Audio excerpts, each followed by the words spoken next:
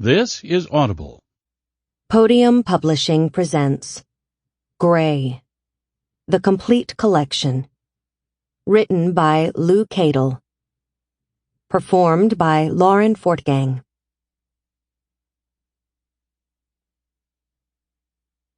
Part 1. Chapter 1. The mid-morning sun lit her way as Coral pulled in near the cave's entrance. She parked, climbed out of the cab of the motorhome, and looked around the small clearing. An evergreen forest stretched down the slope ahead of her and back up to the distant mountain ridges.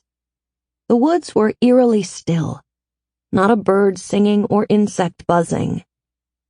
She shook off a vague sense of unease as she walked over a pad of fallen pine needles to the cave's entrance. She could see inside two curved walls marked by horizontal striations, carved patterns of water cutting through the rock in centuries past. Beyond the first few feet, the darkness of the cave beckoned.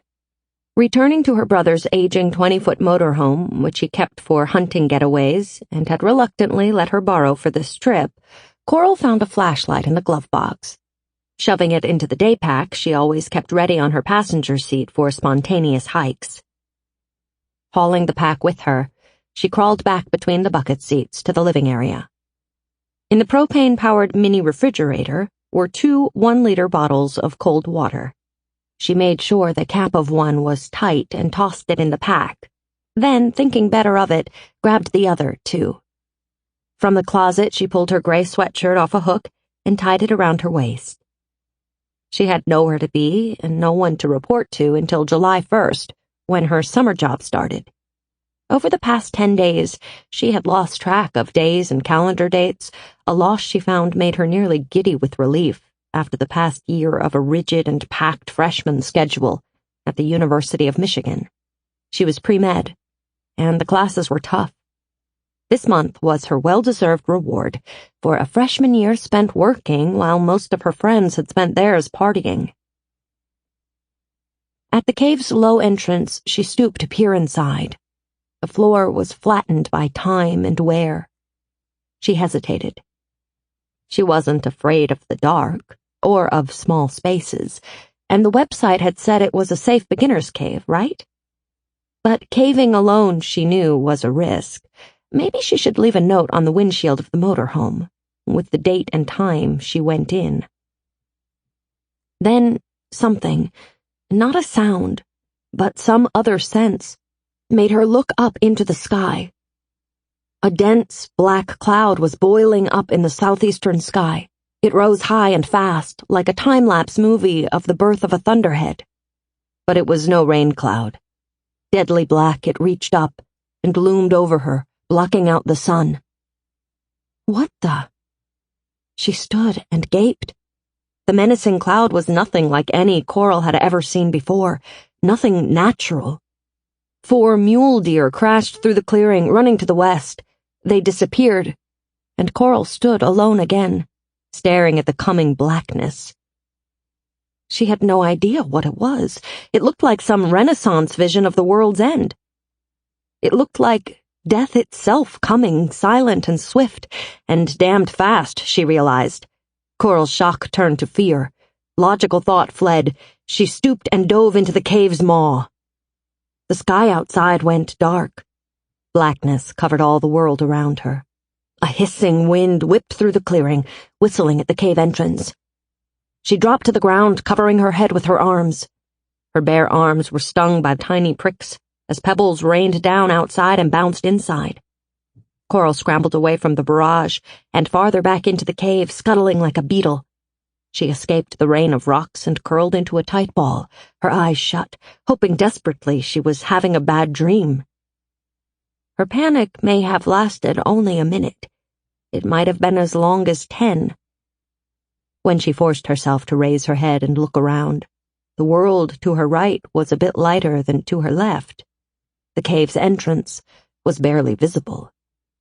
Groping to the sides, she touched a rock wall, rough and cool to her fingertips. That reassured her. Anything solid, anything normal was reassuring. The outside world had just gone crazy. Or maybe she had just gone crazy. But rock walls in a cave were a comforting link to the real world. She dug out her flashlight, flipped the switch, and a thin beam of LED light came out, enough to illuminate the ground before her feet, to see the sloping ceiling. She crept toward the entrance, shining the beam outside. The flashlight beam reflected back at her, like headlights bouncing off fog. Black, menacing fog. What was going on out there? A memory pushed its way forward. A television show on Mount St. Helens erupting in 1980, clouds of ash, a downwind town turned to twilight at midday. Was that what this cloud was? A volcano had erupted to the southeast? Something dark and solid was falling in the sky, hanging there and falling both. Not rain, not hail. So, ash? But the Cascades, the only collection of volcanoes in the lower 48 states, were far to her west. What, then, was this black cloud that had come from the southeast? Yellowstone was due east of her, so it couldn't be that. Her mental map of the country didn't have any volcanoes in the right direction. But couldn't new volcanoes pop up? Maybe. But she didn't think they popped up like this, not in an instant without warning, and not this vast. Or was the airborne stuff from a fire? She remembered the image of the boiling cloud. No, not a fire. It was more like a slow-mo movie fireball, but black instead of orange. She was out of theories. She could try and get some news about it, whatever it was, from the RV radio. News might tell her whether she should stay here in the cave or flee to the west. She took her pack off and unzipped the smallest compartment, taking out the yellow bandana she kept there and tucking the flashlight back inside. She wrapped the bandana around her nose and mouth, as a mask, and left the pack at the entrance to the cave, just inside, protected from the falling grit. When she stepped out of the cave, the black stuff swirled around her, and she shut her eyes against its sting. She shaded her right eye with her hand and barely opened it, just enough so she could find her way back to the RV. She jogged across the bare ground of the parking area, through stuff falling all around, like a photographic negative image of a blizzard. The motorhome was barely visible. The ash seemed to be growing thicker in the air with each passing second. She coughed. Reaching the motorhome, she yanked at the driver's door, frustrated when it didn't give, then remembered she had locked it. She found the keys in her jeans pocket. She hauled the door open, leapt up, slammed the door, and climbed back to the living area. She yanked the bandana down to her neck, hacking at the irritation in her throat. Grabbing a tissue, Coral coughed into it, spitting out the grit she had sucked in, leaving a brown swath of dirt on the tissue. At the sink, she splashed some into her right eye, blinked it out, and then washed it a second time. Inside the motorhome's cleaner air, she managed to quiet her coughing. She ducked to peer through the front windshield at the outside world. The cave's entrance and the pine forest were invisible in the blackness. There was nothing at all outside, only charcoal gray ash filling the air. She had an eerie sense that chaos was unmaking the world, reclaiming all matter and form. She was utterly alone in the gray world. Get out of here, she told herself. Go somewhere safer. She jumped in the driver's seat, jammed the key in the ignition, and turned it. Nothing happened. She tried the radio, hoping for news, but the battery seemed to be dead. The engine wouldn't start, didn't even click. Why? It had been fine when she pulled in just a few minutes ago. A short whistling sound startled her. Then, bam! Something hit and shook the ground nearby. The motorhome rocked on its tires. Then a flash of orange outside the windshield made her cringe back from it. Something was falling out there. Lava? Rocks? Leaving was impossible now. She had to get back in the cave. A wall of cave rock would protect her from this rain of fire better than the thin ceiling of the motorhome. How much time might she have to grab some more gear? What if some flaming bit came down right onto her head while she did it? What if some burning bit of debris hit the propane tank and it exploded? All the way at the back of the RV, under the seats of the dinette, she stored the items she didn't use often: drawing supplies, spare blanket, fishing gear, and her thrift store internal frame backpack for long hikes. It was the backpack she needed. She found it, unzipped it, shoving her rolled sleeping bag inside. In the kitchenette, she pulled open rattling drawers until she found matches and a package of 4 votive candles. From the refrigerator, sliced cheese, a fresh half-gallon of milk, and an apple. She spun around and opened the overhead storage and pulled down a couple sweaters, stuffing them into the pack.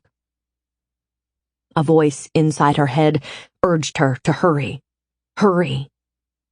The voice was accompanied by percussive sounds from the rain of rocks on the roof. They clinked against the metal roof above her, and one big one clanged on it, freezing her for a moment, then pushing her to move faster. She slid the frame pack onto her back. She pulled her bandana back up to cover her nose and mouth, then crawled back into the cab and got ready to open the driver's door. Outside, streaks of orange fire were visible through the gray air. She got herself oriented toward where she thought the cave entrance was, took a deep breath, and held it.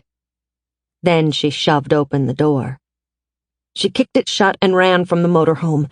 Another boom from a falling boulder shook the ground, driving her to run faster. There it was, the cave's entrance, a blacker patch in the thick, dark air. She crawled in and turned around to look back out. Outside, she could see a big, bright flash of orange plummeting down, too close for comfort. It fell into the trees with a crash of splitting lumber. From the distant booms, she guessed that some pieces that fell were far larger. The smell was growing stronger, the smell of smoke and sulfur, and something else bitter, unfamiliar. The air outside seemed warmer, too. Were the flaming rocks heating the air? Were they coming from a fire? She backed another few steps into the cave. She saw her day pack lying where she had left it and picked it up. She dug out the flashlight again and flipped it back on, using it to move deeper into the cave, deeper into safety. Cooler air bathed her face. The dark pulled her in. The sounds from outside faded, and only then did she realize how loud it was outside, not just the sounds of falling rocks, but a steady hiss. She moved right toward the straightest wall, took off her frame pack, dropped the day pack, and slid down to her rump, leaning against the rough wall. The rock floor was cold through her jeans. To her left, the cave's entrance was an archway of dim light, barely lighter now than the blackness of the cave, framing a tiny bit of the outside world. She watched it for long moments but saw nothing moving, nothing but the dark gray air. She forced herself to take deep breaths, willing herself to calm until she could feel her heartbeat slowing, her muscles unclenching. Another loud boom outside rumbled vibrations through the cave, making her jump. She glanced overhead, wondering if the cave's ceiling was stable. Would she end up buried in a ton of rubble? Or hit on the head by something jarred loose from the cave's ceiling? There was nothing she could do to prevent that, and it had to be safer in here than outside or sitting in the motorhome wedged between explosive gasoline and propane tanks, with nothing but a thin sheet of plywood over her head. A new sound made her stare out the cave's entrance. The wind had suddenly picked up, blowing harder and harder. A moan sounded on the wind, like 100 people in pain. A rumbling like a freight train overtook the moans. Coral shone the flashlight at the entrance, saw the particles being whipped into the cave by the rising wind.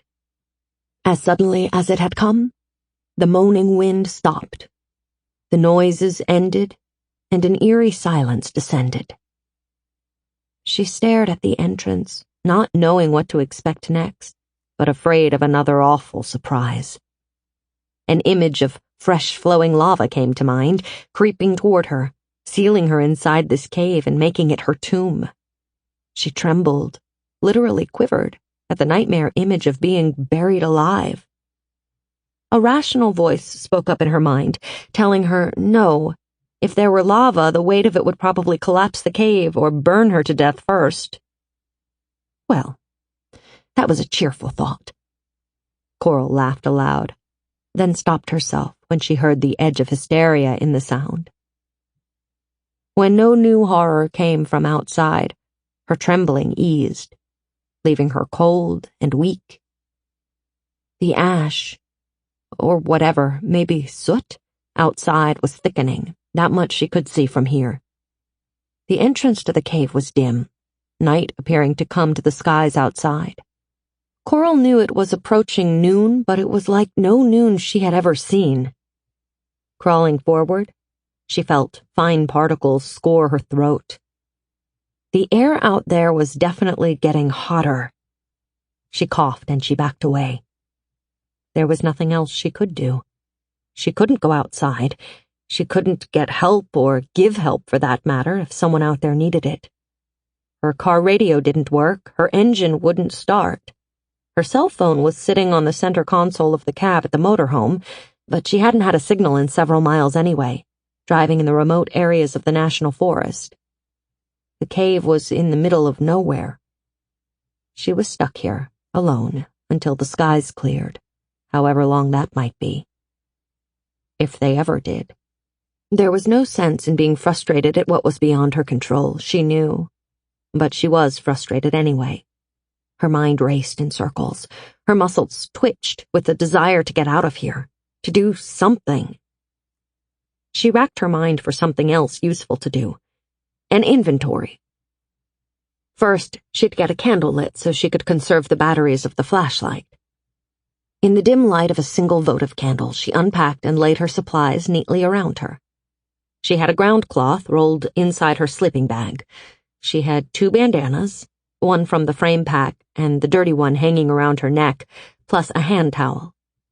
She had food she'd just grabbed, and a stale energy bar from the frame pack. A half-eaten hazelnut chocolate bar from the day pack completed her larder. She'd make the food last, eating no more than half of it today, just in case whatever this was didn't go away for a couple of days. The water could become a problem. She had a small bottle in an outside pouch of the frame pack with a few inches of stale water, left over from her last hike. The 2 liters of water she had just put in the day pack, the milk she had grabbed, with a 1.5 quarts left. And that was all. If she had to stay here more than 3 days, she was in trouble. In fact, she'd die without water. There was a tank of it in the motorhome, 20 gallons or so, depending on how much she'd used since she last filled it 3 days ago. If she had to, she'd go out and get more from the tank. But not right now.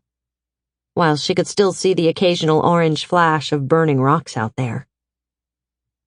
In addition to the t-shirt and jeans she was wearing, there was a sweater and a thin turtleneck in the frame pack, and the sweatshirt tied around her waist. The frame pack also held 1 spare pair each of wool and cotton socks, as well as a smashed ball cap. She put the cap on and donned the sweatshirt to conserve her body heat in the cool cave air. The Swiss Army knife and a small homemade first aid kit were of no use right now, but they might be later. She felt pleased with her own organized nature, which her last boyfriend used to make fun of, joking about in his good moods, in his bad moods calling her anally retentive.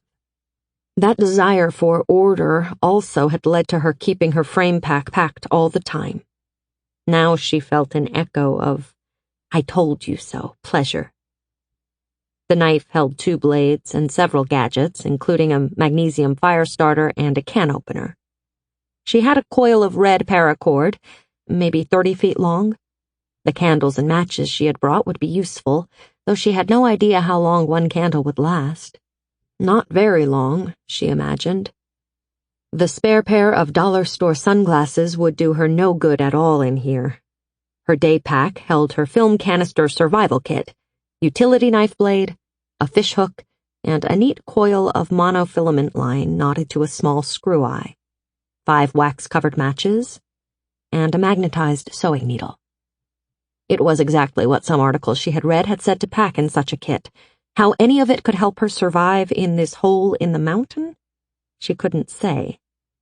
She was surprised to find at the bottom of her frame pack her smallest fishing tackle box, which she must have left in there just a few days back when she'd hiked up to a mountain lake in the Tetons for an overnight hike.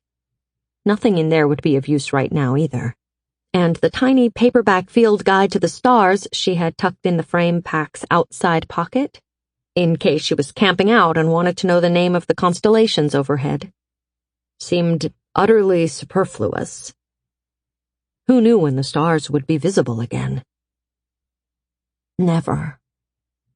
The word floated out of the back of her mind, but she refused to dwell on it.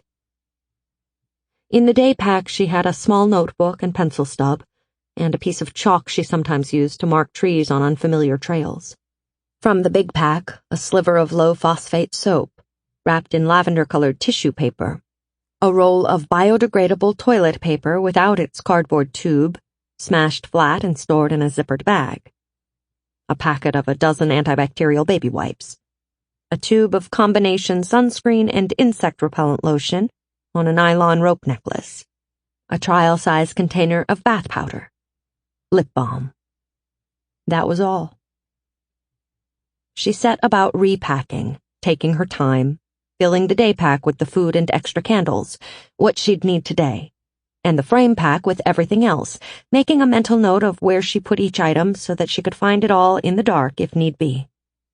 She couldn't be sure whether or not she'd be left alone in the dark for hours or days. Just in case, she'd conserve her light. She blew the candle out and sat down to wait in the dark. Chapter 2. A few hours later, or it felt like a few hours, though she had no way of being sure, Coral had no new information and no new theories. Fear had given way to acceptance of her situation, and soon that gave way to boredom. So, the world is ending and I'm bored. That's really weird, don't you think? The cave's mouth was no brighter. If anything, the light outside had faded. She flicked on her flashlight and made her way in that direction. The smell of smoke grew stronger. The air heated, too, until she wanted to strip off the sweatshirt. Just inside the cave's entrance, she stopped. She smelled wood smoke, pungent and unmistakable. The hair on the back of her neck rose in an animal response to fire. She couldn't see any flames, but out there, somewhere, the vast forest was afire. Her hands and face began to feel tacky with her perspiration from the heat, more than from fear, though she was afraid, terribly so, at some primal level. Her body wanted her to flee, just as those deer had done back at the beginning, but it was far too late now. Coral retreated from the heat and backed up to her packs again. As the day passed, her spot in the cave grew warmer. More smoke drifted into the cave's entrance until her eyes began to water from it. She gathered up her packs and sleeping bag and moved deeper into the cave. When she could no longer smell smoke, and when the chill of the air seeped through her clothing once again, she stopped. Then she settled down against the wall, sitting on her sleeping bag. The cave's entrance was a couple 100 feet away now, but illuminated nothing. The dark began to cling to her like a tangible thing. Her mind drifted to the last human conversations she had had. A chat about weather and nothing of note with a convenience store clerk, her weekly phone call to her big brother, who was worried about her being alone, a woman without a gun in the woods. A phone call to her grandmother, to wish her happy birthday. She wondered how her family was, if they were watching the TV back in Ohio about whatever this event was, and going crazy from worry. Long hours passed. Without her cell phone or watch, she had no idea how many. As the world outside did not change for the good, she decided to limit herself to drinking only the few inches of water that remained in the old bottle of water. Eventually, hunger came, gnawing at her belly. For a time, she resisted it. When her hunger had turned instead to weakness and a pounding in her head, she ate a dinner of half of the milk, the stale energy bar, and the apple, eating every bit of that but the seeds and stem. The milk slaked the thirst that had been building all day. She bedded down early for the night. At least it felt as if it weren't yet sundown, though she couldn't be certain of time by looking at the dark cave entrance. She should have grabbed her phone just for the clock function. She wriggled around, trying to find a comfortable position. The duff-covered ground of a forest had never been this hard. Within minutes, her hip bones felt bruised by the rock floor. She turned again, trying to find a more comfortable position, finally settling for flat on her back. She lay there and let her mind drift. She remembered being a child, playing tag with her younger brother Blaine, hunting Easter eggs, playing the complicated make-believe games she loved inventing for the neighborhood kids. Memories of kids she hadn't thought about in years came rushing forward, and memories of her parents, tinged as always with grief. Losing herself in the better memories, she was able to fall asleep. A flicker of orange light registered through her closed eyelids. She turned away from it and felt the unyielding rock beneath her body, pressing painfully at her hip bone again. The pain woke her fully. She sat up, disoriented, then she remembered where she was. The orange light was coming from the cave's entrance, not the streaks of falling rock from earlier, but a steady glow. Fire had reached trees outside. The cave had grown warmer, and in her sleep she had shoved down the bag to her waist. There was no dense smoke in her part of the cave, but she could vaguely smell the fire, and the heat. She had no idea how much heat a wildfire could generate, but it must be a lot to reach in and heat the protected space this far inside the cave. Damn, but it was heating up quickly. She would have to move back farther still. She got up and lit the candle and left it by her camp as a marker, along with all her things, while she went exploring. The flashlight illuminated the floor before her feet in a white oval as she made her way deeper into the womb of the cave. Soon the floor itself was no longer broad and smooth, but was rising at the edges in jagged bulges of rock. She stopped there. Turning around, she stared back the way she had come. The cave's entrance was still visible, a fuzzy orange glow far away, maybe as much as a quarter-mile away. In the other direction, the cave narrowed, the ceiling dropping down as the floor rose. She was deep inside a long arm of a cavern carved out so very long ago by water. As she stood still, the cold began to seep into her bones. Inside this part of the cave, she was buried under the side of a mountain, insulated from the air outside by a good stretch of rock. The sense of the weight of the rock overhead made her pull her head into her shoulders like a turtle. She felt cornered in here by the fire, and what if the heat reached the back of the cave, too? Would she run out of space? Not be able to escape being roasted? Don't borrow trouble, she told herself, repeating one of her grandmother's favorite sayings. In 2 trips, she moved her gear back into the cave to the last flat stretch of floor and settled down again for what remained of the night. Or what felt like night. Maybe, just maybe, she'd wake to a bright dawn. When Coral woke again, there was still no light. Her body insisted it was morning. Far under the mountain, of course, it was dark as she expected, but in the distance, far beyond her feet where she hoped to see the light of day shining from the cave's mouth, there was nothing but more darkness. No light of a forest fire remained. The blackness enfolded her in its dark arms. Fending off a primal fear of the dark, she fumbled for the flashlight, happy when her fingers found the cylinder on top of her pack. She turned it on, feeling a wash of relief at having light. It was cool back here. Still, she had that to be grateful for. She walked back toward the entrance with a plan to pee outside, but the heat grew and grew with every step. Not far from her original camp, there was an impenetrable wall of heat. The air where she stood was stifling, dry and oppressive. She was quick about relieving herself there, but before she was done, sweat was running down her neck and spine in irritating drops. She wanted to look outside, see if her motorhome was a burned-out shell or not, but she could not tolerate this pitiless heat for 1 second longer. As she walked back in the cave to her campsite, she thought about how dependent she had become on the television and radio and her computer. At home or in her dorm room, if a thunderstorm broke, she could turn on the weather station to see how bad it was going to be and how long it would last, timing a dash to the library between lines of squall on the radar. If a jet plane crashed halfway around the world, a dozen news stations would spend the next 24 hours telling her the few known facts and their inaccurate speculations about the crash's causes over and over again. If she had a wireless signal, she was connected. If the electricity went out, she could phone the power company and hear how long she'd have to wait for lights to return. But here, she was utterly alone with her ignorance. In the dark, probably miles away from the nearest person, with no radio, television, internet, or telephone, she had no idea what was going on out there. Had a volcano erupted?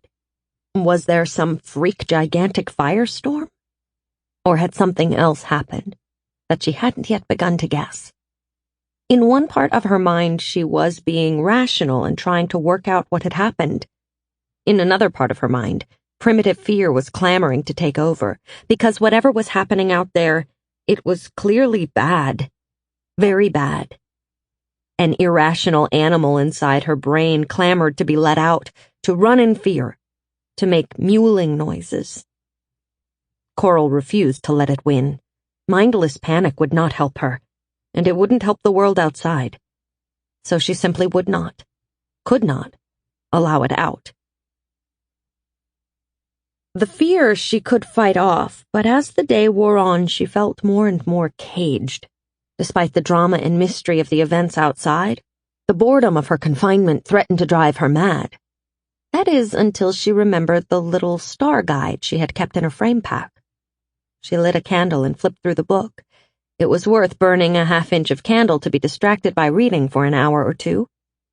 What she'd give for an e-reader right now, charged up to max and loaded with hundreds of books.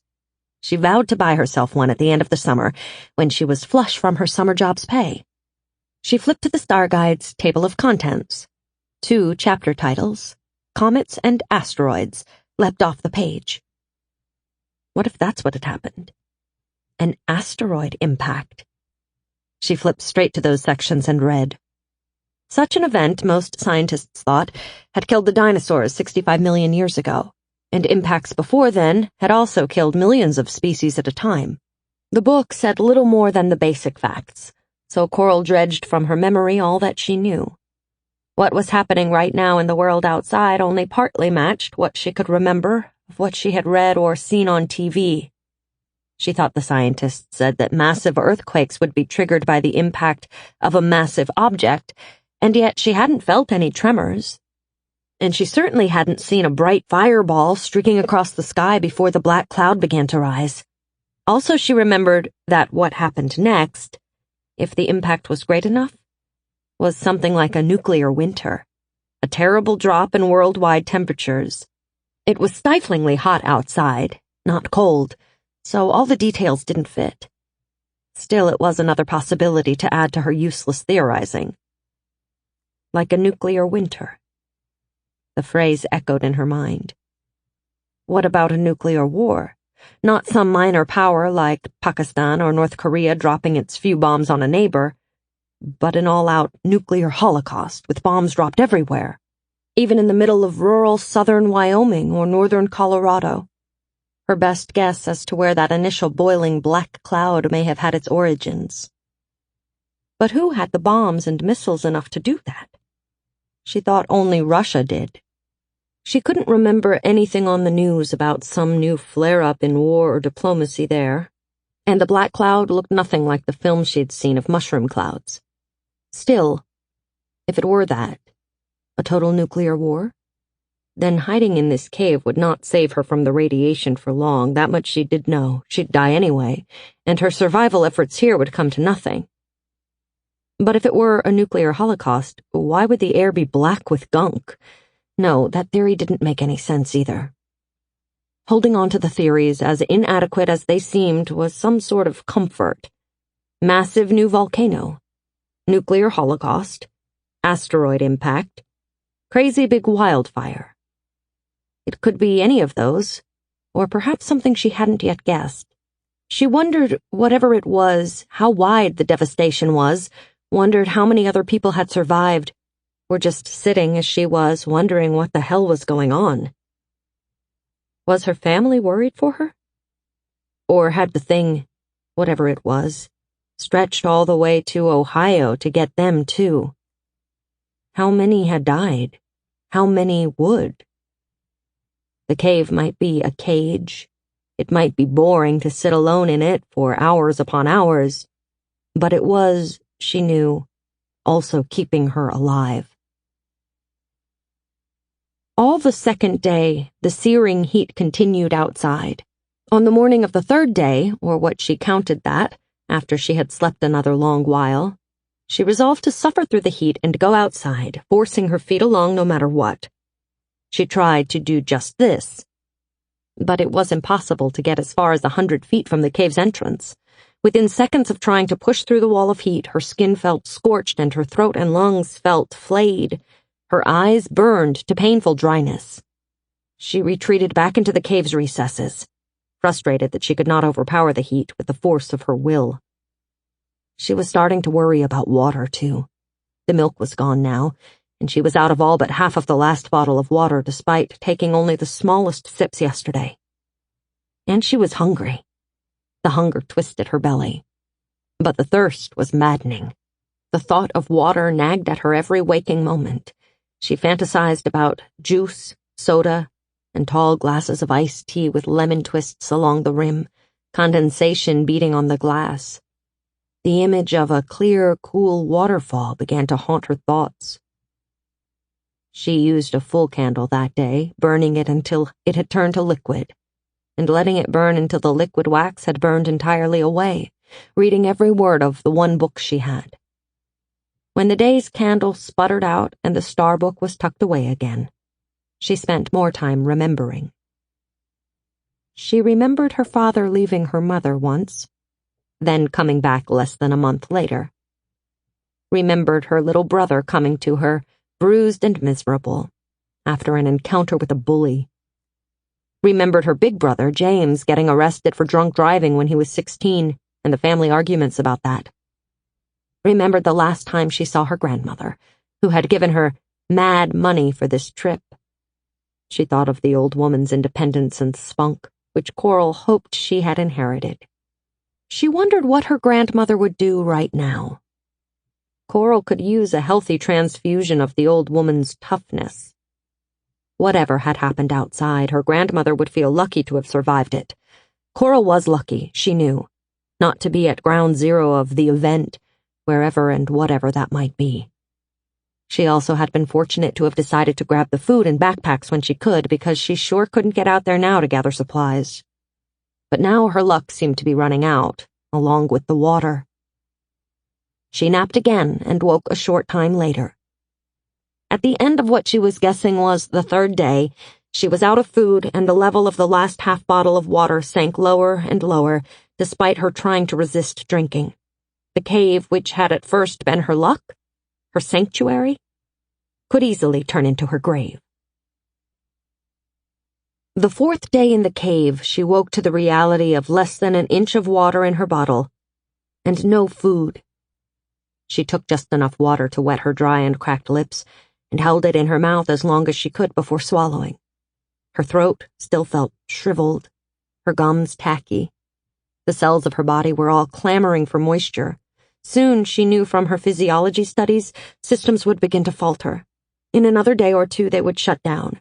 A week without water was the most an unmoving person had ever survived, she had heard. But she'd be in bad shape by tomorrow, disoriented and incapable of saving herself. She had to find more water, now, and there were only two possibilities. Brave the heat outside for a mad dash and find the motorhome water tanks intact, or find water somewhere in this cave. Somewhere there might be a water source. Water certainly carved out the cave in the past, but all the surfaces she had touched were dry now. She'd never be more alert or energetic than she was today. The time to do it was right this minute. Again she tried to leave the cave, and again was met by a wall of heat too powerful to cross. So she'd have to find water here, in the cave. Back at her packs, Coral loaded her pockets with her knife and a bandana. She wished for a headlamp so her hands were free, but she had only the flashlight. She took a cautious step into the uneven floor of the deepest part of the cave. As the footing got worse, she braced her left hand against the wall. The rock was rough there, too, porous, and full of tiny, sharp edges. Bits of it flaked off, leaving her palm gritty. She lurched and fell to one knee. Her hand scraped down the wall as she fell. She fought to keep the flashlight raised and safe from the rocks. Falling to both knees, she decided to stay there. She shuffled forward on 2 knees and a hand, but even through her jeans the rocks bit into her. She kept on, inching forward, shining the light around the walls and ceiling, hoping to see the glint of water. The ceiling was closing in now as the cave narrowed and all the walls became a rough cylinder, barely larger than Coral herself. The walls remained dry. Her space to navigate shrunk. She dropped to her belly. Her shoulders scraped the rock. Her skin felt the sharp rocks poking at her, but she kept going, pushing herself along with her toes.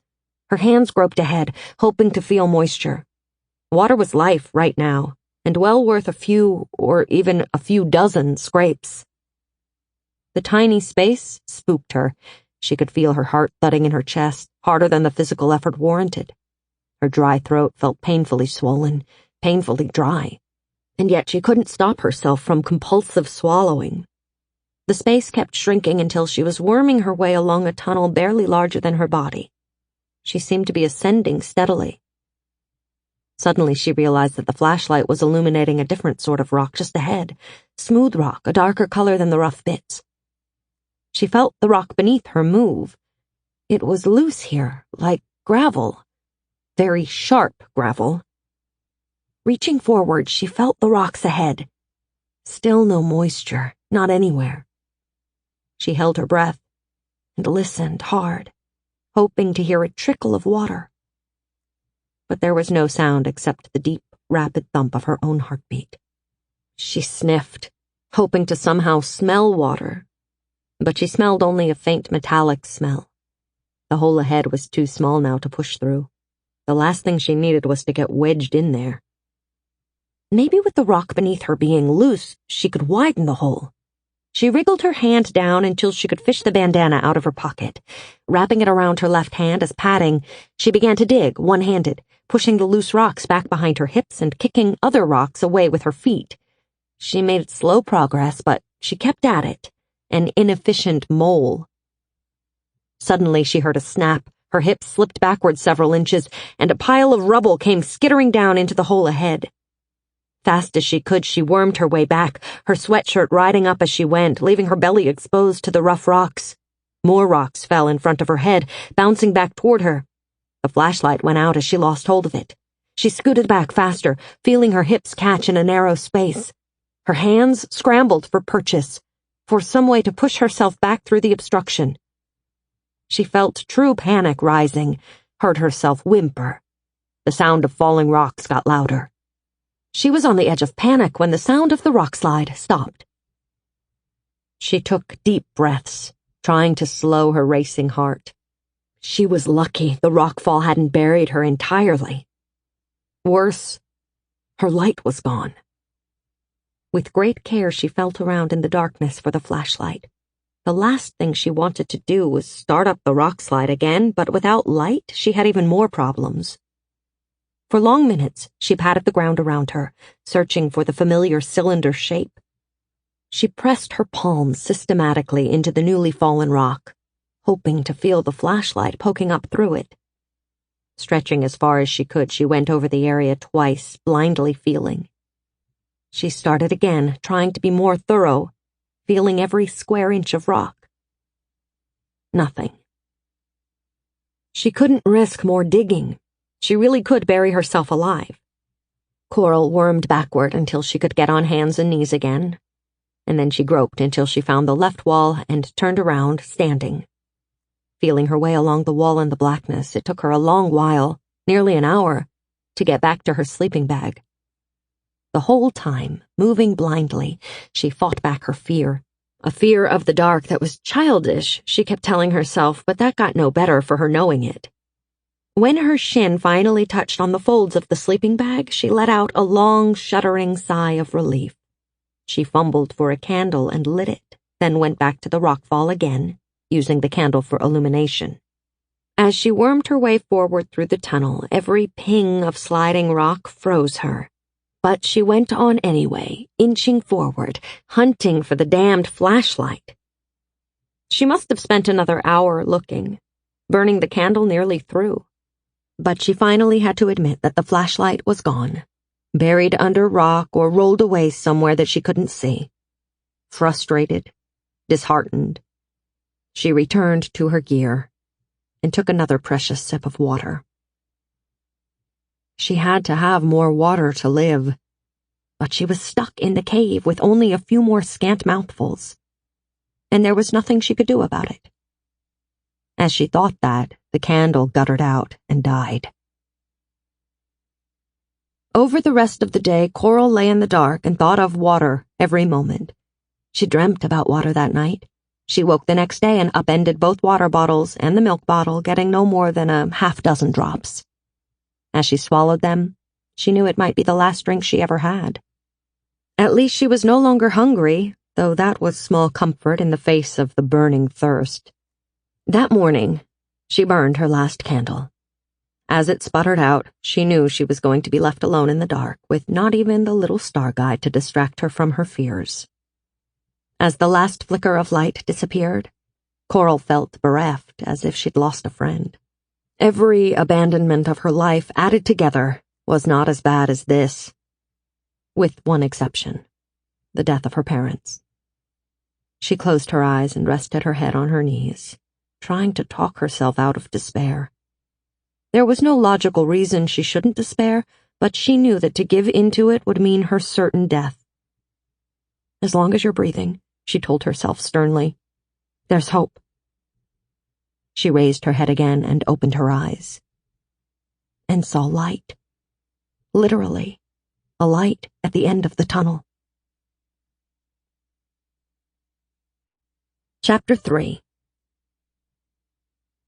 No, the light wasn't daylight, at least not daylight as she had once known it, but the cave's entrance was visible for the first time in 4, or was it 5, days. Shakily, Coral stood. Everything hurt. Her scraped knees and belly, her muscles, her joints, but most of all her parched mouth and throat. She fumbled in her gear, found the bandana and tied it over her face. All her other supplies she let stay where they were in the depths of the cave.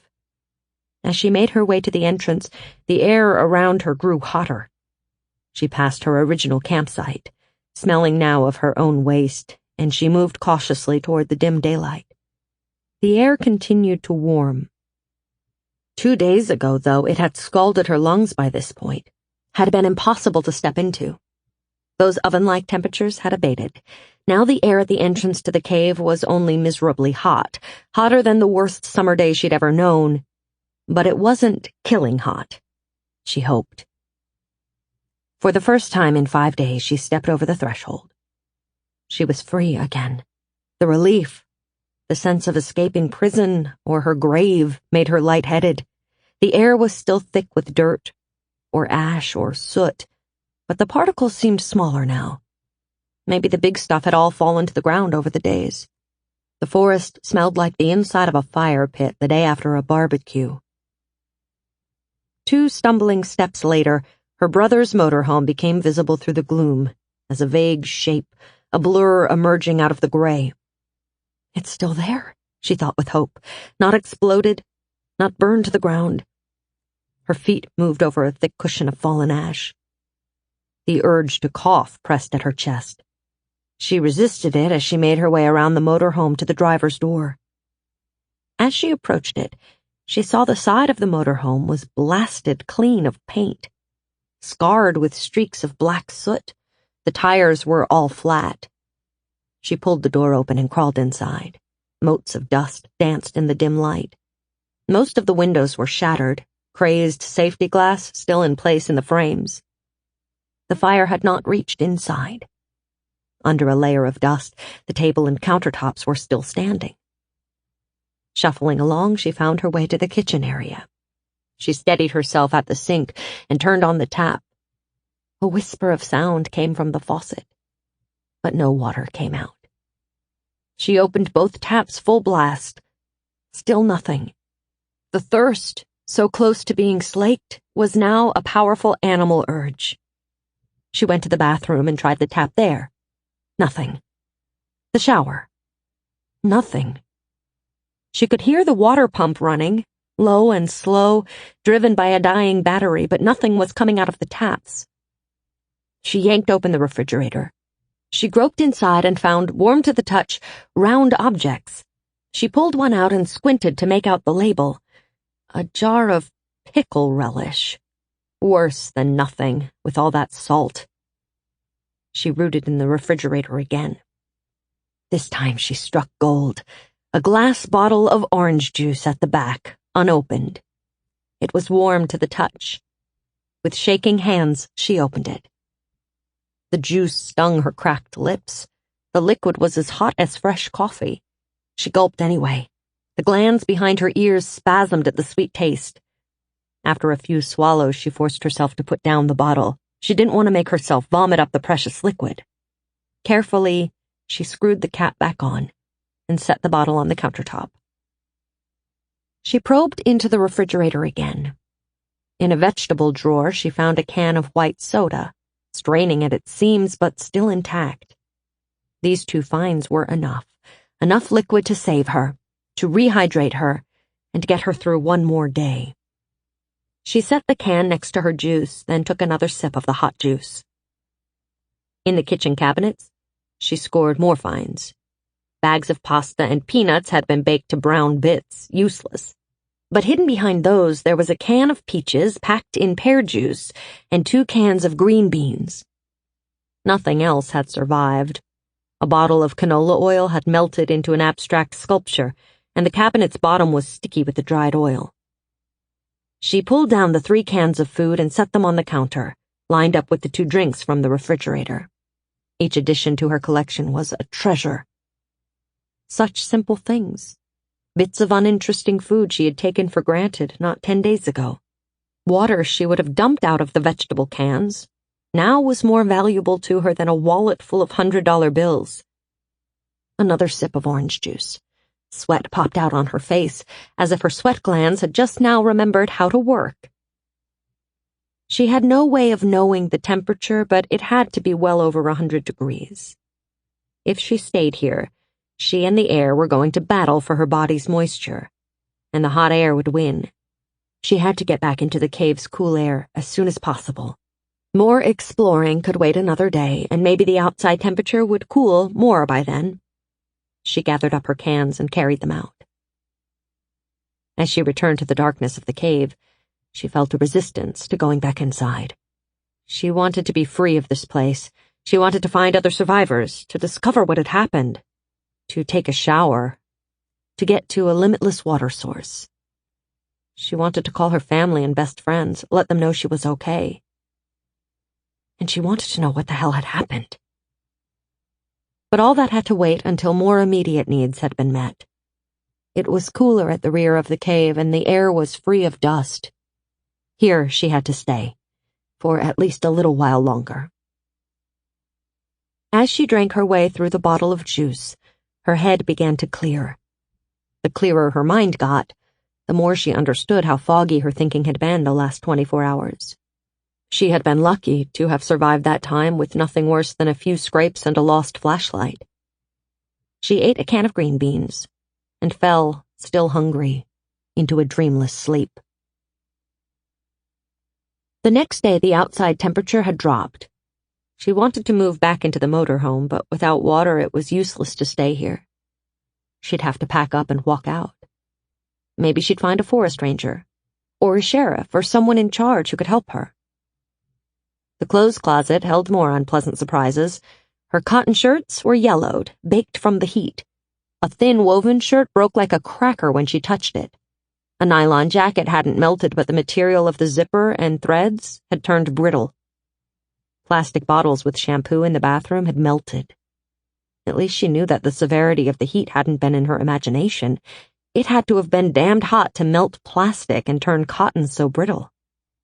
And all the laminates on the table and counters had peeled up, the heat too much for the glue holding it there. In a pile of clothes in a cupboard, she found a set of sweats at the bottom that hadn't been too awfully damaged by the heat. She changed. She still stank, but at least her clothes were clean.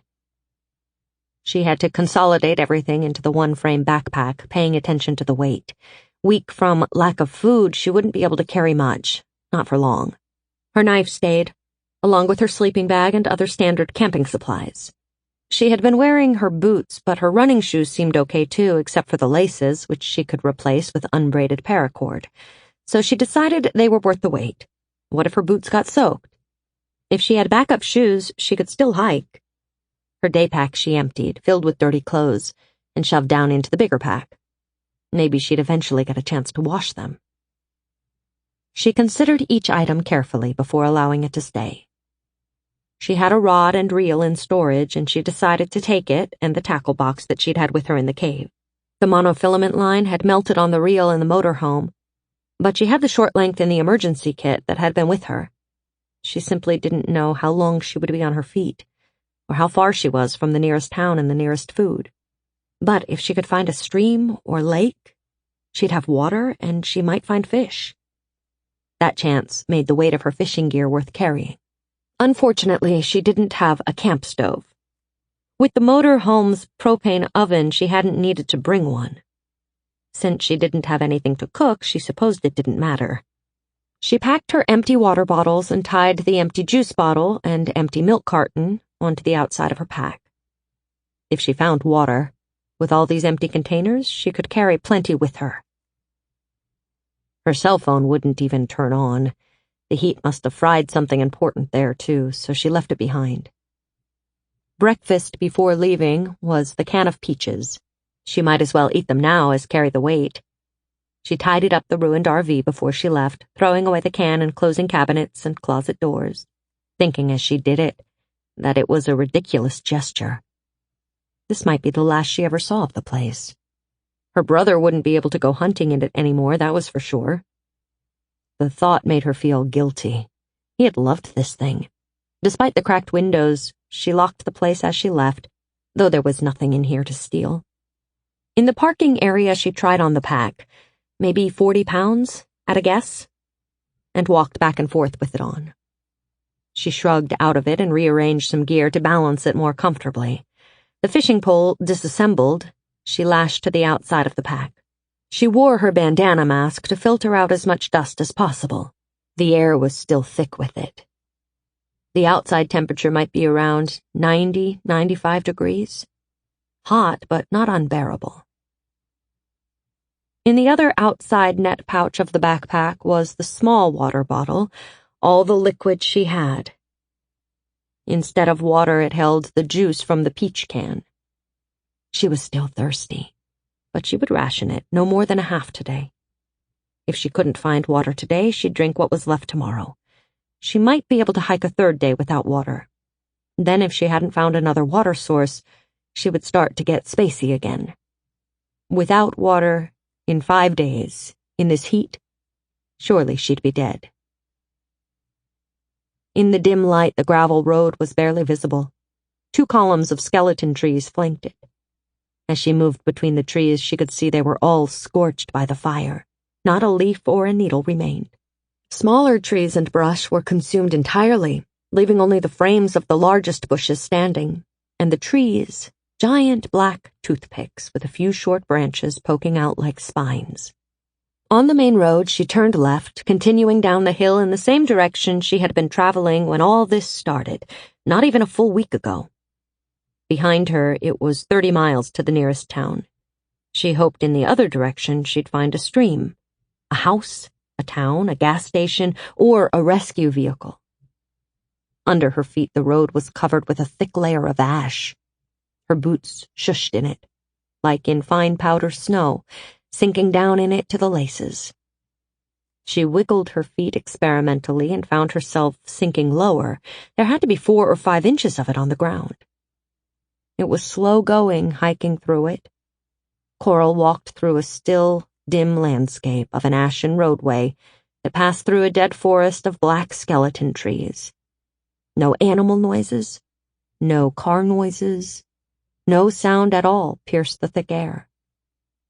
She was used to silence from backcountry packing, but this was eerie, this padded silence. It seemed like some empty vision of the afterlife that nomadic desert dwellers might have invented, a limbo for lost souls.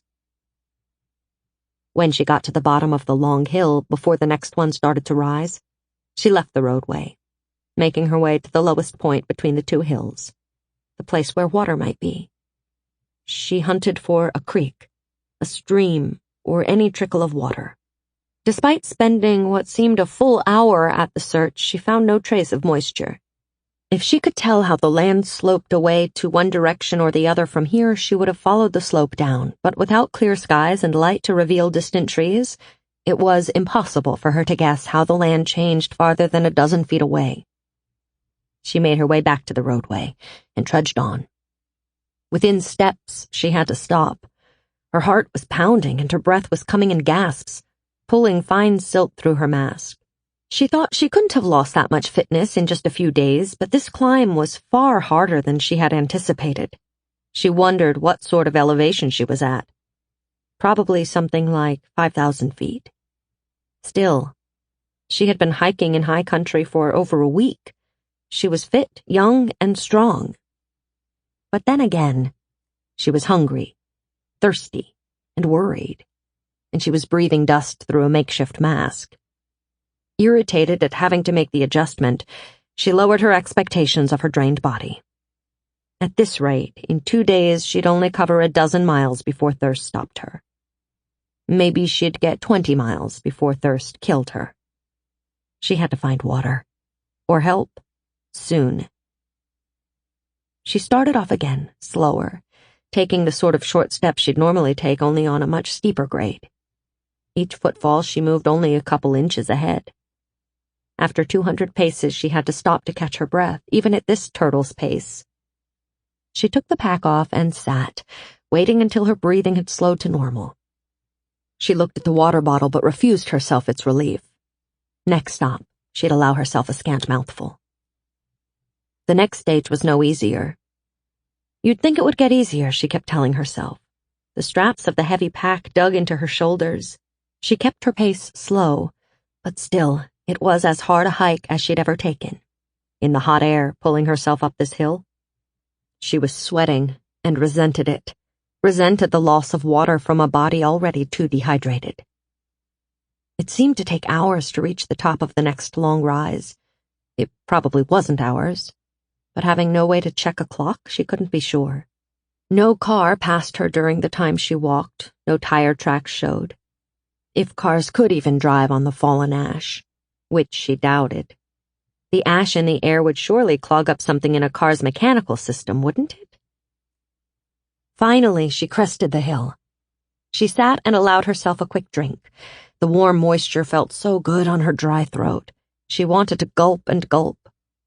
Forcing herself to stop took a powerful act of will. She capped the bottle and sat, her head hanging with weariness. Coral jerked awake. She had almost nodded off.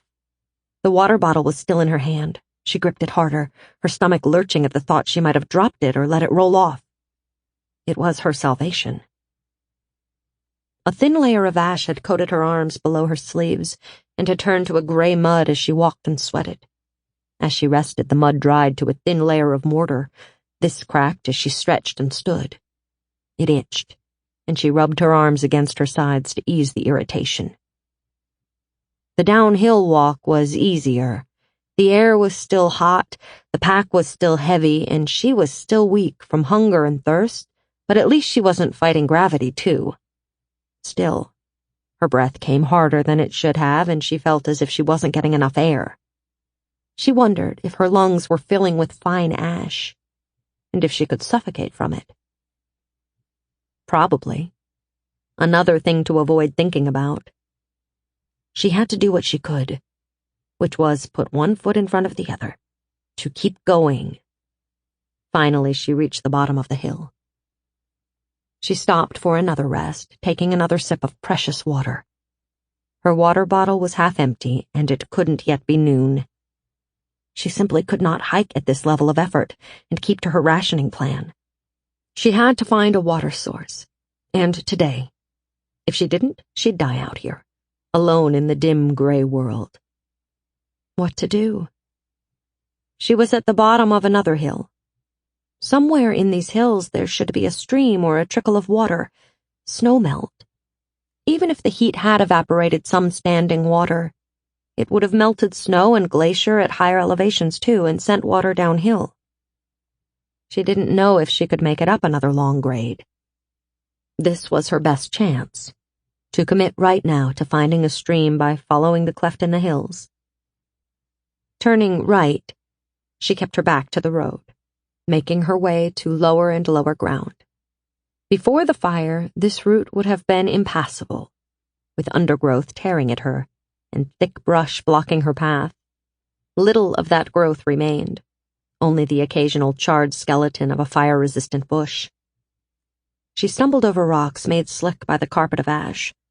Once she slipped and fell, landing hard on her butt. For an instant she considered lying there for about a week or so, but after a few shaky breaths she forced herself up again. To stop now was to choose death. When the land began to rise again, she backed up a few feet and sought the lowest course instead. Keeping to the deepest part of the valley, she hiked on. Every once in a while she stopped to listen for the sound of water, holding her breath to listen better. But she heard nothing but the hard beating of her own heart. Mid-afternoon, as she reckoned it, Coral had to stop and rest. She was about to fall asleep on her feet. She hunted for a flat space for her sleeping bag, finally settling on laying it down in the V of the path she was walking. Sleep came over her. Thirst woke her an hour or so later. It nattered and poked at her as she rolled up her bag and stowed it. She couldn't guess the time. Still daylight. Still hot. Irrationally, she felt like screaming at the heat to back off. She took only a tiny sip of liquid and set off again. She could die out here. She didn't want to die. She wanted to live, to know what had happened, to get to a phone. She wanted to see a town again, a store, a damned drinking fountain. She wanted to hear her brother's voices and her grandmother's. She stopped and closed her eyes, forcing an end to this spiral of useless thoughts. After steady minutes more of hiking, she could tell the daylight had begun to fade. Was this day 5 ending? Or 6? Or a different day? She tried to work it out, setting her mind to the puzzle as a diversion from her thirst and exhaustion. But she couldn't work out how long had passed. Abruptly, she came to her body again, noticing her surroundings. The ground beneath her feet was sloping downward more rapidly now. Hope sprang up in her and sped her steps. She had to force herself to stop every few dozen strides and listen for running water. As she hiked downhill, the daylight continued to fade. She never heard the water flowing. She had to step into it to know it was there. Her boot splashed into a stream of snowmelt. Coral dropped to her knees and thrust her hands into the water. It was wonderfully cool, the first cool thing she had touched since leaving the walls of the deep cave. She splashed water on her face, sucking water through her dry lips. Mud. Grit. This was water, but it wasn't pure. Still, it was wet. If swallowing a bit of dirt would hurt her, so be it. She needed the moisture. After several swallows, she stopped drinking and took out her water bottle, draining the liquid remaining there in a few swallows. She sat cross-legged, filling her bottle again in the snowmelt stream. Maybe if she let it sit, the grit would precipitate out of it, and she could decant clearer water. Night came on. Coral let herself drink. The water in her bottle felt clearer now, though she couldn't see it, or anything else for that matter. She luxuriated in the taste and feel of water sliding down her throat. Despite the bits of grit, it was still the best thing she had ever tasted. She decanted the fresh water, stopping when she felt mud touch her lips. She laughed aloud in pleasure as she rinsed, then refilled the bottle and unpacked all her others, too. She had found water.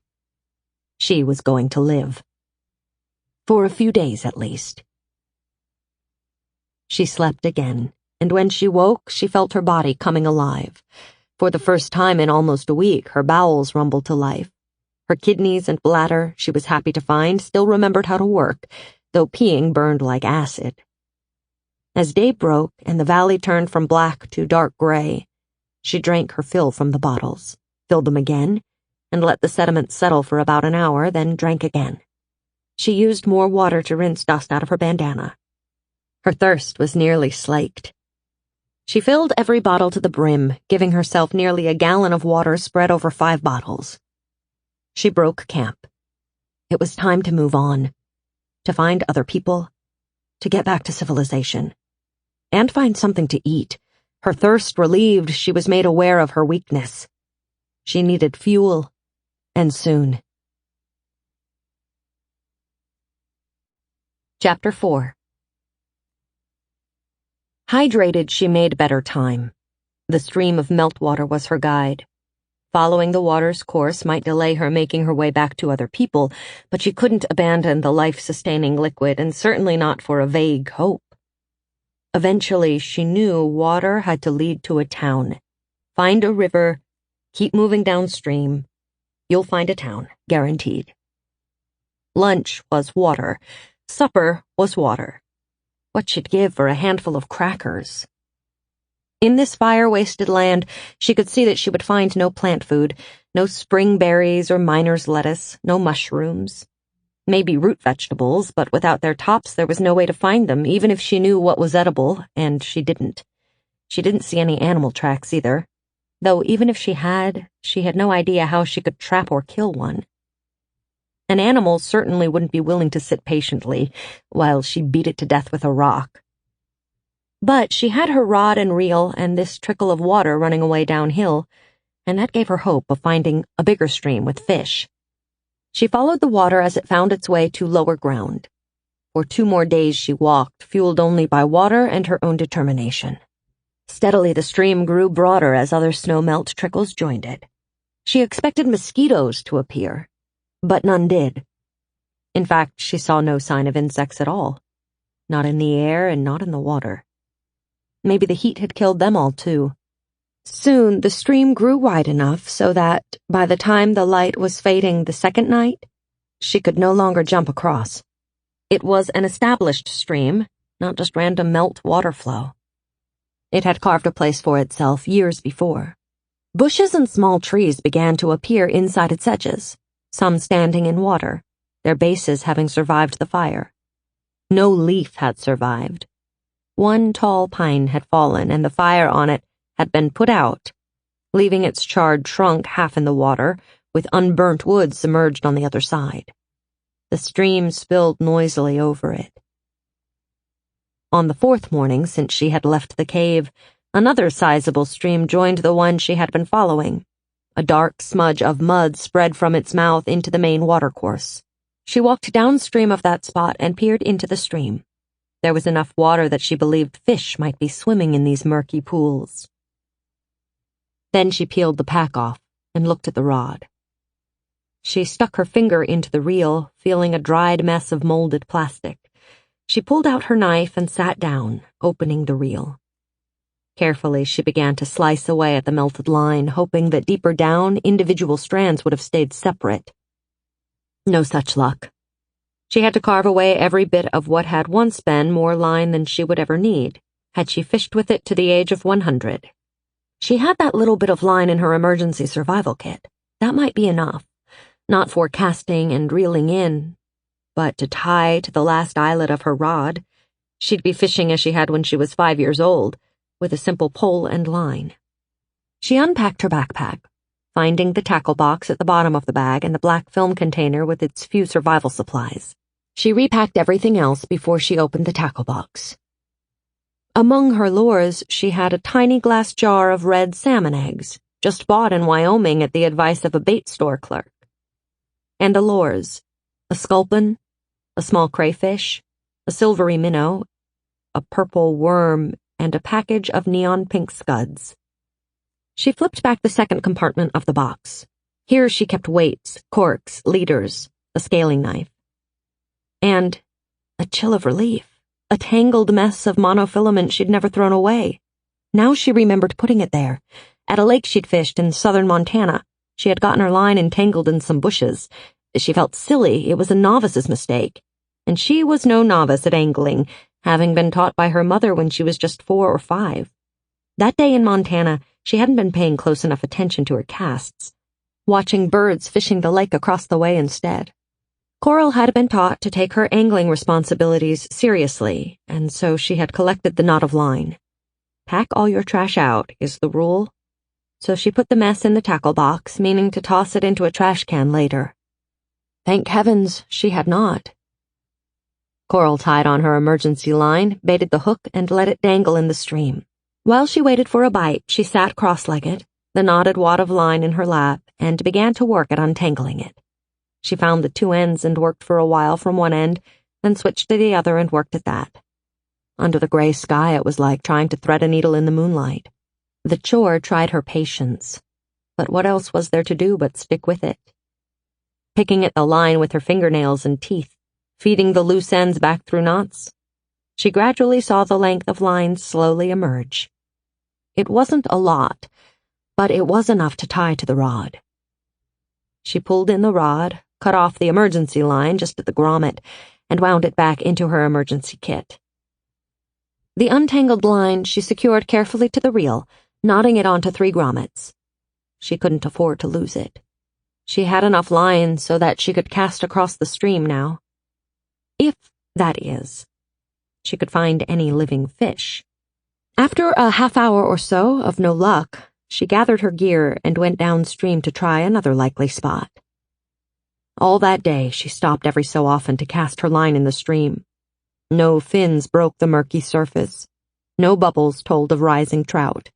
In the muddy meltwater, swirls that would have given away feeding fish were impossible to see. When she could spot a rock, she fished the eddies behind it, where fish were likely to hide from the current. Once at a shallow bend in the stream, she waded into the water to cast into the pools at the bottom of the far bank. The coldness of the water numbed her flesh within minutes, and she walked out on deadened legs, shivering for the first time in weeks. Shivering probably burned calories she didn't have to spare. After that, she kept to the banks. That day she moved on as far as she could manage while continuing to fish from time to time. The temperature kept dropping, easing off from its high of several days ago, until at night she finally felt comfortable. Sleep came easier than it had in a week. The next morning, which she thought might be the 9th since the event, though she knew she had lost track, she set off again. But her energy was low. She often felt as if she were struggling for breath, despite the flatness of the terrain here. As she walked on without food, she could feel her clothes grow looser each day. She stopped often to cast her line into the stream. When she got her first bite, she was so surprised she reacted too slowly. She reeled in her line, but the little eggs were gone, stolen by a quick fish. Her heart tripped with excitement. She slid more of the slick red eggs onto the hook, and cast again to the same spot, staring at the line and willing it to move. When fishing had been something she did for fun, it had been pleasant and slow, a meditation, and it didn't matter if she caught a fish or not. Today, knowing she was battling starvation, each cast was something else entirely, a life-and-death drama. What felt like an eternity later, she felt another twitch in the line. She held her breath and waited, her hands quivering on the rod. Take it, fish. Take it. The line jerked, and she snapped her wrist, setting the hook. She reeled in the fish quickly against its slight struggles. It was a tiny trout, not even as long as her hand. She dug out her knife and slit the fish open, scooping out the guts with her fingertips and flicking them to the ground. Slicing between the bones and skin, she laid open the meat on one side of the fish, stripping off half of one fillet. She bit into the raw orange flesh, scraping meat from the skin with her teeth and swallowing without chewing. The cramp in her belly as the food hit it felt half painful, half pleasurable. She ate the other fillet, then took the center of the fish and sucked the remaining bits of flesh off the bones, then scraped with her teeth, getting every bit she could. The fish was gone quickly, much too soon. Even the head she ate, the eyes, then the skin, cut into strips and choked down, everything but the bones and guts. She tossed the bones down and slid more red eggs onto the hook. As she waited for another bite on her line, she used one hand to squeeze out the fish's stomach, hoping to get a clue about what better lure or bait to use. She saw a few midges, immature mayflies, nothing she had on hand as bait or lure. The fish had been hungry, too. Coral caught 4 more trout with the red egg bait, eating 2 more and keeping the 2 largest fish for later. Her mind told her that she could eat a dozen more fish, but her stomach might not hold more yet. The rest of her body, deprived of food for days now, wanted more and more fuel, but she knew it might only make her sick to give in to that desperate hunger too quickly. And maybe she'd luck into some fuel, some wood that the fire had spared, so she could cook these last 2. Feeling deep gratitude, she closed her eyes and silently thanked nature for the gift of the fish. Thanked the fish for giving their lives to keep her alive. She was not the type who prayed, but in this moment it seemed right to acknowledge the connection between her and the trout and whatever god or goddess there might be, even were that goddess the earth itself. A few moments ago, the fish had been imbued with spirit, silvery flashes moving through the deep and cold, muddy water. Now they were part of her. This connection was a reality as old as life on Earth, but made new for Coral today. She decided to stay put, to rest and keep fishing here for another day. As much as she wanted to find people, to find an answer to the mystery of what was happening, eating was far more important. No more fish bit that day, so her dinner was the fish she had saved from the morning. She refused to let disappointment in the afternoon's angling take root. She simply sat and conserved her energy. The next morning, she was rewarded for her patience when the fish began biting again in the very same spot soon after dawn. It was a good morning of fishing. She hauled in 9 trout. She ate 3 for breakfast and cleaned the other 6 of their guts and put them in the plastic bag that had once held her toilet paper. That she tied on to the outside of her pack. After she broke camp, she set off downstream again, feeling more energy and hope than she had in a week. Later that day, it began to rain. The splash of the rain on her face surprised her. She thought how nice it would be, a refreshing rain. But within moments, Coral was wretched. As the rain fell through the ash, the 2 substances combined. It wasn't raining water, but a thin, gritty mud. There wasn't even a stand of fir trees to hide beneath. The canopy had been decimated by the wildfire. Coral moved to a large boulder and leaned against it, miserable, trying to find a lee side without success. The mud rained down on her, coating her clothes and her hair. Some dribbled off her hair and into her eyes. She couldn't blink it out. The freak mudstorm seemed unfair after all she had endured. The grit in her eyes stung. She shrugged off her pack and waded into the stream. The current swept her off her feet. In an instant, she was tumbling downstream. Her knee hit a submerged rock and she spun around. Before she could gain her feet, she was pinned against the branches of a fallen tree. Water surged onto her face, plastering her bandana against her face. She sputtered into the wet cloth, swallowing gritty water. Fumbling behind herself for a handhold, she found a branch. She pulled herself up a few inches and turned her face away from the onrushing stream. The mask made it hard to breathe. She rubbed her face against the tree until it moved below her mouth, and she hung on and breathed. Once she had caught her breath, she pulled herself hand over hand along the tree toward the bank. Her feet hit solid surface again, and she was able to stand. Mud still poured from the sky as she made her way to the shore. She reached solid ground and yanked her mask off, then washed it in the stream and wrung it dry. She had no idea where her pack was. The rain came down harder. She hung her head, letting the rain pound the back of her head. There was no protection from it, nowhere to run. All she could do was stand there and take it. "Shit," she said. Then louder. "Shit, shit, shit, shit! Shit!"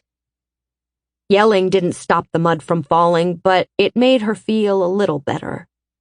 Keeping her head down, spitting out bits of grit, she hiked back upstream until she found her pack.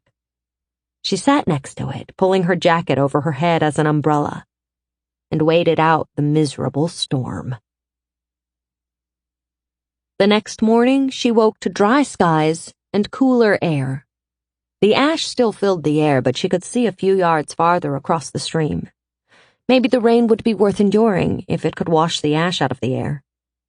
And if the airborne ash was getting thinner, that meant that whatever had caused it was over, right? Whatever the event had been, it wasn't ongoing, putting more of this stuff, whatever it was, into the air. The stream ran high and muddy. She cast her line and was surprised to get a bite almost immediately. Again, she caught fish enough for that day's meals. Raw trout was becoming tedious, grateful as she was for it. She wished she could find vegetables or fruit.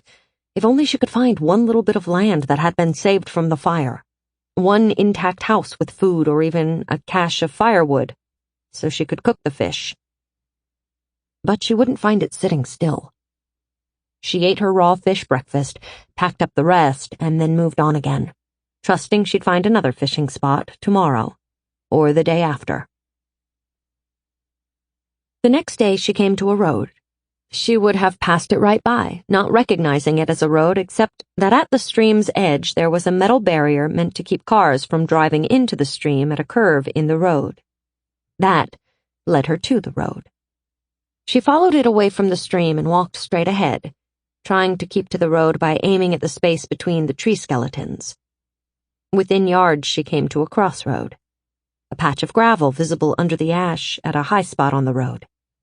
The gravel road led to her left, paralleling the stream. The gravel itself turned into a pockmarked gray corridor by the thick layer of ubiquitous ash. Ahead, the main road jogged away from the stream. Not far from the intersection lay a dead mailbox, one of the large metal boxes with several locked slots in a grid, meant for more than a single household. Its metal post was twisted and bent. The boxes sagged to the ground. Scorch marks fanned across the surfaces.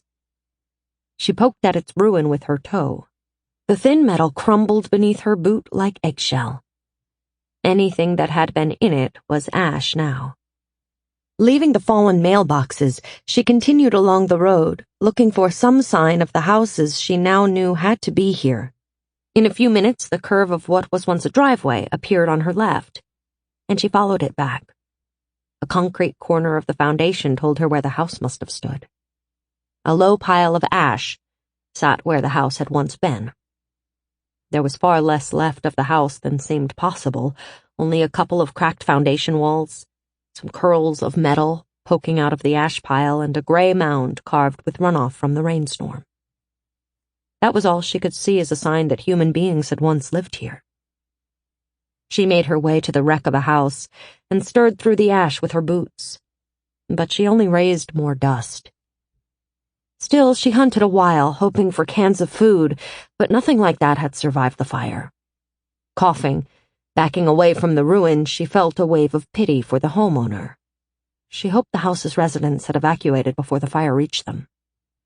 But to where? Nothing she had seen so far suggested there was someplace to run to. Certainly not anywhere nearby. She walked down the little road until it seemed to end, spotting 9 burned house sites along the way. Not a single house had survived.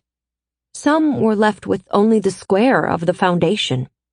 2 chimneys stood among the ruins. A waist-high pile of blackened fieldstone was the most intact bit of construction she found. A few house sites had a burned-out truck or car, only the metal shell remaining. The completeness of the devastation was shocking. She wondered about the people who had lived here, those folks who had stopped by the mailbox to get their mail on the way home. Were they year-round residents, or was this a summer cottage community? They had enjoyed good fishing right outside their back doors. She imagined children playing tag in the yards, grandmothers shelling peas on porches, young men and women raising hands to each other in greeting as they drove the gravel path back home. Unless they had evacuated before the fire got here, nothing was left of those lives now. She came to the end of the little neighborhood and of the gravel road. Turning around, she began to systematically search the rubble more carefully on her way back. In the second house's ruins, a short metal rod stuck out of the ashes of the house. She picked it up and used it to stir in the ashes. By this time, she didn't really expect to find anything. Her metal rod contacted some solid object deep in the ash. Reaching down, she groped around and found something round. Pulling it out, she stared at it for a second, before she saw what it was. A charred femur. She dropped the bone as if it were still on fire. Then she forced herself to bend down and pick it up again. Yes, it had to be a human femur. She had taken anatomy just this spring, and the test on bones had been in mid-February. She recognized the smooth round head of the bone, the point of the greater trochanter. The tip of the distal end had been partly burned away, but she could still see the patellar surface and the dip of the intercondylar notch. There was no flesh left on it. She laid the bone carefully on the ash. She didn't want to stir the ash again. If she did, she wondered if she would find the other femur, the pelvis, a skull and teeth, maybe more, maybe child-sized bones. No, don't even think about that. Coral wondered why this person hadn't gotten out. Had the femur's owner stayed with the house to safeguard its contents? Had he been overtaken by the fire with no warning? Or maybe he had been injured and couldn't get out, like an old man in a walker. Involuntarily, Coral shuddered. If that were so, she hoped the bone's owner had been unconscious when the end came. The idea of someone having to watch helplessly as a firestorm swept over him, it was too awful to consider. But everything she had seen was all too awful to consider. It was real, nevertheless. Death was all around her. If she stirred enough ashes, she feared she would see even more signs of it. She wondered why she had survived.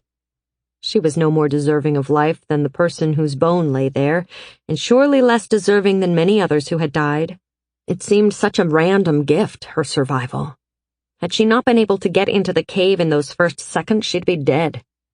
Maybe of ash inhalation, maybe of the heat, maybe of the flames. Had the heat lasted for 10 days instead of 4, she'd be dead. Had she not kept her backpack ready to go, dead. Had she not found the stream, dead. Had she not found some fish, she'd be on her way to dead. At every turn, the most reasonable fate for her seemed to be death. That she had escaped that fate was humbling. All she could do to honor the gift of her life was to go on, one foot in front of the next, trying to survive until she found her way back. Chapter 5. She turned away from the burned settlement and back to the stream. She still hoped to locate food, survivors, working radios or cell phones, though she now suspected she would have to find a sizable town to find any of that. A few hours later, a light breeze began blowing at her back. Soon after, she came to another metal barrier and another small road, one that ran perpendicular away from the stream. She hesitated, afraid of finding more bones, but she knew she had to go on and try to find food, fuel, living people. She turned to the road. Coral followed it up a hill. In minutes, it brought her to within sight of another chimney, 100 yards or so off the roadway. She made her way toward the burned-out house. The foundation was for a small house, no more than a cabin, nestled between thick trunks of burned trees. It had probably been a peaceful place to live once. Now it was a ruin. Coral walked around the foundation, unwilling to dig in the ashes lest she find more human remains. If there were signs anything had survived, she'd dig for cans of food, but it looked like total destruction again. She saw something move out of the corner of her eye. A dozen paces away, a light-colored scrap of something stirred as the wind picked up. Coral walked to it, cupping her hands around her eyes to protect them from the swirling ash. It was fabric. A flag. White cotton tied around an unburned bit of dowel, with something written on it in red, the color shocking among a world of black and gray. She bent down to take hold of the flag to read it. The dowel was a wooden kitchen spoon. Kirk, the flag said. Nothing more. Coral looked all around, looking for any possible sign of human activity. Obviously, someone had put it here after the fire had swept through. But where was that person now?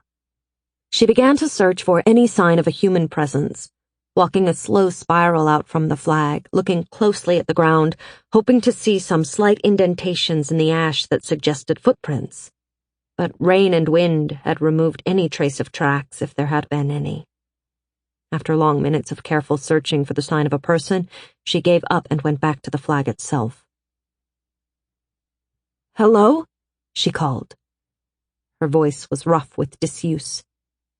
She peeled the bandana off her face and called again, louder. She turned to face the opposite direction. "Anyone out there?" She stopped and listened, hoping for an answer. Desperate for the sound of another human voice, but there wasn't any. Not even the stream's trickle could be heard from here. No birds sang. Nothing broke the silence. Her eyes slid to the ground by her feet, looking at the place where the spoon had been, half buried in ash. She shrugged her pack off, kneeled and slipped her mask back in place, then began digging in the ash around the flag. Under the layer of ash and darker fire soot, there was a rigid surface, cool to her fingertips. Coral brushed at it, uncovering a slab of concrete. She continued sweeping off the surface and found metal. It was like a manhole cover, but square, set in a border of more concrete, the metal sunken neatly into a recess. Her fingers slid around the edges of the central slab, seeking a handhold. They found an indentation, and Coral scrambled around to get a better angle. She got a grip and heaved up the concrete plate. It stuck at first, then eased up, 4, 5 inches. Falling from her grasp, it hit the concrete with a hollow ring. The slab sat askew of its opening, leaving a narrow triangle of empty space. Faint yellow light spilled out of the opening, as did a foul odor. Coral recoiled from the smell, and then forced herself closer again. "Hello?" she called down. No answer. Shoving the cover aside, she looked into the opening and saw, below her, an underground shelter, a tornado shelter, maybe. There was a cot down there, and on the cot a body. Either a very slight adult or a preteen kid. The smell was coming from that. The person was at least a few days dead. "Ah, man," she said. But she knew she had to go down there, no matter what it smelled like. If there were a radio or food or a camp stove, she had to find it. Gagging at the stench, she let herself down into the hole on a rickety ladder positioned under it. The smell was even worse inside. It'd drift out of the opening eventually, but for now, it was horrid. First thing, she tossed a blanket over the body, which, though she tried not to see it, seemed to be that of a 12 or 13-year-old boy. Don't think about it. There was a pile of blankets on the floor, a couple folding camp chairs, and some rickety shelves. A 5-gallon white plastic pail on the floor. When she popped it open, ended up being a slops jar. She covered it quickly and pulled her shirt up over her face, trying to block the bouquet of awful smells of the place. There was some food. 3 cans of tuna and some fruits and vegetables. Grabbing 3 cans, she went to the opening and tossed them outside. The second can rolled back, and she caught it and tossed it out again. She got 3 more cans and threw those up and out. And then she quickly climbed the ladder and walked away until she could bear to breathe again. The smells clung faintly to her, rotting flesh and sewage. It was only then that she let the thought of the kid, dying there alone, waiting for Kirk, whoever that was, hit her full force. She sat on the ashy ground and cried. She cried for him, dying alone of who knew what, surely afraid. She cried for his family.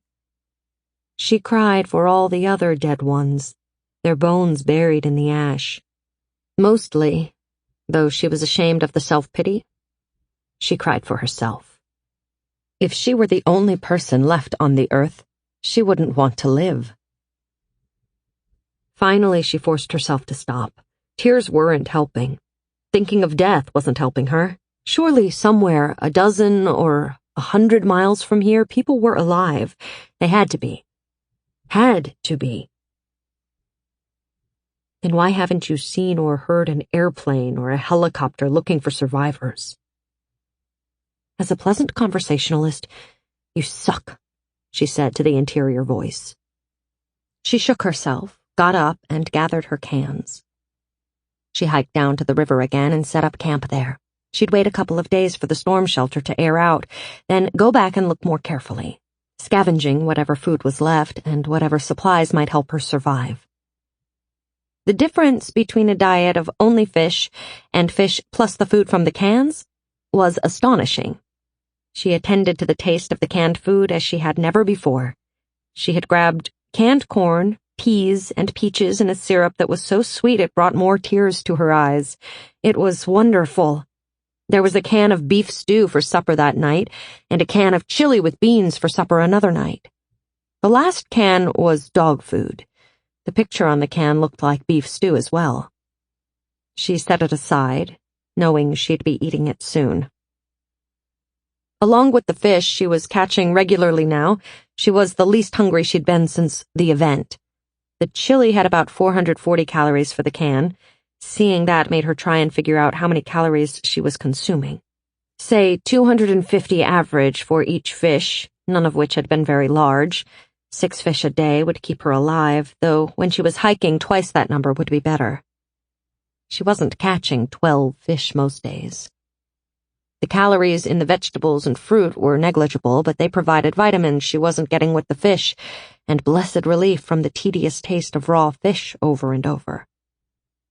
48 hours after she'd found the storm shelter, she hiked back to it and took her emptied day pack down to gather supplies. The smell was only marginally better. Part of her wanted to haul the body up and give it a decent burial, but she knew that was an urge she'd have to resist. She'd probably never get the smell off her. There weren't many supplies. There was an old first aid guide, pages wrinkled with water damage, and a small hatchet which she gladly took despite the weight of it. There was no radio.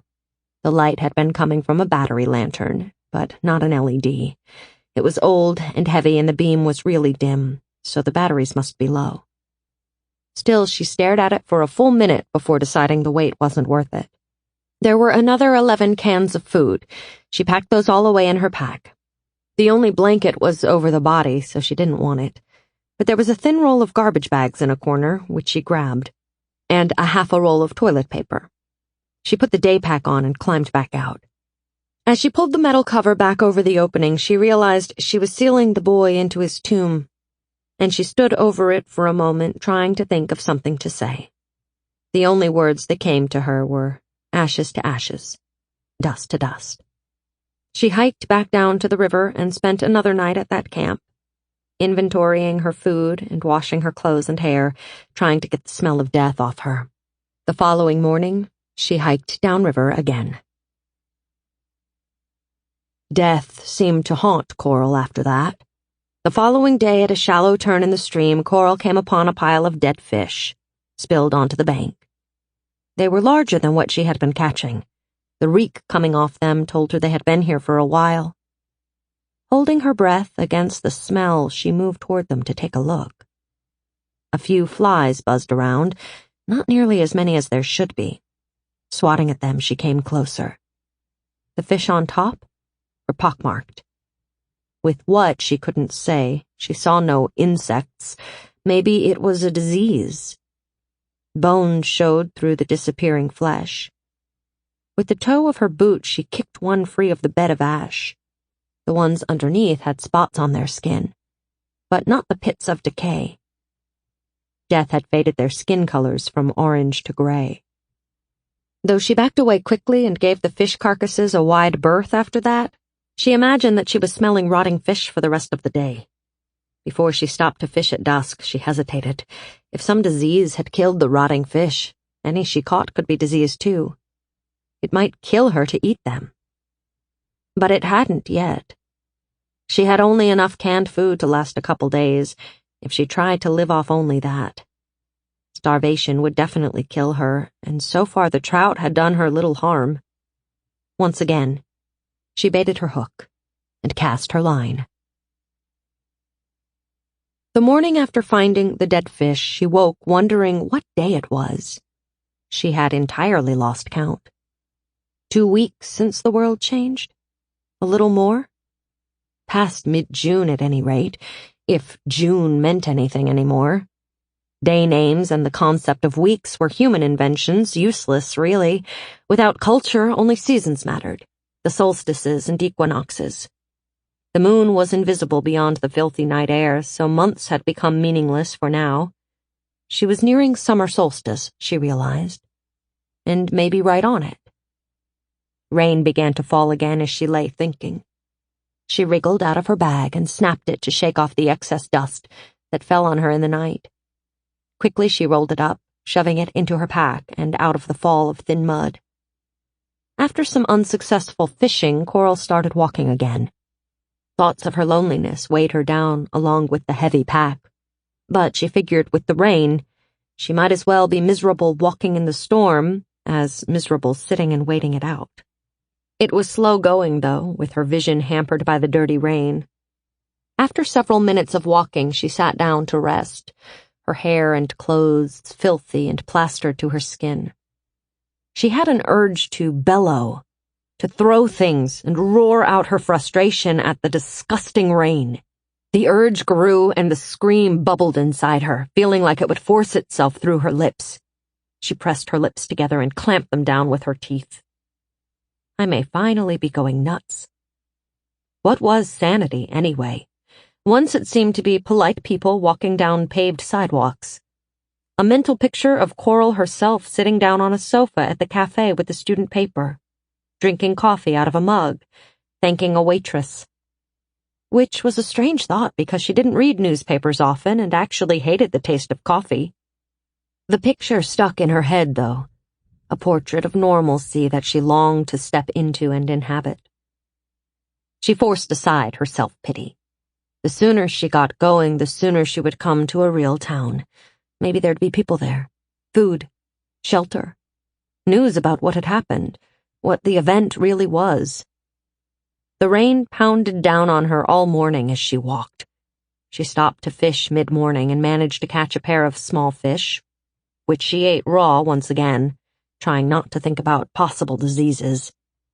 She had a small can of deviled ham along with it, 360 much-needed calories. Through the afternoon she trudged on through mud, a slippery, wet mess of it. The land along the stream rose steadily to her right until it was higher than her head. She came to a muddy flow crossing her path, feeding into the larger stream. To her right, it cut through the bank at a low place. As she watched, a man-sized clump of earth peeled off the bank and joined the mud flow. Coral was in no mood to wade through that. As she turned to search for a way up the bank, another bit of ground gave way under the mud flow.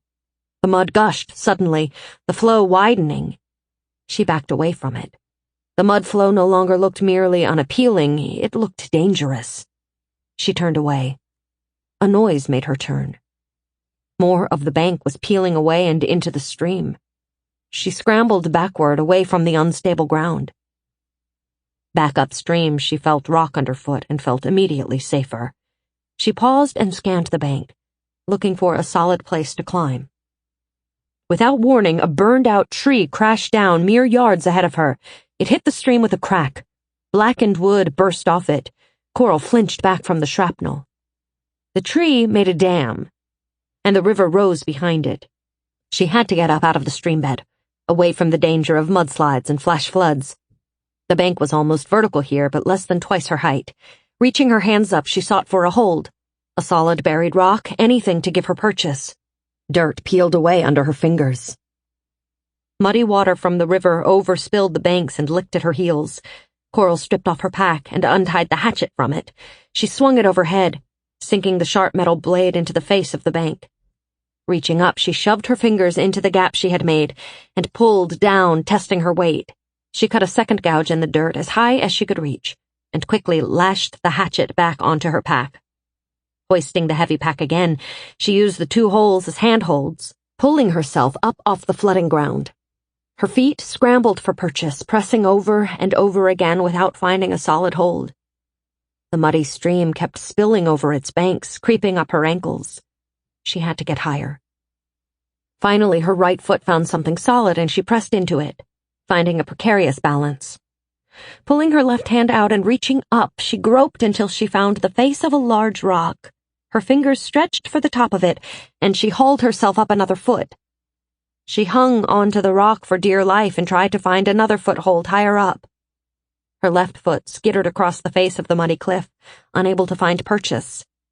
The weight of the pack tugged at her, wanting to peel her off the bank. She leaned in, the cliff face wet and gritty under her cheek. Her foot found something, maybe a tree root, and she eased some of her weight onto it. She reached with her right hand, looking for another hold. She found a bundle of light roots. Scratching at them furiously, she revealed more and thicker ones. Another bit of bank to her left, closer now, tumbled into the mud flow. She grabbed at the roots, expecting them to yank out of the cliff face at any moment, and pulled herself up again, another several inches. The roots held firm. When she looked up, dirt skittered down into her mouth. She shook her head and spit. She kept going, moving one limb at a time. Scrabbling for holds, she made it almost to the top of the bank. The dirt there crumbled under her touch. She kept at it, grabbing, digging, pushing, until she had a solid grip with one hand on a bit of buried rock. A final scuttling push with her leg, and both hands were anchored on the rock. She hauled herself up with brute strength, kicking at the dirt to help propel herself forward. Her shoulder and back muscles burned as she pulled not only her own weight, but also the weight of the pack. Finally, her hips cleared the lip, and she let herself rest a moment. She was up. She forced herself onto her feet. Her fingers stung where she'd torn a couple of fingernails. Her arms felt numb as if they had been drained of blood. Shaking them out, she stumbled forward away from the dangerously unstable bank. Even though she was safe for the moment, she kept walking away until she was a couple 100 yards away from the stream, on a rock outcrop. Then she collapsed and curled into a ball, holding herself together against limbs shaking from exhaustion. When she had recovered, she sat up. She couldn't leave the stream entirely. It was her food supply and her water supply. Keeping it far on her left, she rearranged her backpack and trudged on through the rain. A parked car appeared in the distance. Coral hurried forward to it. The paint was gone from the car. A window was missing. But it was still potential shelter from the rain. She could use a place to sit and rest. Then a second car, facing toward the first car, appeared out of the ashen air, a ways beyond the first. She realized she had come to a road. A well-traveled one. The 2 cars were on the road facing each other as if about to pass in opposite directions. They had been frozen here in time. The fire or the searing heat had stopped them. Or maybe something else. Wasn't that something that happened in a nuclear attack? She wondered again if she were walking in a world of fallout. If all her efforts would come to nothing when she collapsed with radiation sickness. Her hair falling out. Her skin covered with ulcerated sores. But she had no such sores, not even the hint of them. She felt physically fine, except for being underfed and tired, and lonely and sad. She was okay. The road was banked slightly, falling away to either side. Some of the ash had been washed away by the rain. On the road's surface was a layer of tiny round pebbles covering the original road surface. She picked one up and looked at it. It was smooth, a tiny pellet. She dug down and found an asphalt road surface. There had to be tens of thousands of the pebbles spread over the road surface, like the ash but bigger. She hadn't noticed any before. So why were they collected here? Weird. She crossed the swatch of pellets, approached the nearer car, and peered inside an open window. The seats were burned down to bits of metal, and ash had accumulated on the floors. No one was in there. Coral pulled her head out of the window and looked up the road. She began to walk along the edge of it. Something small and brown stuck out of the gray ash just ahead. Coral walked up to it, studying it. A series of bumps in graduated sizes peeped out from the ash. She came closer and realized she was looking at a set of toes. Chapter 6. Brown, wrinkled, thin skin covered them. She bent down and began brushing the ash away, taking care not to touch the body. Horrified, but needing to see more, she kept digging until she had revealed a human leg, obviously attached to more. This one had not been burned. There was no black on it, no blistered skin, no missing flesh. It was more like a mummy. Or no, it was like one of those bodies scientists had found, buried in ice or peat bogs, shriveled, the skin colored mahogany. She didn't know what color the person had been before, but in Idaho, odds were the skin had originally been pale. She wondered how the change had happened. Had the heat done this? Or being packed in ash?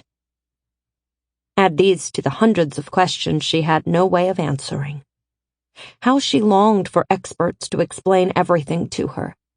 A year at university and 4 years at a good public high school had spoiled her.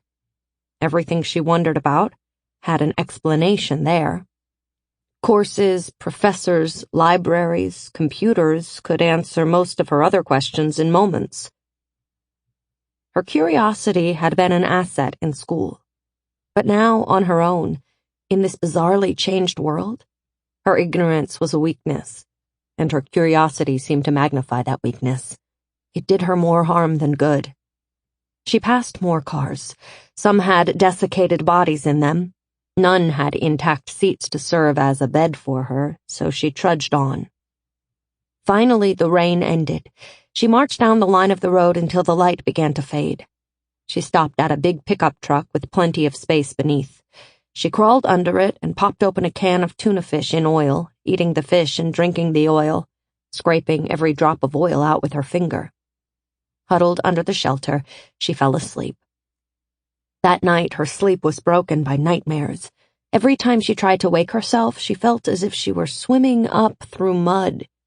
And before she could reach the surface of wakefulness, sleep pulled her down again like an anchor, into the sludge of another bad dream.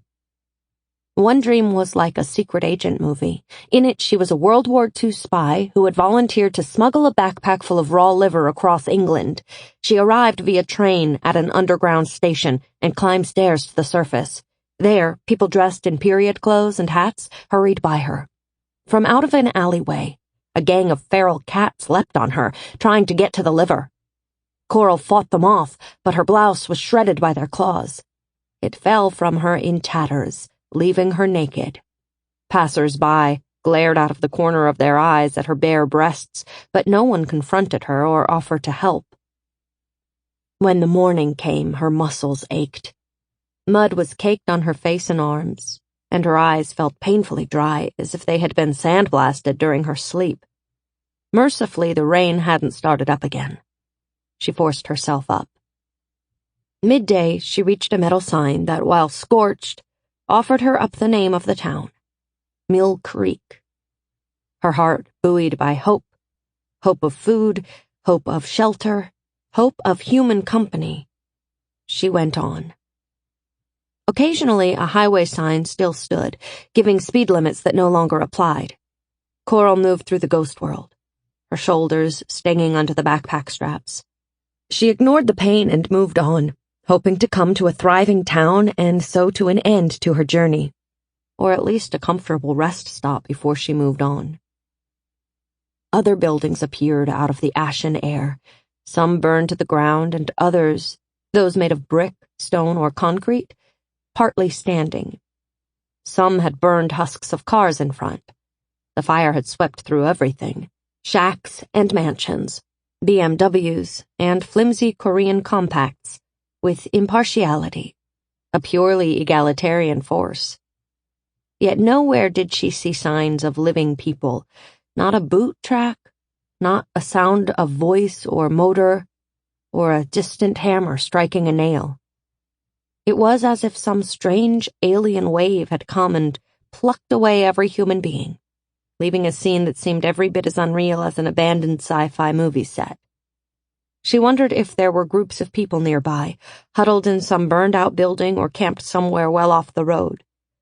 It was possible she would pass within a half-mile of survivors and never see them through the thick air. The thought sickened her, that she might come that close and miss them. On the other hand, maybe she wanted to miss them. She thought of zombie apocalypse movies and how civilization decayed so quickly, leaving cannibals and violent madmen. The thought almost made her turn around and leave the town. But she had to try. She had to go forward.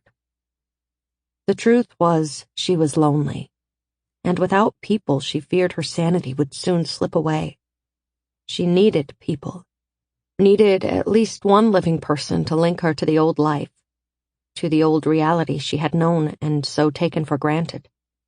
Someone to talk with, to laugh with, to share a scanty meal with. She'd trade half her food for one evening's company. She began looking inside the larger building's ruins, hunting for canned food, but her luck didn't lead her to a supermarket. Night fell before Coral came to the center of town.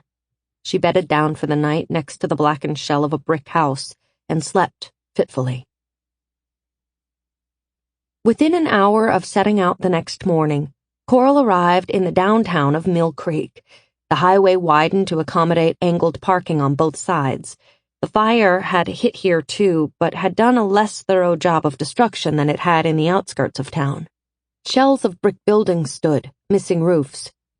Wind had stirred the fallen ash, which now lay like dunes, drifting many inches high against remaining brick and stone walls, and blown away altogether in the center of the street. The tallest building in downtown looked to be only 2 stories high. Too little remained for Coral to identify all the building's functions. Buildings with empty square holes where display glass had been, surely. Clothing stores? Something else? If she couldn't find a person, she'd scavenge all these buildings, hoping for more food, or a fresh change of clothes, or any remaining supplies that could help her survive another day. In a small open square, a bronze statue stood, showing a man with a pick over his shoulder, leading a horse. She made her way over to it, climbed up the base and looked around. This must have been a happy little community at one time. A mining community in the past, if the statue was to be believed. Now it was empty of life.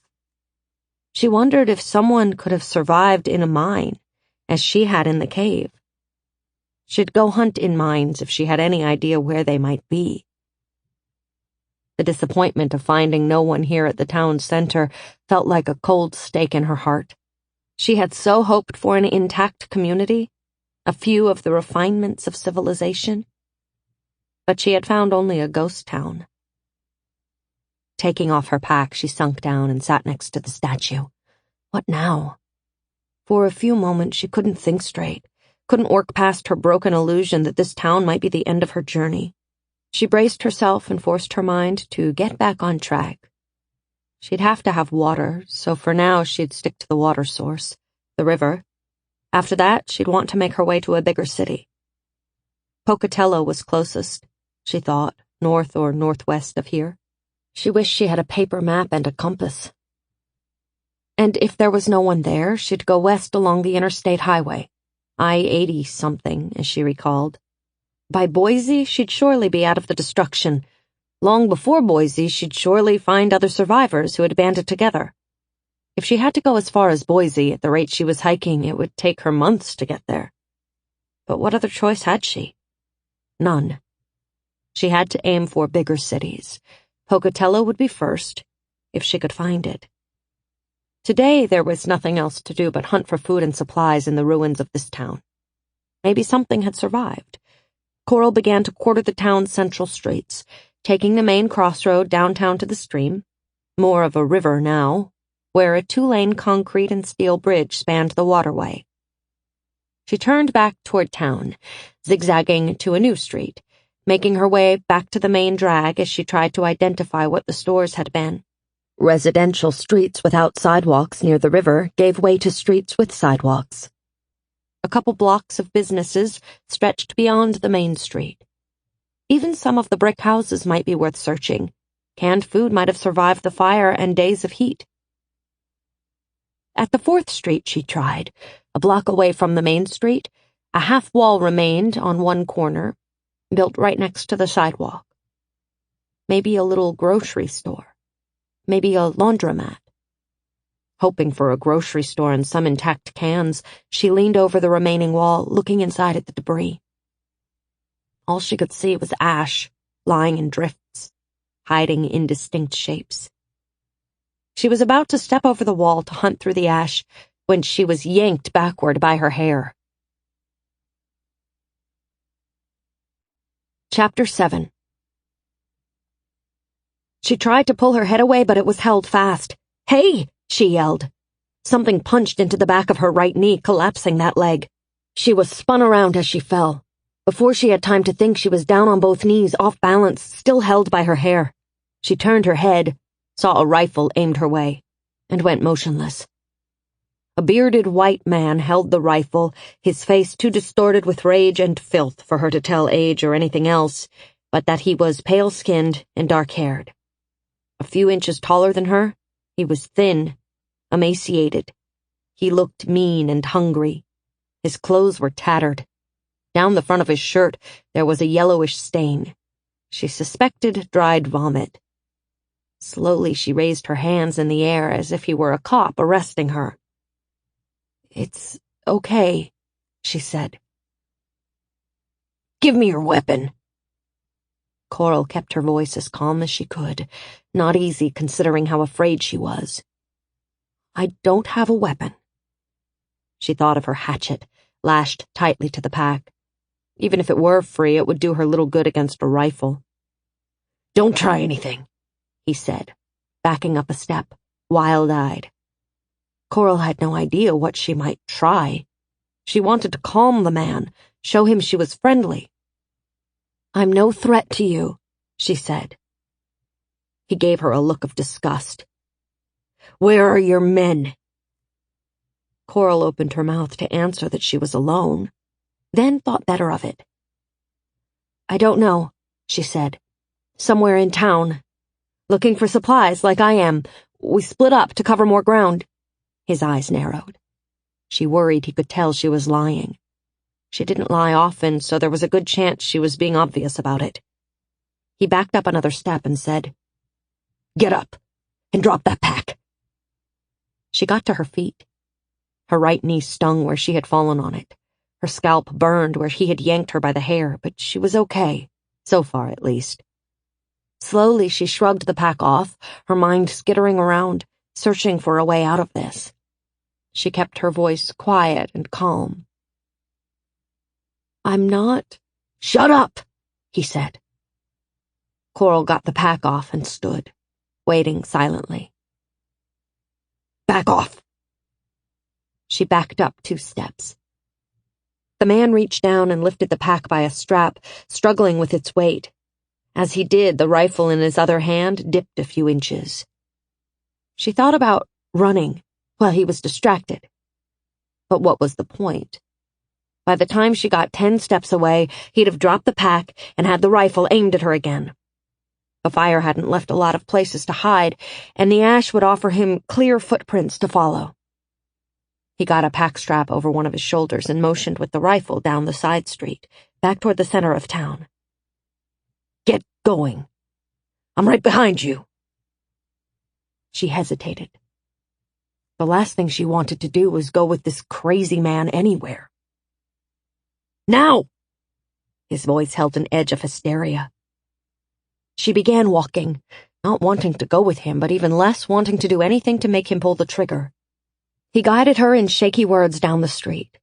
They made 2 turns, the last one into an alleyway with a concrete block wall against one stretch.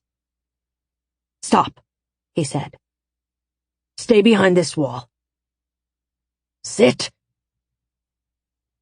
She did as she was told, while he peered around the wall, looking for those imaginary men that were with her, maybe, if he had believed that. Or were there other people in town he knew about, or was running with? For a second she considered calling out for help, but in her heart she believed there wasn't anyone to rescue her. There was no one to help but herself. The man moved up to a scorched metal trash can. With the toe of his boot he pushed aside a scorched lump of stone, then the trash can. "Get in there." "What? In where?" "The hole, you stupid bitch! Crawl in there!" He pointed with the rifle at where the stone had rested. Fallen bricks and chunks of debris littered the alley.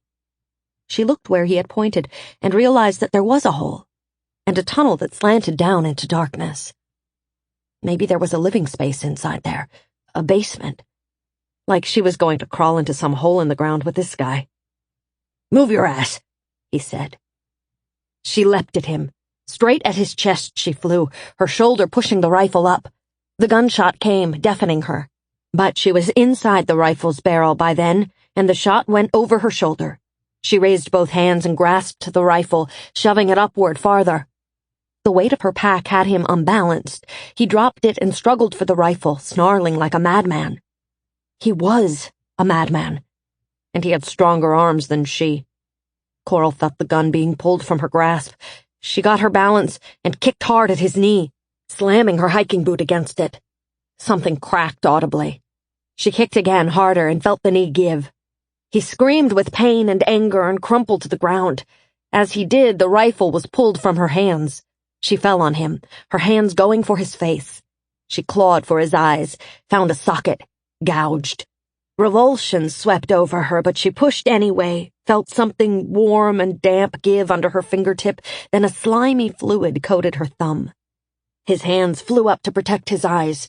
He had dropped the rifle. She clutched blindly to the side for it, but before she could find it, he rolled over her, snagging her legs with his, landing on top of her. She tried to bring her knee up into his crotch, but he shifted aside, pinning her legs with his. He grabbed for her hands. Before he could trap them, she reached them around the back of his neck, feeling grit, smelling his sour, unwashed, pukey smell. She linked her fingers and yanked his head down into her face. She bit his nose, hard. She held on and bore down, biting so hard her whole head shook. A crack on her skull stunned her, and her jaws let go. Her eyes fighting for focus, she saw him rear back, a chunk of brick in his hand. It came at her head again. She wrenched her head to the side, but he still hit her, a glancing blow across her left temple. If he got another blow in, she knew she was dead. Maybe raped and tortured first, but death would come after that. As his arm drew back again, his legs shifted. She bent her knees and planted her feet close to her hips. Using all the thigh power that the days of hiking had given her, she drove up sharply with her hips, lifting his weight. He spilled off her, tumbling over her head, falling to the ground. She spun to her knees, facing him. A wave of nausea nearly blinded her. The world went blurry, then it swam back into focus. She saw him rolling away from her. The rifle. Where was the rifle?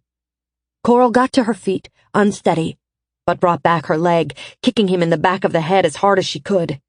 It was plenty hard. She staggered and kicked again. And again, and again, putting all the anger and hatred into the kick she could. After the 4th kick, he quit moving. Then she collapsed, half over him. She saw the rifle inches away. She grabbed it and rolled away from him, clutching it. He didn't move. She watched him, panting. He didn't move. She forced herself to sit up, a wave of nausea rolling back over her. She leaned forward and vomited, spraying one thigh with bile and the morning's spare breakfast. She struggled to her feet again, swaying. She raised the rifle, having no idea how to shoot it beyond finding and pulling the trigger. Was there a safety on it? She had no idea. She aimed at him and her finger found the trigger. But there, she stopped. She couldn't do it, no matter who this man was or what he had been planning to do to her. No matter how bad he was a man, the first she had seen. It wasn't her place to kill him, not when there were so few people left. Or had she killed him already? Keeping the rifle aimed at his head, she walked closer. He was breathing, but looked to be unconscious. She wasn't going to drop the rifle to see if he was faking it. His left eye, the one she had gouged, was damp. A smear of blood spread from his eye over his cheekbone, and more blood ran from his nose. The sight unnerved her. She had done that. Her gaze dropped to his knee she had kicked. It looked deformed. She didn't think he could follow her with that knee, or she hoped he couldn't. If he had another rifle stashed somewhere, or a handgun, she might be in trouble. If he had friends nearby, she might be hunted down and killed. But if she could get a couple blocks away, there was no way he could follow her alone. She had to get away from here, now. Coral turned around, trying to remember which direction the town square lay. Her ears were ringing, nausea still came at her in waves. Her head pounded both places where he had hit it. She glanced back at him, but the man never moved. She found her pack and heaved it on. She nearly collapsed under the weight of it. How was she going to run away in this condition? She was going to do it because she had to. Catching hold of a thought was hard. Catching one long enough to follow it into a whole plan was impossible. Coral tried to concentrate. No one could follow her if she didn't leave tracks, right? The river. She'd seen that in a movie. No, that had been about fooling bloodhounds, but the idea was still good. She'd walk in the shallow verge and leave no footprints in the ash. Carrying the man's rifle, Coral made her way back toward the bridge she'd seen, spinning around every few steps to look behind her. She kept fearing that she heard someone following, but when she stopped, there was no one. No sound at all beyond her own harsh breath. At the edge of the bridge, she spun around and saw figures emerging out of the ashy air. She jerked the rifle up to aim it at them, but they disappeared like magic. It had only been her imagination, putting form to her fears. The deck to the bridge seemed solid. Coral walked onto it, then looked behind, checking to see if her tracks were clear enough to follow. They were. No matter, she had to keep going. It seemed to take forever to get across the bridge. The world drifted in and out of focus. Every few steps she looked back, fearing to see pursuit. But she was alone. She and the crazy man might be the only two people alive in Idaho for all she knew. But she couldn't make decisions based on that hope, or that fear. She looked over the rail of the bridge. Muddy water rushed beneath her, deep and swift. When she got to the other side, she waited until the shoreline had risen to meet the bridge supports. Then she crawled over a retaining wall and eased herself down. She landed on the bank with a thump that rattled her jaw. The world went black for an instant. When it swam back into focus, she felt another wave of nausea. She fought it back. She was on her knees again, in ground muddy from the recent rain. Struggling up, she walked downhill, following the edge of the stream. Stepping in. Icy cold water seeped into her boots. She moved ahead as fast as she could. The speed cost her a fall, then another. The second time she fell, she stayed there on her knees, gasping for air, the world still whirling, cold water rushing past her thighs. She forced herself up and on. When she next turned around, the bridge was beginning to fade into the thick ashy air. 100 more steps, she told herself. Then I can stop for a minute. Counting her steps helped keep her focused and less dizzy. When she got to the 100th step, she stopped and looked behind. She could see the shape of the bridge, but only vaguely. Details were lost in the thick air. That was good. It meant no one who stood on the bridge could see her either. They could track her to the river, but without tracks to follow from there, no one could know which way she had gone. Carefully, she swung her pack off and onto dry land, leaning the rifle against it. She scooped water into her mouth, rinsing and spitting out the muddy stuff. A dark spot at the left of her t-shirt drew her eye. She turned her head and saw blood had dripped over her shoulder and down over her left breast. Her blood? Raising her hand to her head, she touched her scalp. A flash of white light and burning pain came with the touch. When she put the sticky fingers in front of her eyes, she could see she was bleeding where the man had first slammed the brick into her head. It was hard to tell how much blood she was losing, but her shirt wasn't soaked through, so not enough to kill her. Tending to the wound would have to wait. After a short rest, she picked up her gear again and kept going downstream. Her feet grew more and more numb from the cold, and her boots stiffened up. She felt she was walking on wooden clubs rather than her own legs. She turned around once more and looked back at the bridge. She couldn't see it at all. Good. She stepped out of the stream and onto the bank. How far could she walk? In this condition, she was afraid she couldn't walk much farther. Her head pounded and the nausea would not let go of its grip on her stomach. The energy that had come with the rush of adrenaline from the fight was starting to fade. Looking up and down the river, she decided to leave the river here and cut directly away from it. She could see rocks upslope. If she stuck to those, she'd still be hard to track. At first, she made rapid headway, but when she climbed onto the rocks, the going got tough. Maybe without the head injury, she could have skipped along, but finding her balance was a challenge she was finding nearly impossible to meet. She tripped over the edge of a rock, falling to her face, and the jar to her head made her vision go dark. It cleared, and she lay there, face down, catching her breath, with the heavy pack pressing her down. She spit out a mouthful of ash before attacking the climb again, going slower, taking care not to trip. Finally, she clambered on hands and knees over the lip of the slope and onto flatter land. Ahead of her, the land still rose, but more gradually. She walked to the edge of the rocky patch and stopped. Coral had no idea where she was, and no idea where she was headed. The river had been food and sustenance for her, but right now, it also represented danger. If the man could follow her, or had confederates, she had to get away from the town and its roads. She had to leave the river behind for now, and lose herself. She'd have to leave tracks now. It was a risk, but so was staying put. Before much more time had passed, she was stumbling from exhaustion. Her vision refused to stay clear for more than a few seconds at a time. Finally, her disorientation was so complete that she wasn't even sure she was headed away from the river anymore. Her ears rang, and she could feel her heartbeat as a painful thump in her temples. When she came to a fallen tree, she didn't see a branch in her way until the last second.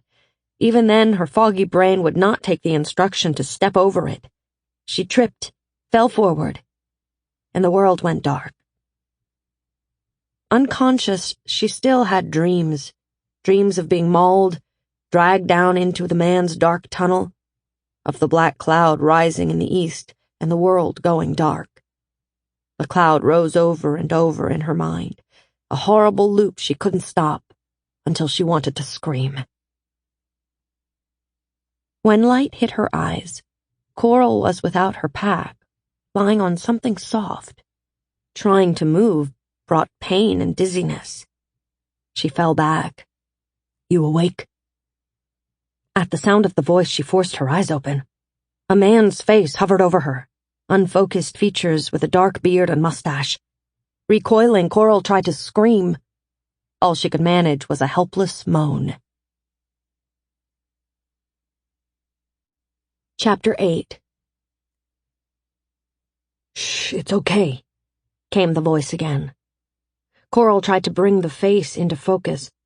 The man she saw was bigger than the one she had fought, this voice pitched lower and with no edge of insanity. "You're not him," she whispered. "Who?" Trying to say it wasn't important to answer, she shook her head. Mistake. Nausea rose in her.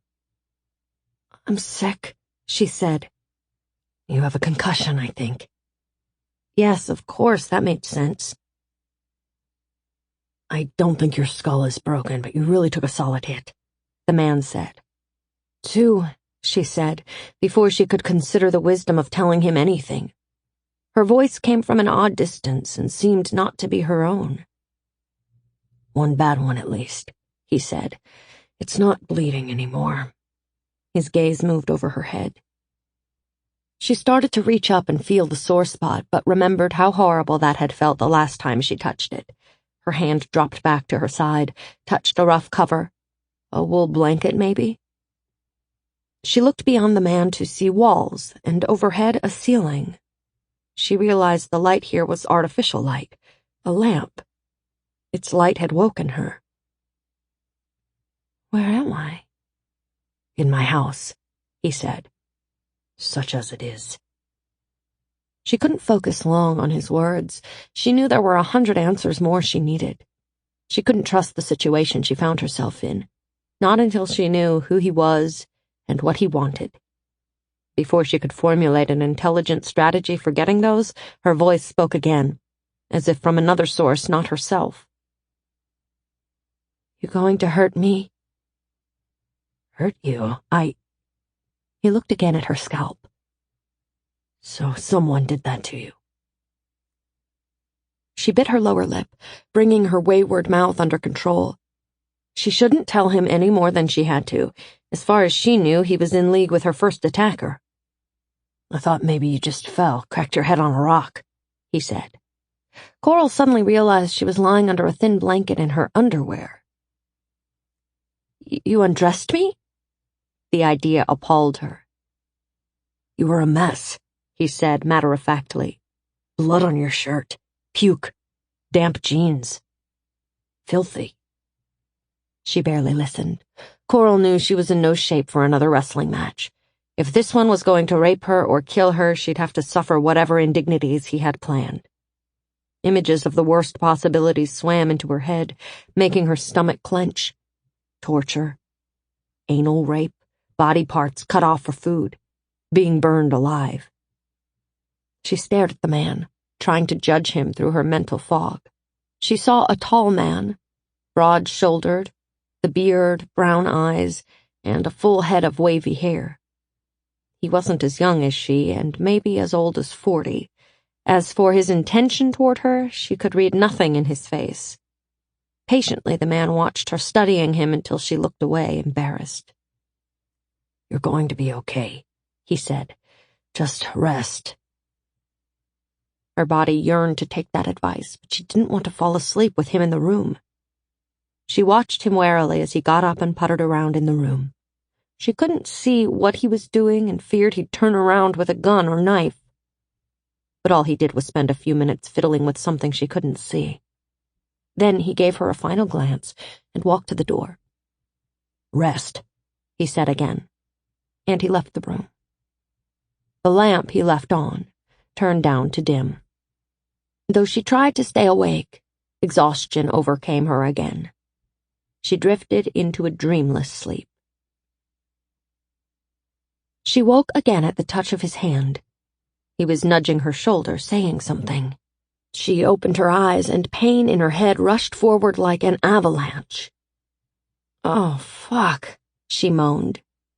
She gritted her teeth against the pain, but that just made it worse. What's wrong? He said. My head. She closed her eyes again. Shutting out the light helped a little, but the pain was still crushing. She could feel a tear slip out of the corner of her eye. It hurt that badly. I'm sorry, but I don't have anything for it, he said. Aspirin in my pack. She opened one eye halfway. I still have my pack? Yeah, it's right outside in the hall. She let her eye close again and listened to him leave the room, come back in. Every sound set up clanging echoes in her head. Where is the aspirin? He said. Main compartment. Way down at the bottom, there's a plastic box. First aid. In a moment, he said, "I have the box. Where's the aspirin?" "Prescription bottle inside," she said. She held her hand out and he opened it, then handed over the pill bottle. The label didn't match what she had inside. A couple pills of wide-spectrum antibiotics, ibuprofen, a dozen 222s from her last trip up into Canada, mild doses of codeine with aspirin, over-the-counter drugs up there. She pulled out 2 of those and popped them in her mouth. Then she looked around for water, realized she didn't have any, and swallowed them dry. Ugh, they felt stuck halfway down. "Water," she croaked. He handed her a liter bottle of water from her pack, clear water on top, sludge on the bottom. "Thanks," she said, taking a tentative sip. The head injury nausea didn't return, so she took a bigger gulp, washing the pills down. She felt them move each centimeter. Then they were down, moving into her stomach. "Feeling better?" "Yeah," she lied. "How long have you been here?" "A day, or a bit more." "Asleep?" "I kept waking you up every few hours, don't you remember?" "Nuh-uh." She wished the pills would take effect faster. Talking hurt her head. Moving hurt her head. Even thinking hurt her head. "I remember you're supposed to do that for concussion patients." He shrugged. "Don't know why, though."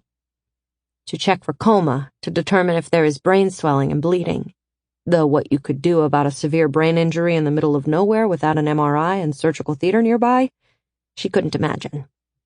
She wondered if her brain had been damaged. No, if she could remember that much information about brain trauma and its treatment, she probably just had a concussion. Damn, though, her head hurt. She focused again on the man. "You took care of me." "Without raping me or having me for dinner," she did not say aloud. He nodded. "Thank you." "Well," he began, then shrugged, letting the rest of his thought go unsaid. He sat still for a minute, then said, "You hungry yet?" "No." She should be, but she wasn't, the nausea too near a memory. "Let me know when you are." "You have your own food?" "A little. Venison I shot a couple weeks back." She was surprised. There are animals still alive out there? She hadn't seen any, nor track nor scat, and she thought maybe they all got killed in the fire. Maybe they were drifting back from wherever they'd run to. "One was, anyway. Haven't seen any other game for 10 days. The first molecules of the drug began to hit her bloodstream. She felt a slight easing of tension she hadn't known she had carried, an automatic struggle in her neck and face and shoulders against the pain. One day soon she might regret not having those pills. Might wish she had saved them if something worse happened to her. But for now, she blessed their power. She took a deep breath and forced herself to relax. When she opened her eyes, he was watching her with an odd expression. "What?" she said. "Nothing," he said. He shook his head and stood up. "You need a toilet?" "Oh, yeah," she said, realizing she really, really did. "Can you walk at all?" "I can try." Better than the alternative. Clutching the bedclothes to her, she swung her legs over the side of the bed and stood, with him hovering just a few inches away, hand out, ready to steady her if she needed it. Standing seemed to ease the pain in her head a little more. "I'm fine," she said. "I'll just get dressed. Alone, if you don't mind." She waited nervously for him to back off. Was there going to be a payment exacted for his help? He left, shutting the door quietly, and Coral found the turtleneck in her pack, put that on, and felt better. She looked around herself.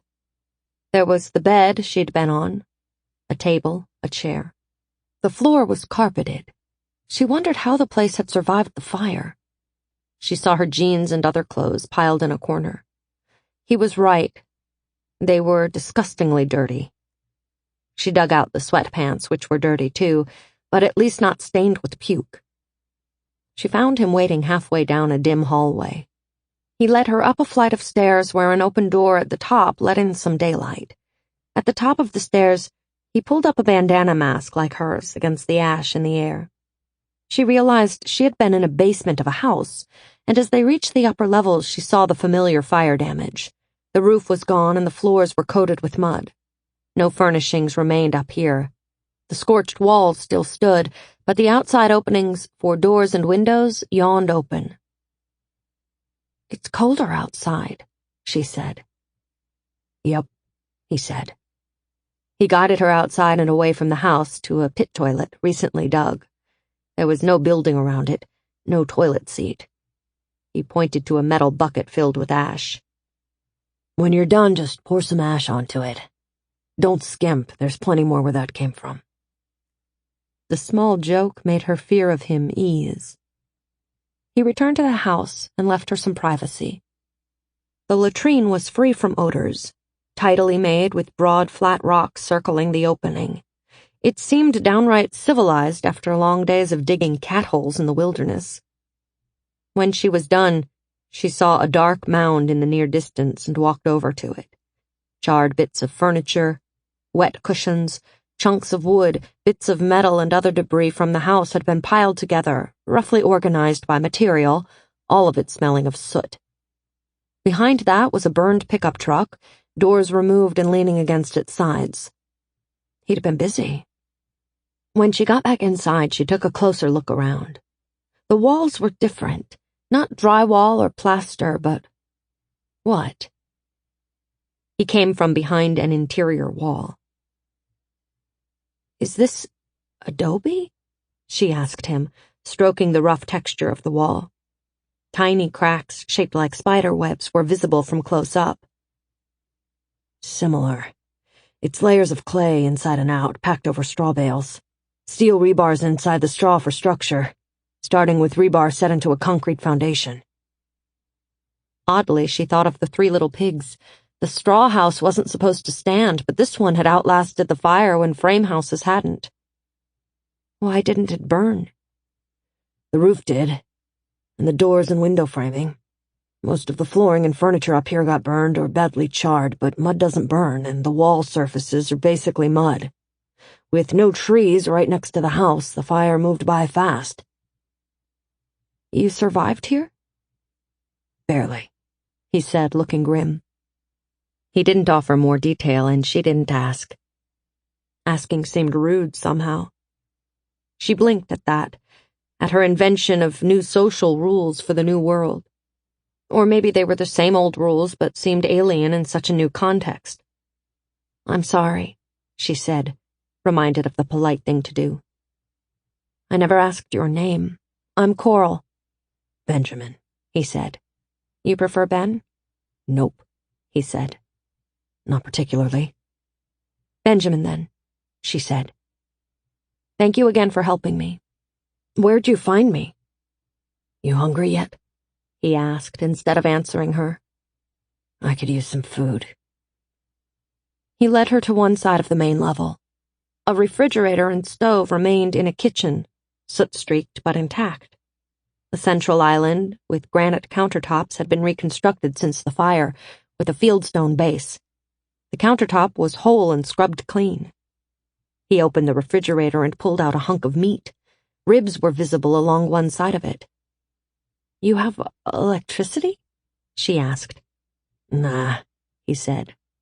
"I keep it in here to keep the bears from smelling it." She glanced outside. "There are bears around here?" He shrugged. "There were a month ago. I haven't seen any lately." He squinted at her. "You not from around here?" She shook her head. Pointing out the window, he said, "Grizzlies don't come closer than about 200 miles that way. Black bears all over Idaho, though. They're not as aggressive, usually." He used the countertop to cut a fist-sized chunk from the meat.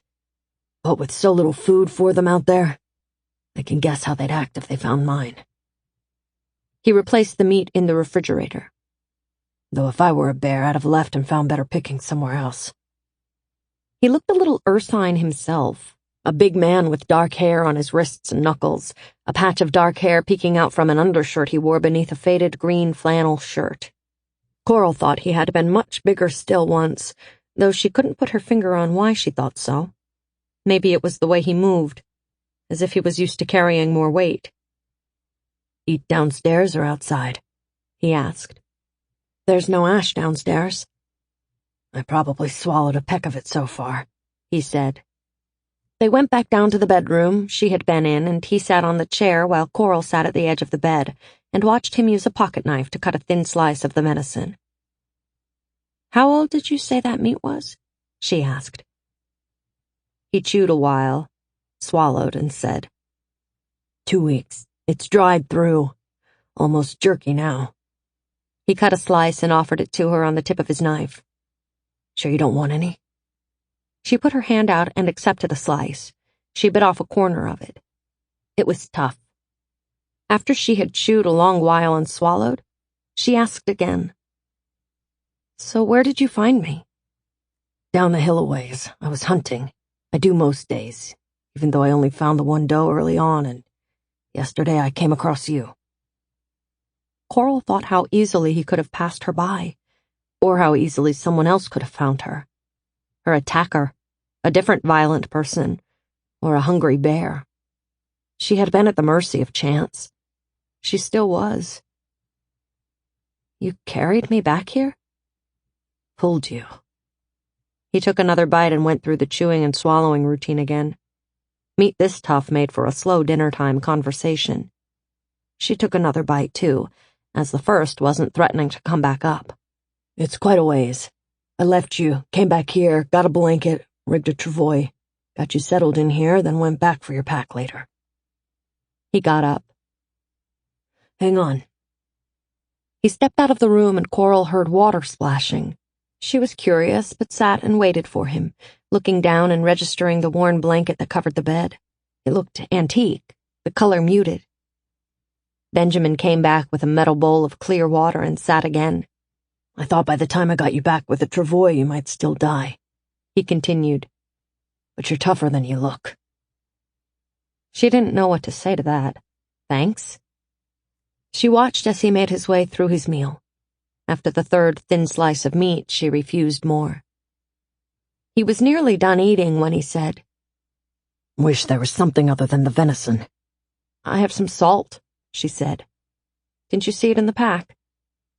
"I didn't look through your stuff. Wasn't going to unless you didn't live," he said. "But salt? Really?" His tone was wistful. "If you had fuel, we could at least make a stew, maybe soften it up some." "All right," he said, smiling for the first time. The corner of one of his incisors was chipped. "There's enough wood yet, here and there.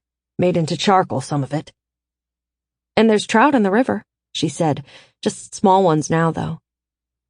She told him about the piles of larger fish she had seen, dead on the banks. He nodded at her description. "I saw some of that, too. Fish are sensitive to water temperatures. That week of heat had to kill thousands of them. I bet all the big fish are gone from Idaho now." "I guess I was lucky to catch any." Her headache felt distant now, and she felt a little high from the codeine. Funny drug, codeine. It didn't really erase the pain, just made her high enough to forget about hurting for a few minutes at a time. "A lot of my surviving has been dumb luck. I had a dozen chances to die this past month." She watched him finish the last of the venison. "You probably saved me this time." "I doubt it," he said. "You would have woken up out there, too." "Maybe," she said, still thinking of the man in town. She might have woken, only to live through to a terrible end at his hands.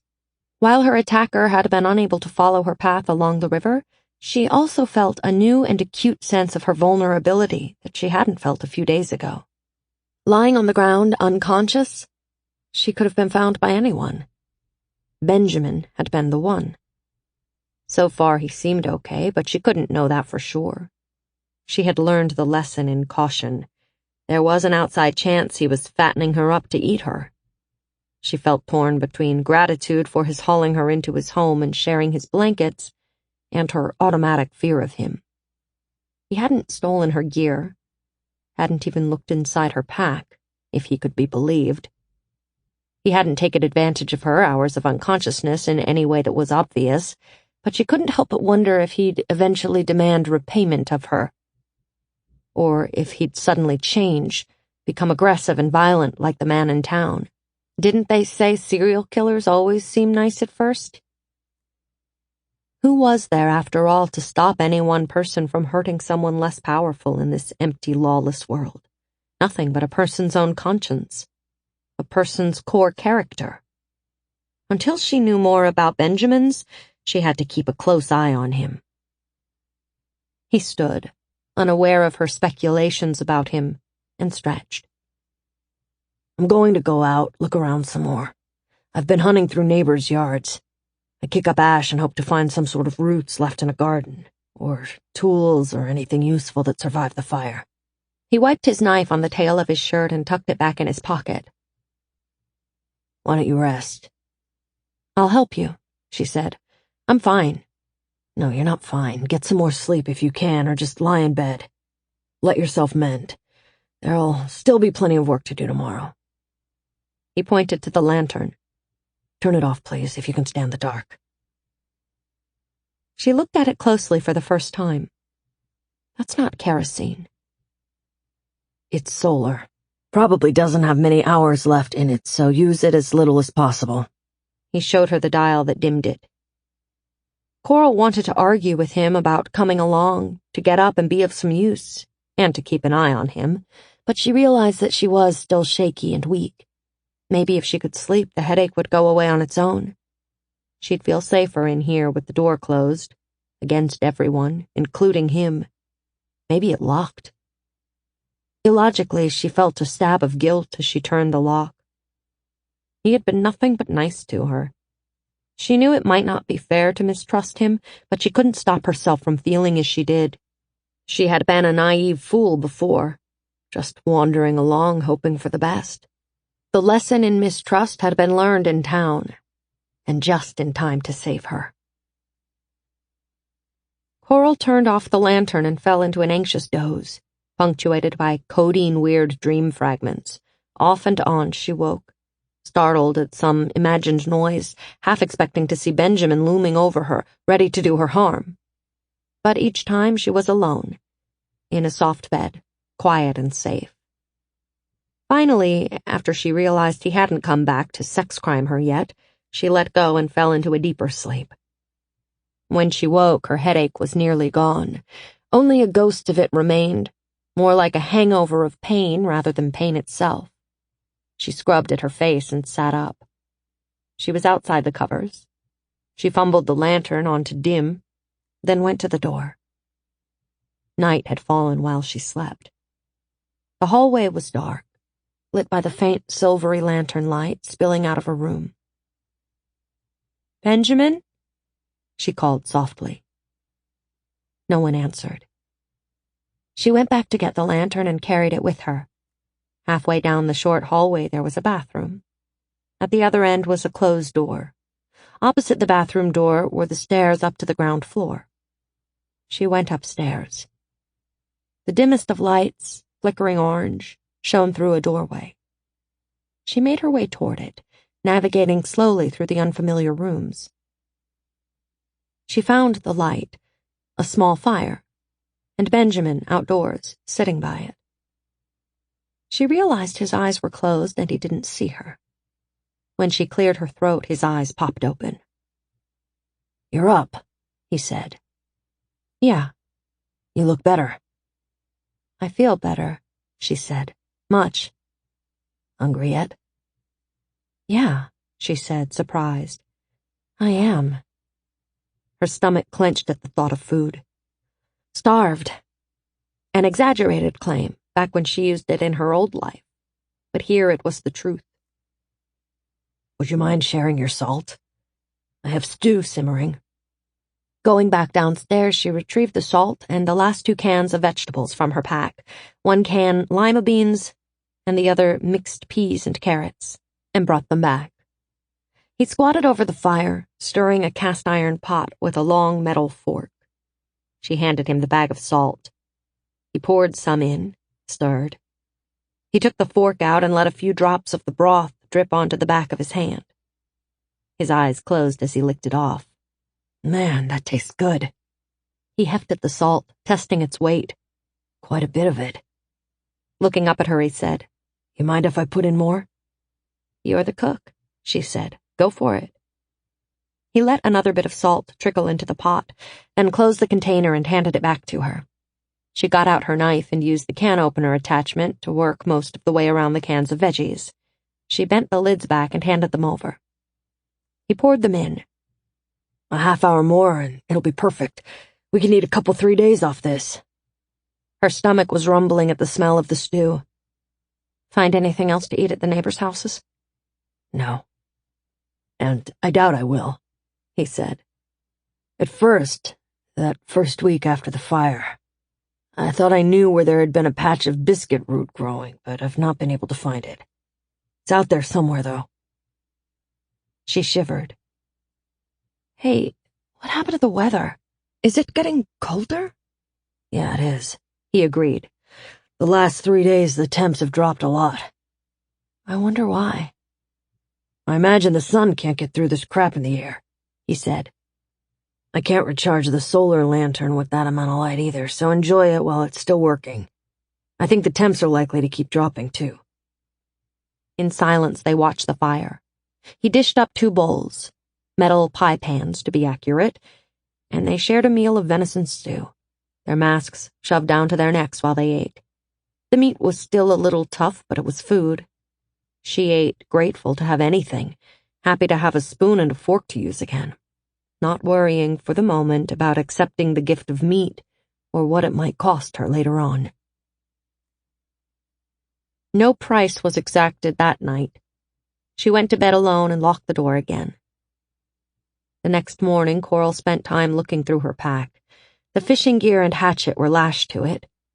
Her sweater was there, and she put it on over the turtleneck. She'd have to wash her clothes the first chance she got, or find more. There was no rifle.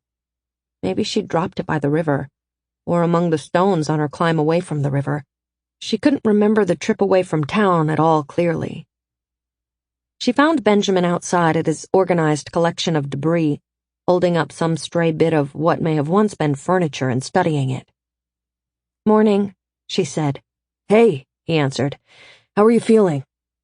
Good, really. She cleared her throat. Have you seen the rifle I had?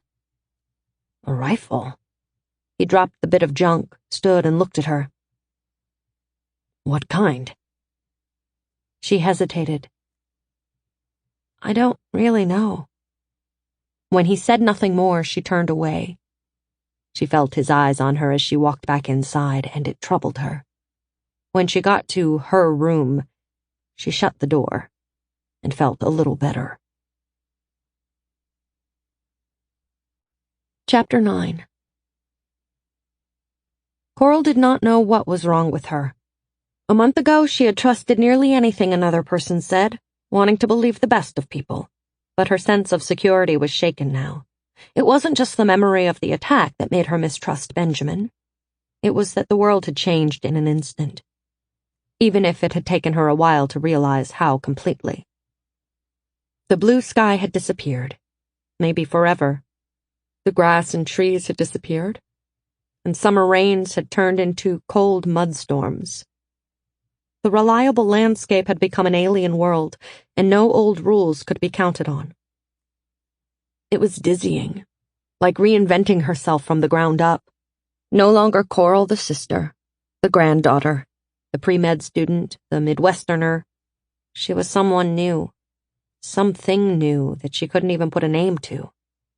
She thought about that while she went through her pack again, reorganizing it, making a mental list of what she needed to clean or replace when she could. After a couple hours, she went upstairs and said a cautious hello to Benjamin. He continued their conversation of earlier, as if no time had passed. Was the rifle with your gear? I thought so. He looked guileless. The wave of her mistrust receded a fraction. No doubt she was being paranoid. She had to have dropped the rifle somewhere. Coral remembered holding it as she hurried out of the town and across the bridge. After that, she didn't remember anything very clearly. She should have lashed it onto her pack like the hatchet.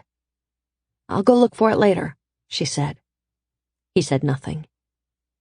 Midday, they shared a meal of leftover cold stew.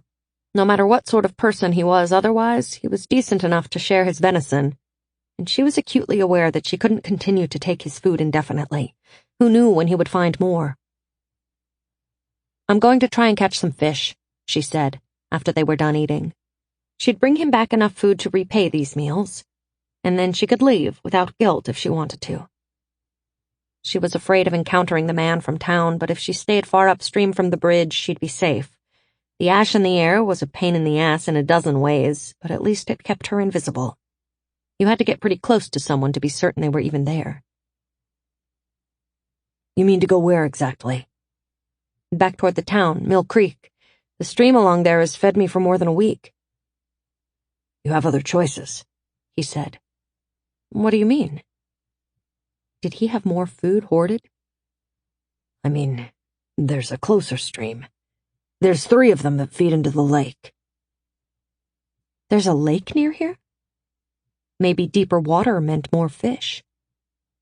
"Yeah," he said, pointing. "Over that way 12 miles. Here." He picked up a bent nail and smoothed a place in the fallen ash.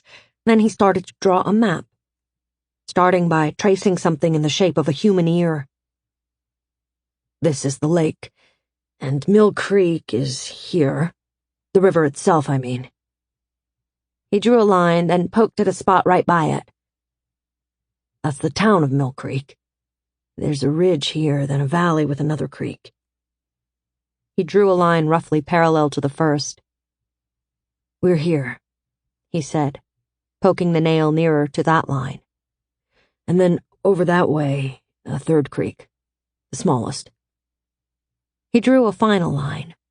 "Why walk all the way down to Mill Creek when you can stay closer?" Coral looked at the map. "Is this to scale?" "Pretty near."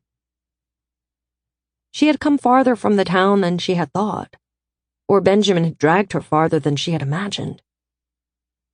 "Are there fish in this closer creek?" "No idea," he said. "But we have the venison for another day." "I'd like to try fishing the nearer stream. I have the gear, and I want to replace what I've eaten of yours." "You don't owe me," he said. "I do.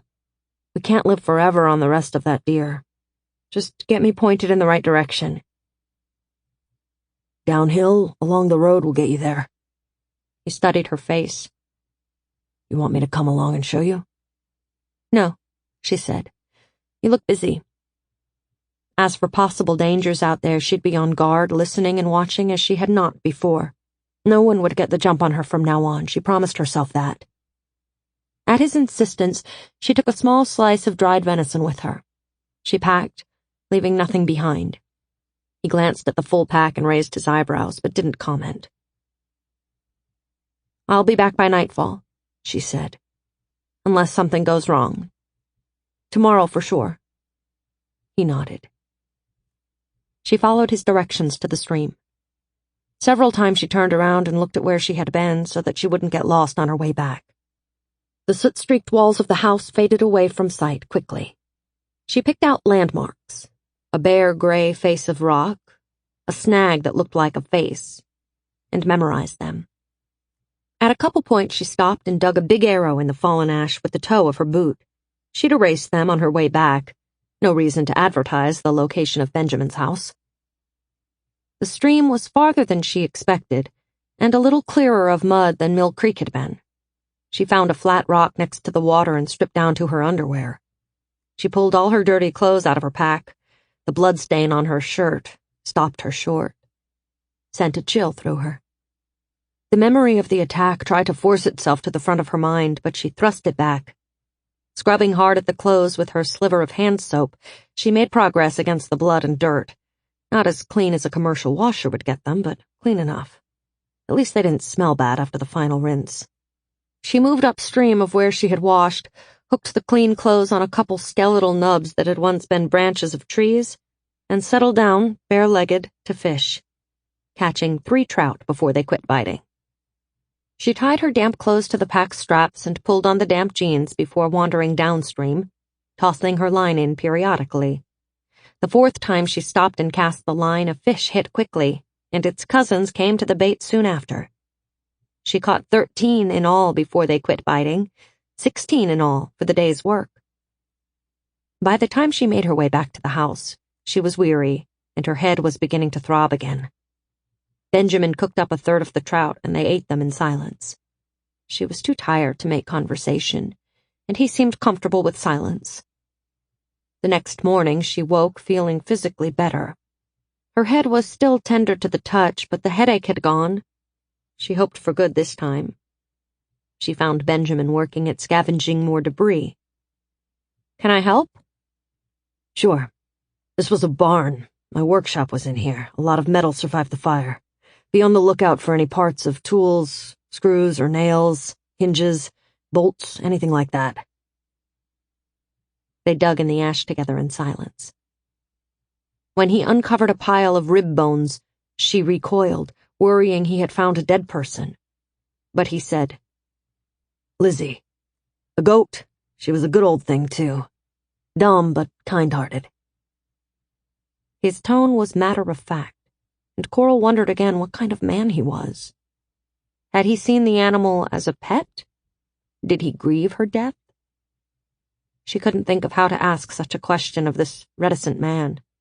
He could work for hours without speaking, while she had to bite her tongue to keep from chattering nonsense at him. "I really appreciate your helping me out," she said. He gave a sharp nod and continued combing through the piles of ash. She cleared her throat. "But I think I should be going pretty soon. I need to find, well, you know, civilization. A phone to call my family." One eyebrow twitched. "What?" she said, but he didn't answer. A few minutes later, he picked up a bit of twisted metal and turned it around, examining it, before dropping it into the pile of potentially useful trash. "I wonder if I can ask you for something first." "What's that?" She could hear the suspicion in her own voice. He didn't notice it, or if he did, he didn't comment on it. "I mean to re-roof over the kitchen. Every time it rains, there's a new mess to clean up." "I don't know anything about putting on roofs." "It ain't rocket science," he said. "All you need are working eyes and arms." "What are you going to use?" She didn't see piles of shingles around, that was for sure. He scratched his beard, then turned around and looked at the house. Coral turned her eyes in the same direction. "Here's the theory of roofing this place. The straw bales go up to there. The framing and the ends of the rebars are up there." He pointed up to the top of the walls. "Roof has to be tied into the bar system or it'd go flying away. The framing over the kitchen is fire damaged, so we'll have to put up new rafters." "Okay," she said. "But what are you going to put up there as the roof?" "There aren't trees, so I can't make shake, even now that your hatchet would let me. I found lumber in a neighbor's crawl space that's solid enough for the framing, but there's no thatching to be had." "So what can you do?" "The downstairs carpets made it through without much damage. I'm thinking it'd be a better roof than nothing." "You're going to put a carpet on the roof?" She cocked her head, trying to imagine that. "It's what I have." "Won't the rain just come through it?" "One rug is wool so it can repel some water, and at least it will filter out the ash. I care less if there's water dripping through than if I have to clean mud every 2 days or spit grit out of my food." "Sure, I can see that." If she stayed and helped him do that, she'd feel she had paid off her debt to him. "How long do you think to do it?" 2 or 3 days. I have to work on making the ladder a bit first. That'll take me a couple hours. Why? You in a hurry to be someplace? "I'm in a hurry to be any place. I want a town. Pocatello, Boise, whatever I can find, and people who know what's going on. A way to contact my family, or get back east somehow." He frowned but offered no comment. In a moment he stood. "I'd appreciate your help on the roof, at any rate." "Okay," she said. "Happy to help." The next day's work on the roof was, as promised, not complicated, just labor-intensive and more than a little nerve-wracking. Coral had never been particularly afraid of heights, but it was unnerving crawling around on the edges of the house frame, seeing the kitchen appliances from such a strange vantage point. The top of the fridge needed cleaning. Trying to balance the weight of supplies he handed her did not help her feel more secure. At first, she held on with hands and thighs, crawling slowly every time Benjamin directed her to move, clinging so tightly with her legs that her thighs began to tremble. Yet he never complained, waiting patiently for her to find her balance and move along. The second day she went fishing again, and he wasn't able to accomplish much by himself. By the beginning of the third day of work, they had a frame of scavenged lumber and were ready to haul up the carpet. She was moving around with more ease, walking across the beams without a wobble. It was a good thing she was, too, because that carpet was damned heavy. It took them half the morning to get it hauled up to the main beam and secured temporarily. Despite the cool air, she was sweating hard by the time they had it in place. Coral stood at the peak of the roof and used a rock to pound a nail through the carpet and into a rafter. With a smile of pleasure at a job done right, she looked up and saw Benjamin at the edge of the roof, sitting with one leg stuck out, not moving an inch. She pulled the nails she was holding out of her mouth and called down to him. "What? You having a brilliant inspiration there?" He said nothing. "Benjamin?" Give me a second. His voice was strained. She tucked the nails back in her jeans pocket. "What's wrong?" Twinge in my back. I'll be okay in a second. "I'm coming down there," she said. No. Don't let go of that carpet. You have to get it tacked up there, or the next gust of wind will pull it down and we'll have to haul it up again.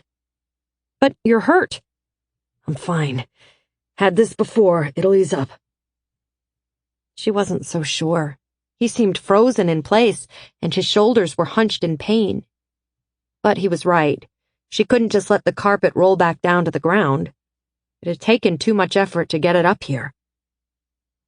Quickly she crawled along, pounding salvaged nails into the beam, tacking the center of the carpet in place. Benjamin still hadn't moved. "Okay, that's enough," she said. "I'm coming down there to you." No, finish up, he said. "There's no wind to speak of. That rug is not going anywhere in the next 10 minutes, she answered. "I'm going to help you down before you fall off." I'm not going to fall, he said. She walked over to where he still sat in the same position. "What can I do for you?" he snapped. You can get back up there and nail down the roof. God, you're a bad patient. He sucked in a breath, gritting his teeth against the pain. "Benjamin, Relax." He grumbled something. She crawled around him, got to the ladder he'd made, then pulled it over so that it was right at his feet. "Can you move at all?" she asked. I can move, he growled. But he didn't. She got behind him and braced his back, pivoting him around on his butt. If he could move just a little, change positions, the spasm might let go of him. Jeez, he breathed. Then, Okay, I can move now. He bent his leg and began to shift himself around, very slowly. She stayed right by him, holding on to the top of the ladder with one hand, ready to help him if he froze up again. Slowly he got himself onto the ladder and back down. Don't get on the ladder with me. I don't trust the integrity of it that much. Great time to mention it. She watched him all the way to the ground. Go lie down, she told him. Take care of that back. I'm fine, he lied. You know what to do up there? Pound nails. Start in the middle. Keep it flat. I know, you told me already. Go lie down, she said. And relax, would you? I'll be right here. Go inside, she said. I've got this covered. Then she heard what she was saying.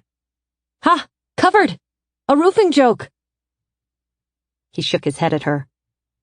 She waved at him, scrambled back up, and went on with her work. It began to rain on her, a light rain that came and went, but she kept going, tacking the carpet down all the way around. It covered little more than the kitchen, but he said that's the only room he'd be using upstairs anyway. There was still an open space between walls and roof, but it had let some light in, even if it did let some ash drift inside, too. The sky grew darker as she finished up. She couldn't tell if the clouds up there were tall, dangerous thunderheads or not. They were just vague, darker patches in the ashen sky. When would the sky clear of the ash and soot? It seemed it never would. Climbing down from the roof, she felt almost cheerful, pleased at getting the project completed. She went inside to check on Benjamin, aiming for the stairway down. His voice from nearby stopped her. He was lying on the floor in the kitchen, looking up at the new roof. "Any problems?" he asked. "You look like crap," she said. "Thanks." "I meant you look like you feel like crap. It wasn't a fashion critique or anything." He closed his eyes. "It looks good. The roof." "You aren't looking at it," she pointed out. "You're an irritating person, you know that?" "Yes. You're welcome." He opened his eyes. "Sorry. You did a great job up there. Thank you." "I know you're in a lousy mood because you're in pain." "It's not pain. I'm just a little stiff." "No wonder, lying on the floor. Why aren't you in bed?" "The floor is hard. It feels better." "Okay." She walked over and squatted down by his side. "Can I get you anything? Water? Blanket? I have a few ibuprofen in my back, and something a little stronger." "I hate taking pills." "Suit yourself," she said, standing up.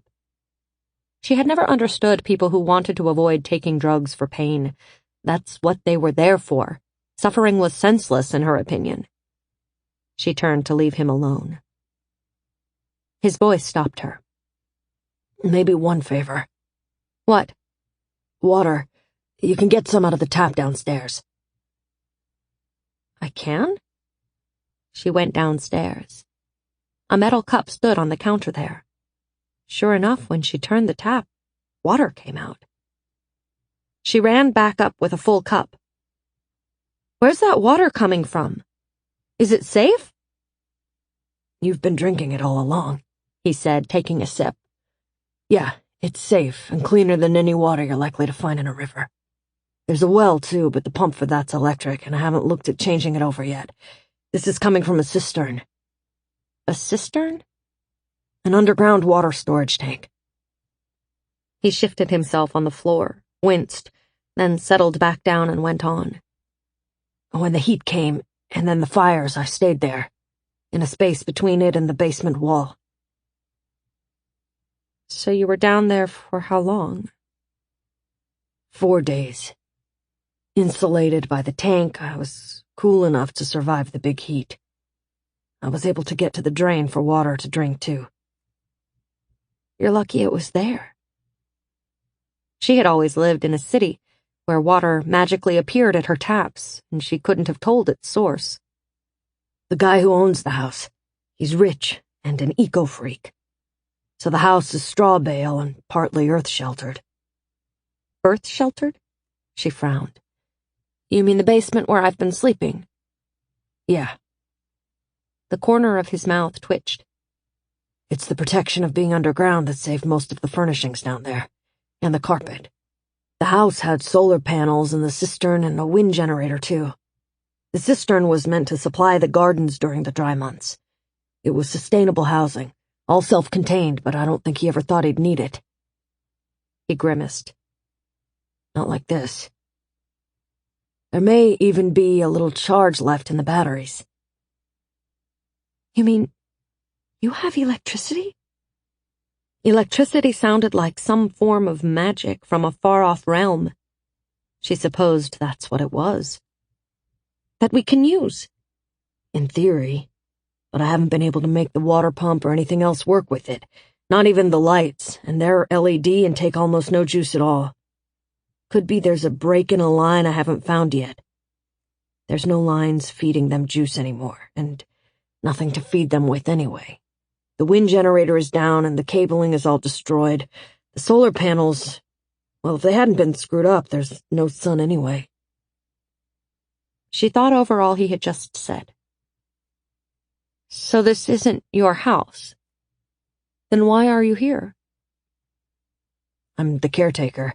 Guy who owns it is a TV producer in Hollywood. He has had 4 or 5 houses all over the place. Aspen, Mendocino Coast, France, and here that I know of.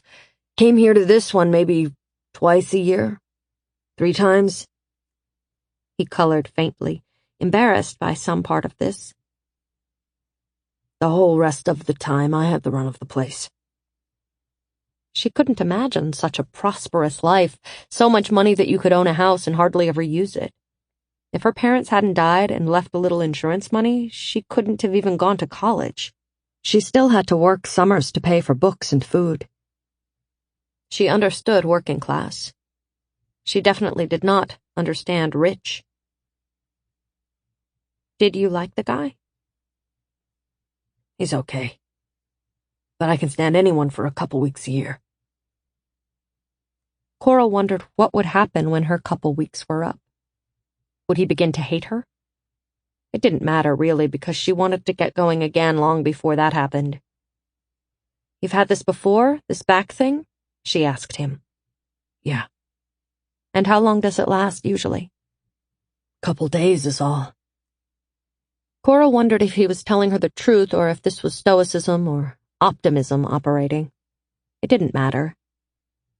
She couldn't leave him alone in this condition, not after he'd helped her when she had been hurt. She'd have to stay here for a little while longer, fish to feed him and make sure he was okay. Finding civilization would have to wait once again. Chapter 10.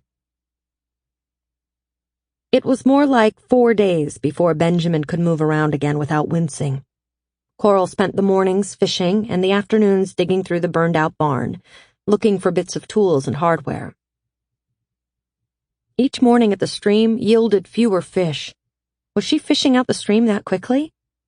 Were they getting wise to her? Or was something else going on? Some weather or biological issue killing more fish? She might go back to Mill Creek and try that river again. Another reason for worry was the weather. Every morning it was cooler. Frost began to appear, and with the ash filtering the sunlight, it took hours to burn off. Inside at night, her bedroom was growing colder too, and climbing out from under the blanket every morning took a real act of will. She had washed out her sleeping bag in the stream, and when it had fully dried, it was taking forever, she'd pile it over her too. Each day warmed slightly, but even at the peak of sunlight, the air was still autumn crisp. And it was early July. They had both lost track of the date, but they agreed on that. With little else to do at the house but check on a grumpy Benjamin, one evening Coral kept the lantern on and went through her pack and reorganized. When she saw the pamphlet on survival skills, she pulled it out and read it through, paying close attention to the hunting section. If the fish stopped biting, she needed a second way to get food. She thought she might be able to manage to build bird snares, but there wasn't anything like grass or young willow to make a snare out of anymore, and no birds to catch even if she had a snare. She also thought she could make a fishing spear from the directions, but since she had her rod and reel, that would be redundant. Pit traps looked like hard work, but within her range of abilities, should game ever become plentiful again. Making a bow and arrows looked far more difficult. Not that there was a lot of ashwood left to choose from, and not that she'd know an ash from a willow without leaves to tell her, but there might be some sort of wood that had survived underwater in the stream that would work. But were there any animals left to hunt? She hadn't seen a track or scat or heard a noise that hinted at animal life surviving the event. Still, it was a good idea to make a bow. Maybe the animals she'd need to hunt were humans, like the guy in town. Not to eat. She wasn't ready to dwell on that possibility, but to defend herself against. One afternoon, trying to distract Benjamin from his pain, she brought up the disaster again and asked what he thought had happened. It was a single event for sure, Benjamin said. "Odds are a volcano wouldn't just erupt once without warning. They would have known it was coming, or at least might come. Then there'd be waves of eruptions, maybe changes in the ash levels from day to day. But what we had was one thing. One event. Everything else followed. It must be an impact." "But if it's an asteroid or comet or something, wouldn't they have known that was coming too?" she asked. "Wouldn't there have been some news?" "Even if they did know, why would they warn anyone? Was there anything that could have been done about it if you'd known?" "People would want to know," she said. "I wanted to know." Maybe she would have gotten back to Ohio if she had a warning. Or had a wild weekend of sex with a stranger, or tried LSD or heroin to see what they were like. Something. She would have done something differently if she had been warned the world were about to end. Let's say someone in the government knew, only a day before. They'd have no reason to announce it and every reason to keep it secret from the public. People would have gone nuts. Riots, hoarding, clogging highways and airports, looting and crimes worse than that. If you'll never serve jail time, why not kill your boss or ex-wife, or rape or burn? Not everyone, but some people would have. No one could have run from the thing, so what'd be the point of telling them it was coming? Scientists would have known, though. Probably even amateur astronomers. With the internet, wouldn't everyone have soon known? He shrugged. Maybe no one saw it coming, or maybe only a handful did and quietly left their jobs and took their own families to a safe place. What safe place? You made it in a cave. Maybe a cave or a subway tunnel or sub-basement to a skyscraper. I guess. Or maybe it was something else entirely. Not an impact at all. He shrugged. You don't seem to care. I don't. The what or how doesn't matter. We have to live with the result. Why don't the cars work? She asked. I don't know. Benjamin seemed to take this uncertainty with equanimity, too. She did not. Coral wanted to know. She needed to know what had happened. One day she promised herself she'd find out. By the fourth day after the roof was up, Benjamin was able to get up and down stairs, bend over and walk without pain. She waited until their evening meal to bring up the subject. "I'm wondering if it's about time for me to take off," she said. He said nothing for a time, just kept on chewing. Finally, he said, "You have somewhere else to go?" "I want to get back to civilization. To call relatives and friends. I want real roofs made of something that isn't carpet, and grocery stores that will take my debit card, and I want to know what happened." "What makes you think there's a civilization to get back to?" "We survived the event. Others must have too. Somewhere farther away from where it happened, a lot more people must have. Boise? Maybe I'd have to go as far as California, somewhere things are going to be better." And maybe not. His face was grim. She felt a chill from more than the cold air. She was counting on there being a normal world out there. "You don't think so? Really and truly?" "I don't know what to think." Putting down his plate, he leaned back onto his elbows. "I don't know how to find out either. If we were just dealing with a wildfire, we'd wait until it burned past. And soon there'd be planes overhead or trucks coming up the road. But nothing could fly in this dust. And neither of us has seen even one working car. Right?" "But there have to be people. Somewhere. They have to be out there." He shrugged and went back to eating. She looked up at the dim gray sky. "How far do you think it goes?" "The ash? I think it might go all the way around the planet." "Really?" "Yeah, really. This long after whatever it was that happened, wouldn't air currents have spread the stuff all over? They did after Krakatoa, I think. I suspect that at least the whole northern hemisphere looks just like that. Maybe Australia is clear, but you sure ain't gonna be walking there." Even Boise sounded an impossible distance away. If he was right, she'd have to go where? South America?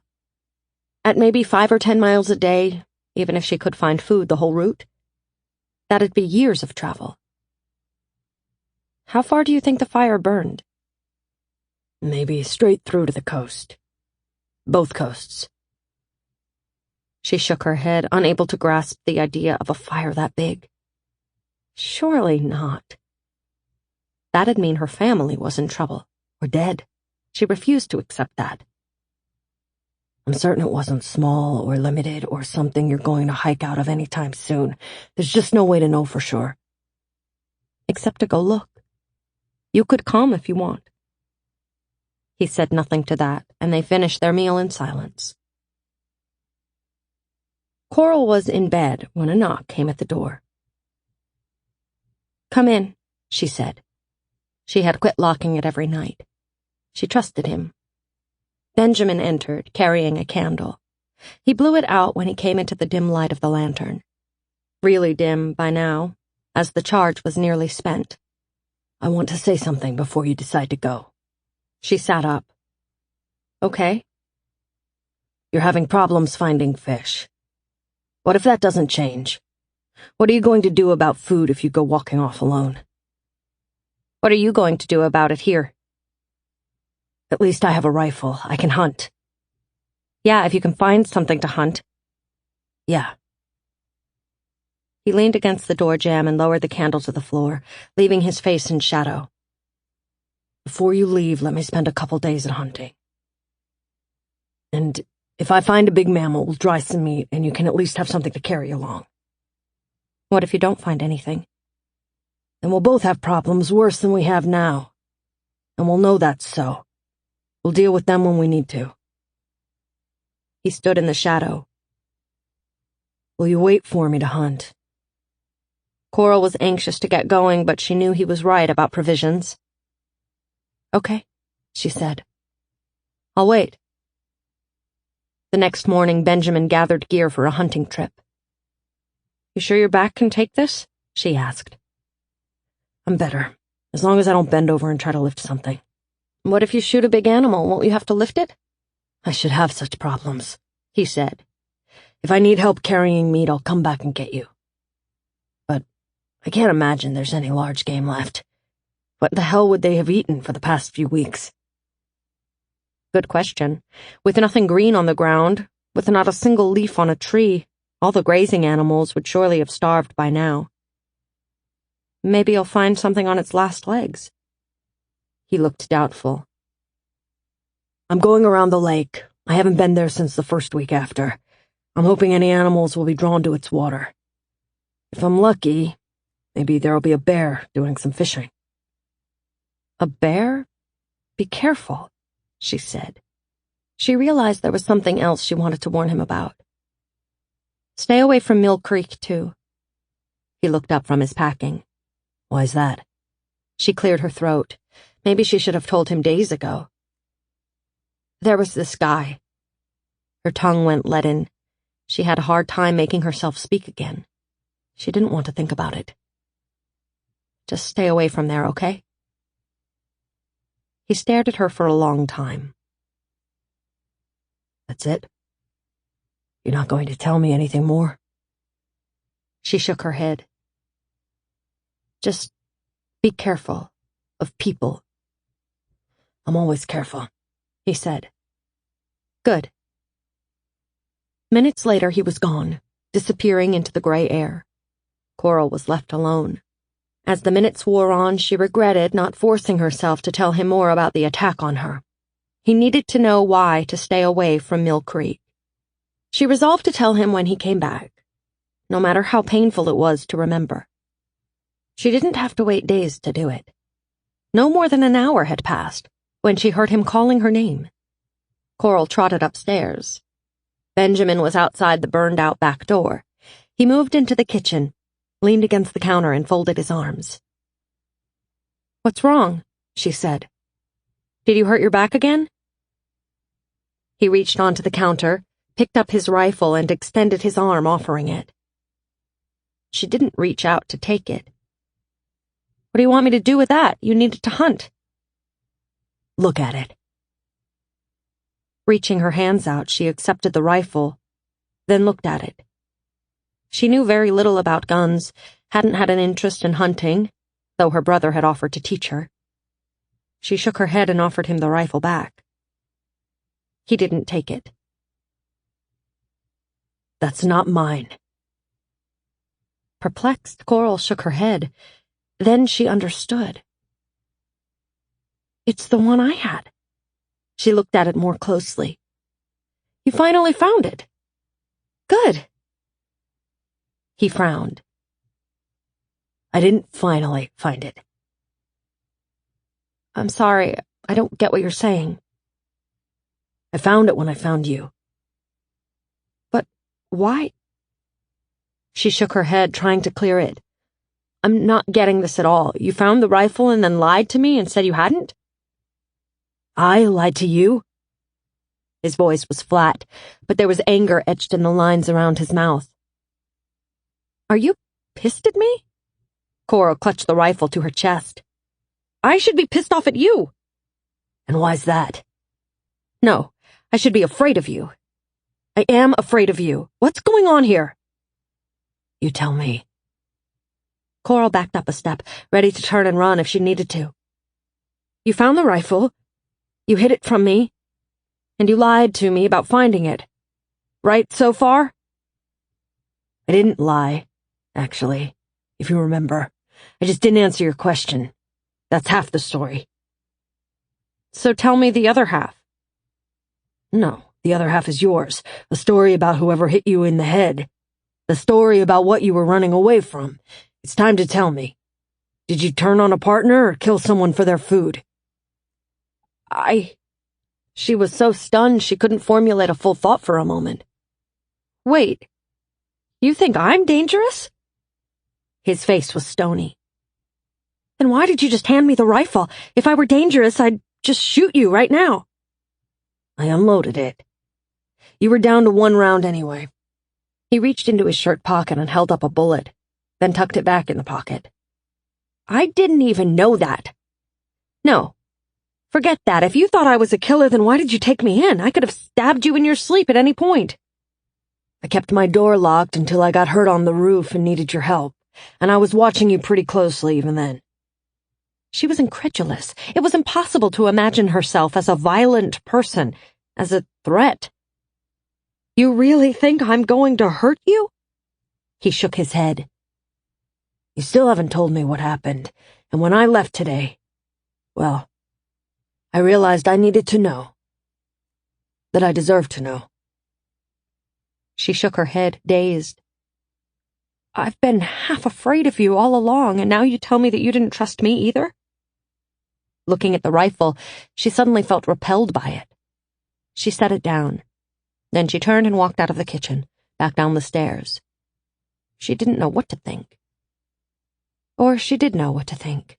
Maybe it was wrong not to tell all that happened in Mill Creek. But he had been wrong to keep his finding the rifle a secret from her. That seemed downright weird to her. She didn't understand it, and she was frightened by it. She didn't understand Benjamin, and she had the sense she might not have understood him before the event either. What kind of man was he? She turned on the lantern again. In its dim silver glow, she could see the few of her belongings not packed away. It would be best to shove them into her pack and leave, food or no food, clear destination or not. Benjamin was freaking her out. Benjamin's voice came from the doorway, simultaneously with the door latch clicking open. I want to know. Know what? What happened? Who gave you that crack on the head? What you're afraid of telling. I think I should just go. You owe me the story first. That made her look at his face. Nothing in his posture was friendly, and his expression was not one that inspired the sharing of confidences. Her first urge was to refuse, but maybe she did owe him.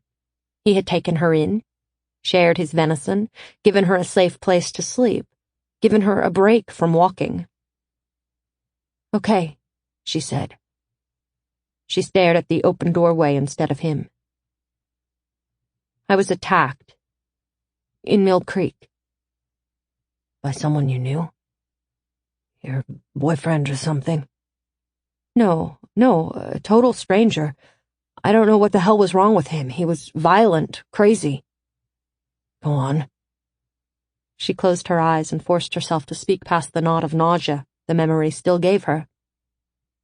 He was going to rape me, I think. Maybe kill me, maybe eat me, I don't know. He came out of nowhere. I managed to fight him off. That's it. It's not much of a story, but it's the only one I've got. She had to sit down on the bed. How'd you get away? I fought back. I had some luck, got the rifle away from him, knocked him out, ran. She tried to keep the images from crystallizing in her mind. They came anyway, in short bursts. A flash of his sour smell, a whiff of his awful breath, the memory of the feel of the ash under her hands as she scrambled on the ground, the muffled thump when she kicked him. The memory made her feel sick and shaky. You didn't start it then? Attack him? She shook her head. What have I done to make you think such a thing of me? I don't even understand such behavior. I've never been around violent people, not ever. Why the hell did he attack me? Tears built behind her eyes, and she let her head fall to her chest, not wanting to expose the weakness of the threatening tears. She retied her boots, though they didn't need it. It kept him from seeing what she was feeling. Benjamin said nothing. When she had herself under control, she glanced up at him, dry-eyed. Why are people like that? Some people are just assholes. Evil. There was no sympathy on his face. That's a hell of a philosophy. It's a hell of a truth, he said. You're lucky you lived so long without having to know it until now. Like he knew what her life had been like. She thought about spitting out some of the painful details to him, but she repressed the urge. Let him think she lived in some sort of suburban bliss all her life, SUV heaven if he wanted. What did she care what he thought of her? She said, "There's always a reason people do what they do." No, there isn't. Of course there is. Child molesters only molest because they themselves were victimized, and that is such a bunch of pop psychology bullshit. They have a choice. They make an evil one. Why couldn't she make him understand? There has to be an explanation. No, there doesn't. A lot of stuff, it just is. If violence in people just is, then I'm not safe. Not anywhere. Not out there. Not with you either. His jaw worked, but he said nothing for long minutes. You're safe with me. You should know that by now. She didn't feel safe. She felt cornered and angry and inexplicably ashamed. You satisfied with my story? She asked him. Think I'm telling the truth, or am I just another evil stranger? I think you're telling the truth, but I wish you would have from the first. So I'm supposed to trust you even though you don't trust me? Do you trust me? No. Not now, she didn't. 3 hours ago, yes, she had. That doesn't make any sense. If I were a bad guy, why would I have taken you back here? You were unconscious for hours. I could have robbed you and left you where you were. Tied you to the bed right here and had my way with you. I didn't do any of that. You also didn't tell me about the rifle. Where was it? I had it stashed in the ruins of a neighbor's house. Maybe you're right about me. I might have killed him. She wasn't sure how to feel about that. With so few people left, it seemed everyone should be precious. Even the crazy and dangerous ones. You don't know if you killed him? I hope I didn't. She shook her head. And sometimes I hope I did, too. It's an awful goddamn way to feel, but sometimes I can't help it. He might be dead by now without your killing him. He might have starved, or run into someone meaner than himself. You say that, and for a second I think, good. I hate that feeling. I'm not that kind of person. Benjamin sighed. It's hard to know what kind of person you are when the rules change on you. Any of us could do almost anything under the right circumstances, and the rules have changed, Coral. Changed completely, make no mistake. She pulled her pack over and began to pack her things. He watched her without comment. Only when the pack was filled again and zipped tightly did she speak again. That's why I need to get away from here. I have to get back to a city. I want to get where people haven't changed. I want normal, polite people who are decent to each other. Haven't I been decent? I thought so. Until today. Are you asking me to trust you again? He shook his head. I don't think you can ask for trust. I think you can only earn it. Wait for it. They stared at each other for a long time. Finally, he cleared his throat. I'm going hunting. I'll be gone at least overnight. She nodded. Will you be here when I get back? Do you want me to be? He reached up and rubbed his neck. He took a deep breath and let it out on a sigh. Yes. Without another word, he went back upstairs. Chapter 11.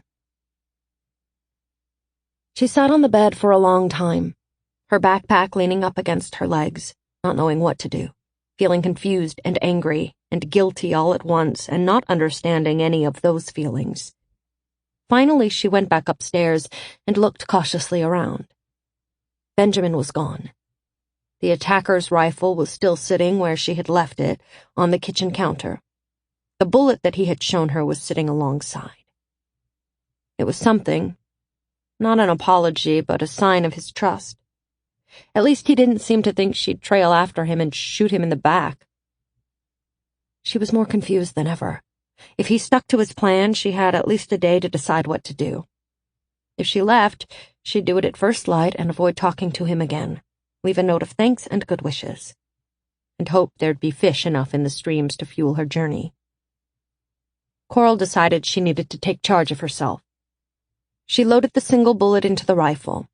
It took her 15 minutes to feel confident she'd done it right, though she was less confident she could hit an elephant at 20 paces, and she hiked out to fish. She spent the rest of the day trying to catch fish, but caught only a pair of tiny trout by late afternoon. Discouraged, she walked back to the house and made herself a spare meal, leaving the last strip of the venison alone. That was his. The next morning she woke to find a thin layer of dirty gray snow on the ground. It couldn't be later than July 15th. She didn't think they were at much over 4,000 feet of elevation, and yet it was snowing. For the first time, she worried about how she'd keep warm this winter. What if she decided to stay? Burning through the charcoaled wood, like that she and Benjamin had been using for cooking fires? Keeping a fire going all night, they'd be lucky to find 3 weeks' worth of fuel within a half-day's walk of the house. The basement and beds and blankets would keep her warmer than striking out alone and sleeping on the bare ground. Was it possible to heat any part of the house? How? Burn a bunch of wood in a pile on the middle of the hallway floor? That wouldn't work. Maybe Benjamin could build a hearth or something, but she would be afraid of doing it alone and burning down what was left of the house. If only they could scavenge a wood-burning stove. Iron should have survived the wildfire, but why was she thinking about fuel for the house? She wanted to leave, right? How would she stay warm on the trail? That was the right question. How could she get food? All the work required to survive was exhausting her. Even the thought required was draining. She wanted civilization again, central heating and thermostats, running water. Most of all, she wanted plentiful food, set out nicely in grocery store aisles. No, strike that. Most of all, she wanted to hear her brothers' voices, Grandma's too. Then plentiful food. Her wish for plenty of clean water had been answered when she'd ended up here, in the house with the cistern. If she left, she'd lose that again. She worked all morning around the house and barn, sweeping up ash, scavenging metal, and about noon she packed for the day, left a note for Benjamin that she'd be back in a day or two, and hiked out again. She went back toward Mill Creek, but stayed far upstream of the town, trying fishing with the eggs, then all the lures she had. Few fish bit. By the end of the day, she had caught only 3, and they were small. She ate them and bedded down for the night by the stream. In between attempts at fishing the next day, she looked along the banks of the river for live trees. While she didn't find any, some brush that had been partly in the high water was intact. With her knife, she cut several branches, the straightest she could find. Napping by the river at lunch, feeling wiped out from the lack of calories, she admitted that she missed the soft bed at night. A couple weeks in it had spoiled her, and nights on the hard ground left her sore and grouchy. Part of the pain came from how thin she was getting. She had started the trip as an average-sized woman, but now she was skinny as a fashion model. Her hip bones and clavicles and even her vertebrae processes stuck out, and when she lay on the ground, the lack of padding made every one of those protrusions hurt. When she realized that the ash probably cushioned her better than solid earth would, she wondered how skinny people had suffered so, for so many eons. Maybe they never lay on floors or the bare ground. Maybe cave people had made mattresses. She realized anyone living in similar circumstances, who had started out underweight back in June, was probably dead now. Their bodies wasted away to nothing. Too bad she hadn't started out fat. Fat people would probably survive off their stores a few weeks longer than she would. The next morning she put her line in the water, jammed her rod between 2 rocks, and worked on making a bow while waiting for a bite. Using the branches she'd taken from under the stream's surface, she followed along her pamphlet's instructions and worked at making the simplest bow illustrated. Her first attempts were disasters. The wood broke. It didn't bend the right way. Her knife bit too far in when trying to cut a notch. Yet each failure taught her something. Coral reread the directions, some of which made no sense at first. She found the meanings only through trial and error. She had to laugh, or snort in amusement, at the instruction, "Don't expose the new bow to sunlight." As if there were a chance of that. The air was still gray, every minute of every day. Sunlight was nothing but a fading memory, like hot chocolate and potato chips and burgers. Coral, stop that. Eventually, she grasped the instruction to scrape away at the bow ends and not whittle. The next time she had a piece of wood shaped pretty close to the illustration, she tried flexing it like a bow. And the thing snapped. Curing the bow with rendered animal fat, as her instructions said, was impossible. But when Coral finally found a tiny trout nibbling on her bait, she passed up eating its skin, hungry as she was. She made yet another bow and sat in the dim light, rubbing the slender wood with the trout skin until her forearms ached, and the skin was tattered to bits. After another night on the ground, she woke, thinking about the bow from the instant she was conscious. She might have even dreamed about it. The bowstring had her stumped. Her paracord, even stripped down to its thinnest strand, was far too fat. Maybe she'd find something better back at the house. She fished all day, caught only 2, and finished a second bow, even better than the first, with 2 trout skins to rub along it. Later in the afternoon, she walked back to the house. She had no fish to bring with her, and hunger was gnawing at her belly.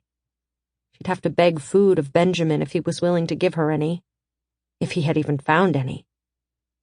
She also had 2 bows that might work for small game if she ever found some. And if she was able to learn to make arrows, find enough straight wood for them, find a bowstring, and learn to shoot accurately. That was a lot of ifs. She could shoot fish, too, if she found water clear and shallow enough to let her see them. Maybe Benjamin knew archery and could give her pointers. She still wasn't sure what to do. Stay or go?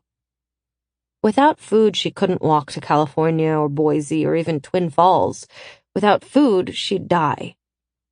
If she were to starve, she didn't want to die alone.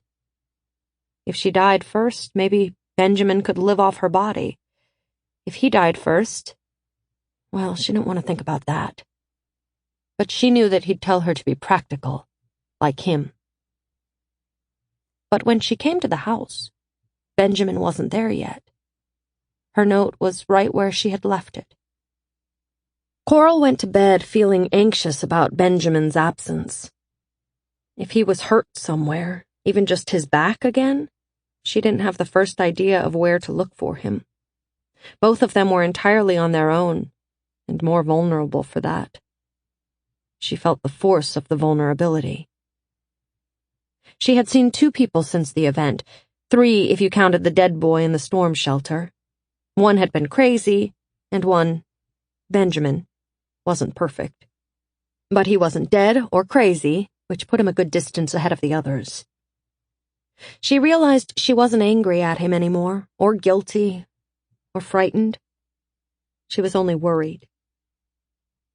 He was a hard man to figure out, a brittle man sometimes, a pessimist where she was by nature an optimist, and yet he had helped her when he didn't need to. In her old life, in the real world, she'd never have become friends with someone like this. In the old world, she tended to like Green and the most liberal Democrat candidates. Benjamin was surely a Republican. That almost made her laugh, how stupid and useless such ideas were now, how all the energy put into such arguments had been entirely a waste, a silly game people had played. But Benjamin was solid, and he had skills, survival skills. She couldn't have figured out how to build a ladder or roof a house on her own. She might be able to dress game safely, for she had excelled at dissection and biology, but she didn't know how to hunt. There'd be worse partners in survival than Benjamin. In this new world, under the dirty gray skies, Benjamin was also the only friend she had. The next morning she woke to another snowfall. It came down steadily as she hiked back to Mill Creek, rifle in hand, hoping for better fishing but fearing strangers. The waters were flowing slowly now and the level of the stream was falling, as snow accumulated rather than melted to feed the rivers. There wasn't a nibble on her line all day. She didn't want to go back to the house and the last of the venison. It wasn't hers to eat. Growing more desperate, she knew from her little survival guide that there was another food option: insects.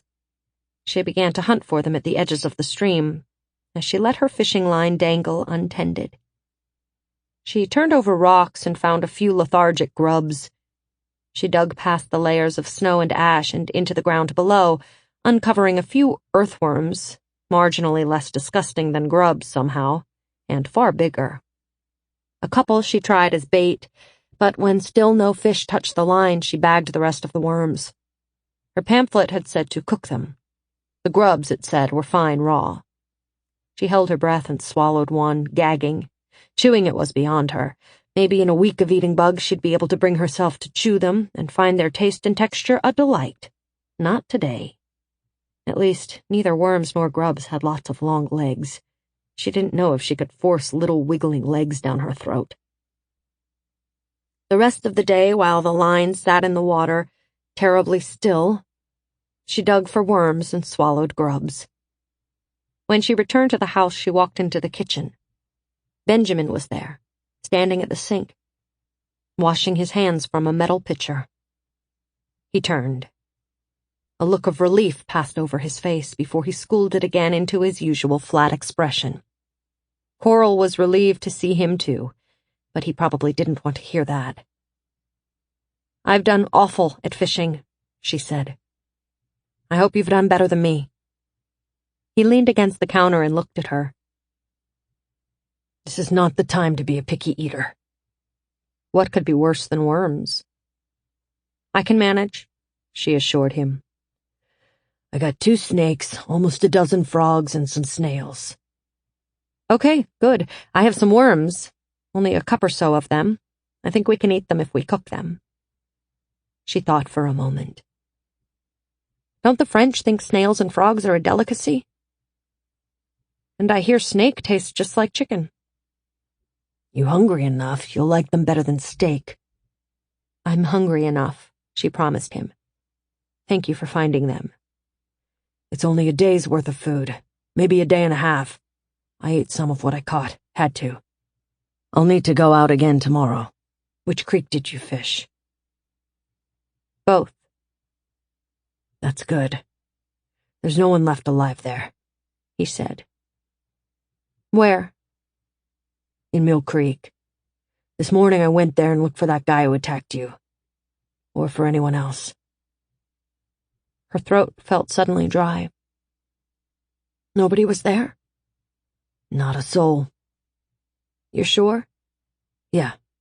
Not even a sign anyone had been there recently. No footprints." "Did you see any animal tracks?" "Nothing, beyond those of what I caught. Nothing large. No human tracks either." They ate the snakes and worms for supper.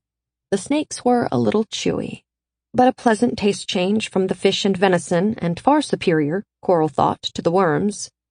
Still, a snake per person per meal, even if they could find that many every day, wasn't nearly enough to fill their empty bellies. The next morning, she asked him to show her how to shoot her rifle. He showed her how to clean it first, then how to load and unload, and he showed her on his, too. Then he took her one bullet, held it up, and said, "We have to find you more ammo." He made her dry fire the rifle. She aimed and pointed and pulled the trigger hundreds of times, not knowing if it'd help when push came to shove, when her life was at stake. But at least after that day, the weapon was more familiar to her. After a dinner of frogs and snails, Benjamin said he was going to leave again the next morning to hunt, try the next valley over. As soon as he was gone, with her day pack on his back, she packed for an overnight again, reloaded the one bullet, and hiked back to Mill Creek, making her way downstream toward the town. She still kept only ahead of her own food needs, catching a few tiny fish that she ate raw. She sucked the bones until they were clean, but this time she kept all the bones to take back and make stock of. It'd be something. Almost no calories, but warm and fishy tasting, and it might convince them they were eating real food. The hunger was ravenous and painful, and it nagged at her mind every waking moment now. If she woke up in the middle of the night, it kept her from falling back asleep for hours. She hadn't discussed it with Benjamin, though. Surely he felt the same, and talking about it wasn't going to make them feel any better. While she watched the propped-up rod, sending out positive and welcoming thoughts to any fish swimming by, she worked on making arrows for her bow. Again, the trial-and-error method led her to make better arrows each time. She felt less impatient than she had about the bow. It's not as if she had any appointments to keep. May as well try and enjoy the process of learning something new. At least it kept her partly distracted from the gnawing hunger. Experiments on flaking rocks into arrowheads failed completely. She knew nothing about flint knapping, and the instructions in her hunting pamphlet were too brief to be useful. It also said that sharpening an arrow and heating the wooden point to cure it would make a reliable weapon for small game. For now, she stuck to wood points sharpened on rocks, telling herself that if she needed to, she could try again to make arrowheads. Without game to hunt, this was all an academic exercise anyway. As she fished and worked on her arrows, snow continued to fall all day, and the warm spell that had melted the first snowfalls every day did not recur. Coral worried less about how cold she felt at night, even sleeping in all the clothes she owned, and more about losing her way back to the house as the snow, for the first time, covered her tracks. The snow accumulated not in beautiful white mounds, but in a lumpy gray blanket. Once the snow stopped, it turned darker as more ash settled on it. Maybe that meant the air was slowly clearing, but the world below was getting more and more gray. At points, there were drifts of fallen ash 3 feet deep. How much more could there be up there to fall? Benjamin had found her a string to try as a bowstring, and she strung her lesser bow and tried to learn to fire an arrow. She was so bad at first, she was glad no one was around to witness the comedy. Laughing at herself was one thing, and she did laugh at herself, but she was grateful she didn't have an audience. Finally, after a long while of working at it, trying little adjustments, failing, adjusting again, she was able to fire an arrow in the direction she was aiming. As she got better, she narrowed her targets to specific clumps of burned bushes. By the end of the day, she was hitting within a few inches of where she aimed, if, that is, she was using her very best arrows. She gathered up every arrow she shot, but some had broken when they hit the ground. She changed her fishing spot every few hours, stopping as soon as she caught sight of the bridge to town, then heading back upstream. Benjamin might have said the town was clear, but it was still a place of fear for her. Finally, she found a spot where fish began to bite, and she fished until they quit, eating the 5 tiny trout she'd managed to find, but still not feeling nearly full enough, and having nothing to take back with her. The next day, she set about learning the ways of the better bow.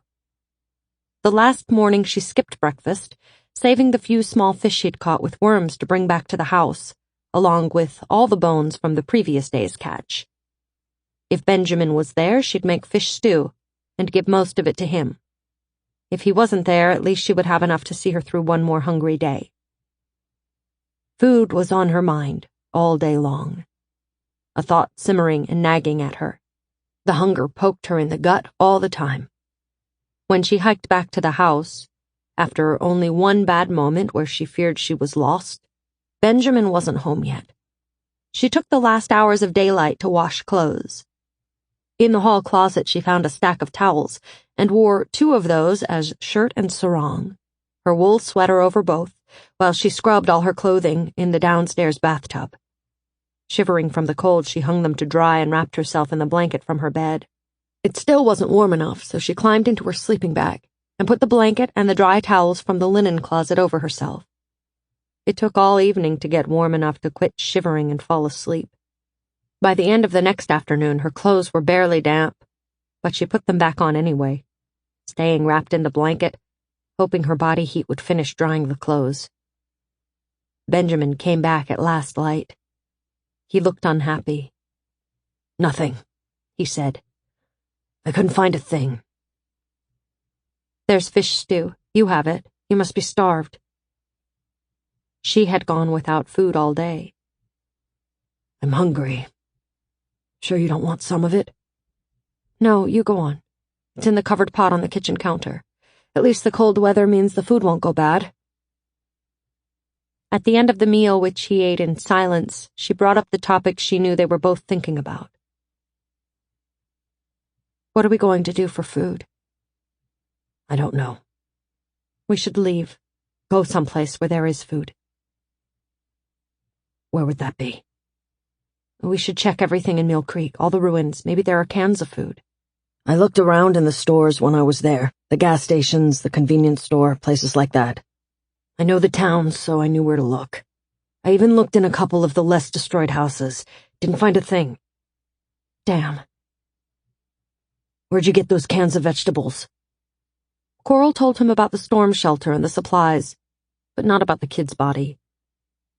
"I took all the food there was, I'm afraid.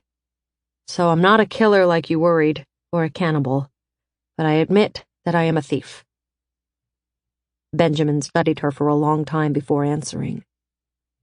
Finally, he said, "I was never saying that you did anything wrong in Mill Creek. Staying alive is never wrong." She wasn't sure that was a philosophy she agreed with, not even now, but she let that thought pass. She knew he was offering her an olive branch, asking her to forget his suspicions. She accepted it for what it was. Holding his gaze, she nodded. Strain showed around his eyes. "You must be tired," she said. He nodded. "Go on down then. Sleep. There's nothing much to clean up here anyway." He eased himself up and left the kitchen. Coral sat alone, staring out the window until the light was nearly leached from the sky. Then she went to bed too. The next morning, the temperature hovered around freezing, even downstairs. It was still better sleeping down there than on the ground, where gusts of wind would make her miserable. But Coral was worried about the falling temperatures. If this was the height of summer, what would November or January be like? Benjamin was exhausted from his trip, but soon, today, they needed to have a discussion about what to do next. After more lonely days fishing and working on her bows and arrows, she knew she didn't want to be alone.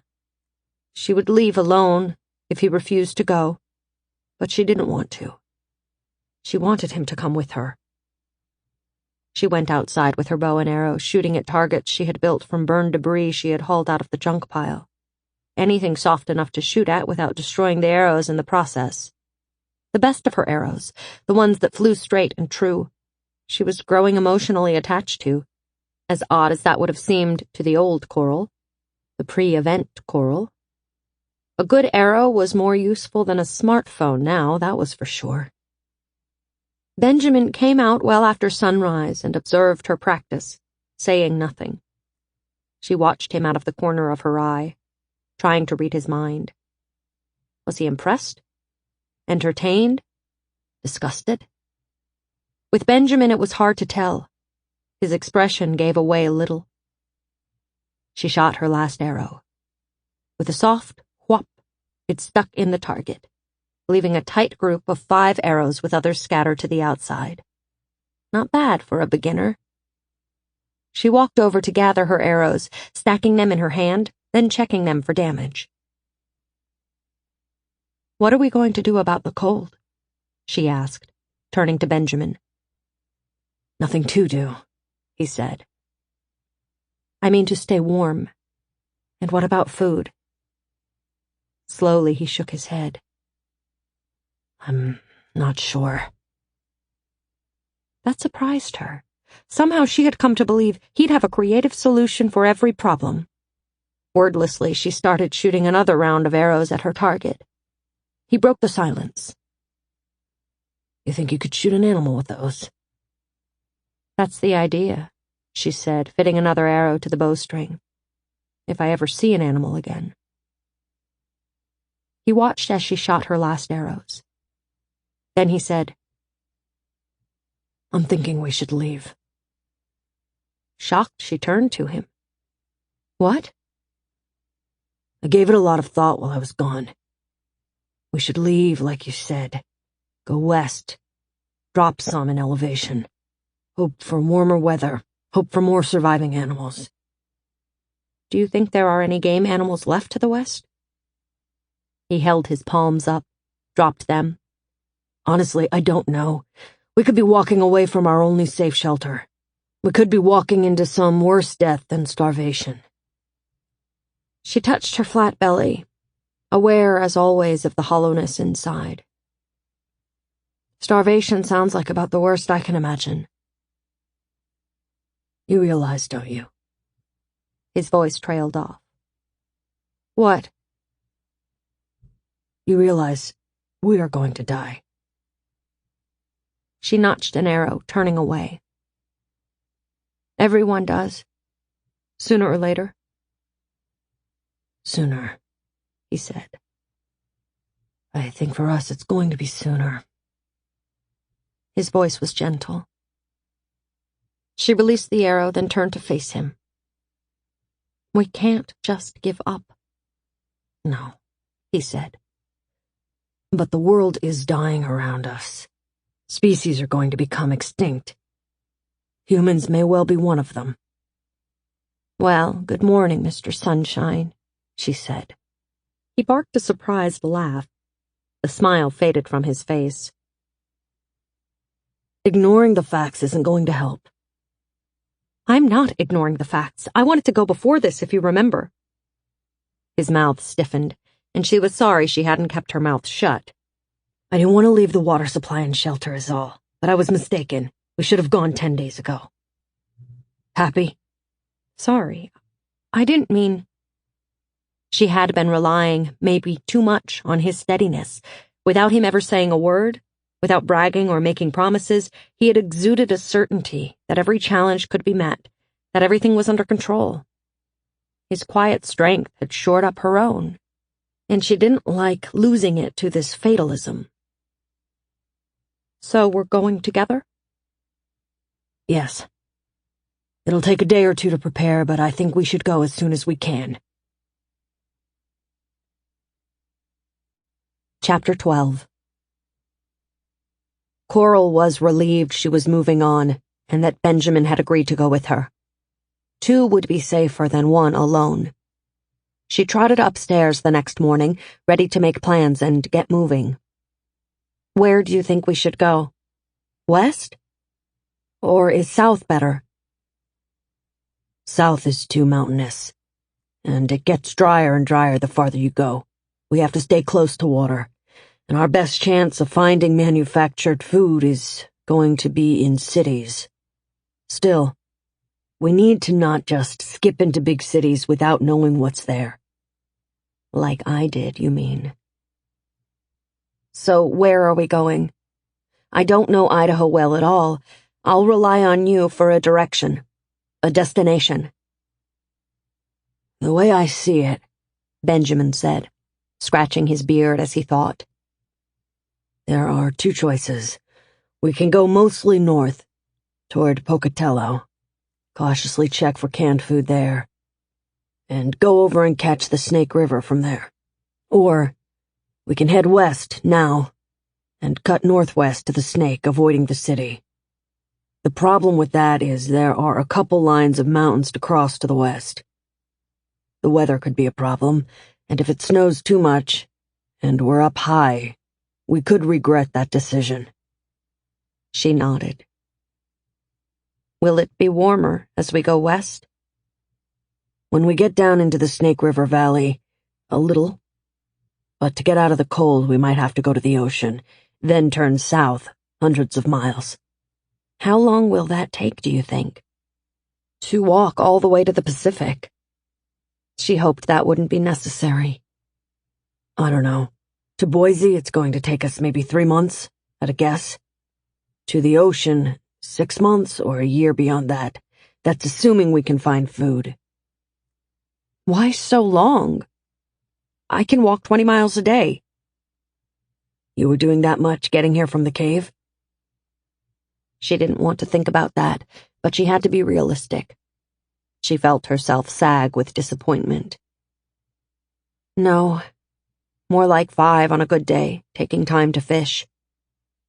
And if there's no food, I don't know if I could do even that much. And we'll have a big load to haul, over rocky mountain ridges sometimes, with snow on the ground to wade through on the flats, and, like you say, we'll have to stop to fish and hunt, probably every day. It could be we don't average more than 2 or 3 miles a day for a while. The optimism she'd felt upon waking was nearly drained away now. If we can even find anything to hunt. If we find plentiful food anywhere close to home, I'm going to turn around and come right back. You'd be wise to come with me.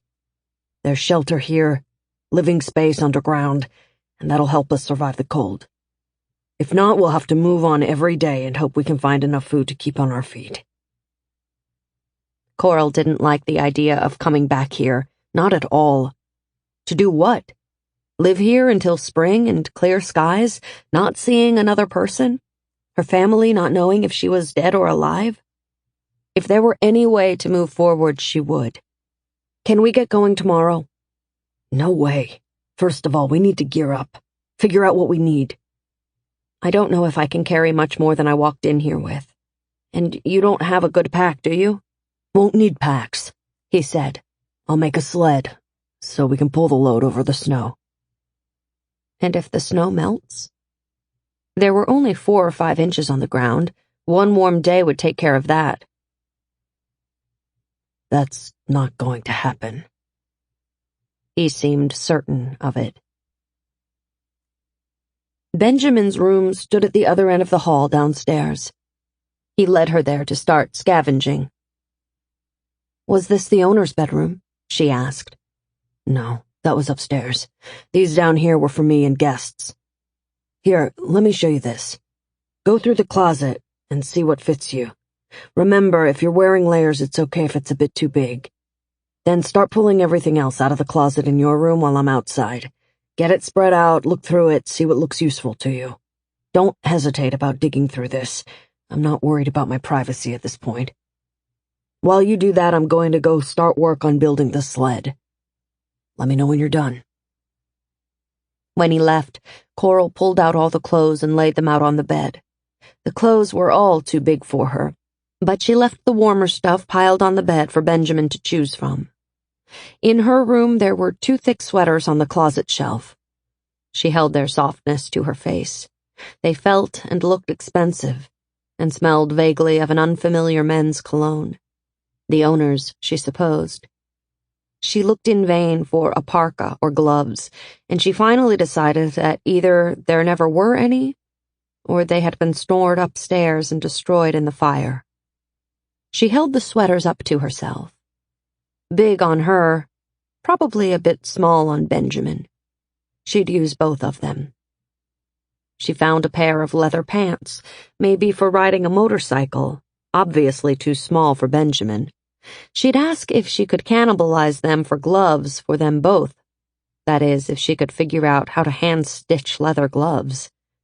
It wasn't only that she knew almost nothing about sewing, though she didn't know anything beyond repairing a hem, but that she didn't see any needles and thread, much less the sturdier needles she'd need to push through 2 layers of leather. Her one thin needle in her film canister survival kit would not do the trick. And lining. Wouldn't that be the thing to do?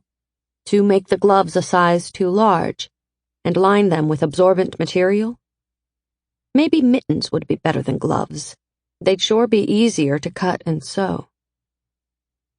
A pair of terry bathrobes would be useful for something, padding or towels, though they had been baked to brittleness by the days of heat. A leather belt hung on a hook in the back of her closet. That'd surely be useful, if only to hold something down on the sled. A box on the closet's floor yielded pens, pencils, paper, stapler, and other office supplies. She'd have wanted these under normal circumstances, but they'd not be worth hauling on her back, or even on a sled. She found an open packet of utility knife blades among them. There were 4 left. She could lash those to the tips of her arrows, if Benjamin didn't have a more important use for them. She shoved the package in her pocket so she wouldn't lose track of it. Benjamin's bed had a quilt on it and a wool blanket. He'd want those. She went through the hall closet, which held towels and a pair of spare pillows. She put the pillows on the floor and studied them. Whatever they were stuffed with had survived the heat without melting. The pillows could provide insulation for clothing or a sleeping bag. Maybe she could make one for Benjamin by doubling the quilt and sewing up the sides. That much sewing, a straight seam, she could handle. Finally, she had several dozen useful items piled next to the stairs, including some small enough jeans and t-shirts for her. The rest of the clothes Benjamin could look at for himself to see which he wanted. She supposed one change of clothes would be all the weight she'd want to carry. She was already wearing her jeans over her sweats. As to everything she'd spread out on the bed, she wasn't sure if it could be used or not. She was out of her league here. She had packed for 5-day camping trips before, but never for months in the wild. She'd wait to talk her ideas over with him. 2 minds applied to any of these problems had to be better than her one mind. She went up to see what Benjamin was up to, and if she could help. In the end, it took 5 days to get ready. Every day, Coral had to stop in the early afternoon and go fishing. Benjamin insisted that they needed all the food they could find right now, and her making that effort was worth their delaying departure. It was important to eat, she knew, even though she only caught 6 fish over the 5 days, and 2 of those were tiny. She found more grubs among the rocks and brought them back too. They made soup every day, all of it tossed into water and heated with scavenged charcoal. But the few calories the food provided did little to replenish her energy. Like an appetizer, the fish grub soup stimulated her appetite more than sated it. A little bit of dried venison, both dried and frozen, now that the temperatures were steadily below freezing, that was left, would have to feed them the first day on the road, Benjamin said, and they'd be burning a lot of calories, being out in the cold temperatures, pulling a loaded sled like dogs. It snowed 3 times during their preparations. The snow accumulated to more than a foot deep. She was helping him build a box for tools the last afternoon, when she said, "The whole time we've been doing this, I've been thinking about the way people lived before. The Indians, or not just them, but everyone if you go back far enough. All this stuff takes forever, Fishing, building stuff, sewing clothes, washing by hand. Yep, He rubbed his beard. Bet they didn't have a lot of time for getting depressed. She wondered if that were so. Not existential angst, nor ennui, nor any of those 20th century diseases. Or old age complaints, he added. Hard to have old age complaints when you don't live to old age. Now there's a cheerful thought, she said. I'd be an old man to those people. Damned old, in fact. And I'd have 6 kids by now. Or be dead of trying. Childbirth can be a dangerous thing without drugs and surgery. She thought about that life for a while in silence. I wonder if they actually tried for children. Some women must have never wanted any kids, but what could they do? People always want kids. I don't. You don't? He sounded as if he'd never heard of such a thing. A lot of women I know don't want kids. Besides, I half-raised my little brother the last few years. I did my bit as a mother already. I bet you don't want kids because of the world you lived in, college and career and all that. In a subsistence life, you'd want them. Coral didn't think so. It seemed to her that subsistence living required fewer children, not more. She certainly wasn't yearning for any now. Finally, they were packed and ready to go. The sled was cobbled together of spare parts, cannibalized furniture, and metal brackets pounded into runners and sharpened with a file. Her shoulders still felt the strain of that work. The runners were screwed to the bottom of a platform. That was surrounded by metal rails, including 2 in back he'd pounded into curved handles. Supplies were piled on top and covered with a blanket. It was all lashed together with electrical cabling he'd ripped out of the downstairs walls. "I'm impressed," Coral said, looking at the loaded sled. She was telling the truth. Engineering had never been one of her talents, and she was always amazed to find people who could figure out at a glance how things worked. The sled wouldn't win any beauty competitions, but it was sturdy and functional. And he'd done it all with hand tools. He was appreciative of her own efforts, particularly the sewing. She had to admit, his new sleeping bag, made of his quilt and pillow stuffing, turned out well. Lined, padded, and cozy, it wouldn't be the match of her own down bag, but it wouldn't be far inferior to it either. The leather mittens she had made them were less beautiful. Her one needle had bent several times by the time the first one was done, and guiding it through the layers of tough material from then on was no easy task. She had muddled through anyway. By the end, the magnetized needle wasn't going to be able to function as an emergency compass, or even much of a needle anymore. But their hands would be protected from the cold, and from frostbite. Without hospitals, frostbite could kill. But she kept the dulled, bent needle. She didn't want to have to do any surgery that involved stitching, but she might have to, and this was all she had. She'd be on the lookout for another needle. Benjamin's plan was to strike north until they caught the line of a highway, move west, parallel but out of sight of it, until it ended, then keep moving west, at least until they crossed the interstate highway. It's not worth making plans beyond that. We don't know yet how food will go, or if we'll find any at all. We could be dead in 2 weeks of starvation. Or maybe we will find food, along with other people, Coral said. We don't know what they'll be like if we do find some, he said. Can't you spare a little optimism? She said. One of us has to be a realist, he answered. Chapter 13. By the time they were ready to set out in the morning, more fresh snow had fallen. It's good for us, said Benjamin, who put on the harness and began to haul the loaded sled. Coral wasn't so sure. Walking in this stuff is hard work. She turned her back to look at the house one last time. A layer of snow pressed down on their carpet roof. She smiled as she remembered the day of nailing down the carpet, up there alone, her fear of heights conquered by necessity.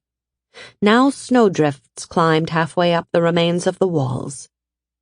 She wondered if the house would become entirely covered by the end of winter, looking only like another rise in the hillside beneath its snowy blanket. In her darkest moments, she wondered if winter would ever end. Maybe this was the start of a new ice age. A twinge of regret surprised her as she turned her back on the house for the last time. It had been her home for a month. She wondered how Benjamin felt.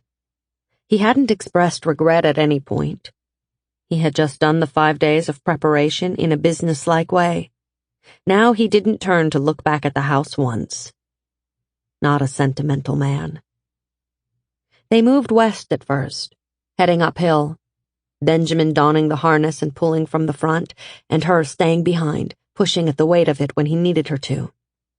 She had to wrestle the runners over obstacles from time to time, and each attempt left her panting far more than she thought she should. When they switched out jobs, Coral found out that breaking a trail in the gray snow was just as labor-intensive. Walking was awkward, as each booted step sunk below the new snow's surface and had to be yanked back out. She apologized for needing to stop so often, but she did need to catch her breath.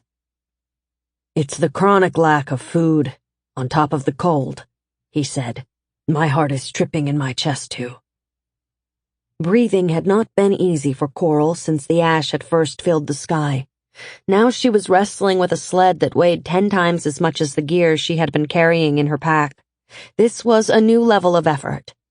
She sucked air through her mask, and twice she nearly blacked out and had to kneel and wait it out until the world swam into focus again. Benjamin never complained, not at pulling or pushing, or her need to rest. She bit back her complaints and tried to match his stoicism. She pulled until she wanted to stop, until her shoulders and back ached from the harness, and the cold, gritty air stung her lungs with each gasp. Then she pulled some more, forcing herself beyond the point at which she swore she couldn't go a step more. If you keep pushing yourself, Coral, you can accomplish far more than you think you can. Benjamin was the one who called a halt and made them switch jobs again. "We'll have easier going on the flats, like along the highways," he said. "What about on real mountains?" "We'll aim for passes, but it won't be easy. Still, it's going to be easier pulling a sled than packing it on our backs." "We will have to unload and pack it all over streams, I guess." "At the rate the temperature's dropping, they'll be frozen over before too long. We'll pull it right over thick ice.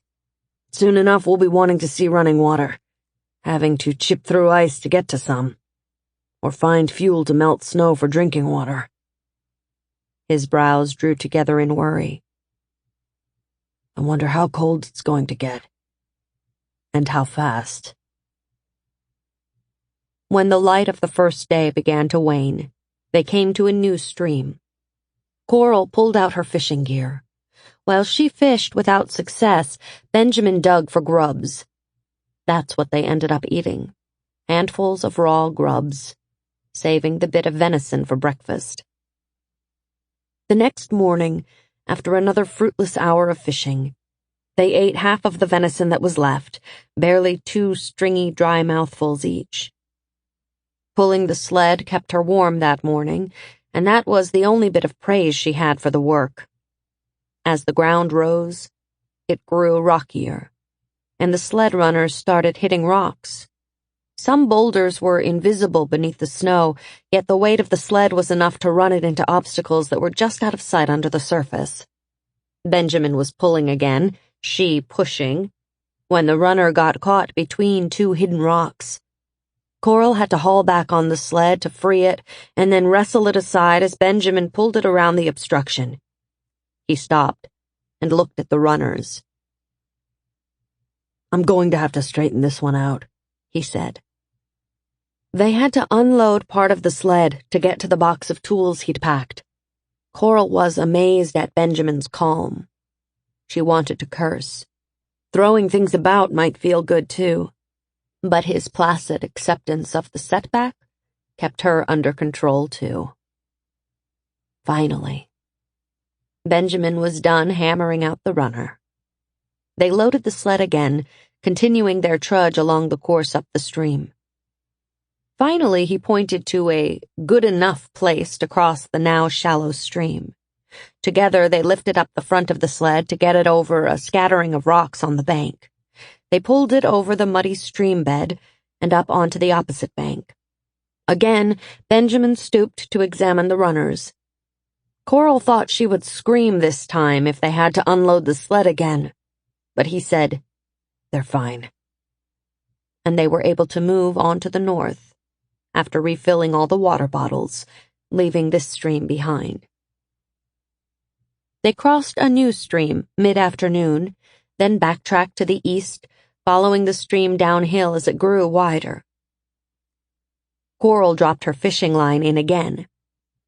This time, she was rewarded with 2 trout. They each ate a raw fish that night, still saving the little bit of venison that remained. Her hunger at the end of the meal sent a chill of worry through Coral. Burning off this many calories, they were going to have to find themselves a more plentiful source of food soon. The cold alone was taxing their metabolisms more than they could afford. Her rope belt needed retying again, tighter than it needed to be just a week ago. She was thinner than she'd ever been, and when it wasn't a matter of fashion, it wasn't in any way good news. Calories were survival. Her own flesh was survival, and she wanted more of it to live off of. They stopped at noon the next day. Finding food was more important than making another mile, he said, and she didn't disagree. Coral fished the stream while Benjamin went off with his rifle and hunted for animal tracks. The first bite of a fish on her line sent relief coursing through her like a drug. They would have food, for another meal at least. This stream was kinder to her than the last one had been. She caught 6 fish, one a decent-sized rainbow. As she gutted the fish, she found her hands shaky with relief, or desperate hunger, and was glad Benjamin wasn't there to see her weakness. Truth was, she was terrified all the time of dying, now that the possibility was so real, so near. "I'm starving to death" wasn't some exaggerated phrase she used before sitting down to a big family meal or a pizza with friends. It was the literal truth. These fish would stave off that fate for another day. When the dim light was failing, Benjamin returned empty-handed. Seeing the fish piled on the snowy bank, he leaned down to squeeze her shoulder. In praise or thanks. Then he sat alongside her and cleaned his rifle before wrapping it back up and stowing it at the top of their gear. Sitting and fishing had been a cold job. Sitting and eating in the encroaching dark was colder still. She finally felt warm enough only when she had been wrapped securely in her sleeping bag for nearly an hour. Benjamin snored softly next to her. They were sleeping every night, tucked under the loaded sled. Snow piled up into a windbreak along 3 sides for protection from the cold. They kept going. Day after day, they made their slow way. One day, without any food, not even grubs or worms, they built a fire with the little bit of wood they'd gathered along the way and made soup of the last leathery piece of venison. Over the course of a week, Coral would say there was maybe 15 minutes when she wasn't hungry, painfully hungry, and acutely aware of it. They found the line of the state road and finally turned toward Pocatello, hungry, exhausted, and speaking little. Benjamin decided to keep the road just within sight. "They'd have to chase us farther this way." She wasn't sure who they were. There were still no signs of living people. As weak as she felt, they would be able to catch her with little effort. But as far as she knew, the two of them were the only people alive in the whole state of Idaho. The road grew broader. Once again, they began to see an occasional car or truck pulled off or stalled in the center of the roadway. "Where are the bodies?" she asked, as they left the sled behind a hillock and walked toward a spot where a pair of SUVs were angled off the road and abandoned. He didn't answer. When they got there, she kicked around the edges of the cars and found no sign of bodies or bones. "Did they see the fire coming and just run in a panic?" she asked. "You mean turn off their cars and run from a wildfire on foot instead of driving away?" She shook her head. "No, I know that doesn't make any sense at all." Walking to the door of the nearer car, she pulled it open. It was unlocked. Nothing useful was inside. Maybe one person would do something so irrational, but this is the 100th car I've seen like this. "It has to be mechanical. The cars all died, like you said yours did."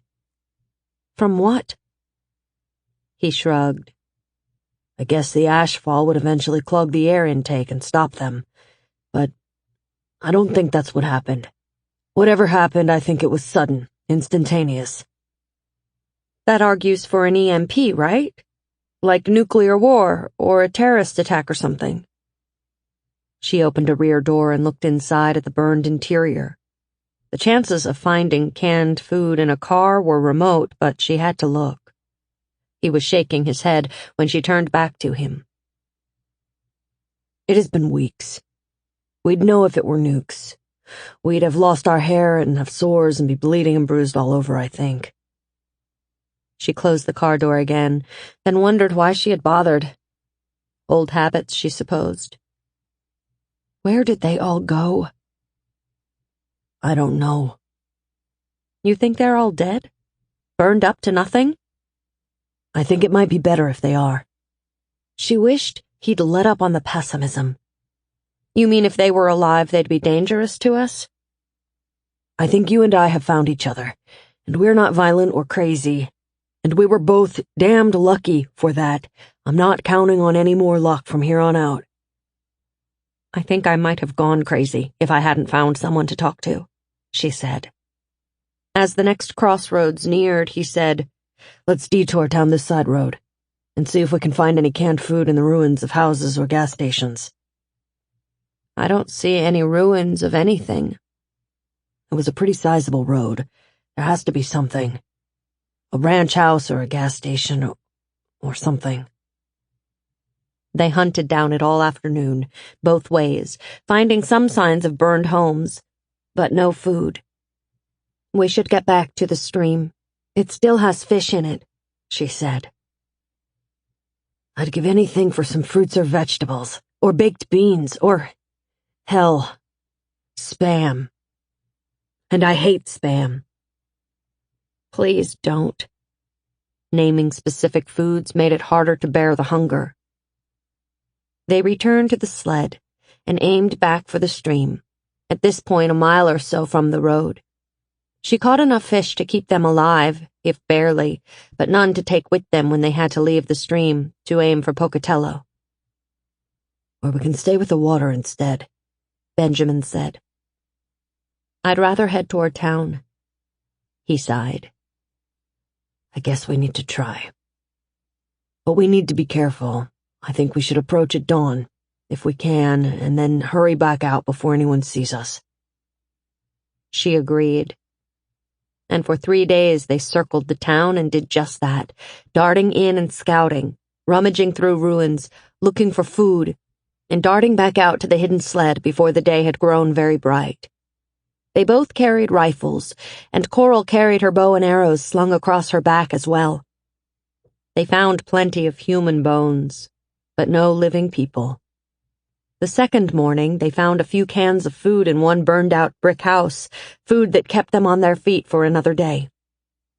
Benjamin shocked her by cracking open a human bone. No marrow. Otherwise, I'd suggest we make a soup of them, he said. But without marrow, there'd be no calories, I imagine. I'm not quite ready for eating human bones, Coral said. But I'm getting close. The fourth morning, both dizzy and weak with hunger, they finally had good luck. Rounding a bend while Benjamin dawdled behind her, digging in the debris of what had been a gas station for useful items, she saw in the distance a large parking lot with over 100 snow-splashed mounds, cars and pickup trucks parked in neat rows. Behind it was the shell of a large building, still standing. As they neared, she could see the building was streaked with black and white, pitted concrete marked with fire and ice. She called for Benjamin. A factory? He wondered aloud. I think, she said, I think maybe it's a Walmart. He barked a laugh. You're right. So, Coral, you wanted civilization. Here it is. It's the very definition of it. She had never thought of Walmart as the height of civilization, but, in fact, that's just what it was. A gathering of goods from all over the world, competently made, stacked in neat rows. People politely queuing up to buy them. Paper money, a symbol of work done elsewhere. Trade, order, rules, and exchange of money for goods. That was civilization. How she missed it. Someone else may be in there, Benjamin said. Let's be careful. A pickup truck with oversized tires at the edge of the parking lot provided the perfect hiding place for reconnoitering. They dug out enough snow to crawl underneath. We'll stay here a couple hours, just in case. Coral almost moaned with frustration. She wanted to get inside. She wanted to eat. But she did what Benjamin asked. They watched the building's entrance all morning. Nothing moved outside, and Coral was willing not to move either. It had been too long without sufficient food, and she was starting to have thoughts of just lying down and letting death come to her. Here under the truck might be as good a place as any to die. But that'd be stupid with the possibility of food so close by. I'm going to go around back, said Benjamin, startling her out of a doze. You stay here. 'Kay, she said, trying to wake up. She pushed her rifle out ahead of her, ready to shoot her one bullet if need be. It struck her that there could be ammunition in the building, too. If there was, she'd have all the bullets she needed. But what she wanted even more was food. Benjamin came back, using exactly the path he had used, backing up the last 20 yards, brushing the snow to disguise his footprints. He crawled in next to her. Let's give it a try. I was thinking maybe there were more bullets for my rifle in there.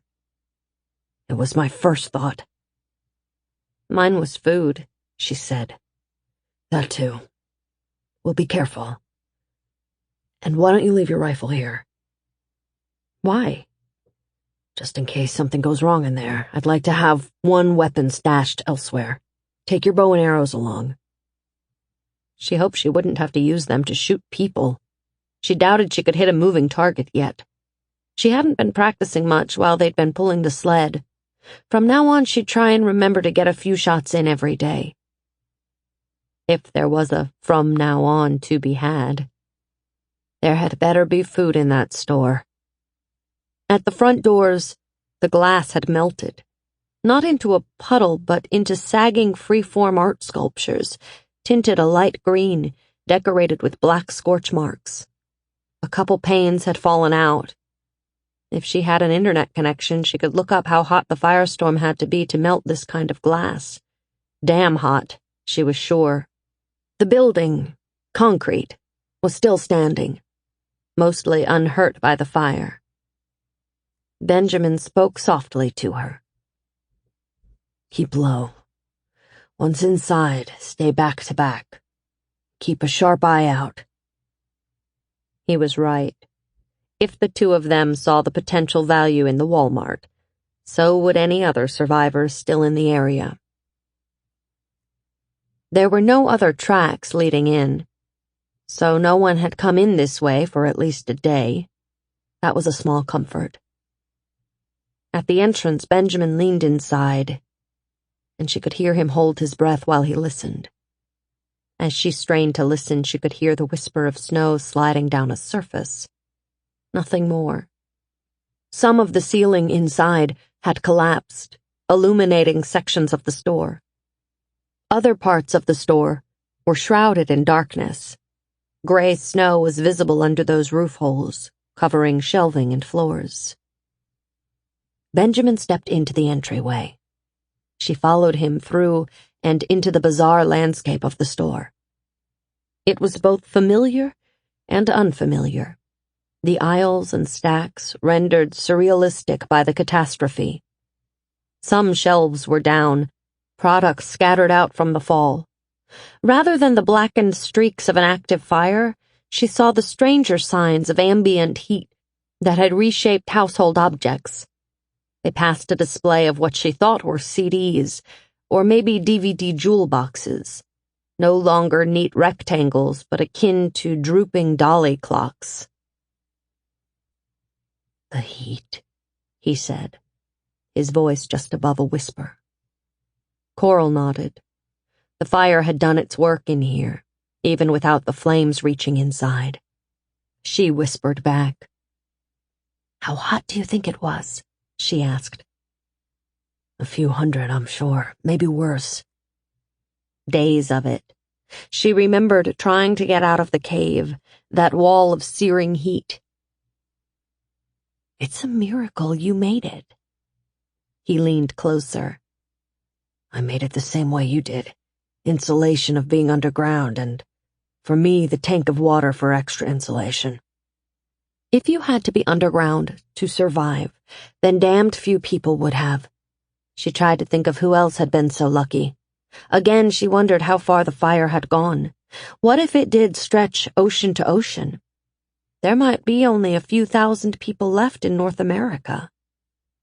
We were awfully lucky. Smart and lucky. Both. She stared around herself. "Well," she finally said, "CDs wouldn't have done us any good anyway." But her hopes of an intact cache of limitless goods evaporated. They'd have to explore every aisle to see if anything at all was left that they could use. Though they took care to keep their voices quiet, they seemed to be alone. At least, no one jumped out shouting at them and waving a gun. She wasn't sure what was worse, the fear of attack by crazed strangers, or the fear there were no more strangers left alive anywhere. The two of them walked into a patch of diffuse light, a missing chunk of roof letting in the dim daylight. A metal beam crossed their path that had knocked down shelving to one side. Snow had fallen through the breach.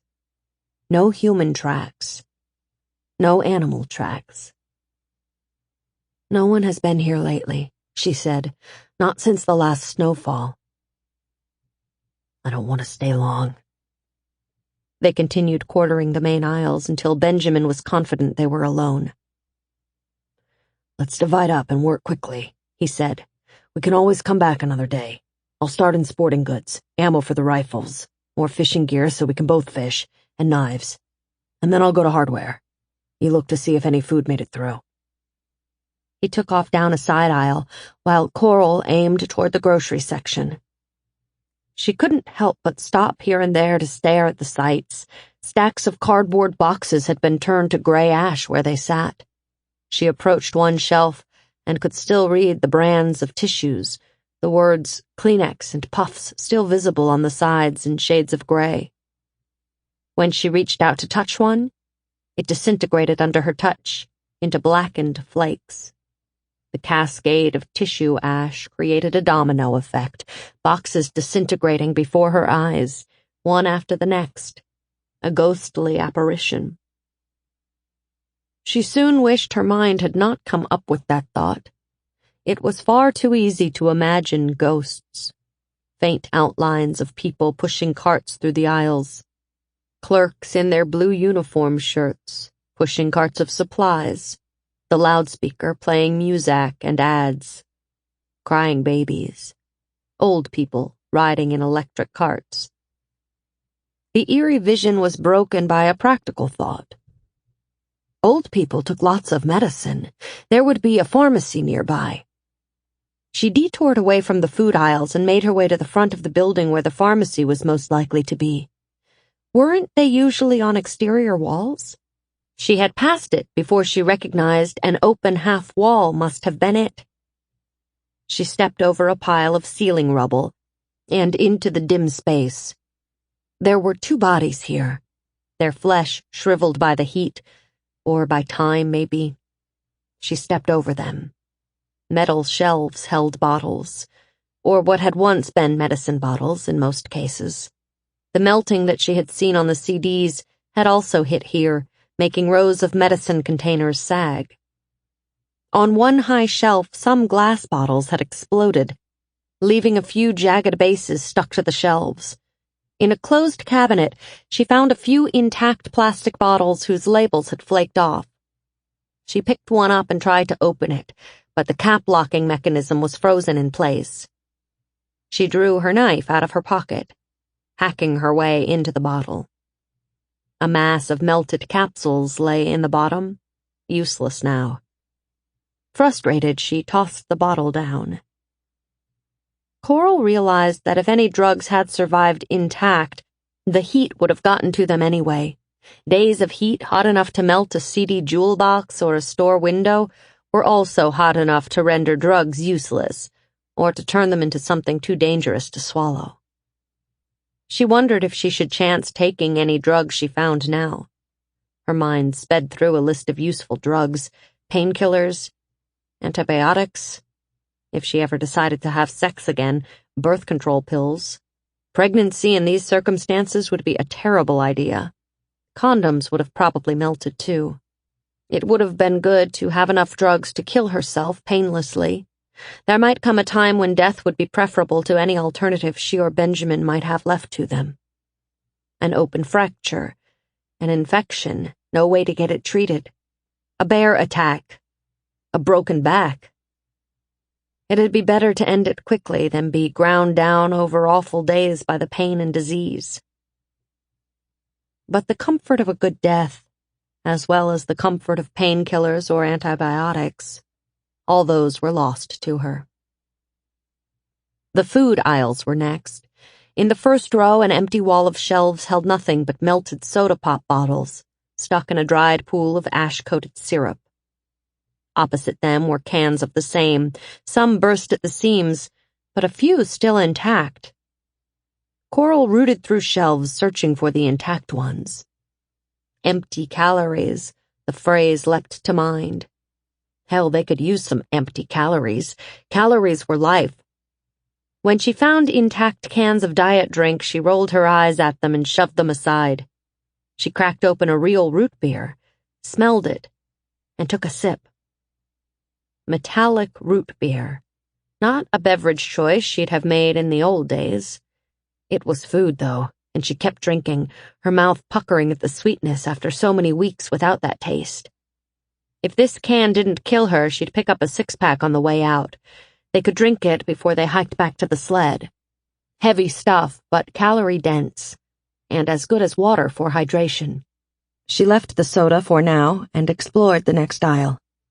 Until today, she hadn't realized how many foods were packaged in plastic. Among the melted puddles of plastic and food, she was unable to identify contents. Down that same aisle, she found a few cans of food. It had been picked over.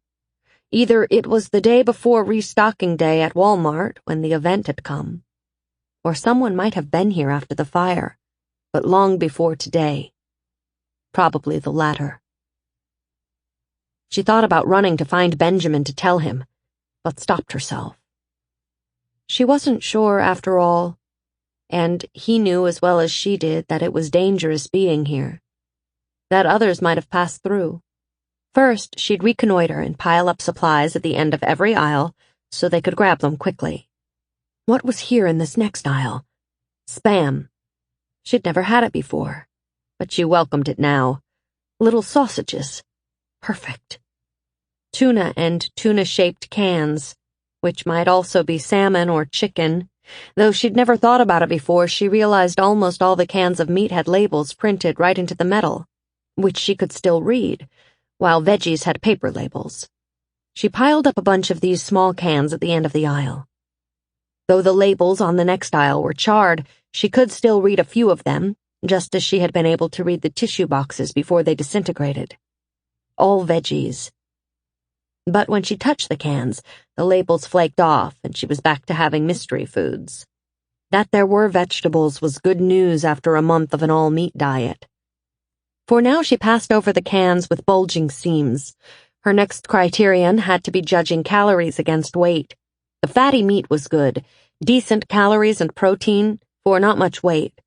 The vegetables and fruit were useful for nutrients, but bad on weight, packed with water. Still, it was sterile water and grit-free. Good to have to drink when they next moved away from a water source. Over half of the fruits had been packaged in plastic. She recognized cans of tomato sauce only by their proximity to browned remains of pasta. She found soup, again noticing that the few cans of stock had information printed right onto the metal, where the soup cans had paper labels.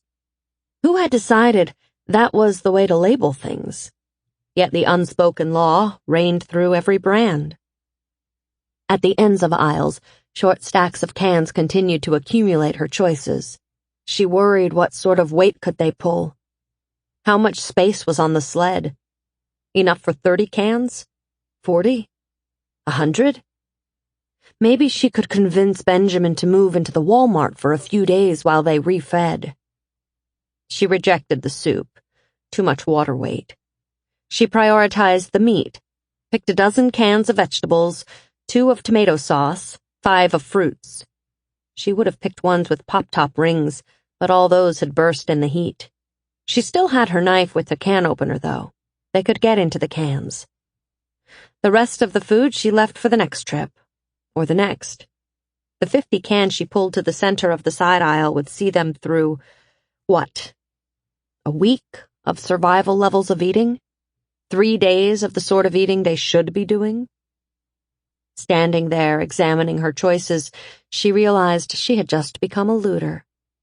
The automatic fear of the wrath of the Walmart Corporation swept through her, and she shook her head, amused at the feeling. She wondered if Benjamin would see the humor in it, too. He didn't have a great sense of humor. Where was he? Leaving her collection of cans at the end of the aisles, she made her way toward the back of the store, where she guessed hardware might be. The front door let in some light, but it faded as she turned a corner. Then she heard the voices. Chapter 14. Male voices. More than one. They were raised in anger. She froze, listened hard. She picked out Benjamin's voice and one other. Her muscle quivered. She wanted to sprint toward the voices, toward Benjamin, to make sure he was okay. It took all her self-control to move stealthily. She slipped out of the main aisle and crouched low, moving down a side aisle toward the noise.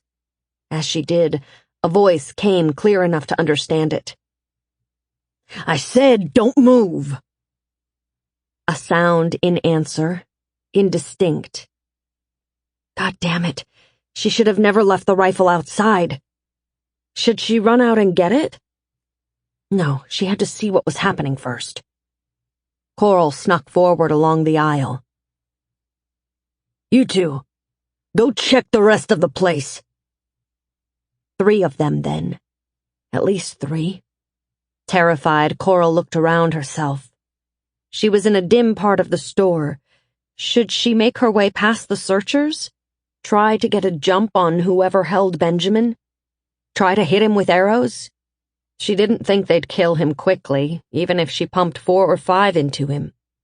The same voice, lower now.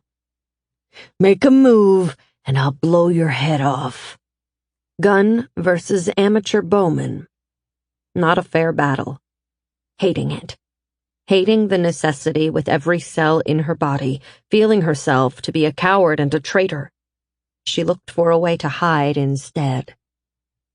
Under her feet was a light dusting of ash. If they had lights, they could see her tracks, follow them right to her. Coral looked over to the shelving beside her. Useless kitchen decorator items, cracked porcelain, more melted plastic. She grabbed onto a high shelf and put her feet on the lowest shelf. She held her breath, hoping her weight would not pull the shelf over onto her. It stayed in place.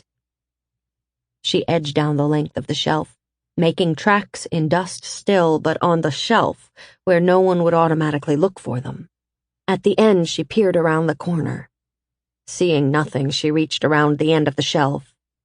A sharp metal edge bit into her palm. She ignored the pain and held on. Pulling herself around, she kept her foot from touching the floor by pressing it against the metal upright. She pulled herself around a second corner. She had done it. Had made the turn. She was hanging on to the same shelving unit, but in the next aisle over. That shelf was towels. Again, Coral edged her way down the shelf. She heard a noise, over in the main cross aisle where she had been. Carefully, she squatted down. One hand at a time, she let go of the higher shelf and grabbed a lower one. She squatted lower, rolling herself into as small a bundle as she could, then eased herself onto the pile of brown, cracking towels on a middle shelf. Her head hit the shelf just above, and she froze in place at the muffled noise, listening. No sound of pursuit came. Had someone heard? Were they moving up on her in silence right now? Quickly, she inched her way back into the shelf, out of sight of the cross aisle, tugging towels ahead of her to hide her from searching eyes. She stayed in place, her heart thudding in her chest. Benjamin. What was happening to him? She hated this, hated having to hide, hated not being able to do anything to help him. But if there were 3 men, at least one with a gun, what else could she do? Frustrated, she silently cursed herself. She should have found Benjamin the instant she suspected someone else had been here in the food aisles. Hunger and the idea of all that food so close at hand had made her careless. Greed had made her careless. She heard a footstep nearby. Holding her breath again, she strained to listen. A dim beam of light flashed down the aisle she had just left. The footsteps moved on. The minutes dragged. Finally, she heard voices again, at first too low to make out. Then, "Well, was there someone or not?" "I saw some scuff marks is all, Toby." The voice was male, whiny. "I think they were old. They didn't go anywheres." "Is that all?" "There were some food cans piled up." "I told you, I'm here alone." Benjamin's voice, loud, overriding the other. Then a cracking sound. "Didn't I tell you to shut the fuck up?" Coral's blood went cold. She had to clamp down to keep her teeth from chattering. Benjamin was doing what he could to save her, and paying for it. She had to stay alive, still and secret. She had to wait for her best chance to get him away from these men. "Let's go. You, dickhead, you can stay behind. Keep looking for anyone else. Take your time at it. If you don't find someone, then you can follow. If they find you, try not to get yourself shot, but keep an eye out. Don't fuck up for once." A mumbling reply. Then, nothing. Coral waited, but no other sound came. No sounds, no footsteps, no beams of light. She stayed still, ignoring her cramping muscles. How long was an hour? Could she risk waiting an hour? Could she risk moving before that? An urge to pound the shelving over her head in frustration made her shake her head at herself. Stay quiet, fool. She had to get to Benjamin, had to get to him before... Her mind sent up an image of him, dead, lying in the snow, blood pooled around him. Wild dogs gnawing at his belly. No, wild men gnawing at his belly. But they wouldn't, right? Not with all this food to choose from. She wouldn't go cannibal if there was canned tuna. But that didn't mean everyone else would make that choice, too. She waited as long as she could stand to, maybe 15 minutes. Then, slowly, she rolled off the pile of towels and onto the tile floor. She strung her bow, grabbed an arrow, and set out. Moving as silently as she knew how, her senses so alert that every footfall and breath of her own was painful to hear, Coral made her way toward where the voices had been. No one was there. She looked around in the dim light, trying to see any sign of what had happened. A display of hats was knocked over. If she had more light, she might see footprints in the dust. But there was too little light to see that sort of detail. If she hadn't known otherwise, this would have been another empty aisle, innocuous. But standing there, she could sense the ghost of Benjamin's recent presence. Inside a glass case, charred boxes of ammunition lay. Someone had been here before them, busting through the glass display case. And Benjamin had been here too. This is where they had found him. She refused to let regret or despair freeze her, though they were both inside her, simmering. Instead, she found a spark of her anger and held to it. There wasn't light enough to see much. The paper boxes had disintegrated. She'd have to unload her rifle and bring her one bullet to compare. She wanted to be prepared, well-armed, and ready to fight for Benjamin's life. If he was still alive. To keep him alive, she had to stay alive. Where was the fellow that had been ordered to stay behind? She couldn't let him sneak up on her. Coral could hide herself again, or she could keep moving. She had the advantage of knowing for sure someone else was out there. The man who was still here did not know whether she existed or not. Hiding again was not an option she was willing to consider. It was time to act. She turned from the sporting goods display and made her way to the edge of the store, toward the wall that held the door where they had entered. She crept along, her heart thudding in her chest. Where light spilled from the breached ceiling, she made a wide circle through the darker aisles, stopping at every intersection to peek around the corners before crossing. She saw nothing, heard nothing. Her muscles quivered now with the tension of the hunt. She came to a side door. She pressed herself against a wall and edged toward it. From the angle she had, she could see a strip of the outdoors. After the long minutes inside, the dim daylight seemed bright. She blinked against the change in light. When her eyes had adjusted, she got down and crawled on hands and knees toward the doorway.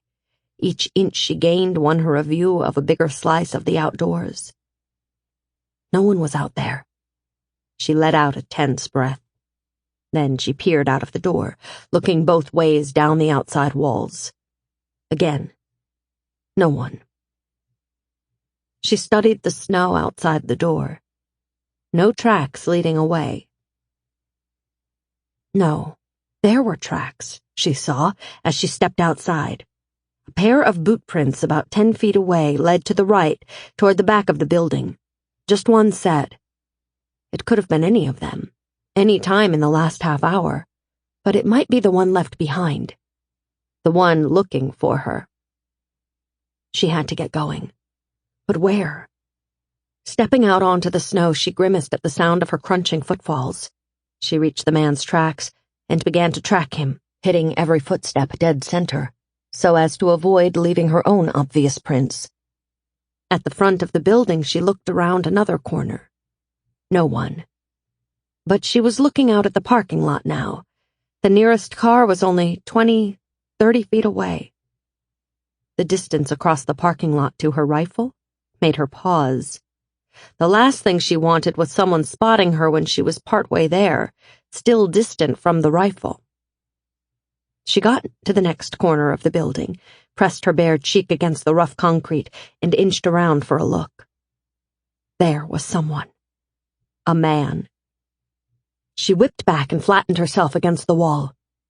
Coral forced herself to think about what she had seen. A man, heavy brown jacket, long gun, rifle or shotgun, she couldn't tell which, about 2/3 of the way down the building. He had been standing just outside an open metal door. It was a loading area, probably. Employee entrance, something like that. She thought he hadn't seen her, but she couldn't be sure. What to do? She decided in a flash and ran back to the front of the building. She turned out into the parking lot and spotted the aisle she wanted. She wove her way once again between the pairs of facing bumpers of the cars, climbing over one, then ducking down. When she was back to the truck, she turned and looked behind. No one had followed her. Frantically, she dug into the snowbank under the truck where she and Benjamin had been reconnoitering. She grabbed her rifle and made sure it was loaded right, ready to fire. She sat against the truck, the rifle across her lap, and sucked in deep breaths, trying to calm herself and get her wind back for a sprint back to the building. She stood cautiously. The parking lot still looked deserted. Following the same path she had just broken, she went back toward the edge of the building. Still clear. She sped to the back corner. There she stopped, listening. She took a deep breath and snuck a quick peek around. The man had gone. Coral felt a crawling sensation between her shoulder blades and whipped around. No one behind her either. So where was he? Then she saw a motion out of the corner of her eye. In the distance, there was a patch of skeletal growth, dead saplings and brush holding up sharp blades of snow. Beyond that, the brown jacket, moving away. He was too far to fire at, nor did she want to fire, not unless she had to. If this man didn't return to his friends, they would know for sure that Benjamin had not been alone. They might suspect it now, but they didn't know for sure. Their ignorance was another weapon in her arsenal. Surprise was yet another. And she had few enough weapons. At least 3 men, Benjamin at gunpoint. She needed every advantage she could create. She went back into the store and ran to the sporting goods section, moving faster now that she didn't have to hide from a searcher. She unloaded her gun, held tightly to the bullet, and fumbled in the scattered ammunition until she found a match. She kept hunting in the same area and had, soon enough, 20 or so matching bullets. The rifle held 5. The others she put in her pocket. That'd have to do for now. She needed to move. Then she followed the tracks leading away from the store. Those single prints soon met up with other sets. The other 2 guys and Benjamin. She knew the tread of Benjamin's boots. She followed the trail. The tracks would remain until the next heavy snow. Catching up too quickly could mean her capture or death, so she stopped and listened every so often for the crunch of boots on snow. If she could hear the last man's, he could hear hers and find her. Her death would surely mean Benjamin's death, too. If she wasn't too late already to prevent that. Coral forced herself to look around herself, trying to memorize landmarks in case a sudden storm came up and obliterated the tracks. They were walking through areas that had been inhabited just a few months back. Partial buildings, ruined houses, the bare tower of a stone chimney. These were her signposts. The footprints crossed one broad road, turned, and followed the length of a curving street, then crossed a river on a concrete bridge. There the trail left the road and angled into the countryside. The afternoon wore on as Coral followed the tracks through the edge of a town, then out again, aiming toward a charged stand of trees. She was on a path well worn by many footfalls over probably many days. She wondered why they hadn't just moved into the Walmart instead of making this trek every day. Faint voices came from ahead. Coral drew to a stop, straining to hear. She couldn't make out words, but there was more than one voice. Looking around, she saw nothing that would serve to camouflage her from a guard's eyes.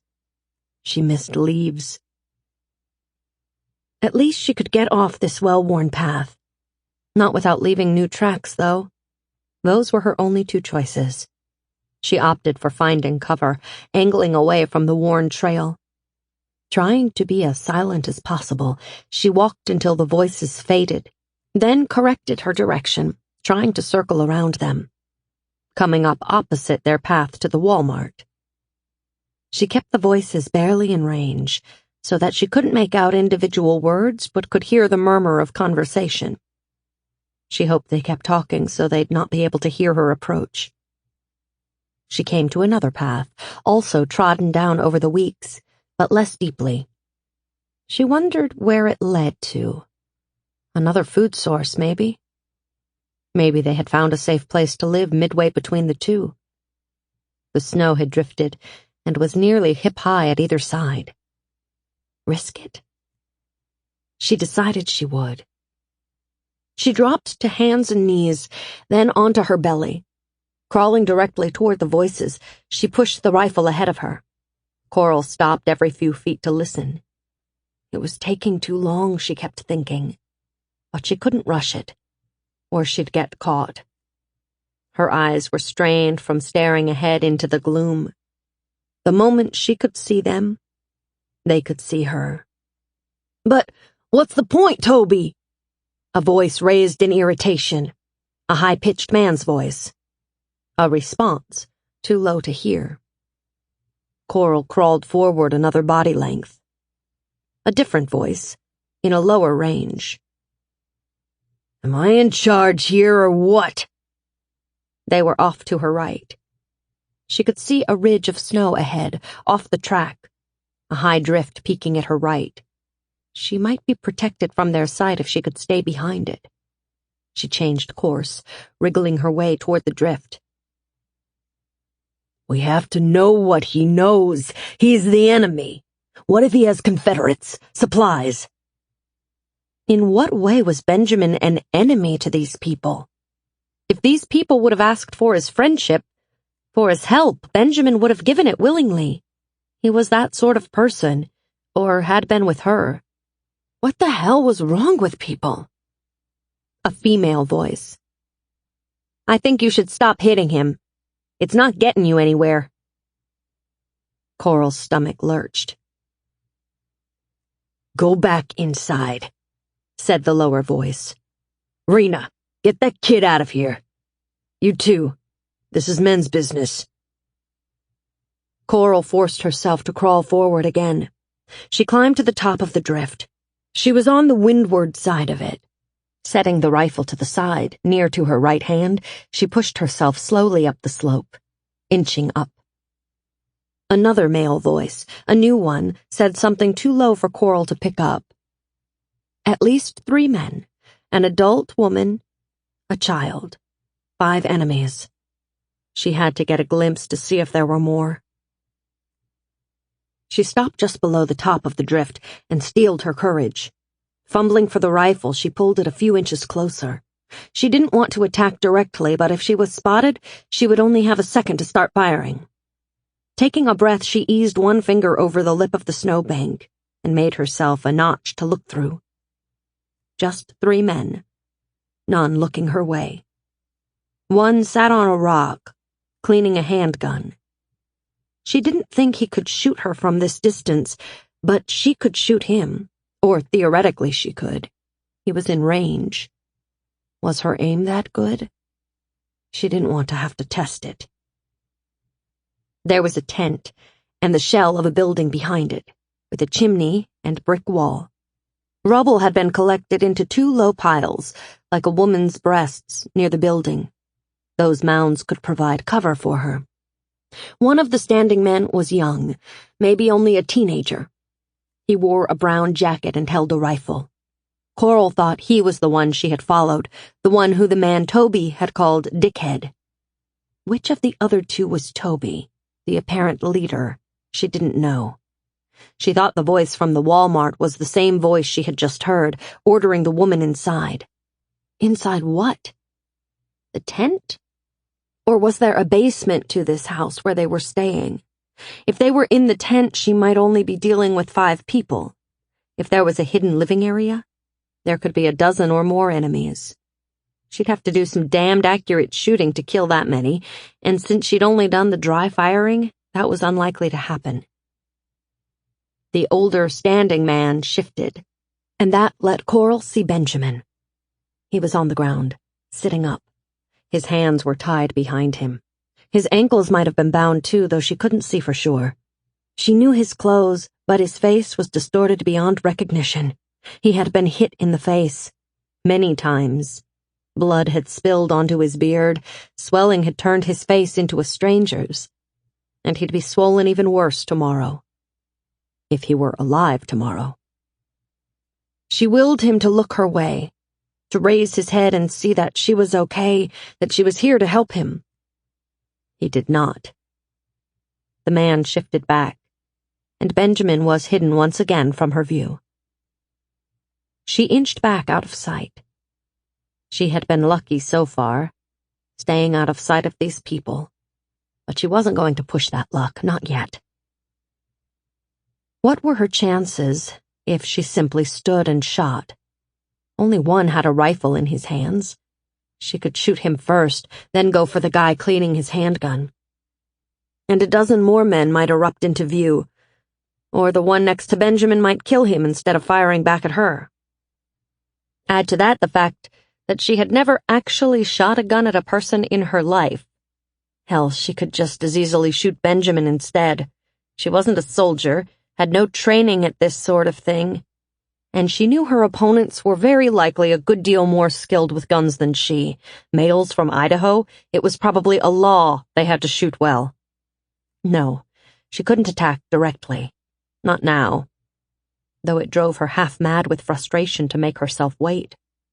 Benjamin was still alive, and she hung on to that thought. Where there's life, there's hope.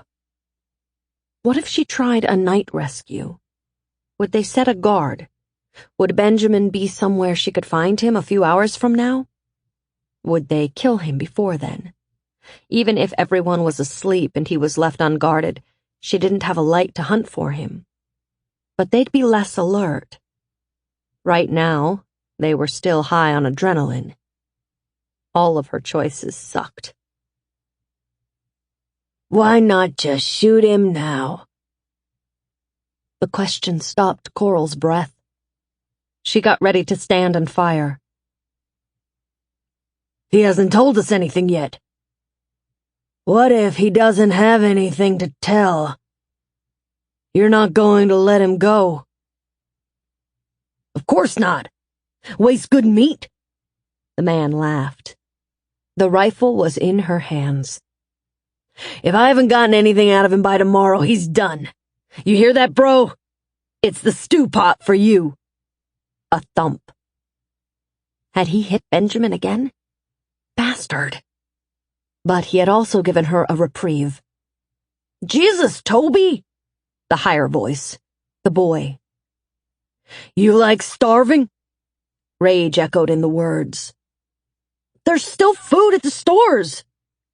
There ain't no more trucks coming, kid. There won't be forever. We have to conserve. The boy didn't reply. Got anything else smart to say? A low mumble from the boy, the words indistinct. The straw of hope she had to grasp at was this. She now knew that Benjamin would last the night. But she had to get him out of there before dawn, and she had only a few hours of light to devise a plan and get herself ready. Holding to the rifle, she crawled back down the slope of the snowdrift. Frustrated with the temporary defeat of backing off, she consoled herself with the knowledge she was coming back. She made herself retrace her own trail. When she got to the worn path, she stood and walked. Within seconds, she began to run.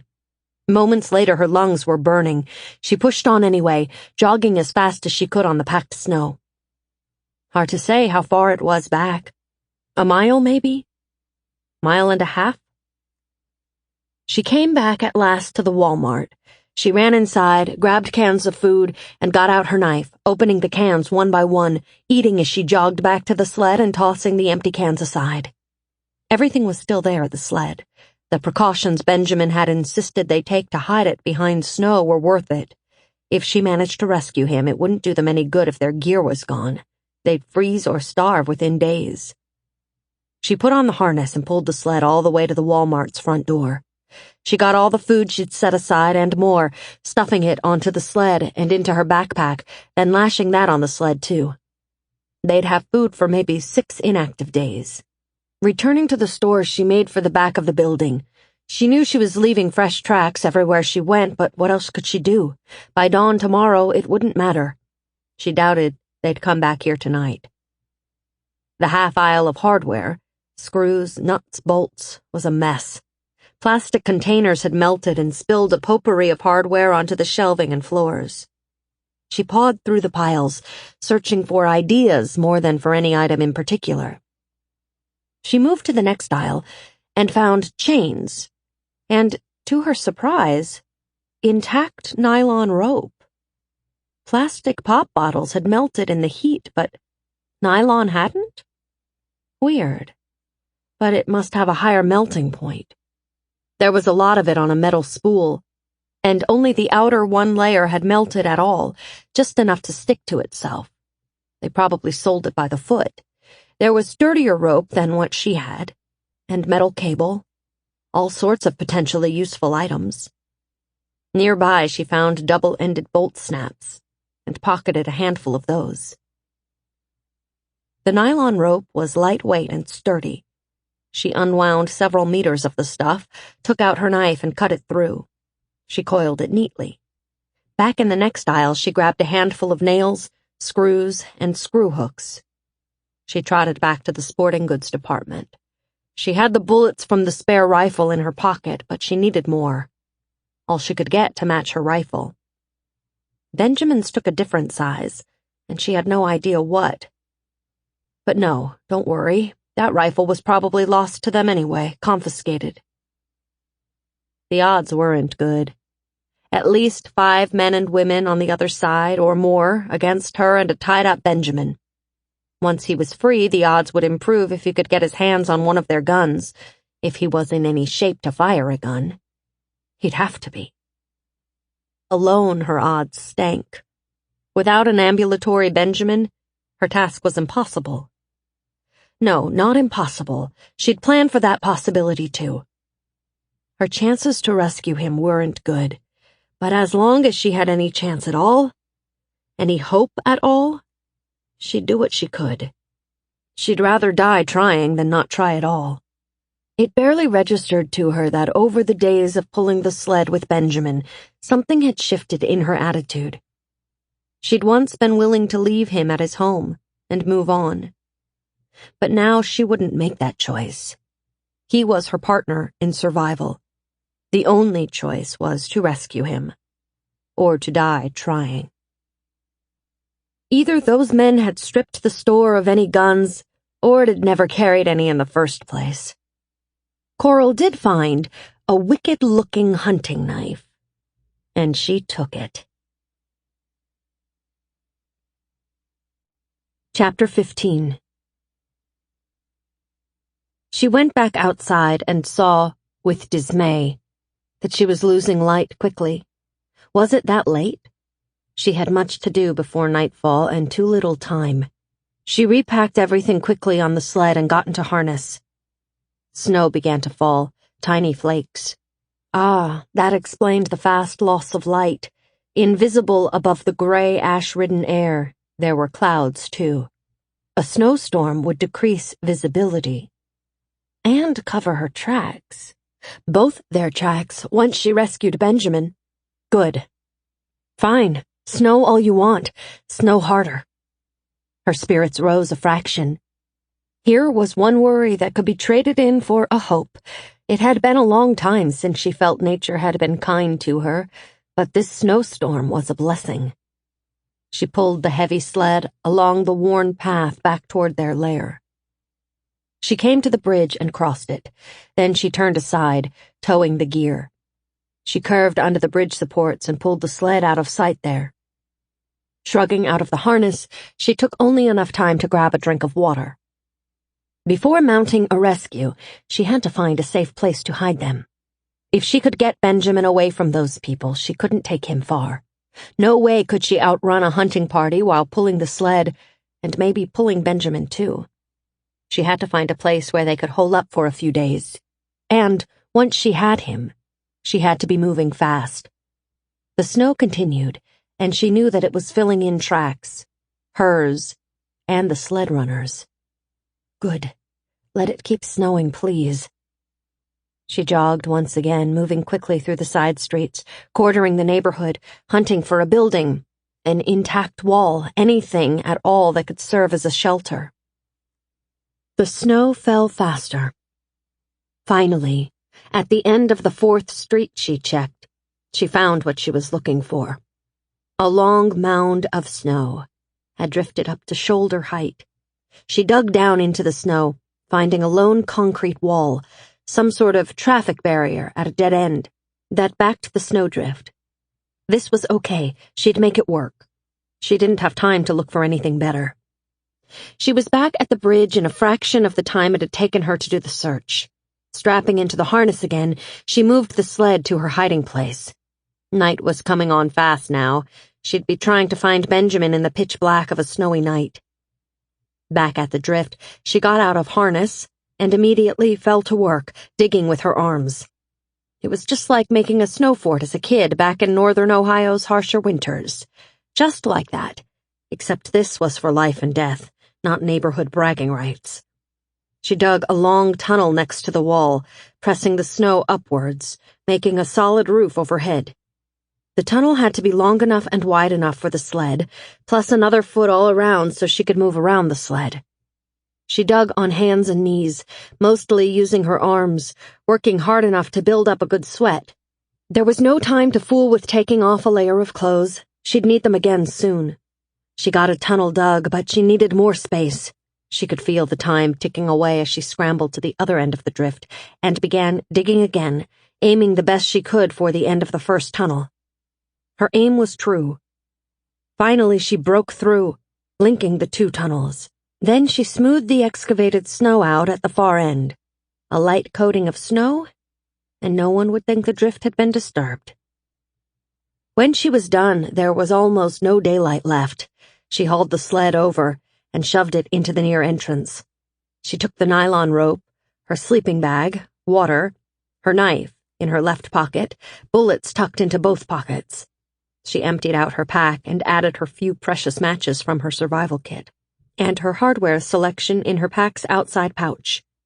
She slung her rifle across her back and rebuilt the end of the drift, leaving an entrance just wide enough to wiggle through. Snow was still falling, and that, she hoped, would help cover the signs of her activity. In the morning she'd get out here at first light, and better disguise her work if she needed to, in case anyone hunting for them did get close to this spot, but she would do her damnedest to keep that from happening. They couldn't check every inch of the town, could they? She shook off the thought. That had to be a worry for tomorrow. Tonight, just get Benjamin rescued and hidden from sight. By the time she had reached the bridge, night had overtaken her. Her eyes strained in the dark, but it was useless. All she saw were the vaguest of shapes, and over all that, a wash of spots, like interference on a blank TV channel. Dropping to her knees, she took off a glove. Like a blind woman, she felt ahead of herself for her own footprints, finally thinking she had them. They were filled in with a coating of snow, half an inch or so. If the snow kept up at this rate, they would get several inches by morning, and her tracks would be filled in. She would hope for that, but she couldn't count on it. The only thing she could count on now were her wits, her strength, her fledgling gun skills, and her luck. Not a lot to work with, but it was all she had, along with a rough plan. Using the guideline of a curb, she got herself aimed in the right direction. She moved methodically, counting her paces, committing the numbers to memory. Even that was a long shot, but it might help her find her way in the dark. Might make enough of a difference. When she had to turn, she made precise 90-degree turns and began counting again. Periodically, she dug down through the snow to assure herself that there was roadway under her fingers, that she hadn't drifted off course. The snow kept falling. She could feel it on her face like spider webs. Twice she got off track and had to light a match to find the path. She built a mental map. So many steps down this route. So many feet between those burned trees. 90-degree turn there. 140 paces, turn again. It took her a long while to retrace her route in the dark.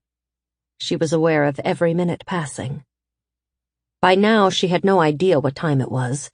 Straining ahead to see something, anything, she realized she did see something. A dim orange glow in the distance. Bare illumination. As she moved forward, the light flickered. It was a fire. A wood fire, far ahead of her. It had to be them. If it wasn't, there was another group of people alive out there, too. But the chances of that were nearly zero. They'd have killed each other or joined together. The light was her beacon. She moved with more confidence now. The downside was, when she got within the light's glow, they'd be able to see her, too. She'd have to be damned careful and stay in shadow as long as she could. It had taken her a long time to get here. It must be nearing midnight by now. What were they doing still awake? Maybe they set a guard. Would they do that with only 5 people? She was still worried about untold numbers hidden inside the ruins of the house. She backtracked to the main path and set up her only trap. Using part of the nylon rope and the screw hooks twisted into burned tree trunks to secure it, she strung a tripwire across the path.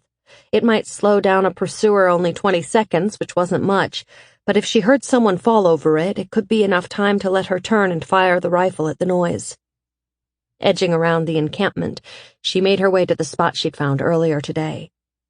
She stayed in the shadows and crept forward until she could see over the same drift. There was someone sitting by the fire. Benjamin? No, of course not. Couldn't be that lucky. It was the teenaged boy in the brown jacket, his face turned 3/4 away from her. He sat without moving. Was he asleep?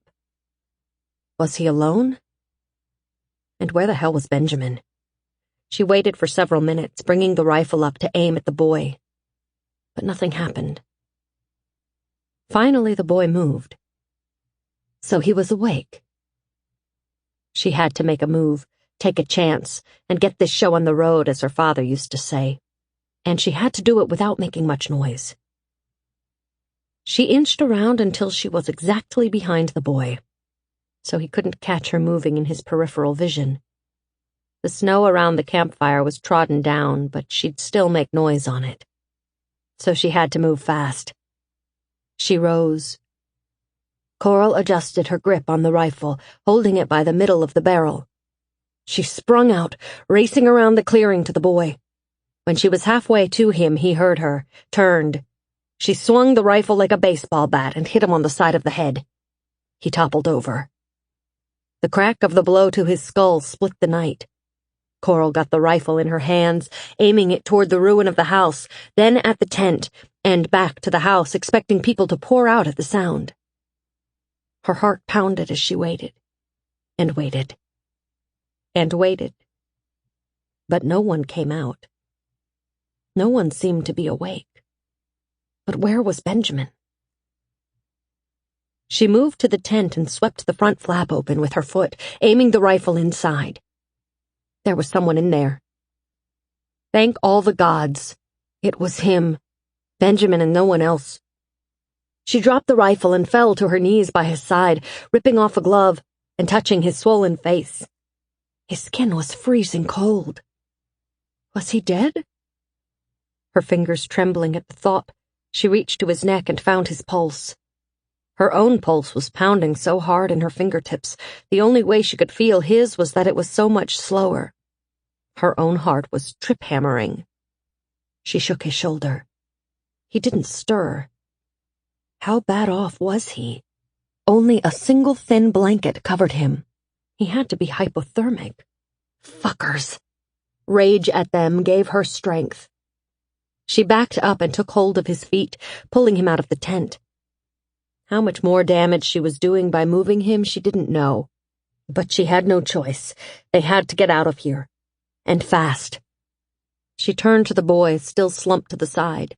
He looked so young and innocent. Coral took out the new hunting knife. She grabbed the boy's chin and lifted, exposing his neck. She pressed the blade to his throat. She couldn't. He had protested the rough treatment of Benjamin, and he was a kid. A kid who'd chase them and kill them in a few moments. Shit. She took a deep breath and plunged the blade in, meeting resistance. She slid it sideways, and it cut into the flesh. He made a sound, and she trembled, terrified that would bring others. She gritted her teeth and yanked hard. Something gave, and hot blood spurted out onto her hands. Was he dead? She waited until the blood spurt slowed. She was panting, fighting back nausea all the while. The blood pumped no more. Yes, dead. Surely. She'd intentionally killed her first human being. She wiped her hands and knife in the snow, and slid the knife back into her jeans. Then she turned to Benjamin. In the firelight, he looked awful. She wanted to cry at the sight of his battered face. No, she couldn't afford the luxury of getting emotional. She had to stay rational. Hardening her heart again, she lay her rifle across Benjamin's belly. She pulled Benjamin by both ankles, aiming for the edge of the snowdrift she had hidden behind earlier. Backing up, she pulled him through the snow. 3 times the rifle rolled off, and each time she took the time to balance it back on Benjamin's body. She lost light behind the snowdrift. Her eyes had adjusted to the firelight, and she could see nothing now. The whole world was black, except for the dim glow over the drift. She ran back to the fire and grabbed a slender burning board to bring back. It made a torch that allowed her to see. Shrugging her pack off, she got everything ready as fast as possible. She shook out her sleeping bag, put Benjamin onto it, wrapped rope around him and the bag several times, and then tied each end of rope to his ankles, leaving 2 ends of rope that she wrapped several times around her wrists before grabbing in her hands. It would have been better if he could walk, but she had planned for this possibility, too. She was going to pull him like that, 1 rope in each hand. Hopefully the snow on the ground would cushion his head from any rocks. She stood and heaved at his weight. The sleeping bag moved easily down the slope of the drift. Adrenaline made the load seem less. She went backward, puffing, feeling a crazed sense of triumph, fueled by her adrenaline high, inching away from her sputtering torch. Then she was back to the main track, and it was time to remember her footfall counts. She figured she should double all the numbers. Moving backward, hauling Benjamin, she was taking pretty short steps. Another 100 steps. Another 100. At every moment she expected pursuit to catch up to her. Coming to a stop, she looked up and saw the fire glow was dimmer on the horizon. This was far enough from the enemy camp to take a second to check him. She gave a quick feel over Benjamin's form to make sure he was securely strapped on, make sure he was still breathing. And then she took off again, facing forward now, speeding as fast as she could over the newly fallen snow. The weight of Benjamin on the bag was surely erasing her tracks. The snowfall would finish the job, covering the track of the bag being pulled along. She had no idea how long it took her to get back to the bridge. It seemed like an hour at least. She wondered when they'd change guard shifts back at the camp. She had no doubt whenever the next one awoke, they'd search everywhere for her, day or night. Across the bridge, she slowed and began picking her way more carefully, counting her steps, making precise right-angle turns. Benjamin's weight made that a challenge, but she wrestled him around at the turns and kept on track. She turned down the final street, she hoped, and followed it to the end. Her foot slammed against the concrete traffic barrier. She groped forward and felt the end of it. A few steps to the left and she would have missed it altogether in the dark. Using her last match, she found the entrance to the tunnel. She pulled the sleeping bag over, getting Benjamin to the entrance, and then crawled in before him. She pulled him until her butt hit the sled. She crawled back and stopped up the entrance until it was just large enough to let some fresh air in. She wriggled out of her pack, took Benjamin's sleeping bag from the sled and put it down, got herself onto it and pulled him under the sled, banging her head a couple times in the process. She slithered out and groped for the extra blanket that she'd left ready at the top of the sled's load. She crawled into his bag and piled the extra blanket over them both. Her rifle she kept loaded, ready just beside her left arm, pointed out the tunnel. What she'd give for some light now. But they had no more matches, no lighter, and she hadn't even thought to look for any at the Walmart. She'd have to wait for dawn to see what she was doing. Until then, she couldn't do much more for Benjamin, just to keep him warm. She lay down beside him. Until she knew his injuries, she was afraid to put any weight on him, so she didn't wrap herself around him. But she got right up against him, molding her body to the side of his. He was terribly cold. "You're safe," she whispered to him. "It's okay. I've got you. And you're going to be fine." She wondered if he could hear her. She hoped she was telling him the truth. Chapter 16. "Coral." She opened her eyes to blackness. Her back was cold, her front warm. "Coral." She snapped, fully awake. "Benjamin." His voice was rough and slurred. He said, "You all right?" For a moment she couldn't answer. As beat up as he was asking if she was all right. She forced a breath past the emotions that tightened her throat. "I'm terrific. How badly are you hurt?" "I'll live." It was closer to "ah wiv," but she could understand him. His poor face. She hoped his jaw wasn't broken. "Don't try to talk. When it's light, I'll look at you. Take care of your injuries." She wanted to ask, what had they done to him? Could he feel any broken bones? But the answers would be useless in the dark, and might only make him feel worse. "Do you need anything right now? Water? Food?" "How'd they get you?" It took her a minute to understand his confusion. "No, Benjamin, I got you. You're free. We're both free. Hidden. Safely away from them. Everything's going to be okay now."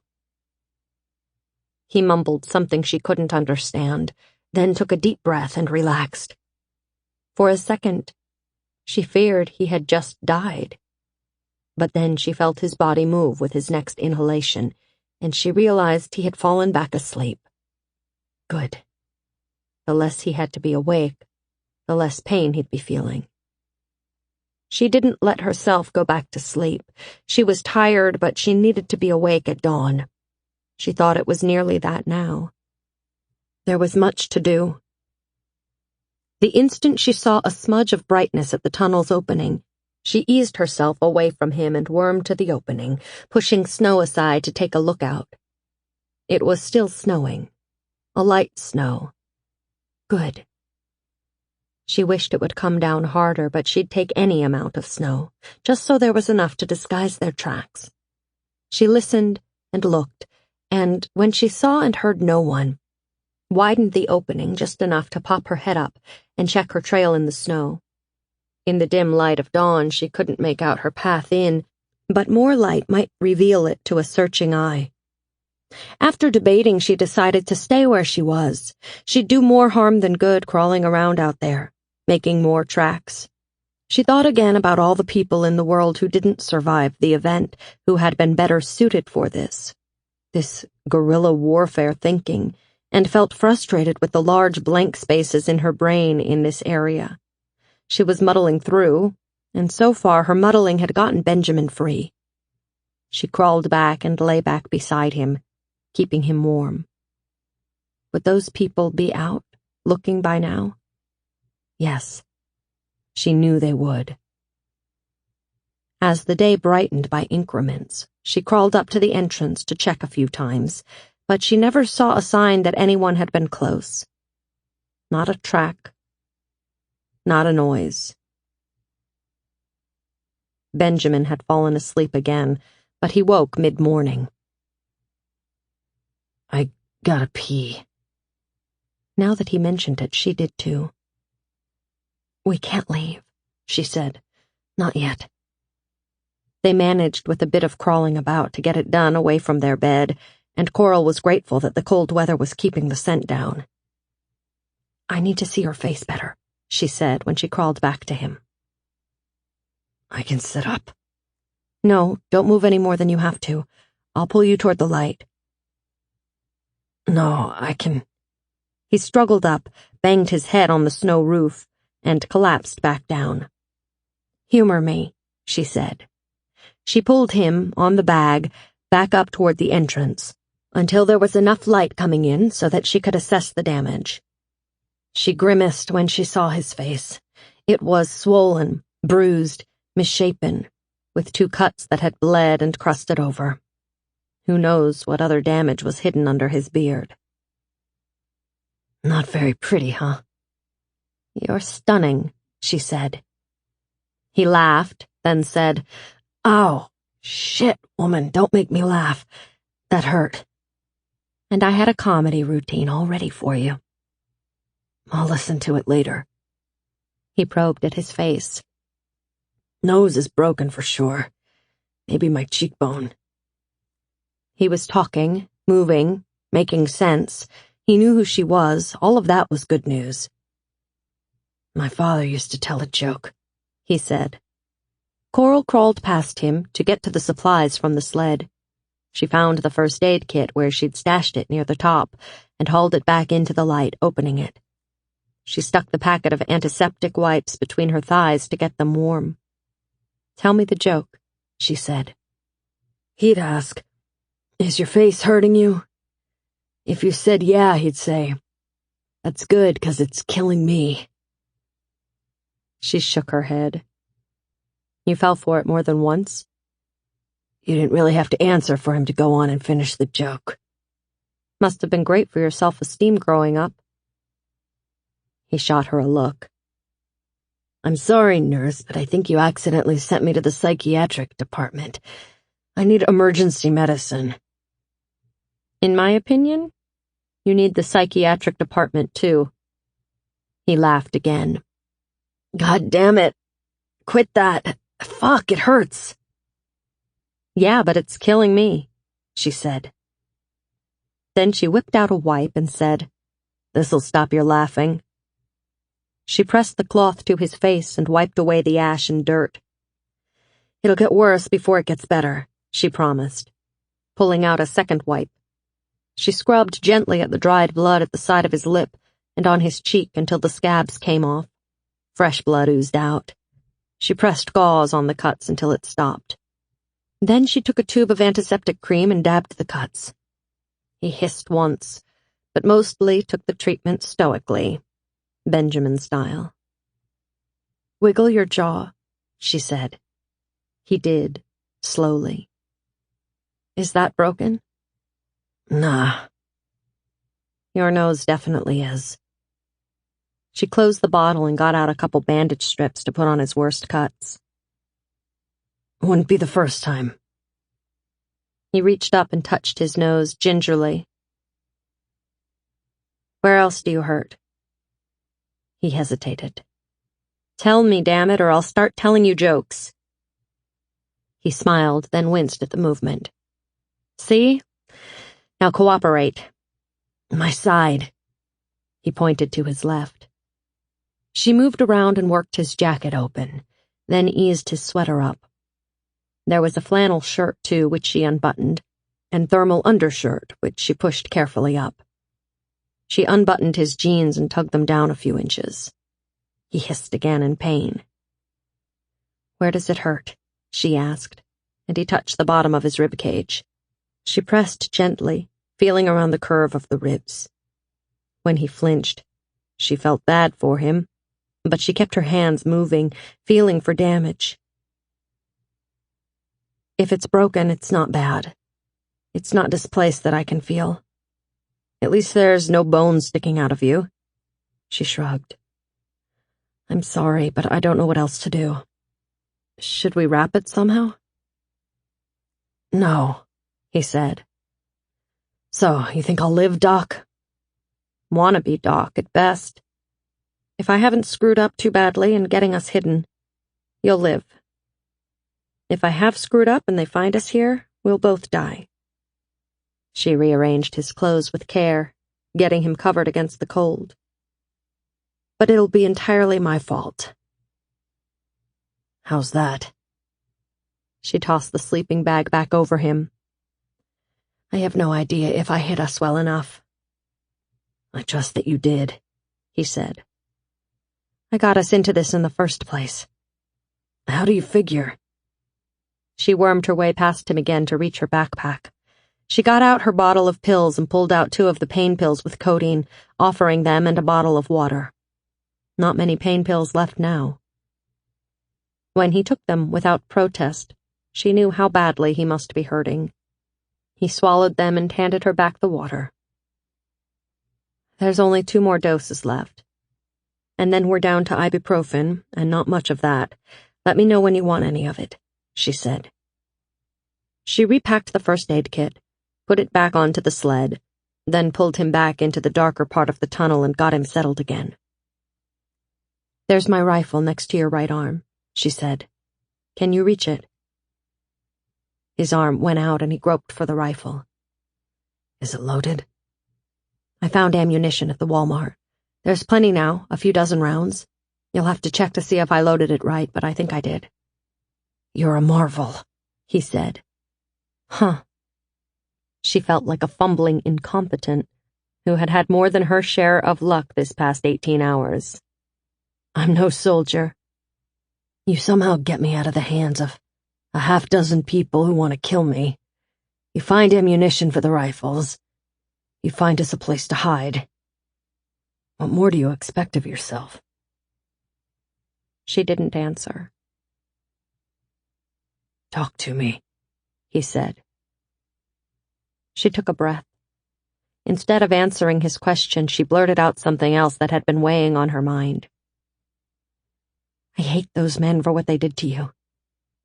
I don't think I've ever hated like this in my life. It scares me. He nodded. You know, those men were doing what they thought they had to. Her jaw dropped. You don't hate them? I don't much like them. He was tilting his head back to look at her. Damn it, come over here where I can see your face a little. She scooted forward and looked at him. You want to hear a good news, bad news joke? Sure, she said. The good news is, everyone is doing the best he can. The guy who did this to me, you, everyone. She had a hard time buying that. Want to hear the bad news? Go on, she said. The bad news is, everyone is doing the best he can. He reached up, curled his fingers in invitation, and she gave him her hand. Sucky as that is, whatever you get out of someone, it's the best he can manage. He squeezed her hand, then drew it down to his chest, resting their twined hands there. That also means you can forgive yourself for doing the best you can. But it's my fault you got hurt. She told him about suspecting the Walmart grocery section had been picked over before. I should have told you immediately. We knew there might be other people around before that. Did you punch me in the face? Did you kick me in the side? She winced at the memory of slitting the boy's throat. Now she knew she was capable of that, and of worse. I made a bad decision by not finding you immediately when I suspected someone else was using the store. And it was me who pushed us to get to a city, to find civilization, to find other people. It was stupid of me, naive. It was hopeful. It still is. And you didn't make me do anything I wasn't willing to do, he said. You couldn't. They lay quietly, side by side. Soon she could feel the tension in his body ease as he felt the drugs kick in. Don't let me sleep, he said. I want to do my share of being the lookout. Okay, she lied. Sleep would be the best thing for him. She lay still, her hand resting in his. When she felt it relax, heard his breathing slow to sleep's rhythm, she slid her hand away. She was tired, too, but she wanted to stay awake and keep watch through the tunnel's entrance. Tonight, when dark hit them, she'd let herself sleep. And then they'd keep hiding, right here, and eat the canned food on the sled. And in a few days, when the hunt for them had been abandoned, they'd move on, out of this town, and see what the rest of the world had in store for them. Part 2. Chapter 1. 3 days later, hidden in the tunnel from the men who had kidnapped and beaten Benjamin, Coral and he were still safe. Benjamin was healing. He was still tender around the ribs, but when she helped him into the light, she could see the swelling on his face was going down. He looked like himself again, and had refused any pain medication after the first day.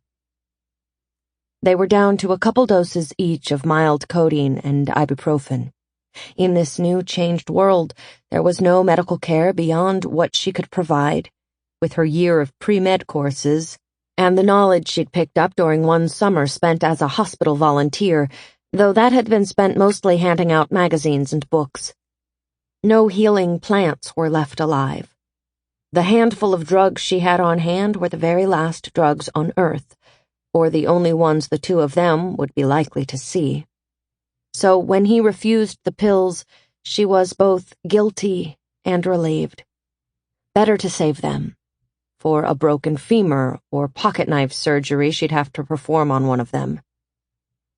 As the light faded that third day after their escape, she crawled outside, taking waste to bury, reassuring herself no one had come near enough to leave tracks, and wiping out her own tracks before returning to their tunnel.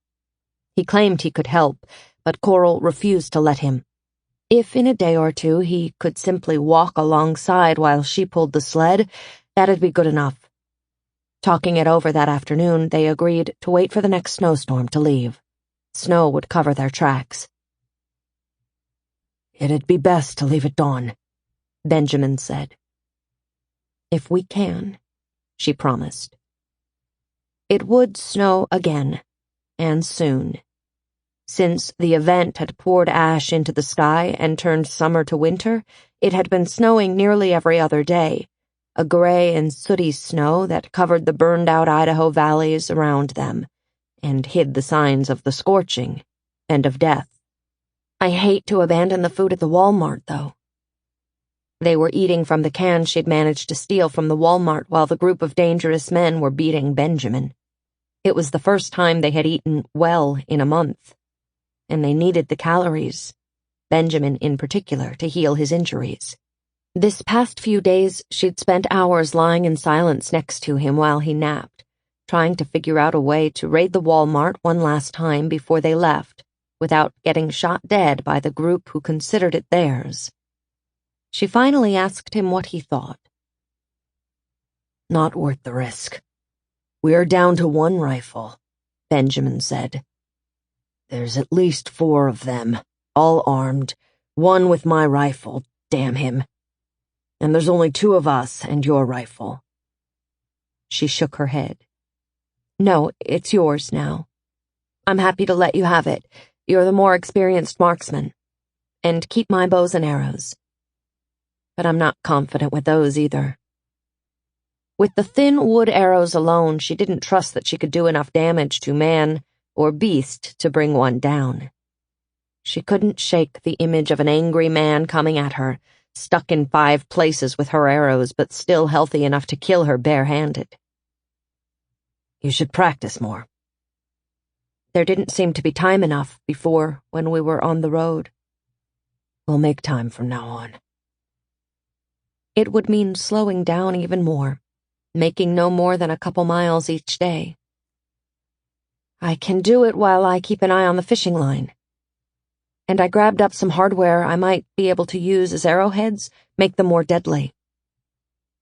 Damn. I wish we'd gotten more fishing gear at the Walmart. But it's lost to us now.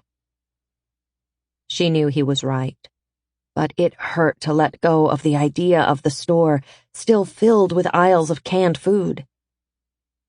At least I grabbed some ammo and the knife, and we still have a bit of food. They'd been sharing a can of high-fat meat and eating a can of fruit or vegetable for each meal. Without the labels, turned to ash long ago in the great heat, every new can opened was a surprise. She figured they might be taking in 1,500 calories each. Still, it was more than they had been eating while doing much harder work than lying still and hiding. We only have a week's worth left at most, if we can't hunt or fish for food.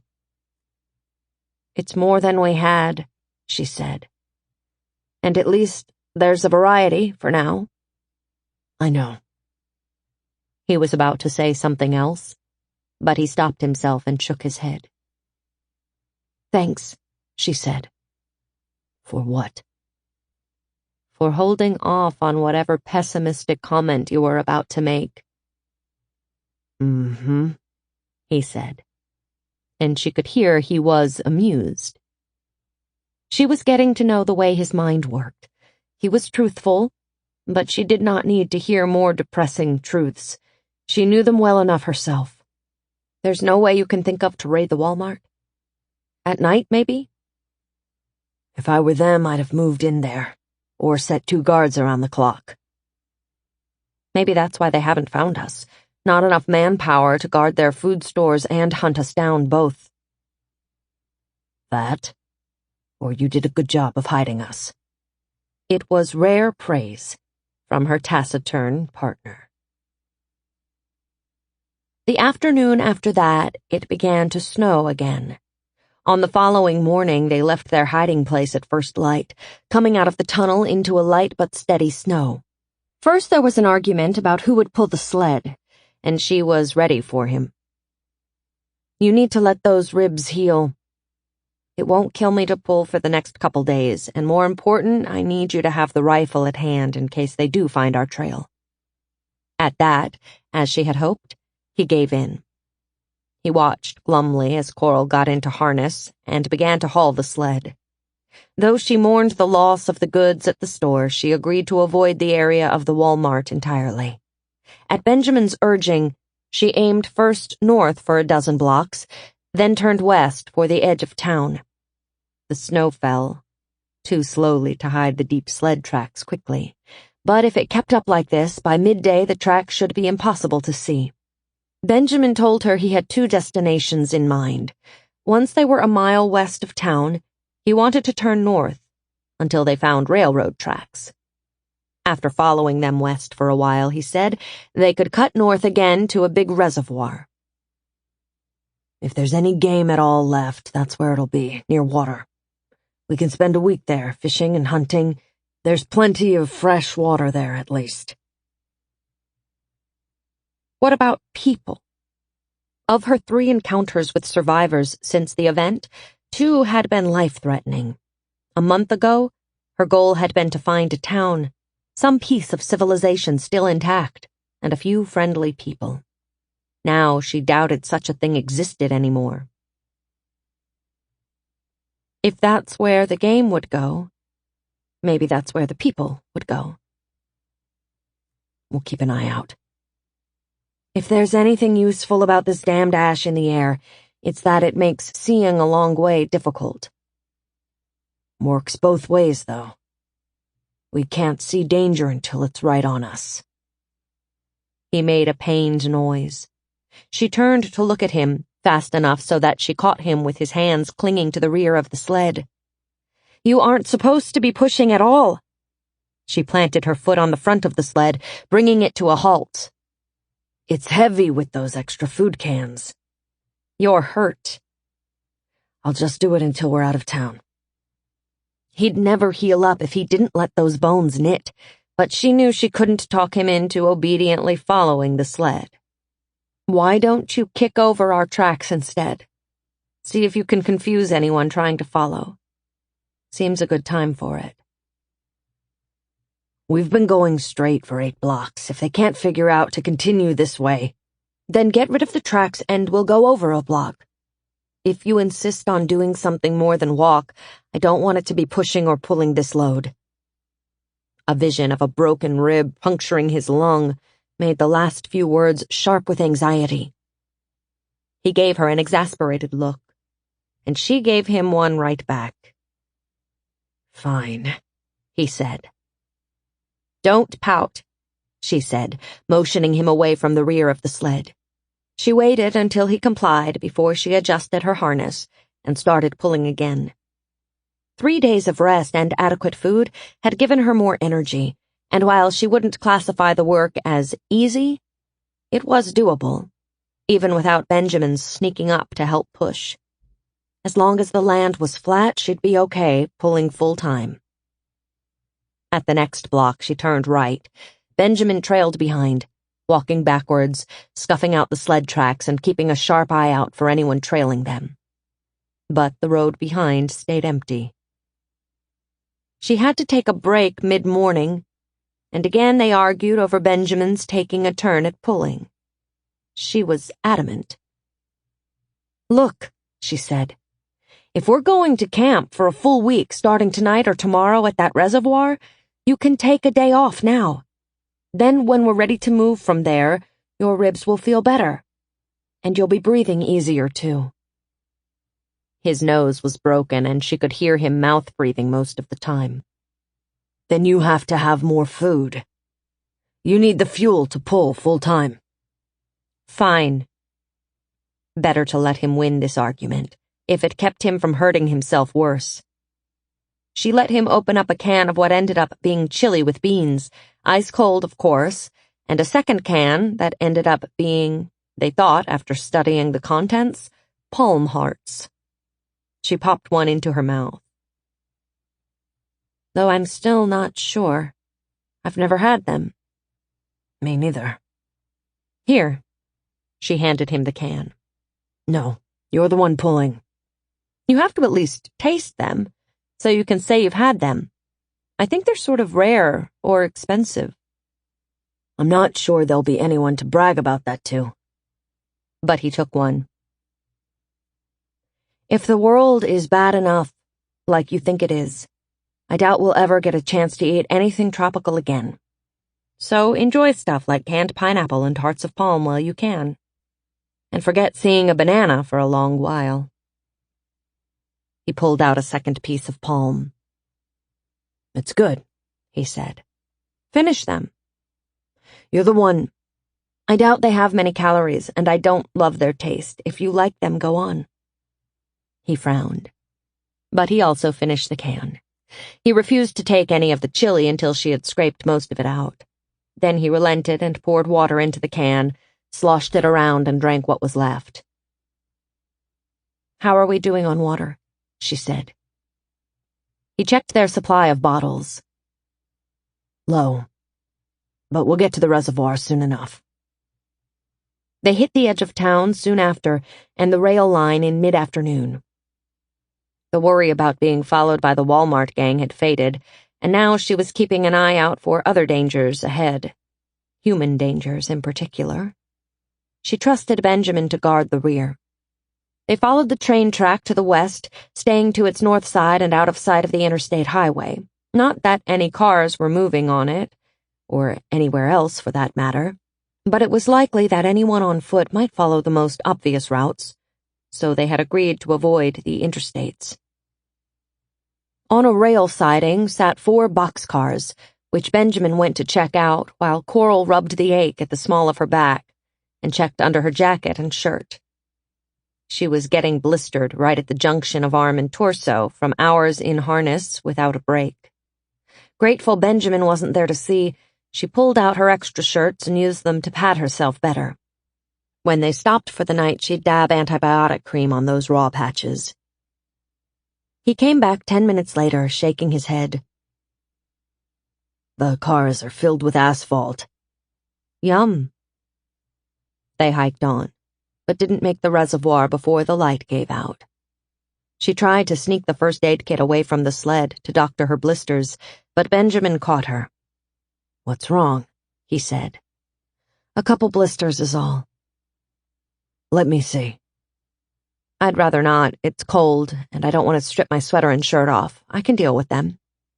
"You should have told me." "What'd be the point? We needed to get away." "Tomorrow I'm pulling." "No, you're not, and stop arguing about it." "You stop arguing." She started laughing. "God, it's like being with my brothers. How old are you again?" 36.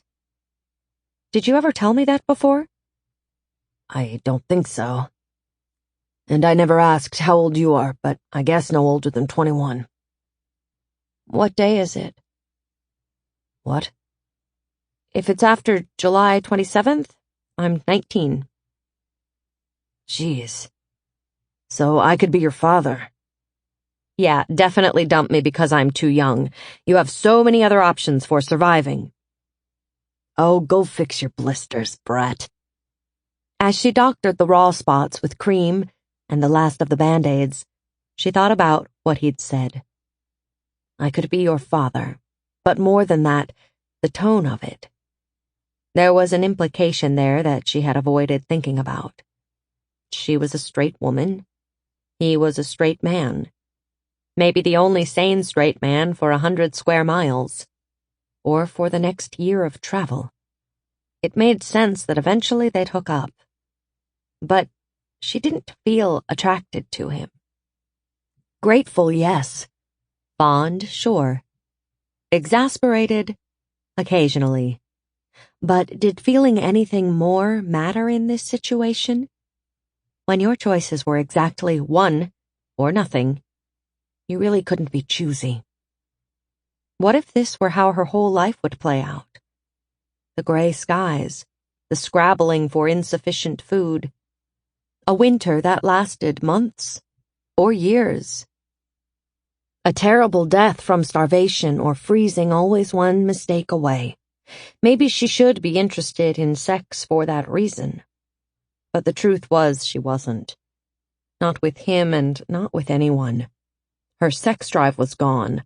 All she cared about was food and warmth and staying alive.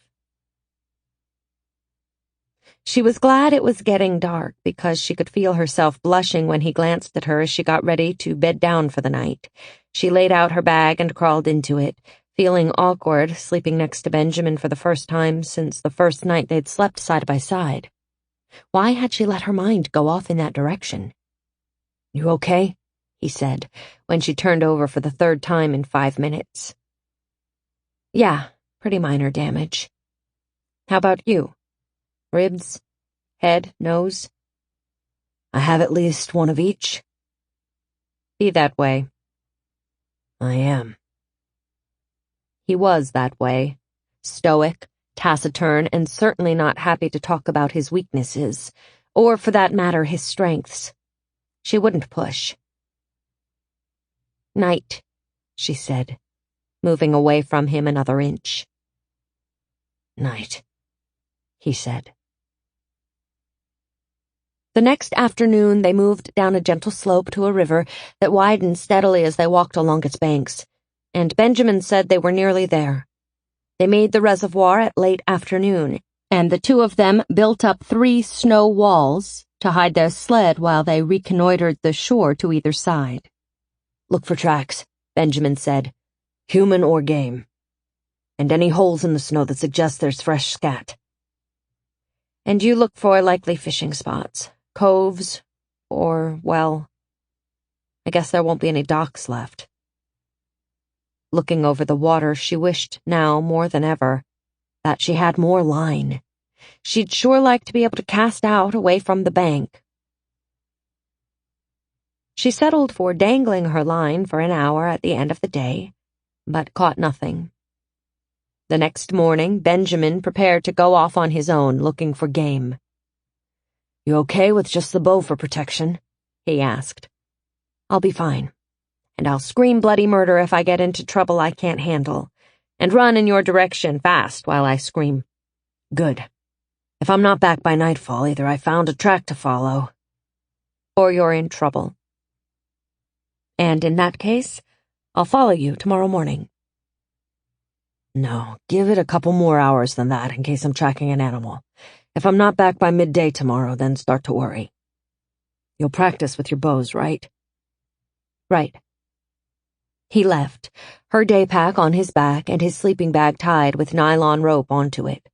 With the weather this cold, it would be stupid not to be prepared for every possibility.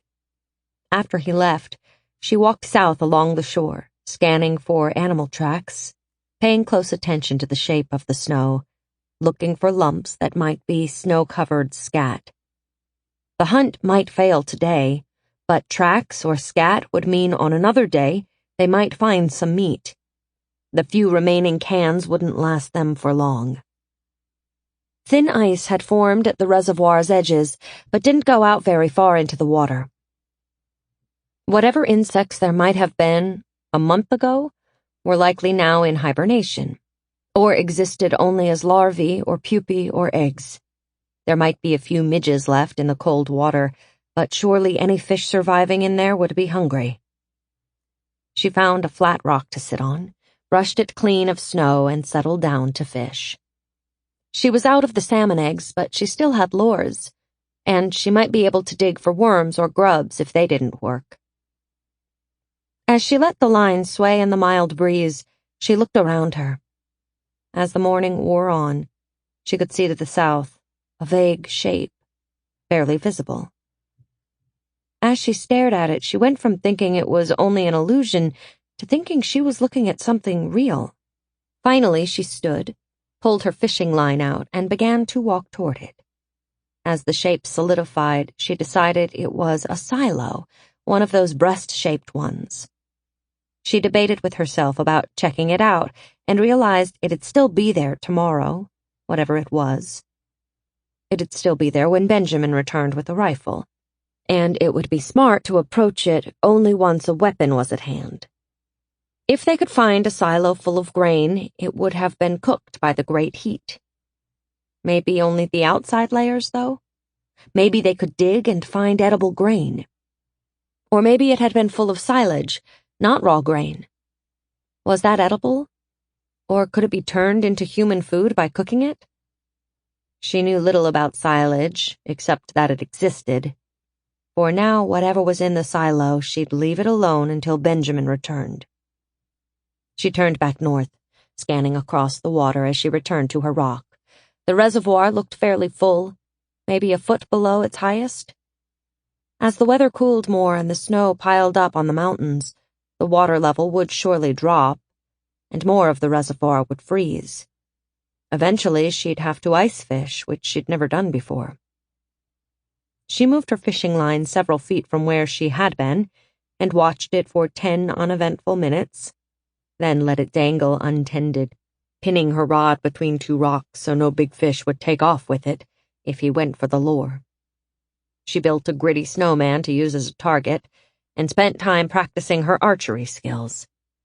She only missed twice at 25 paces, and it was with the same arrow both times. She demoted the arrow, putting it with her first, and worse, bow. There had been no trees or bushes lately to use for making more arrows. A world without wood was a hard world.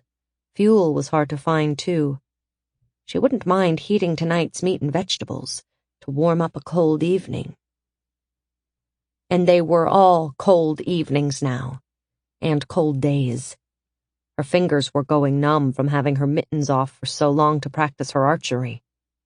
She wondered if, after staying here for a week, they could risk going back to that Walmart to hunt for supplies.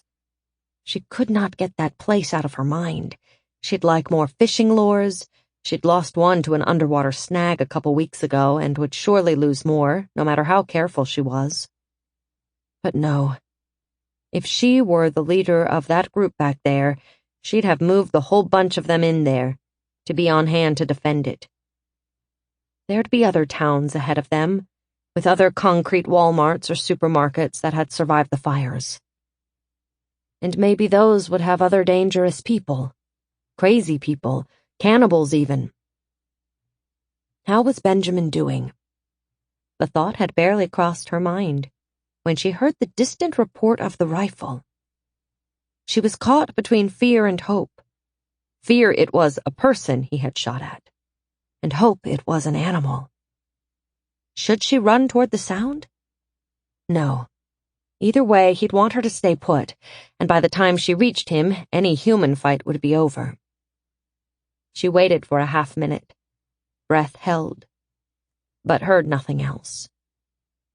Her fear eased off a fraction. If it were a battle with people, there'd be more noise, right? There'd be lots of gunfire. Still, if anyone dangerous was anywhere around the reservoir, the gunfire would draw them to it. She kicked over her snowman, scattering the gray snow back over the ground. The snowfall had ended this morning, so anyone following Benjamin's tracks back would have no trouble backtracking to find her, too. The thought that there might be someone out there, coming, tracking toward her, began to seem more real an image. Like the silo solidifying out of the hazy air. Her neck began to tingle, and she glanced behind to make sure she was alone. No one was there. Even as she told herself she was being paranoid, she was pulling out her fishing line and breaking down the rod to stow away. She backed up to the sled, climbing behind the snow wall they'd built to protect it, and sat on guard, bow and one of her best arrows gripped in her left hand. She could shoot within a second if she needed to. The minutes ticked off, but nothing happened. She felt a little foolish for being so worried, but not so foolish that she wanted to climb from behind her protection and go back to business as usual. When she peeked over the snow and saw a blurry form coming from the north, her heart sped in fear again. But soon she was sure, from the shape and from the way he moved, that it was Benjamin. She ran out to meet him. "I was worried." "I knew you would be. But it was only this." He held up a rabbit by its hind legs, a sad, skinny thing. "Fresh meat." "Yeah, but we can't eat this raw like we do the fish. In fact, it's a bit dangerous to clean it with bare hands. I wish I had latex gloves." "There's still a plastic bag from my big pack, one I kept in there for trash. You could stick one of your hands inside it." "Good. We need fuel, too, to cook it. I think I'll need to go north to find any.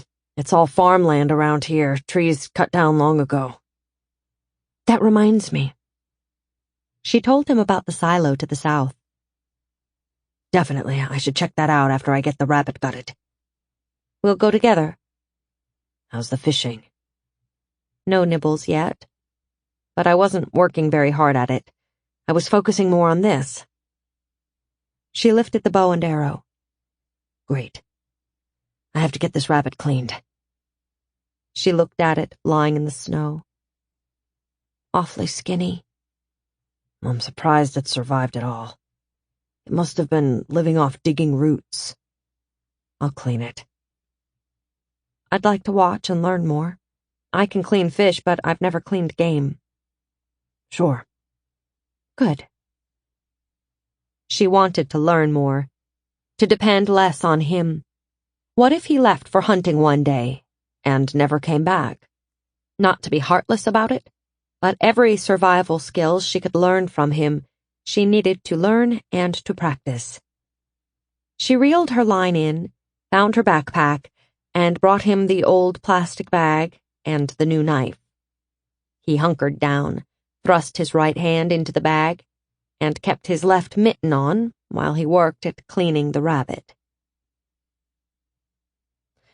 If we can preserve the skin, it might be useful, he said. Moccasins, gloves, line a collar. Damn, I should have looked for needles at Walmart. Her list of missed items was growing longer. At least she'd remember needles next time she had the chance. She'd chant a list to herself every night, memorizing it through repetition so she'd not forget again. With no more pencil and paper, she couldn't write a list. He cut into the rabbit's fur at the neck and forearms, then tore it and peeled it back down to the hind legs in one smooth motion. It surprised her that it wasn't a very bloody job. Wow. Was that as easy as it looked? Yep. They come right off. He stuffed the pelt into the snow. Cool it out immediately if you want to preserve it, and always clean and cook or freeze game right away. Even when it's cold out like it is today, we're doing this about as late as you'd want to after its demise. The meat was light-colored, not far in appearance from chicken thighs. Coral had dissected enough animals in biology class and cleaned enough fish that watching this didn't bother her. Without the pelt, it didn't look like a bunny anymore anyway, just more and more like supper. Cut behind the sternum next, and hold the skin away from the entrails like this as you keep cutting. He stopped cutting most of the way down the rabbit's torso and dug into the belly, pulling up the liver, deep, red and glistening. Good. I can take the glove off. I'll wash off the bag to use again later. He dropped it, peeled off his remaining mitten with his teeth, and grabbed the carcass with his bare hands. Why, you said it was dangerous, I thought. Tularemia is pretty common in rabbits, but it's obvious, on the liver, as white spots. This here is a very healthy-looking liver. Barehanded, he continued, slitting the belly open. The important part of cleaning is right here. You don't want to contaminate meat with urine or feces. With small animals like this, break open the pelvis and you can lift it all out, like this. He pushed the rest of the organs onto the snow, pointing with his knife. Heart, liver, kidneys, all edible. The rest, not edible. We'll bury the good organs in the snow and let them freeze overnight. He plucked them out from the rest of the guts and put them to the side. What's next? She asked. You could toss the rabbit whole into boiling water, or spit it if we had spits, but for now I'll part it out like a chicken. In moments he had 5 pieces. It looked even more like chicken now. I'll clean it up next. I'll leave the lungs, stomach, all that for you for fish bait. She helped him bury the pieces in the snow. I'll go check out the silo now, or whatever it is. I'll go with you. If there's a silo still standing, maybe there's a farm or ranch house that survived. I'd like to be sure there aren't people around there, and I can move more quietly alone. Don't wander far. But you can wander. It was a little condescending of him and irrationally irked her. Sure, he was the better hunter, but she hated that he felt he had to watch after her. When they pulled together, they felt like equals. When he needed rescuing, she had managed to do that alone. But sometimes she felt talked down to, like now. His voice was reasonable, patient. The person with a rifle should do most of the reconnoitering. If you want, you can take the rifle and check out the silo. Yeah, I get it. Okay, you do it, and I'll fish. And I'll babysit the rabbit. Pretty easy babysitting, it's not going anywhere. He adjusted the rifle on his shoulder and said, See you in an hour or so. She took her arrows back out and fiddled with them while she waited. Benjamin returned in good time. Lucked out, he called. Her heart lifted. There's food in there? No, but I found some charcoaled wood, enough to cook the rabbit at least. He took off the day pack and unloaded the wood. Great, I have water clearing. We'll have rabbit stew. We can add a couple of mystery veggie cans to it. Sounds good. I'll get the fire started. In a half-hour, she had a small fire going and decanted clear water into the biggest pot they carried, added a pinch of the dwindling supply of salt, and opened another can with no label. It was peaches, so she set it aside to have as dessert and tried a second can. Peas and pearl onions, much better for stew. She stuck her finger in the icy liquid and tasted it. It had salt, better still. The liquid from the can she poured in the pot, along with most of the onions. She'd add the rest of the veggies when the rabbit had cooked partly through. She had at least an hour until that happened, maybe 2. It was a good thing her grandmother was into cooking from scratch. Coral had learned enough from her to manage the survival cooking. She knew people at school who thought all food came from plastic trays or drive-through bags. When Benjamin was done cleaning up, he asked for her pocket knife. To sharpen. He sat down to hone all the knives and the hatchet too. She returned to fishing, using the gut bait, and was rewarded soon with a bass. Not a tiny one either. It was 3 inches longer than her hand. She stuck it on a stringer, jammed that into the ground, and put more bait on her hook. It took a half-hour, but she caught a second fish, nearly as big. She hadn't seen fish this big in a long while, since before the event. She retrieved her sharpened pocket knife from Benjamin, cleaned both the fish quickly, and set them both by the coals to cook. It'd be great to eat cooked fish rather than raw tomorrow. It'd freeze equally well, raw or cooked. She stirred the rabbit stew, decided the meat needed another half-hour, and returned to fishing. As she was ready to quit for the day, a third fish struck her line, but it was clever and unhooked itself with a twist and a splash. The sound was loud enough to attract Benjamin's attention. Feast or famine, he said. And I'm done with the sharpening. She tested the edge of the big knife she'd taken from Walmart. Dangerously sharp. She'd have to remember that. Thanks, she said, still feeling regret for the lost fish, but not the despair she would have felt over it just a week ago, but a smaller twinge. They had fresh food for the day, some canned food left, and a promise of more fish to come. She said to Benjamin, I buried the fish heads with the rabbit heart in the snow. We can have those tomorrow as soup. If I can find more fuel. At least fish is edible raw, though I'd rather have them cooked. I think I should take an overnight trip up north, see if there are more rabbits. We can go together. No, you're catching fish here now. Stick with it. True, but it'll still be here in a couple days, and they might be biting better elsewhere. He thought it over. Okay. Give me tomorrow to check things out on my own. Find the ideal spot for the next camp. Make sure there are no human tracks up that direction. He unconsciously drew his hand over his sore ribs. She wished he were healing faster, but she supposed the chronic undereating would make all their injuries heal slowly. Their bodies had eaten through all their fat stores, and for every day they had insufficient calories, they would be breaking down bones and organs and healthy muscle to keep them alive. Injuries were only going to be more and more stressful. At least we aren't going to be catching head colds or the flu this winter, she said. What?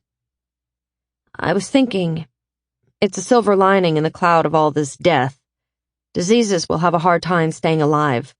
Not enough hosts to move them along. Huh, he said. The rabbit stew turned out great. The onions from the can made the broth richer tasting. She could have eaten twice what she did.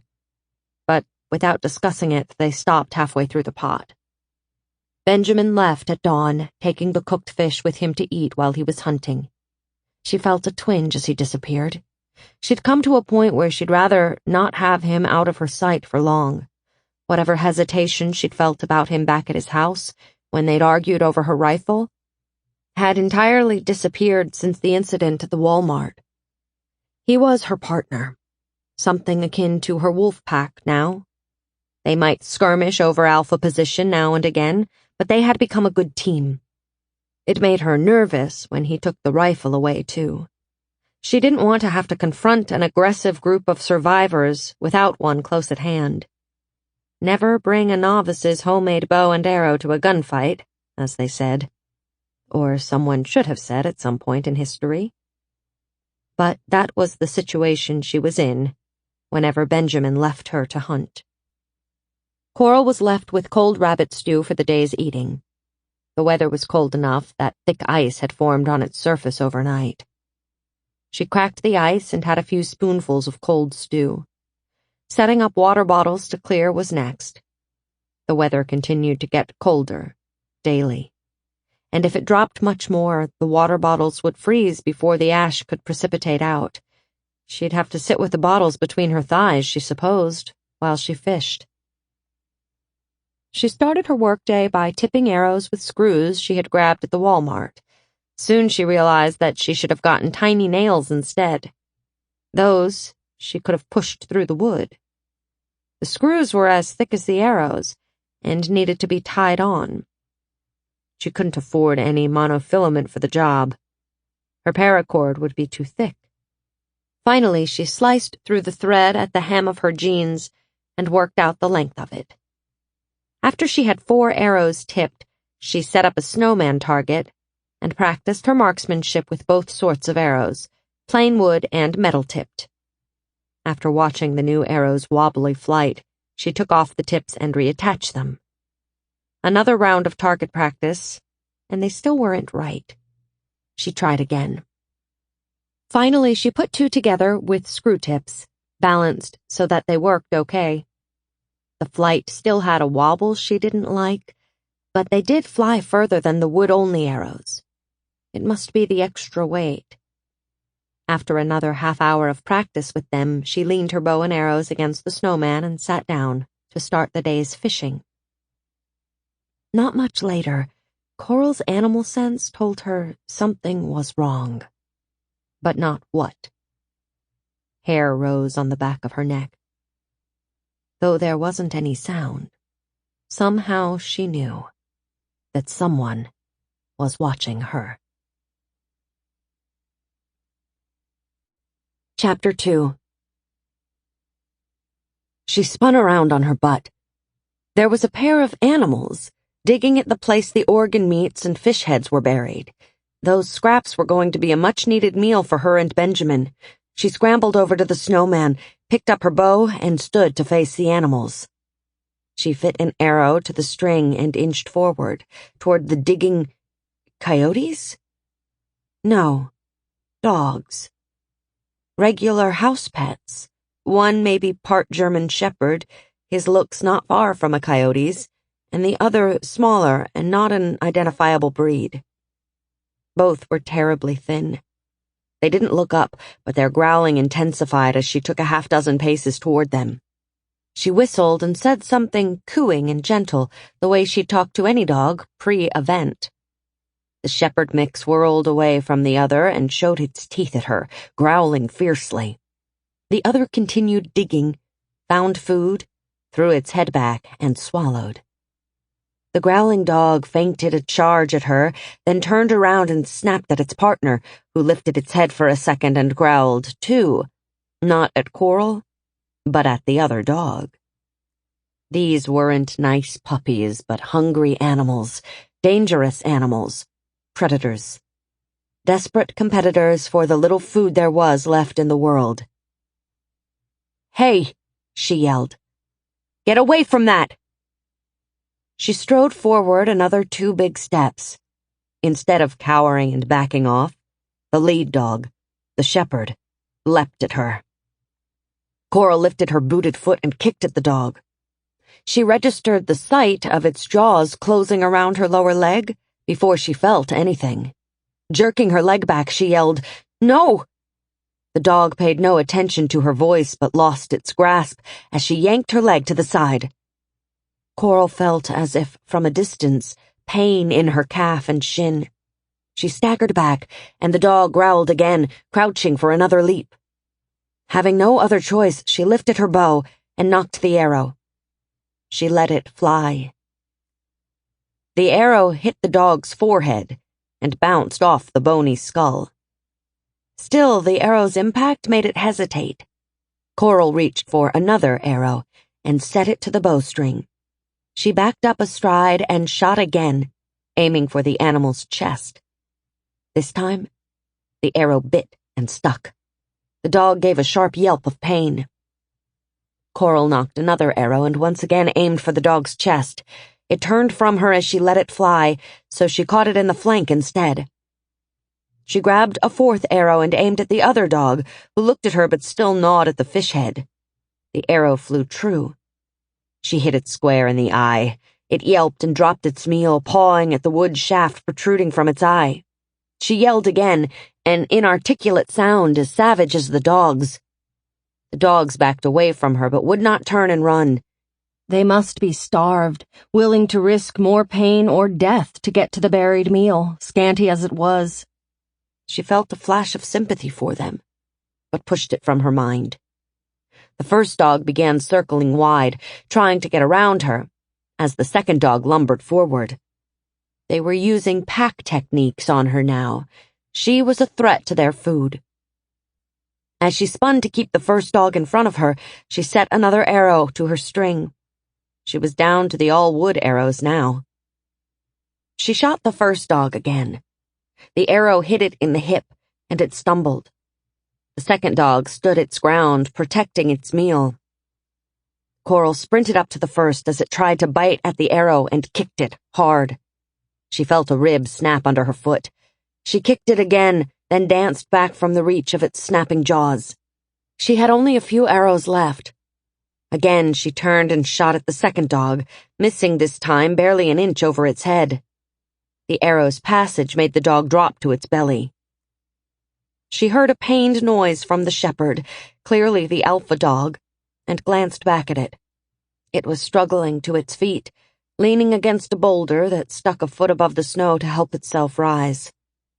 Hardening her will and her heart, she shot it again, and then a quick second time, burying 2 more arrows into its heaving side. Blood stained the snow around the dog. It turned to bite pitifully at the embedded arrow. She leapt forward and kicked again, this time at the dog's head. Her boot connected with a resounding crack and a force she felt all the way up to her hip joint. The dog stopped moving, dazed. She stepped around it and grabbed its lower legs. With the strength fueled by the adrenaline that pumped through her body, she lifted the dog by its legs. She swept it behind her, then whipped it overhead. The weight of its body swung up, then swooped down, accelerating. She aimed the dog's head at the tip of rock protruding from the snow, but missed.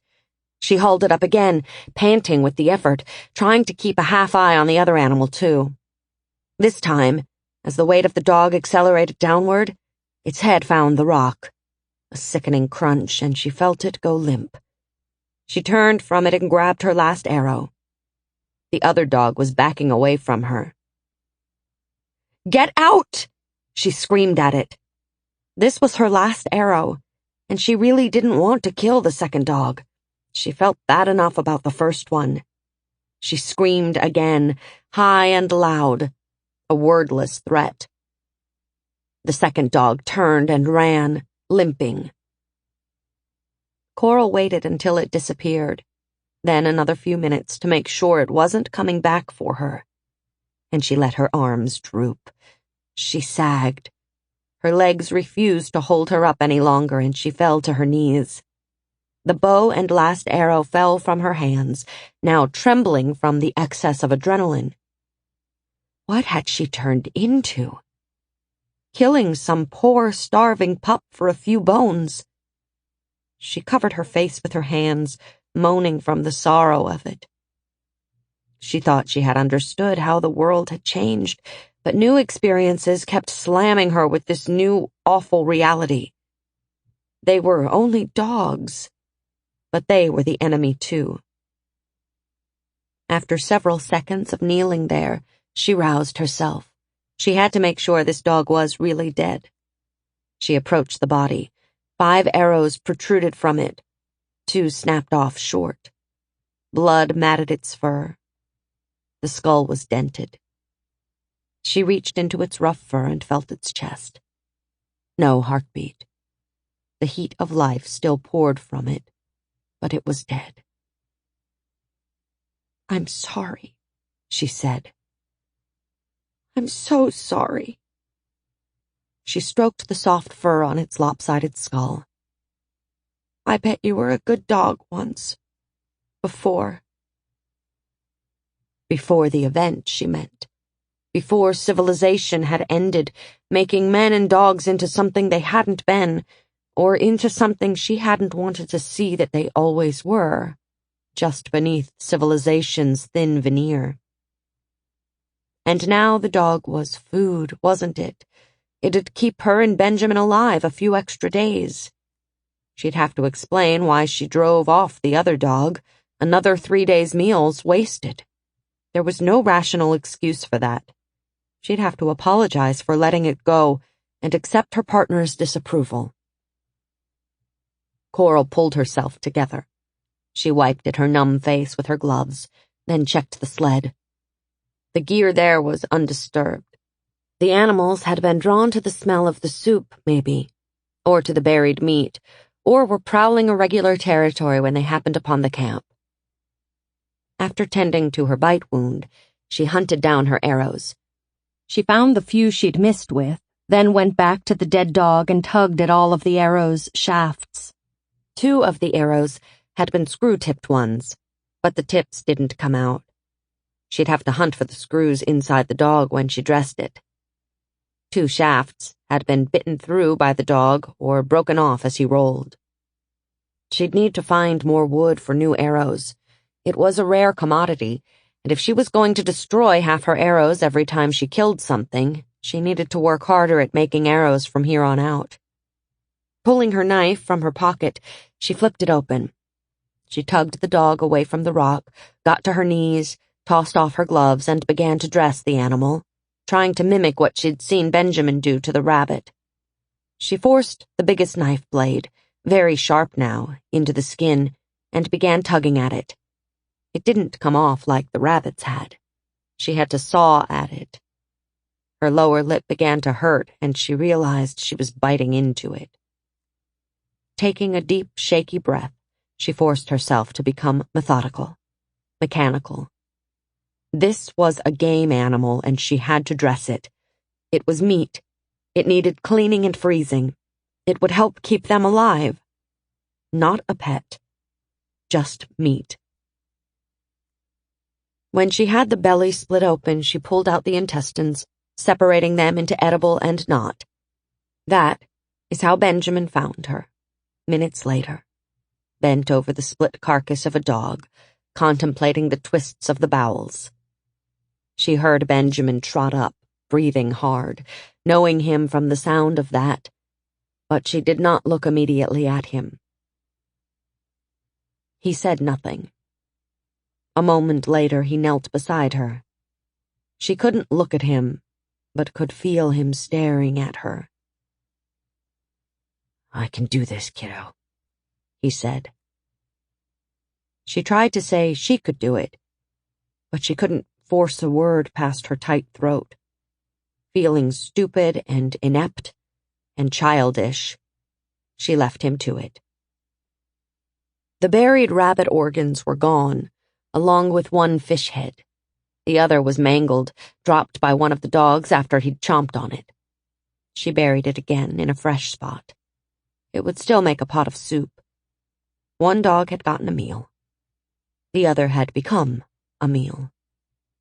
The new way of the world. That night, Coral ate the rest of the rabbit soup. She let Benjamin cook the dog's liver and eat that. She made herself sit across from him but didn't watch him bite into it. "You'll have to eat this meat," he said. She tried to speak, but her voice still wouldn't come easily.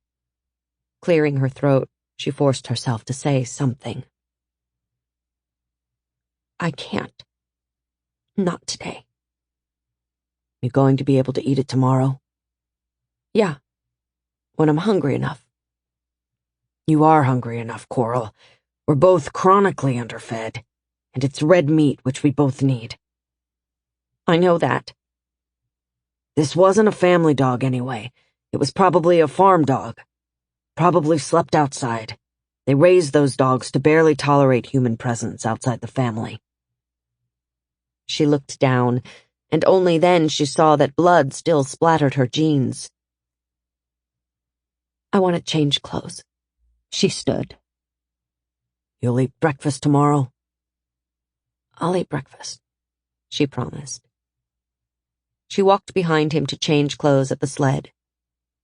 She used the rest of the evening light to wash her jeans of the dog's blood, heating lake water first, then sluicing the thick material in and out of a cooking pot. It was full dark by the time she had wrung the jeans out and laid them out to dry on the snow. After leaving the dying fire, she joined Benjamin, who had already crawled into their makeshift bedroom under the sled. The air inside there was close and warm. His breathing told her he was wide awake. She crawled into her bag, turned her back to him, and tried to relax. You want to talk about it? His voice was soft. No. I heard you screaming. Luckily, I hadn't gone far. I ran back as fast as I could. They lay in silence. She could feel him waiting for her to say more. I had to kill it. That's right. There was nothing else you could do. Even if it hadn't attacked me, I should have killed it anyway. And the other one, if I'd been able. We need the food. I'm sorry I let the other go. No reason to be. You did good, he said. The kindness in his voice was going to turn the lump in her throat to tears.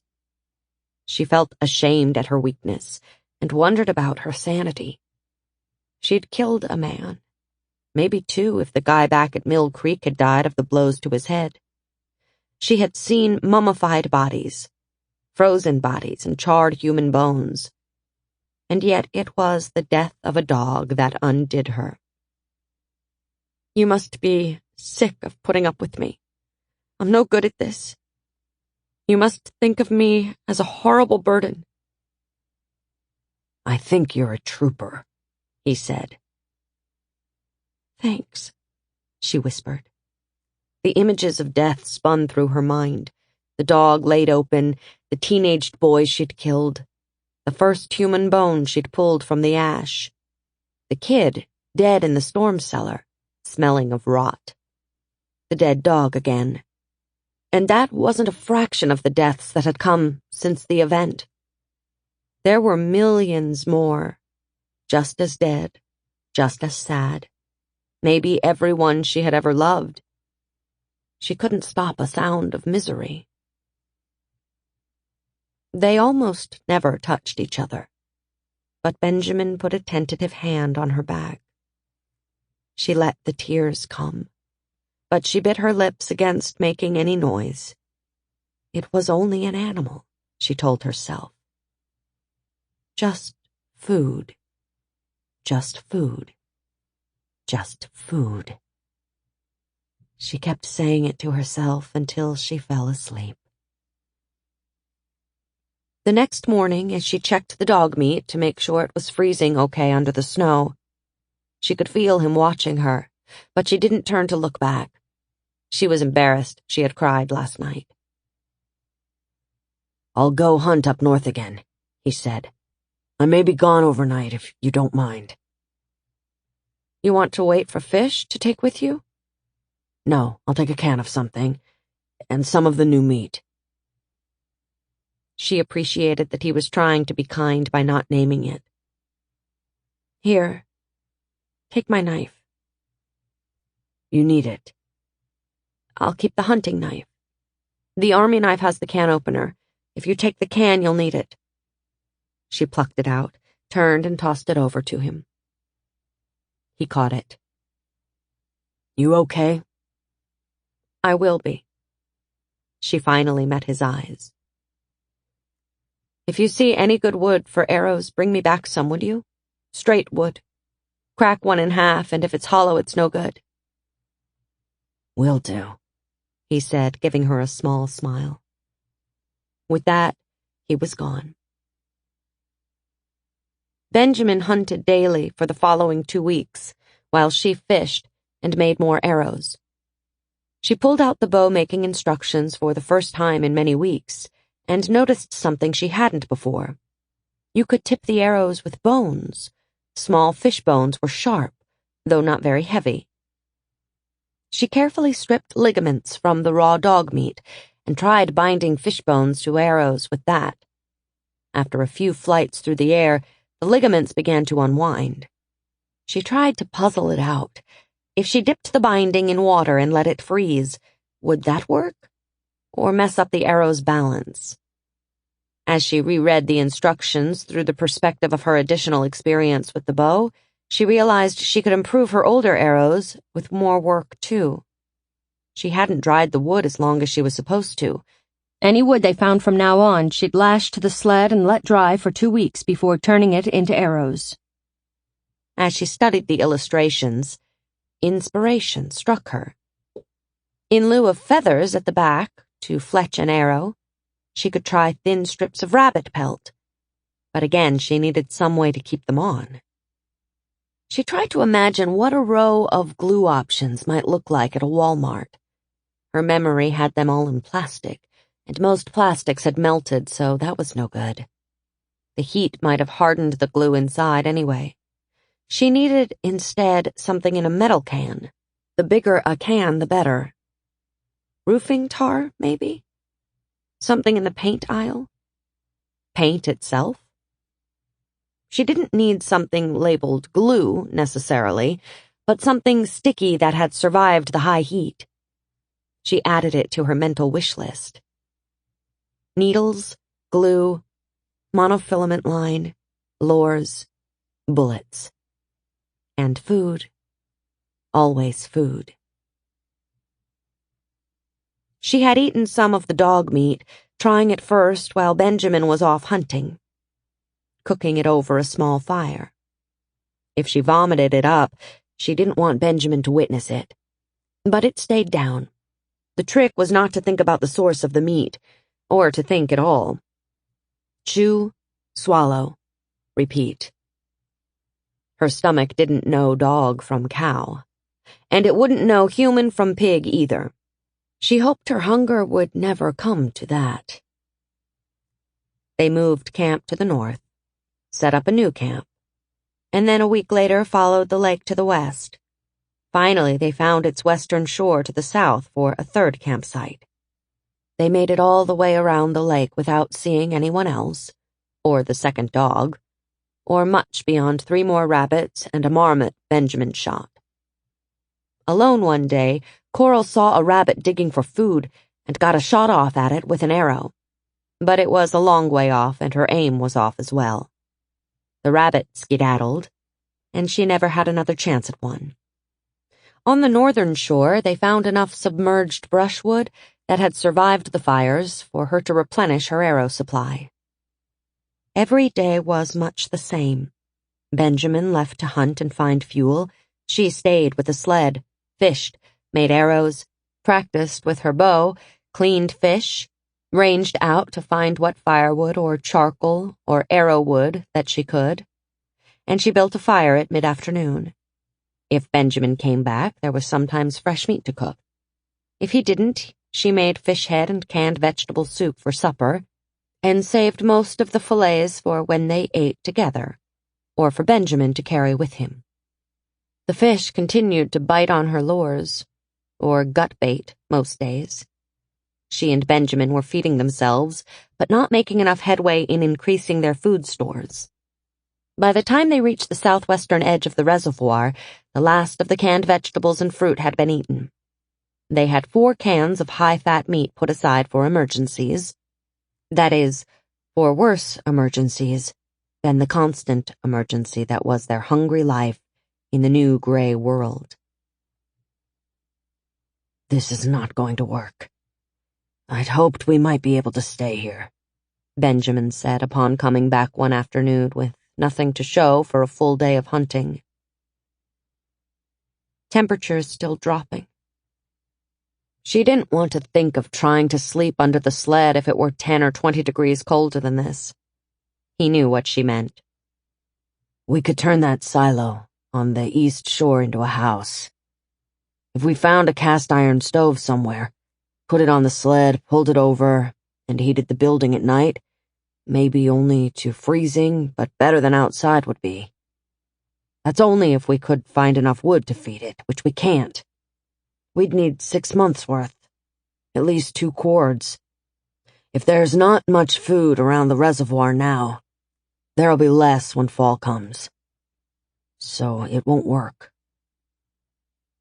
I keep forgetting it's not autumn yet. Coral swept her hand around, pointing at the snowy landscape. 3 to 4 feet of snow had accumulated.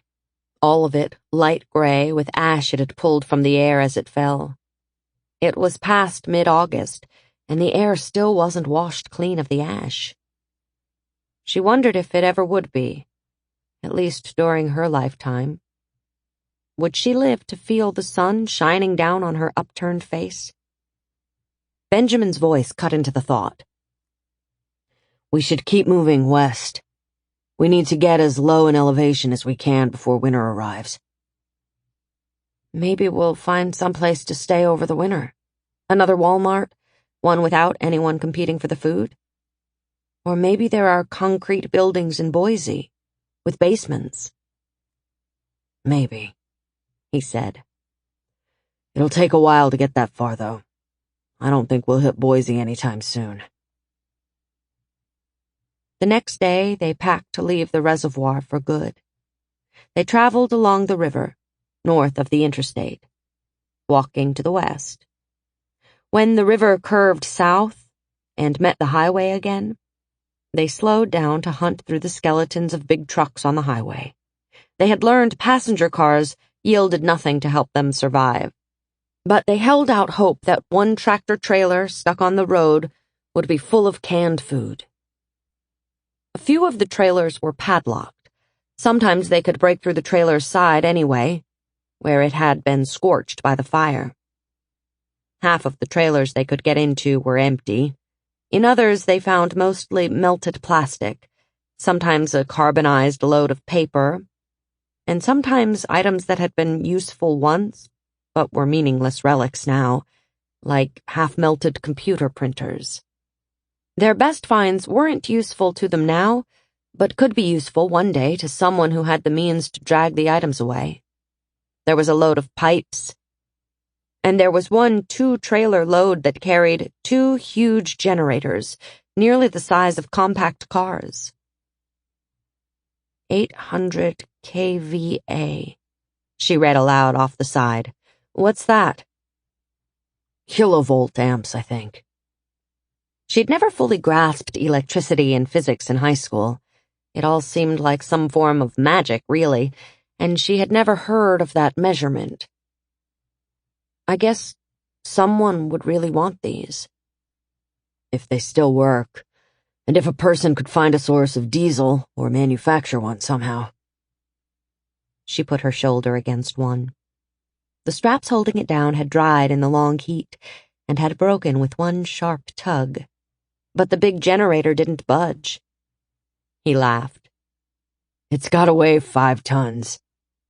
Yeah, I've gotten stronger pulling the sled, but probably not that strong. They left the generators for someone with the means to move them.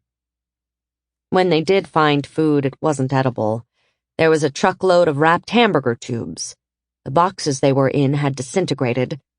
The burger had cooked, and the plastic had melted onto it. Before the freeze, it had gone bad, though because of the low temperature now, she had to get right up to it and sniff to detect the odor of burned and rotted meat. Anything in refrigerated trucks had long since spoiled and was frozen solid now.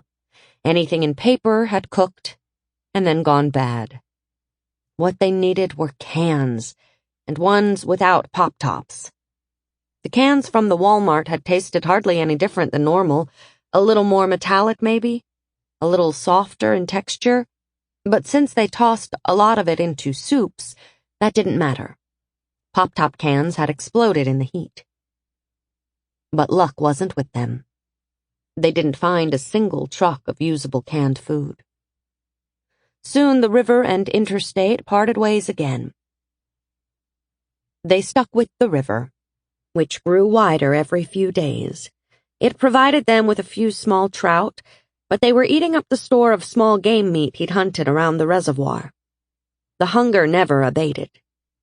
For maybe a half hour after a meal, she didn't feel desperately hungry. The other 23 hours, every day, she was. Hunger was a strange thing when it was this constant. It kept her thinking of food all day, and those thoughts reminded her again of how hungry she was. She learned the various phases of hunger. There was the burning sort of hunger, the cramping in her belly, and sometimes when the sensations coming from her belly had stopped, there was the dizziness if she stood up too quickly, followed by a couple minutes of trembling weakness. The weather grew colder and colder as August wore on. They kept saying they'd pick a date and start keeping track, but they kept forgetting to do it, busy with the details of surviving, or numbed by hunger and exhaustion. The longer they were without calendars and clocks, the more days that passed, the less it seemed to matter. One day they'd started calling the current time August. Any day now, one of them would say September, and they'd agree that's what it was. When the sun was visible again, they'd be able to measure its angle and know the solstices. But the sun wasn't coming back any time soon. It might as well be a rumor as real.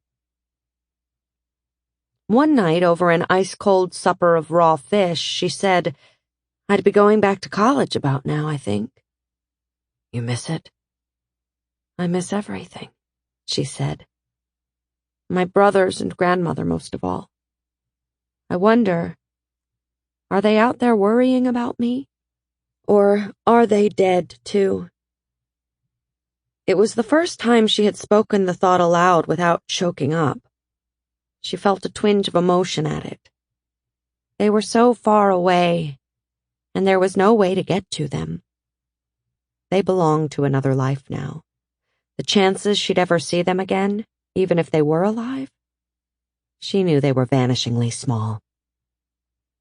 She asked Benjamin, "Isn't there anyone you miss?" "Not like that. I left my family a while ago." "Willing to talk about it?" "Not at length. It's a dull story anyway." He bounced a water bottle against the toe of his boot to crack the ice in it, and took a drink. "Religious differences, mostly." "I see." Though she didn't. Most people were the same religion, and many had the same commitment to it as their folks. In her case, that meant not religious at all, but she didn't pry further. "More fish?"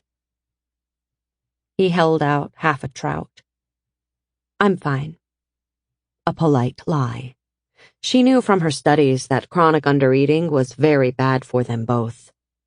Her heart was accumulating damage, other organs, the brain.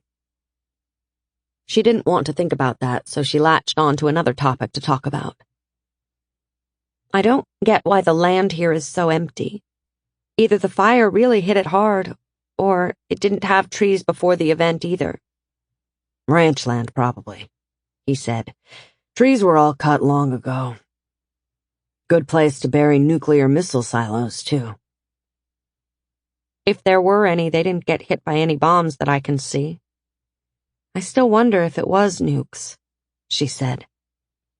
"I don't. At least not about that. It wasn't a war." "So, what was it?" "I don't know. And I really don't care, not like you seem to. Maybe my crazy religious relatives were right all along and it was the wrath of God, or of some god, slapping an angry palm down over some slight of humanity's. Or maybe not people, maybe mule deer did something wrong and bam, a god's angry palm. Or it's some new superweapon. Or an accident at one of those advanced physics labs. Something we can't even imagine. You just did. She smiled. Imagine them. He gave her a half-smile that faded fast. I did. So, something weirder than that. It might be something no one left alive can guess.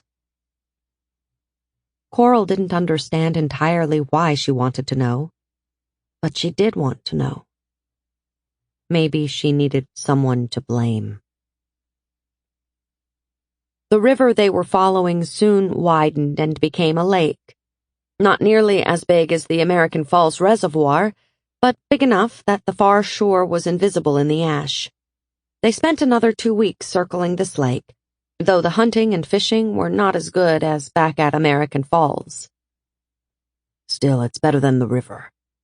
I think we should try to stick to lakes if we can, Benjamin said, when they had built up a cache of 20 frozen fish and 2 rabbits to carry with them on the next leg of the journey. You want to try and stay here through the winter? He carried a mental image of Idaho and its roads in his head. He had the better survival skills, though she was slowly catching up. She'd be a fool not to listen to him. And she wasn't a fool. We can't stay here for long. There's nowhere to shelter. No building, no cave, and it'll get too damned cold and soon. But if we could find a lake that still had fish once a week, hop from lake to lake, we could survive. Barely. I had hoped the river would give us more fish as we went west, but it seems to be producing less. In the remains of a cinder block building by the lake, they found an empty vending machine, the glass missing. Coral sighed at the sight. Too bad. I'll probably never have a candy bar again. Not unless you learn to tap maple trees and make your own. What maple trees? She asked. Good point. I guess honeybees are all gone too. I assume somewhere on the planet there are some, she said wistfully. She hadn't seen a leaf or pine needle in 10 weeks. Some days, dizzy with hunger, she entertained the thought that she might have imagined them. Benjamin drew her a rough map of the state in the ash. We'll have to lose the Snake River to get to where I'm thinking of. But there are more lakes and reservoirs up there. And other smaller rivers. Sure, she said. You know, there's a rail line not too far north of here, too. I think when we find it, we should take a couple days to follow it. Which direction? Both. When we cross it, let's split up, and you go east, and I'll go west. If we've found nothing by the end of the first day, camp and then retrace our steps and meet back up. Okay, she said. If they didn't find anything, they'd have lost 2 days and gone through more of their slim food stores. It was a risk. But everything was a risk now. Every step she took, she might fall and break a leg, and that might mean death in this new, bleak world.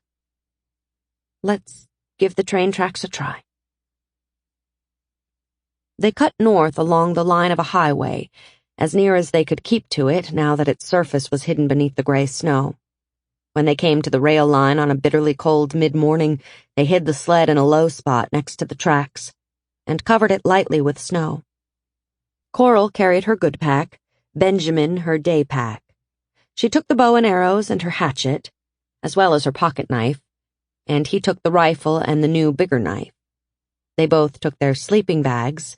The plan was walk until dark, build a snow cave, sleep, and turn around in the morning to meet back here at the sled about midday tomorrow. For long miles, Coral walked along the straight track. The snow had mounded over each rail, so there was a shallow, central U-shaped ditch to walk along. On either side, the ground sloped away from the embankment the rails were built on. It was impossible to get lost. And it was a relief to walk without pulling or pushing the heavy sled. For the first few hours, it was almost pleasant, like taking a hike in the dead of winter. It reminded her of that weekend when she had tried cross-country skiing. Coral stopped in her tracks at the memory and smacked herself on the forehead. Why hadn't they thought of trying to make skis for themselves? They could have done it way back at the start, when there was lumber to take from the house and Benjamin had access to more tools. He probably could have planed floorboards into the right shape. She was trying to work out in her mind how skis were shaped and how they might make them now with the few tools on hand, and how it would change the way the sled pulled. And she had been lost in thoughts of skis while walking for quite a while, when she realized she could see, in the distance, a train. Chapter 3.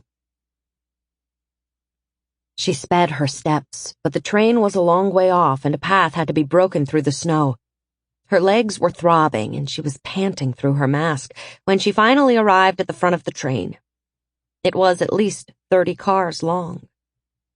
Please let there be something edible in there. They still had fish on hand, but they'd been living on too few calories for too long. At the first train car, she climbed up the back and peered between metal slats. Cars. New sedans. She let her eyes adjust to the darkness and finally made out a Ford logo. She doubted any of the cars would work, any more than any other car did, and she had no idea where their keys might be. Surely they didn't leave them hanging in the ignitions for thieves to use. Thieves like me, she muttered, as she climbed down. There was a heavy padlock securing the doors to the car carrier. She checked every train car that she could see into. A third of them were empty. Several in a row held scrap metal, which Benjamin would like pawing through were he here. Some flat cars had held something that had burned beyond recognition, except she could still see it had been flat rectangles, maybe drywall, something like that. To her amazement, none of the cars had locks except for the car carrier. She wondered how they prevented theft from trains. One open car had huge cable spools on it. The electrical cable was really thick, maybe for industrial use, and the insulation was intact. Off the top of her head, she couldn't think of a use for it now, but there must be one. There were a dozen double-stacked container cars next. Metal bracing ran over the ends of both containers. She studied it for several minutes before she realized it wasn't a way to lock them, but a way to secure the top one to the bottom one so it didn't fall off. 2 containers had padlocks, visible from the ground. But when she climbed up, she saw the others were secured only by a narrow strip of aluminum, no heavier than a soda can. She bent the first back and forth a few times, and it snapped in 2. Not much of a deterrent to a thief, was it? She wondered why they'd bothered with any sort of closure at all. One by one, she opened the containers and examined the contents. There were a lot of paper products, now charred or burnt to ash.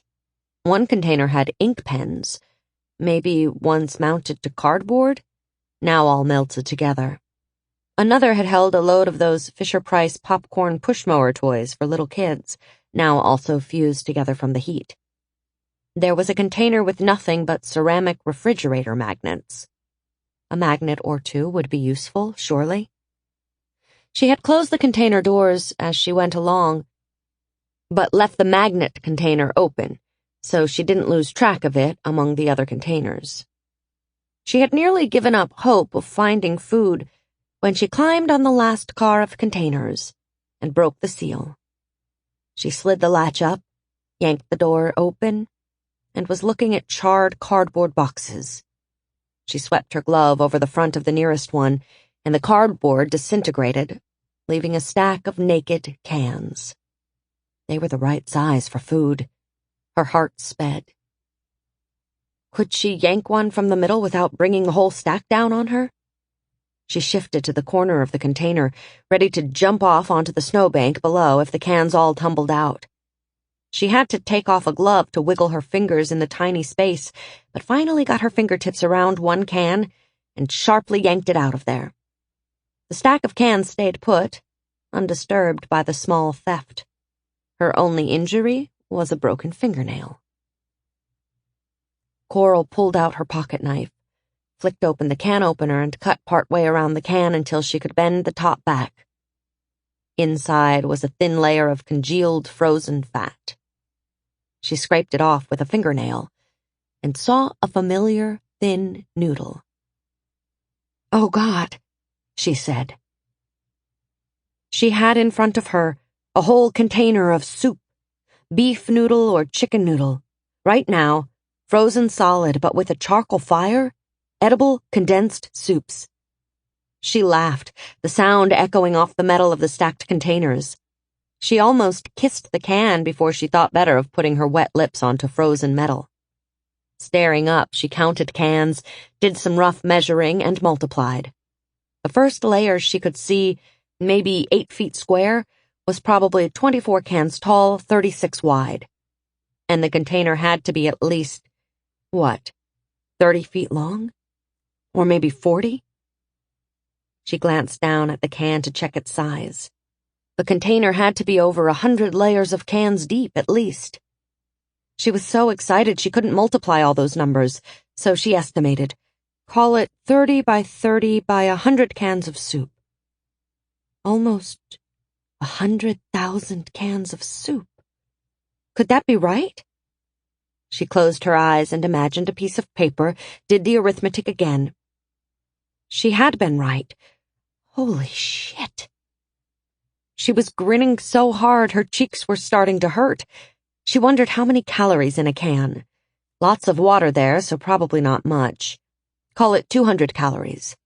Call their real needs, sitting still in this kind of cold, 3,000 calories, and hauling the sled, 4,000 for her or 5,000 for him, calorie levels they had not come anywhere near for weeks now, and 100,000 cans times 200 calories would be... Her mind reeled at the numbers. 2 million. No, 20 million calories in this one container. Divide by 4,000 calories, 5,000 days of food for one person. 2,500 days for two. Could that be right? She did the figures again. Eyes closed, trying to see them as written out on paper. She thought it was right. Hell, if she was off by a factor of 10, it would still be 250 days worth of food. And if the container stacked on top of this one was the same, it was even more than that. But the food would also lock them to this remote place. They couldn't haul more than 50 or 100 cans on top of the regular weight of their gear. The thought she'd been hanging on to, of getting to Boise, maybe finding something there, was easier to let go of than she thought it would be. There was food here. That was all that mattered.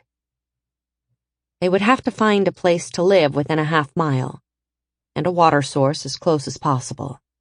Especially with all the salt in soup, definitely they needed a good water source. And they needed a fuel source. Cans of frozen solid soup wouldn't do them any good at all. It needed defrosting. She left the container door open and tossed the open can of soup down into the snow, then dropped to the ground. There was no hurry, but she was so hungry. The can of soup tormented her. There was no way to eat it right now. It was solid ice. She had to have a fire. She walked the length of the rail car. There were 4 containers, identical ones, sitting on this one car. What if all 4 had soup in them? She laughed, a crazy sound splitting the silence of the still world around her. Coral collapsed onto the ground and wrapped her arms around herself, shaking from excitement and fatigue and cold in equal measures. Damn it, they had food! Praise all the gods and the Campbell Soup Company or whatever company had shipped the soup. It took a good long while for her to get control of herself. She kept glancing up at the container doors to reassure herself she hadn't been hallucinating. But the neat rows and columns of cans were still there. More and more revealed as a light wind pushed off the charred remains of the boxes. Finally, the cold had seeped into her and made her stiffen up. and she realized she had to get moving again or risk frostbite. In fact, her butt was numb already. That'd be a horrible sight to have to perform self-surgery on, wouldn't it? She brushed herself off, tucked the open soup can into the outer pocket of her pack, and shouldered the pack. If she only counted one container of soup cans, the food problem was solved for months. She would look into the rest of the containers in a moment. If there was more food, great. If not, they'd still be fine. She might get tired of eating 10 cans of the same soup every day. But to have food she didn't have to work to catch? It was a luxury she thought she might never see again. She walked to the end of the train, where there was an engine, rather than a caboose. She studied it for a moment and thought it had been pushing the train, not pulling it, so the train had been headed west, probably to Boise. She climbed up the engine and found an unlocked door. Inside there was a control panel, electronic, and totally dead, of course.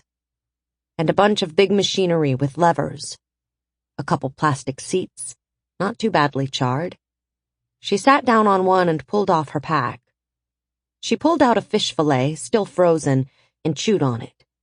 Fish again. But maybe her last one for a long while. Ice crystals popped under her teeth. She held the bite of fish in her mouth until it defrosted, then swallowed. A shiver ran through her as the cold fish met her warm insides. As she ate, her eyes roamed around the place. She spied a metal box on the floor between two built-in machines. After she'd finished the fish, she kneeled in front of the box, found its latches, and opened it. It was full of tools. Most were familiar, big wrenches, long screwdrivers, and a pry bar. But some were mystery tools to her. Maybe Benjamin would know what they were. Sometimes she wondered why he needed her at all. If she were him, she might dump her. She didn't have half the skills he had. She thought, and not for the first time, it might have been easier for him simply to kill her and have her for stew for a week. But as little as she did know about Benjamin's past, or his opinions, or his favorite books or movies or color, or even if he'd ever been married or not, she did think she knew his core character. She could trust him. She wasn't in his menu plans any more than he was in hers. And now there was plenty of food for them both, if it didn't make them sick, and she was confident after eating the canned food from the Walmart that it wouldn't. They had more food than they'd know what to do with. Part of her wanted to go running back toward the sled to share the news, but getting there early wouldn't get Benjamin there any sooner. Keep to the plan, girl. This soup isn't going to wander off in the next 15 hours. In fact, no one seemed to have come upon the train in the months since the world changed. The intact metal seals on all the cars attested to that. There was no road next to the tracks. She supposed the remoteness, or the absence of survivors in this area, had made it difficult to find. She spent the rest of the afternoon opening up the last of the containers in the train. The one car was the only one with food, but all 4 containers on that car had soup, apparently one variety to a container. The labels were gone, but she peeled back a lid of 1 can each and thought they were probably chicken noodle, plain chicken broth, tomato, and cream of mushroom. Not much protein and not very calorie-dense, but man, it was food, and beyond that a small variety of food. The tomato soup had much-needed vitamins. It'd be awfully nice to find a container full of evaporated milk, too. Turn the cream of mushroom into something actually creamy. She had to smile at herself for that. What greed! No, forget the milk. This was enough. She was grateful for it. When she was done exploring the train, she still had some daylight remaining to spend scavenging for charcoaled wood under the snow. She spared a thought for the railroad ties as potential fuel, but they were treated with something, right? They stank, certainly. Might give off toxic chemical fumes. She stuck to hunting for burned tree trunks under the snow. She finally uncovered a fat stump that looked to have fuel potential left in it. With her knife, she dug into the stump until she had a pile of tiny pieces of half-burned wood gathered into a pile, then struck her pocket knife's magnesium fire starter, and she soon had a small fire smoldering. She finished opening the 4 cans of soup, set them around the stump to heat, and began to dig herself a snow cave. By the time she was smoothing out the inside ceiling of the cave, she could smell the warming soup. When she returned to the fire, the soup had mostly defrosted, though it wasn't nearly as warm as body temperature. Close enough, though. It was edible. One by one, she ate the cans. Salty and thick and cold. She didn't try to stop herself from moaning in pleasure at the flavors. The next morning, she woke terribly thirsty. Snow converted to water at a poor ratio, she knew from experience. Their 2-quart pot, packed with snow, yielded less than a cup of water that still had to be filtered of the ash. Lakes were a much better source of water. She finished the water she had on hand, dug into the stump to find more burnable wood, set another fire, and packed all the empty soup cans with snow to melt. Returning to the container car, she pulled down 2 cans each of every soup, loaded them into her backpack, and waited for the fire to melt the snow in the cans. She drank all the water, smothered the fire with snow, and turned west again, to meet back up with Benjamin. He was waiting for her, having pulled the sled out and gotten it ready for travel. She wanted to surprise him by whipping out the soup, but she couldn't stop herself from smiling long before she reached him. He read her face right. "You found something," he said. Wordlessly, she took her pack off and extracted a can. She handed it to him. He hefted it. "What is it?" "Soup."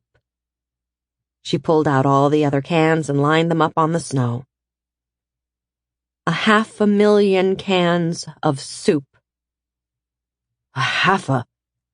Holy shit, he breathed. "And no one else has found it?" "Not a sign anyone has seen it but me." He gave her a rare smile. "Good job." "No, dumb luck," she admitted. "Good dumb luck, then." He thumped her on the shoulder. "I had been getting worried about food." "We still have things to worry about, like finding a water source close to the food, and shelter. There aren't any buildings nearby, and the land is flat, so we aren't going to find a convenient cave." "We'll figure it out." "Want me to start a fire so you can eat some right now?" "No, I'll eat the rest of the fish while we pull. Or while I pull. I want you to come behind and brush out the tracks. No way do I want to risk someone else finding this food, so take your time about it. Particularly right here where the tracks cross the road." He pulled the sled and she walked backward behind, working at erasing their tracks, first with sweeping her boots over them, then by wiping over the area with her spread-out sleeping bag, weighted with a toolbox. For the first half-mile or so, she was very careful, and Benjamin stopped twice to come back and help. After that, he agreed it was okay to be less thorough, and they moved faster. Another decent snow, and no one would be able to tell they had ever been here. The food would be theirs. They made it back to the train in late afternoon. She pointed out the car of magnets to him and then took him back to the car with the 4 containers, loaded with soup. She opened a door to reveal the grid of cans. He stood, looking up at it in awe for long moments. Then he said, "I feel almost like crying." She knew what he meant. The relief of having food was overwhelming. She let him have a moment of respectful silence with the cans. Then she said, "Maybe you can hunt fuel? Add the charcoal to the fire from this morning and warm us up some soup. I can expand the snow cave to fit 2. It kept me warm enough last night." "Deal," he said. "Before we go to bed, I want to show you the train engine." "And tomorrow, first thing," he said, "we need to start hunting for water and a better shelter." Over the next week, they worked at establishing a temporary camp. They considered piling snow up around an empty freight car and making that home, But Benjamin finally rejected the idea, pointing out that in case someone else did find the train, he'd rather be more than a rifle shot away. At least until he could see what sort of forces they were up against. Melting snow to drink was a never-ending chore. It took 6 days for them to find a narrow stream, entirely frozen over, to supply them with easier water than melted snow. When they had melted the first batch of stream water, they found it nearly as ash-filled as the snow and had to filter it through cotton. Not for the first time, Coral regretted not taking along a pillowcase, which would have been perfect for the job. "It's not an ideal spot," said Benjamin. "I want to find something better." "The stream is a good distance from the train. Should we be looking for someplace to live halfway between?"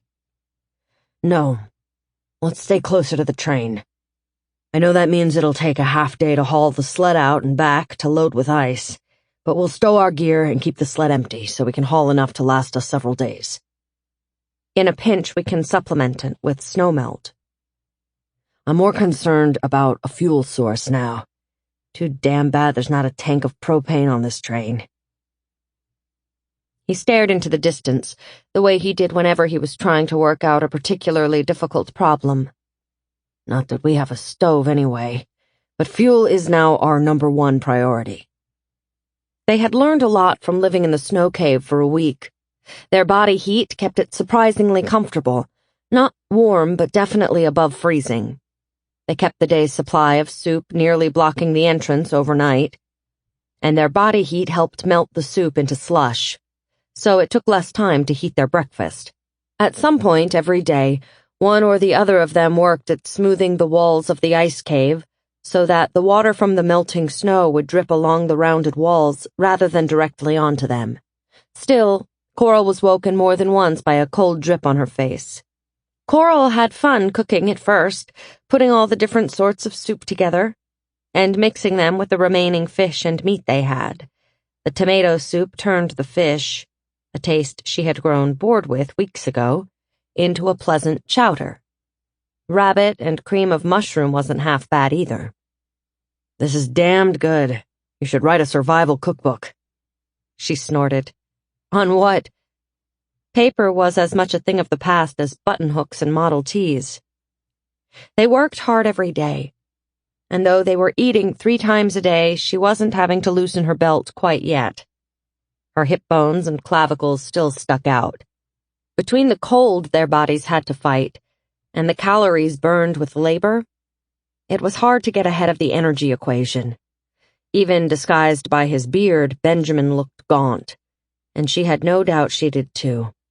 Though in a world without mirrors, she was spared the sight. If they weren't engaged in an endless hunt for fuel, they might have more time left to spare for hunting or fishing to augment the soup calories. Not that they'd run across a body of water large enough to have fish. And that was the other worrisome thing. The temperature kept dropping. It was too big a project to wash clothes right now, though she supposed she'd have to do it eventually. In the cold weather, it wasn't as if they could smell each other's stink very often, only at night in the snow cave when their body heat was reflected back, and the cave grew warmer as the night passed. She didn't want to think about trying to wash the sleeping bags in this sort of weather. It'd take a week for the bags to dry, and they couldn't afford to be without them for a single hour of the night. She bathed by dipping the corner of a cloth in cold water and scrubbing herself inside her clothes. As they worked or ate together, she asked Benjamin technical questions, starting with the generators they had found. Did they run on gas or diesel fuel? How had gas stations stored diesel? How could they pump it out without electricity? If you ran across a different sort of fuel, could you convert the generator to use another fuel? Could you convert a car engine to use a different fuel? Did he think the cars were repairable or not? If you had an intact concrete building and fuel and one of those generators, how could you make heat from that? How would you vent the fumes from it? How did furnaces work before the event? How had train engines driven the train? He answered what he could, sometimes stopping to draw a diagram in the snow to explain. When he didn't know, and she appreciated this most of all, he admitted his ignorance. Over the days of her barrage of questions, she felt as if she was slowly tearing down the wall of her ignorance about the technologies she had taken for granted her whole life.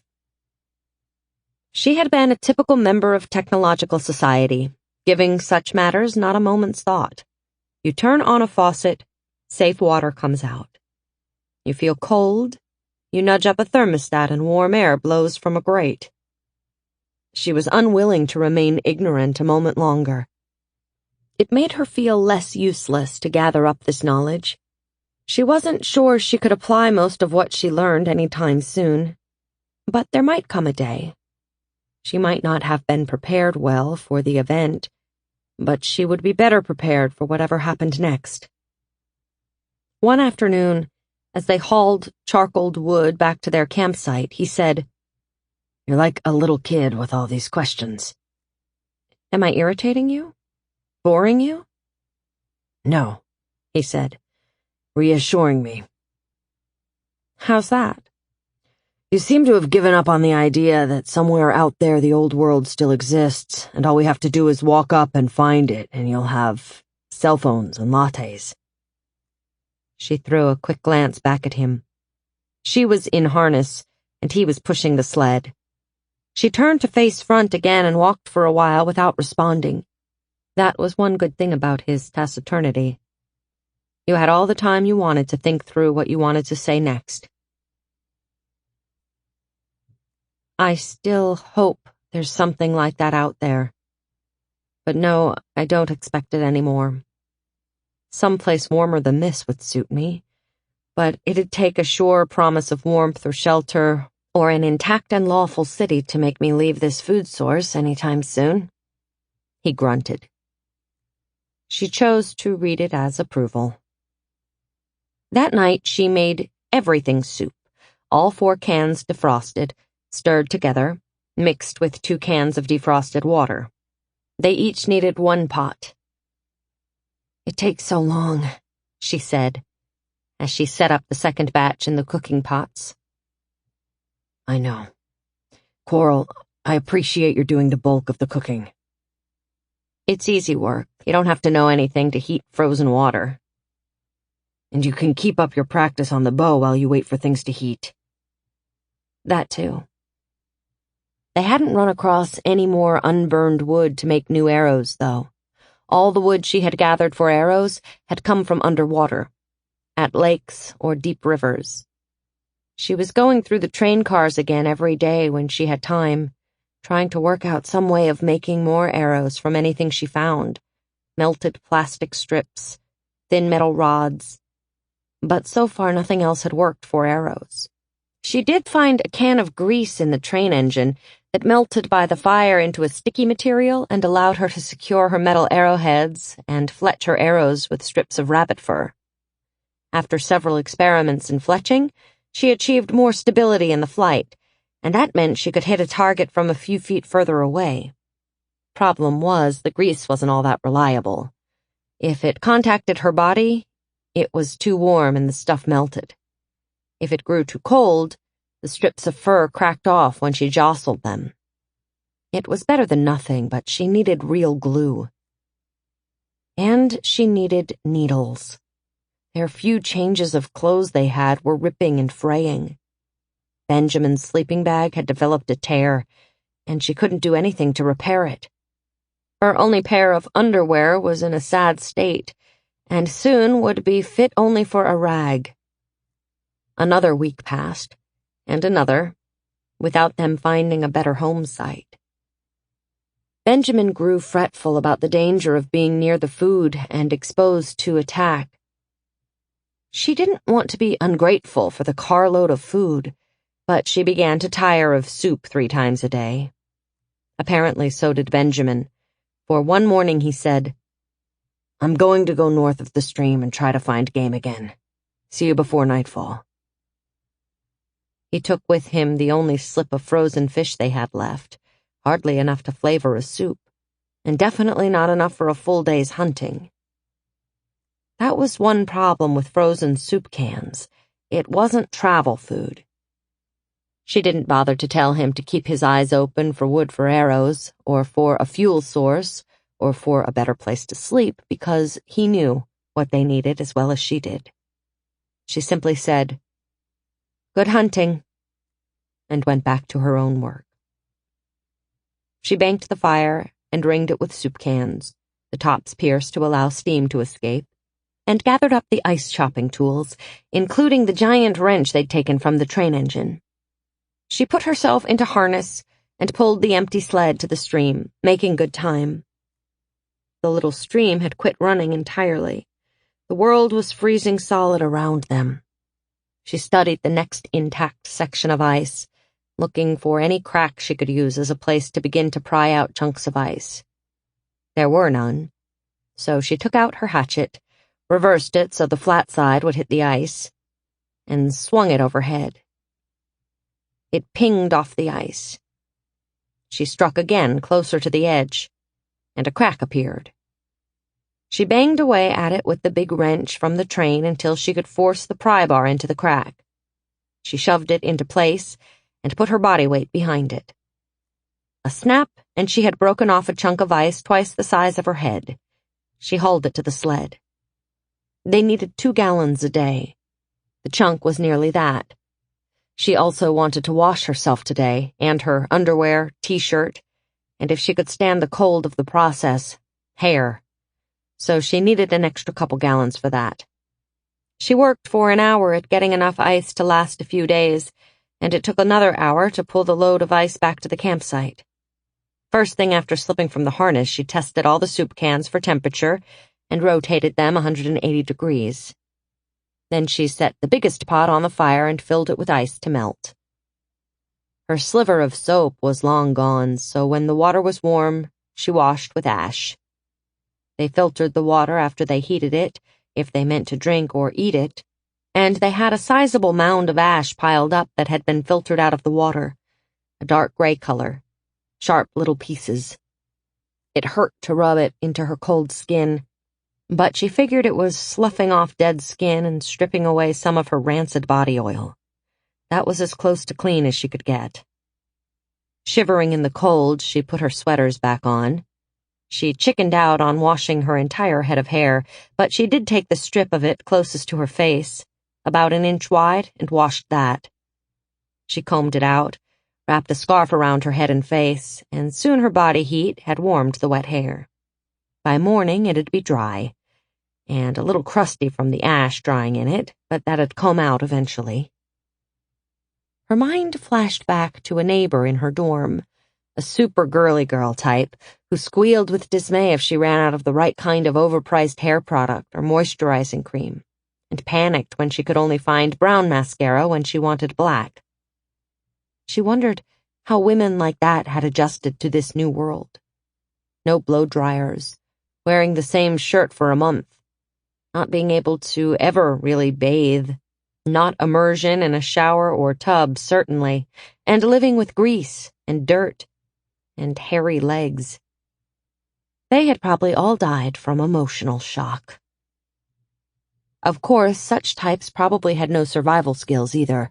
They'd have cringed away from touching worms to bait hooks, so they wouldn't have had even her modest talent at fishing. And, so as not to be sexist about her sneering, she imagined male Wall Street stockbrokers too, in $5,000 suits, thumbing their smartphones, also with no survival skills.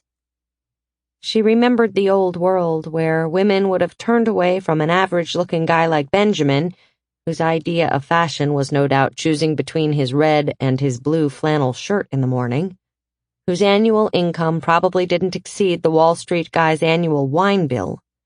But now Benjamin was the catch of the century. What if another woman appeared, saw what a catch he was, and lured him away with sex? She'd like to think a man-woman friendship could survive the arrival of a love interest, and back at the U of M 6 months ago, it definitely could have. But in this new, more primitive world, it probably wouldn't. She might have to fight to keep him on her team. She realized she'd been sitting still for too long thinking about this imaginary stuff. There was work to do in the real world. She shook off the speculations and spread her clean clothes out to dry. Benjamin returned from his hunting trip empty-handed. "Not a single track out there," he said. "I think we need to be close to a lake to find game." What about when the lake freezes all the way across? "Animals find a way. Antelope, elk, they can punch through a coating of ice with a hoof. Smaller animals might come in after them. They might know where a hot spring is, but hot springs tend to have minerals you and I don't want to drink unless it's our last choice. If they can dig down to plants have water in them, and they release some water as they burn stored fat." I hope they have stored fat. Animals find a way, in normal years, I should say. Any big animals that survived might have a hard time this year. I wish you could find one. Even if you failed to shoot it, I'd feel better to know a deer or antelope or moose had survived. "No, I wouldn't miss that shot," he said. His face was grim. And he continued to be in a grim mood for the next day. "We have to find a better campsite," he finally said, "before we get caught by someone else. I feel exposed here." You really think there are other people wandering around? Yes. And I don't think that by this point any of them will be nice. If a stranger without a gun wandered up, would you want to invite them to share our food? I would, she said. One pleasant stranger? 500,000 cans of soup? Sure. Those cans won't last forever. Near enough, she said. I hate that it locks us to this one place, but better that than starving to death. I don't think you're going to be seeing one friendly stranger. He'd be dead by now. Probably done in by his friendliness. We have to get ourselves hidden, he said, sitting down to start his ritual of cleaning the rifle. She didn't argue. She wanted there to be nice people, but she knew that he was probably right. So for the next 2 days they debated where to move to. He said that instead of digging another snow cave, they might try to construct an igloo instead. But they found an area where the drifts were nice and deep, well over 15 feet, and they decided that was their new home. They still hadn't found an endless source of fuel, and would have to range out to find some every day. But that would have been true of any site they chose. This place was farther from the train. From now on, we don't start digging for charcoal until we've gotten out of sight of our new place and walked another 15 minutes or more from there. We'll be leaving enough signs of how to find us anyway. Let's try to minimize those. Agreed, she said. And we need to be more careful about tramping down a clear path back to the train and the water source. I want us to take a different route every time we go, and an indirect one. We'll keep the tracks shallow that way, and let the snow fill them in entirely before we go back to that route. Cross over the train tracks sometimes and wander south of them, then circle back so they won't know which side of the tracks to start looking on. I'm not convinced there are people out there wandering about. Surely anyone with an ounce of sense had found a place to hide out from the bitter cold by now. Every time I move a particular way and feel a twinge in my ribs, I'm reminded that we'd best be prepared for them, whoever they are. She hadn't known that he still hurt from the beating he'd taken. She felt a twinge herself, one of guilt at not being able to do any more for his injuries than she had. His nose had a permanent bump now, and there was a thin scar across his upper lip, both signs of the encounter with the Walmart people. Okay, she said, feeling chastened, but not by him, by her own guilt. They dug their new snow cave in an area of deep drifts, behind what must have been a slight ridge in the land beneath. They improved it well beyond her first one, having learned lessons from mistakes they'd made with the first. The entrance they dug downward into the snow, and they built the tunnel with a few more feet of length. After they'd patted the ceiling into a firm curve, they scraped shallow grooves into it, running from the apex down the sides, parallel, and every 6 inches or so, trying to encourage meltwater to drip along those. He insisted on building a second cave for their sled and gear. The garage, they called it. They piled their goods on the ground at the back of the garage, keeping metal tools from directly contacting the snow, trying to slow the inevitable rusting process. They kept an emergency supply of soup cans back there, too, ready to be loaded up quickly if need be. The sled they kept in the front half of the garage, empty, ready to haul either cans from the train or ice from the stream. It began to snow hard the day after the garage was done, and they stayed mostly in the snow cave, riding out the storm. By the end of the day, the snow was falling thick and fast. When they went out to use the latrine, they kept hold of their nylon rope, tied to a metal rod from the train, thrust deeply into packed-down snow at the cave's entrance, so as not to lose their way in the swirling snow. They tucked cans of soup and water bottles around their sleeping bags, so they were mostly melted by body heat, and ate the soup cold and undiluted. For 3 days, the snow fell thickly. The second day, the wind blew harder, bringing whiteout conditions to the world outside. Stuck in a snow cave, they played 20 questions, and the farmer's cat, and any other talking games they could dredge from their memories. She tried to ask him about his past, but he wasn't interested in having that conversation. It was dark inside, except for faint light at the tunnel's entrance, and every trip outside the world felt painfully bright, making her squint, though she knew it wasn't really bright out there at all, between the snow clouds and the ash still blocking the sun. They were about 3/4 through their water supply when the winds died down. The next time Coral went outside, she didn't have to use the rope to keep from losing her way. But it was bitterly cold out there. She could see all around her fresh, though gray, snow. 6 to 8 inches of it had done its job of hiding them from any prying eyes. Their original campsite would be buried, too. By the time she was done at the latrine, her nose and toes and fingers and butt felt numb from the cold. When she returned to the snow cave, she said, "I hope this isn't a permanent temp drop. It'll freeze your nuts off out there." "Huh.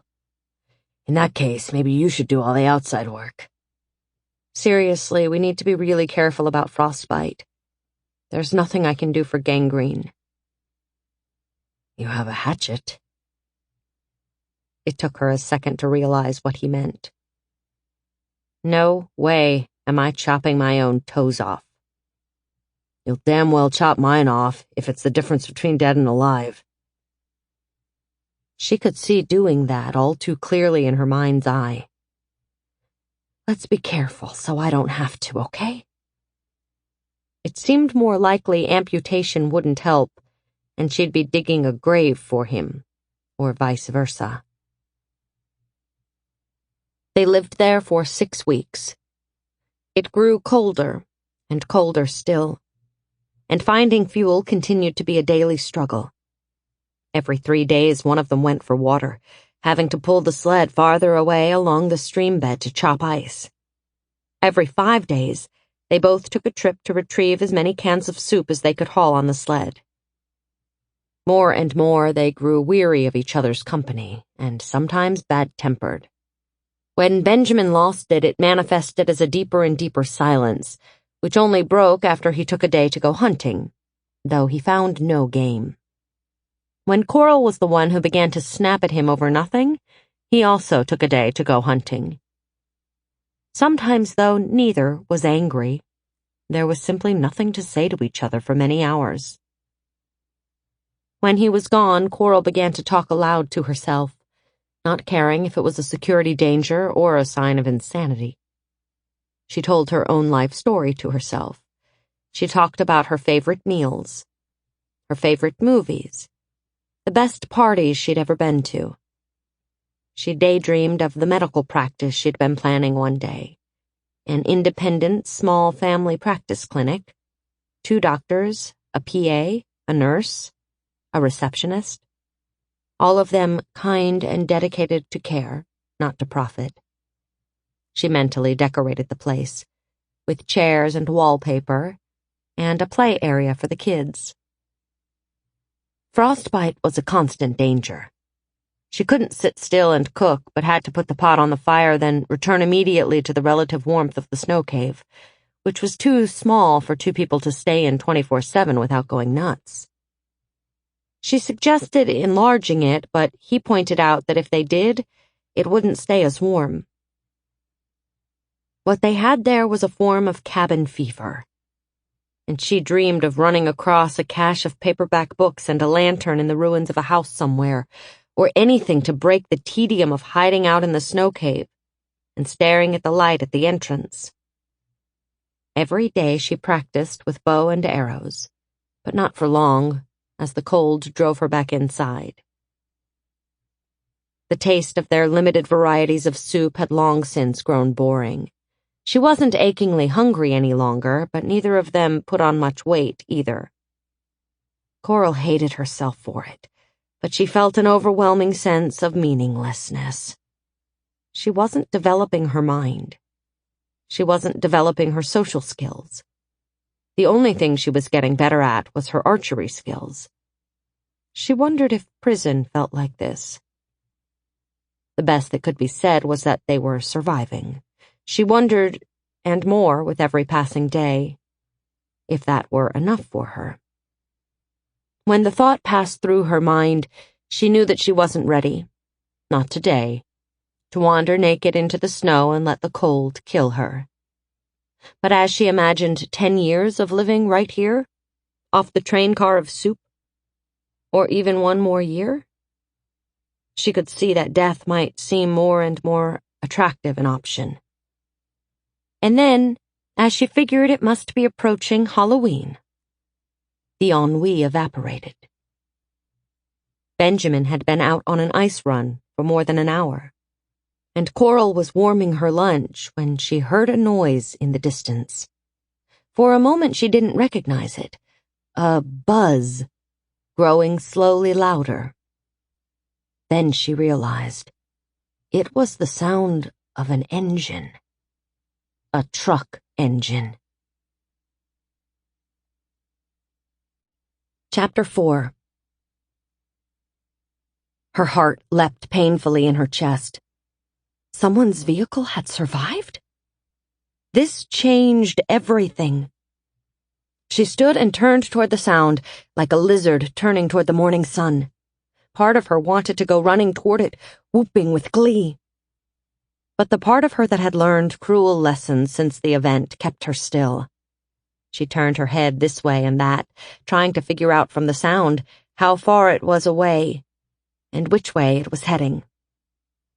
The noise grew louder, and it came from the southwest of here, so maybe it was following the train tracks.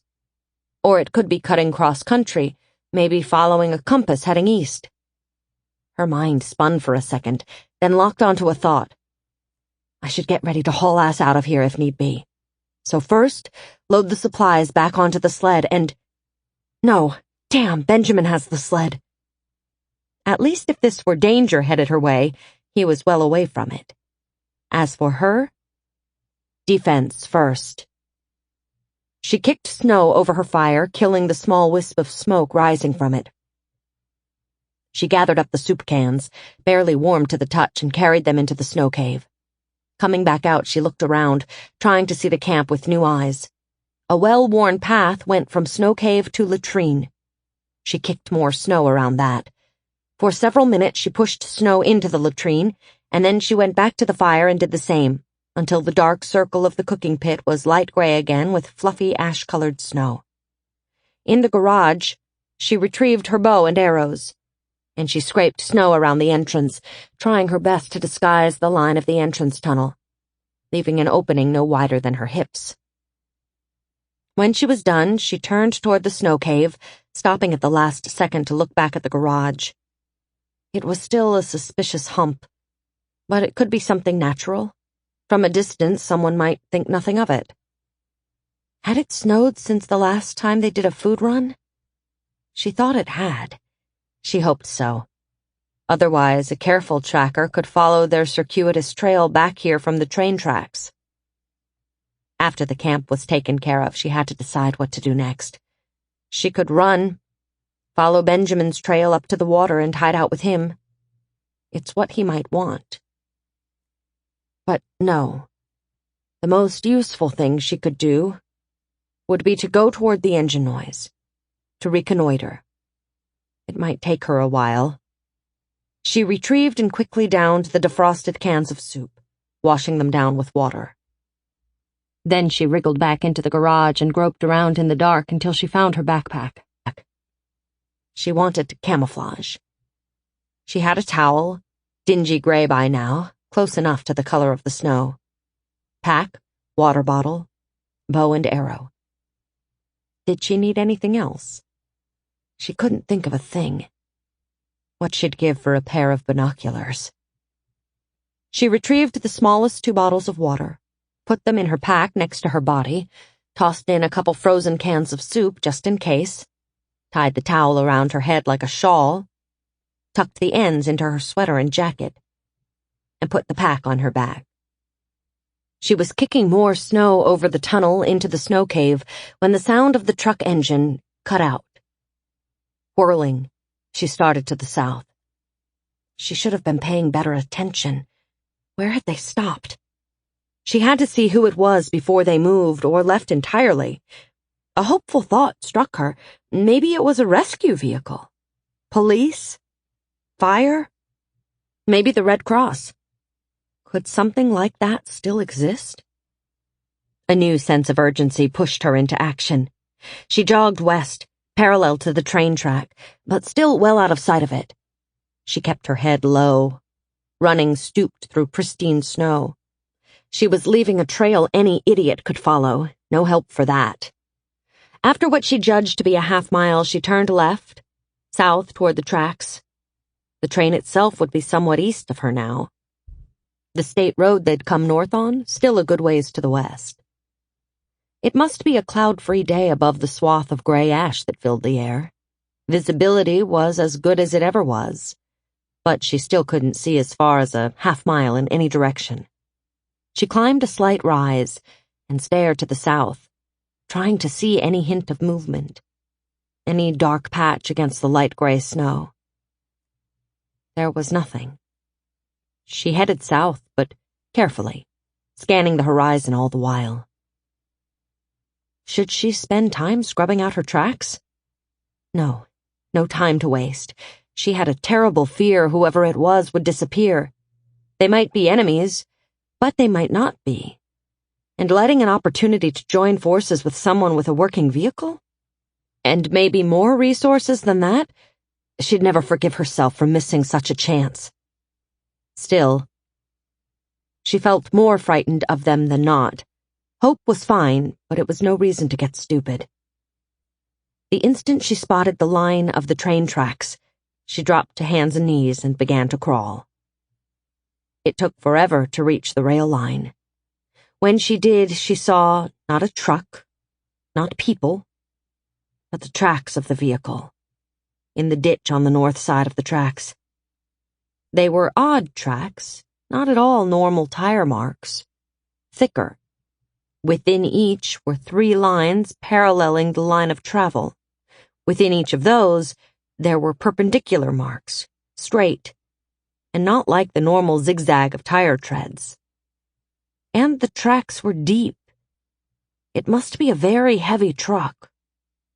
But it was only one set of tracks, leading east toward where the train was, toward where their food supply was. Coral stared the way the truck had gone, giving herself one last chance to decide. Go on and risk being caught? Or run back to Benjamin? There really was no choice. She had to see who was up ahead. She crossed over the truck tracks, then over the rail line, moving to the south side of it. The tracks were elevated, built up onto a berm, so she could crawl along the south side of it and remain hidden from anyone standing on this side. On hands and knees, she headed east. Every few minutes, she stopped to listen. She finally heard the distant sound of a voice, and a moment later, laughter. Both voices were deeper than hers. 2 men, or more than 2. She stayed where she was and listened harder. From time to time, there was a metallic noise. She thought she was hearing the same 2 voices, over and over, but she couldn't be sure. Get closer, then. She crawled forward, trying to breathe quietly. The adrenaline was pumping, though, and it was hard not to pant.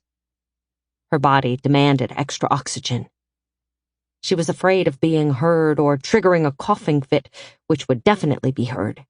So she rolled over on her back and closed her eyes, forcing deep, slow breaths, trying to calm herself. It took longer than she would have liked to get control of her breathing. She moved on. She reached the beginning of the train, where the car carrier loomed overhead. She could hear the voices better now. "What the hell?" one said. "It's all frozen." "So we take it back. Get it unfrozen." That voice was pitched significantly lower, and with a trace of a southern accent, like Kentucky, maybe. "There's a hell of a lot here." "Good. And someone has been into it." "I'm climbing up, see what I can get from here," said Kentucky. "Maybe there's a farmhouse nearby or something." If he climbed up on the top of the car, he could see her. Damn. Could he see her tracks? She raised her head and looked behind her. Maybe not. The trail of her crawling wasn't nearly as obvious as footprints would have been. It didn't shout, "Person was here." She might get lucky, but she had to get out of sight, and now. She heard a loud clanging, then a shit, and more clanging. He was climbing the container stack. Decide. She scrambled to her feet and was about to dash up the rise to the train when she realized that would leave an obvious trail. So she dropped down again and tried rolling up. Not fast enough. So she half crawled, half swam up the slope of snow, trying to move quickly but quietly, hoping her frantic movements were obliterating any clear trail. Winds had pushed the snow right up against the bottom of the train in drifts. There was a lower spot between 2 cars, a dark hole in the drifts about the size of her head, and she made for it. She ran and dove at the opening, pulling down snow as she went through. If he climbed down on this side and looked, she was afraid he'd see her track, no problem. But maybe from the high angle? She burrowed under the car, hoping for empty space. But snow had been pushed under the car by the wind, filling the space. She pushed into the snow as far as she could. The snow packed ahead of her, and the density of it finally stopped her. With no little difficulty, she twisted around so she was facing out the tunnel. The towel slid off her head, and the undercarriage of the train car pressed cold against her head. There was not enough room to draw her bow and shoot, even if she could get to it. She scraped at the snow ahead, filling in the tunnel, trying to hide herself in case he looked in here. Thin light reached into the tunnel but dimmed as she blocked herself in. The voices came again, but too muffled now to make out. Belatedly, she realized she'd truly backed herself into a corner. If they didn't notice her tracks, if they stayed here, she couldn't move until night, and there was no way to warn Benjamin. He'd come back to camp, realize something was off at the campsite, and not know where she was. He would surely follow her tracks. If he missed seeing the tire tracks, he could walk into trouble. She might have an hour before that happened, and damn, but it was cold. If Benjamin didn't come hunting for her, she might be able to survive until nightfall with no more than frostbite. But no way would she be able to spend a night out here without her sleeping bag. she'd die. Idiot. You deserve it. Of course, they might be seeing her trail clearly, right now, follow her and yank her out within minutes. Was that the good news or the bad news? She didn't think they'd kill her to eat her for food at this point, not with so much food in the container cars. But there was still murder and rape and torture. She felt like even more of an idiot for how she'd been feeling these past few weeks, bored with inactivity, bored with the food, short-tempered from the boredom, and incapable of imagining a year more of it. That had been an easy life. What was it about human nature, or at least about her nature, that she didn't appreciate what she had until it was gone? Benjamin, please don't come looking for me. She hoped he'd take his time and get back too late in the day to follow her trail into danger. Over the minutes, she grew so cold. She was worried that if an opportunity to run came, she wouldn't be able to take it. She had to start moving again, and right now. Cringing at every creak of the snow, she crawled toward the light. Before thrusting her head out into the space between the train cars, she listened for the voices. They were still there, and still only two. They were talking about how to get the train moving again. At least they were on the north side of the tracks again. Apparently the guy who climbed up the train hadn't seen the track of her passage through the snow for what it was. Maybe he'd been looking out further than the base of the car. So far, so good. She might be able to retrace her steps, crawl back along the same path, and once she was a half-mile away, she'd be impossible for them to see. She could stand up then, run back to the camp, hope that Benjamin was there. But that was lousy reconnoitering on her part.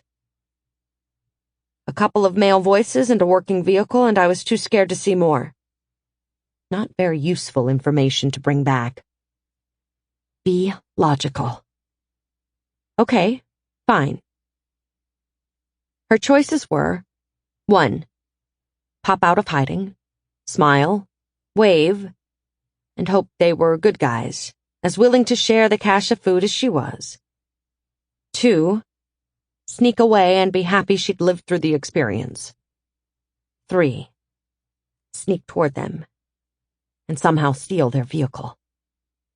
So much would have to go right for that one to work. She'd use up a lifetime supply of dumb luck. That's the way it'd probably work in a movie, with her kickboxing the crap out of them, too. But real life wasn't a movie, and her legs would be too numb to do any kickboxing, even if she knew how, which she did not. So it'd have to be option 4. Spy on them and not get caught. Get more information to take back to Benjamin, and then discuss with him what to do. It's a lot of weight to move any other way, Kentucky was saying. We'll get the prisoners to do it, said the other. So we bring out all the Hummers, a guard for every few prisoners. Then we won't have much space to stack cans. Not going to move it very quickly that way. We can rig up trailers. Hell, with the snow, we don't need wheels on 'em. Panels from a Quonset hut might even work. We could just drag 'em.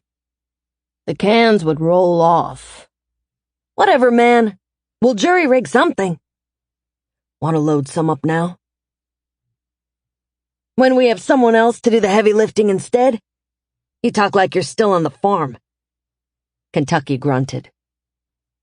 Good thing for the prisoners we found the food. I think the captain was thinking of culling the herd. As long as he leaves Lupe alone. You got her again in the lottery for tonight?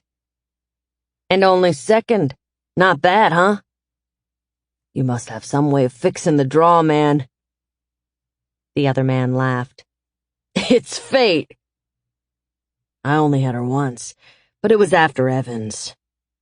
She wasn't hardly any use at all bloody and crying and shit. He's an ass. No finesse with women. Hell, paying for it is probably the only way he ever got it before. We already lost one because of him. I don't see why the captain doesn't take him out of the rotation. She killed herself. You can't blame Evans. The girl had no survival instinct. There's no reason to use them up. It's wasteful. There's more where those came from. I wonder, man, we haven't seen any survivors for almost a month. They're out there. Like whoever opened up this train car. We should find them, said Kentucky. Coral's throat closed tight. Don't start looking now, please. When we come back tomorrow. His voice was fading. We'll bring... And the voices faded as they moved back toward the train engine. Her throat dry with fear, she crawled back, moving swiftly on cold arms and legs. She remembered thinking not too long ago that she might be willing to whore herself for food or warmth, and she knew now that she had been very, very wrong. Every cell in her body told her that she wasn't willing to do any such thing. Move. Now. She slithered back out from under the train car, crawled back one more car, then two, then three, and again the drift between the two cars was low enough that she could stuff herself under the third car back. She wanted to actually see the guys if she could, and understand what sort of enemy she was dealing with. She crawled into this indentation and began to toss handfuls of snow back out, widening the space. She worked as fast as she could, but her limbs responded sluggishly to her commands. She hoped that her extremities would come back alive, at least enough to get her back to the snow cave and Benjamin. As she burrowed closer to the north side of the train car, she began to dig more slowly. Punching a fist through while they were looking back this way was the last thing she wanted to do. What she wanted was enough space to peek her head out, or half her head, just one eye's worth. She stopped and patted snow into 5 small bricks, ready to pile them up to block the spy hole she planned on making. She pushed more snow away, packing it to the sides and overhead, leaving herself enough room to turn around and scuttle out quickly if need be. After building a ledge to pile the bricks on, she carefully carved away more snow right above it, at head height. The daylight was visible through the thin crust of remaining snow now. She held her breath and listened. The voices weren't audible. Either they were still down at the engine, or they were closer but weren't talking. Do it. She punched her glove through the remaining snow and pushed one side of her head through, blinking away the snow that trickled down. The first thing she saw was the vehicle. Not a truck, she could see now. It was a Hummer, in camouflage, with U.S. Army stenciled on it. The men were nowhere near it. She risked pushing her head out a few inches more and looked up the length of the train, then back down it. They were nowhere to be seen. She pulled her head back.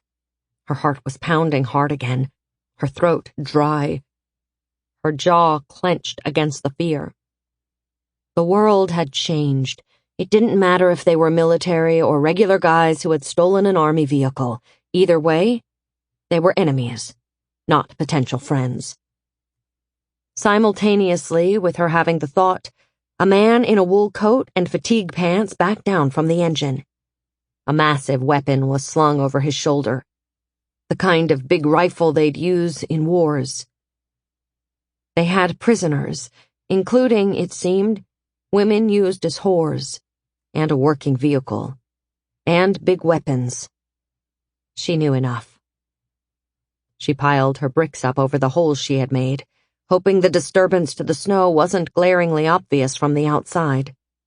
Maybe they wouldn't come back this way at all. If they drove fast past the spot, they'd probably not glance this far down to see the irregularity in the drift. And in a moment, she was going to be gone anyway. She turned herself around, crawled back out into the diffuse daylight on the opposite side of the train, and crawled as fast as she could along the path she had made earlier. Every couple of train cars she paused, glancing back and listening for sounds of pursuit. There were none. She passed the car carrier at the end of the train and, now that there wasn't the bulk of the train to block her from view, made sure to keep her head low. Could she have tucked it in like a turtle's? She would have. The awkward posture forced her to move more slowly. Twice she rolled over to ease a cramp and to look past her boots, down the line of the train, hoping that the far end of the train had faded from view in the ash-filled air. The third time she let herself look, it had. She stood on numb legs and stamped them on the ground, hoping to force some blood back into them. It did nothing to help. She staggered along on the dead things, passing over the rail line, right over her previous tracks.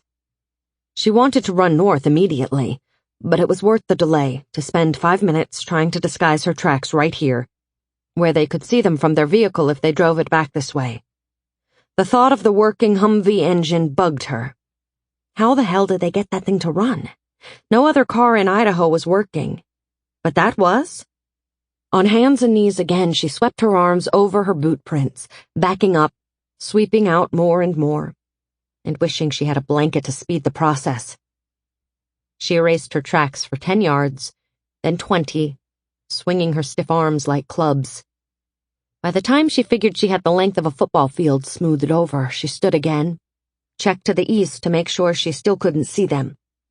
She turned and began to run the best she could on numbed legs. It was more of a stumble than a run.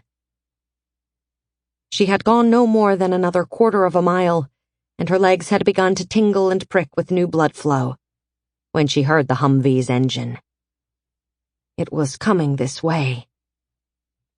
If only she'd gotten another quarter-mile away, or back to the ridge. She could see it ahead of her, but there was no way she could reach it in time. Dig in. She fell to her stomach and burrowed into the snow, arms scrabbling as fast as she could make the numb things move. She crawled forward a foot and kept digging, making a trench for her body. The engine noise increased and she lay flat, rolling to her back, pressing herself down, hearing a crack as either her bow or an arrow snapped beneath her. A worry for later. She flung snow over the dark line of her jeans legs, and then, as the engine noise reached a higher pitch, lay still, hardly daring to breathe. The engine noise hesitated, and her heart leapt into her throat. She pushed her head down and closed her eyes like a little kid. If I can't see them? The engine noise changed again, moving up in pitch, and, as they passed her position and drove on to the west, back down in pitch. The world grew quieter. She waited until the motor sound faded away entirely, and then she counted. 1 1,000. 2 1,000. Up through 200 seconds more. Her head came up and she looked back toward the rail line. Nothing. The scene was entirely quiet. There was no sign that anyone had been there. No sign at all that her life had just changed again. She leapt up and began running. Twice she fell before she hit the ridge, her legs burning now as they came back alive. She ran over the ridge and felt marginally safer. As fast as she could, she ran back along her own track, terribly obvious to her. If they had seen her, or it, they'd have been able to come up on Benjamin too, catching him unaware after capturing or shooting or raping or running over her. If only they'd been good guys. A wave of anger at herself swept through her. Quit being such a goddamned infant, Coral, she muttered. It isn't that world anymore. There were exactly 2 nice guys remaining that she could be sure of. Herself and Benjamin. She had to get that through her thick head. She wondered where the army guys were going. They had prisoners. How many? What if they had a lot of friends? A whole army base of them. All of them with working vehicles and automatic rifles. Or tanks, or grenades, or rocket launchers. Most of them interested in replacing the poor, worn-out Lupe with fresh meat. With Coral. She and Benjamin would have to move, fast and far. But when she came to camp, he wasn't there yet. Chapter 5. She made herself calm down and think. If Benjamin had found animal tracks, he might have detoured, or he might be avoiding the forced company of the camp. Either way, surely he was headed back by now. It didn't make sense to chase after him. She surely could do something useful here to prepare for his return. But what? She couldn't load the sled, it wasn't here. But she could scrub out more of her tracks from today, starting here and moving out from there, so that if they found her track, they could follow it a while, but then not know which way she had turned, and get the supplies outside ready to load on the sled. Tracks first. Now she could use her sleeping bag for that. She retrieved it from the snow cave, loaded it with cans of soup, as many as she could drag, and went out along her tracks, out until they turned south. She was getting pretty good at this. If they saw even a dusting of snow tonight, very few people could follow the signs she had left. Back at the camp, she spared a moment of worry for Benjamin. The day was wearing on. She'd hoped he'd be back in time for them to put several miles between them and the train before nightfall. She opened up the garage again and began pulling out supplies, piling them up on the snow, trying to remember the order of packing from before. They'd been stationary for long enough she'd nearly forgotten what constant travel had been like. And constant, gnawing hunger. She winced at the thought of losing the container car of soup. They had set aside 100 cans of it as their emergency supply. That and the couple dozen they had inside the snow cave entrance were all the food they had now.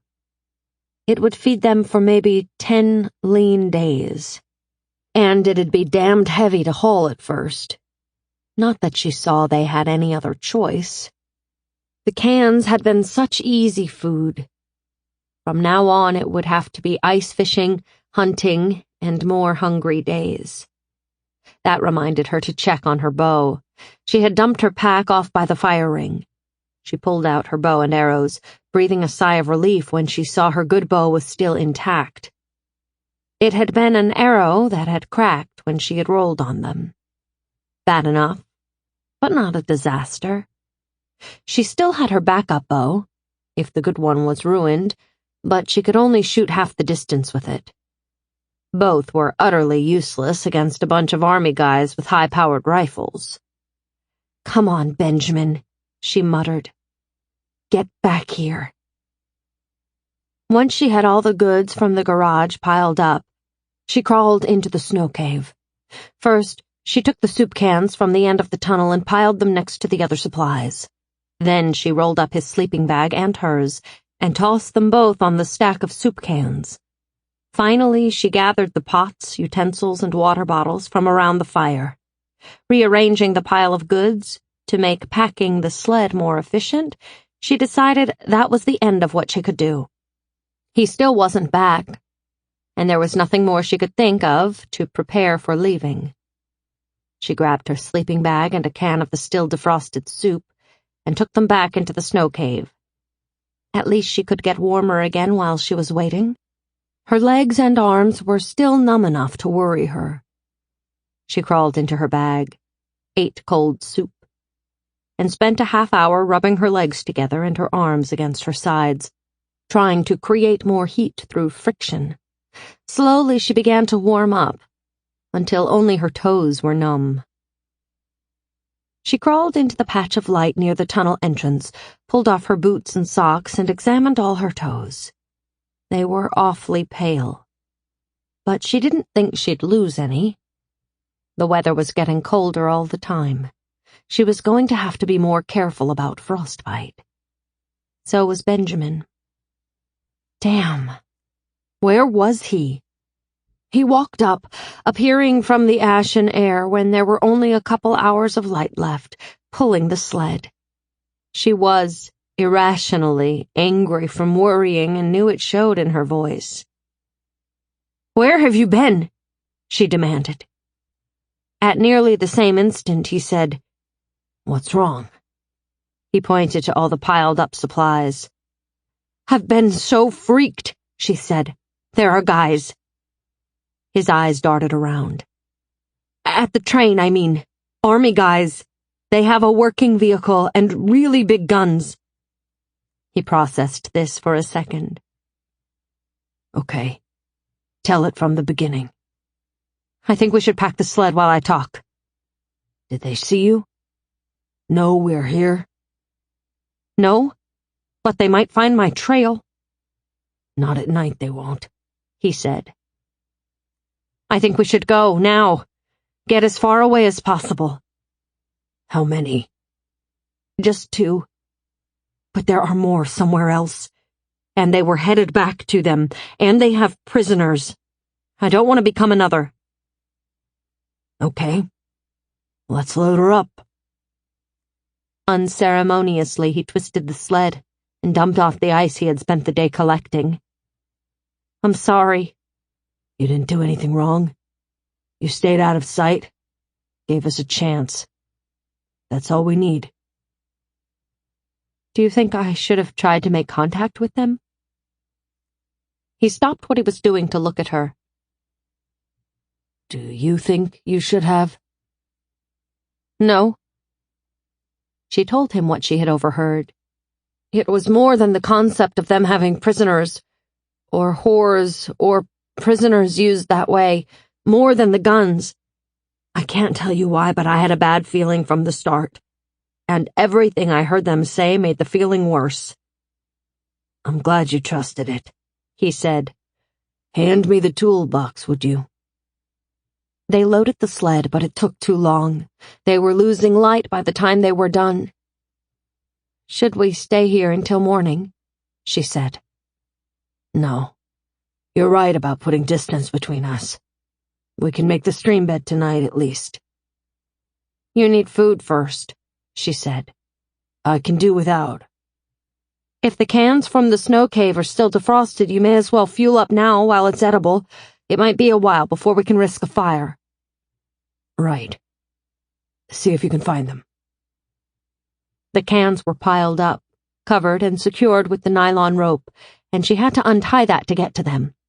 With her right glove off, she touched every one, found some less cold to the touch, and shook each to see if it felt like liquid or solid ice. She tossed 2 cans to the side. Then she rebuilt the load. These are still liquid, I think. She opened the cans for him. He finished getting the harness set up. It's going to be damn heavy.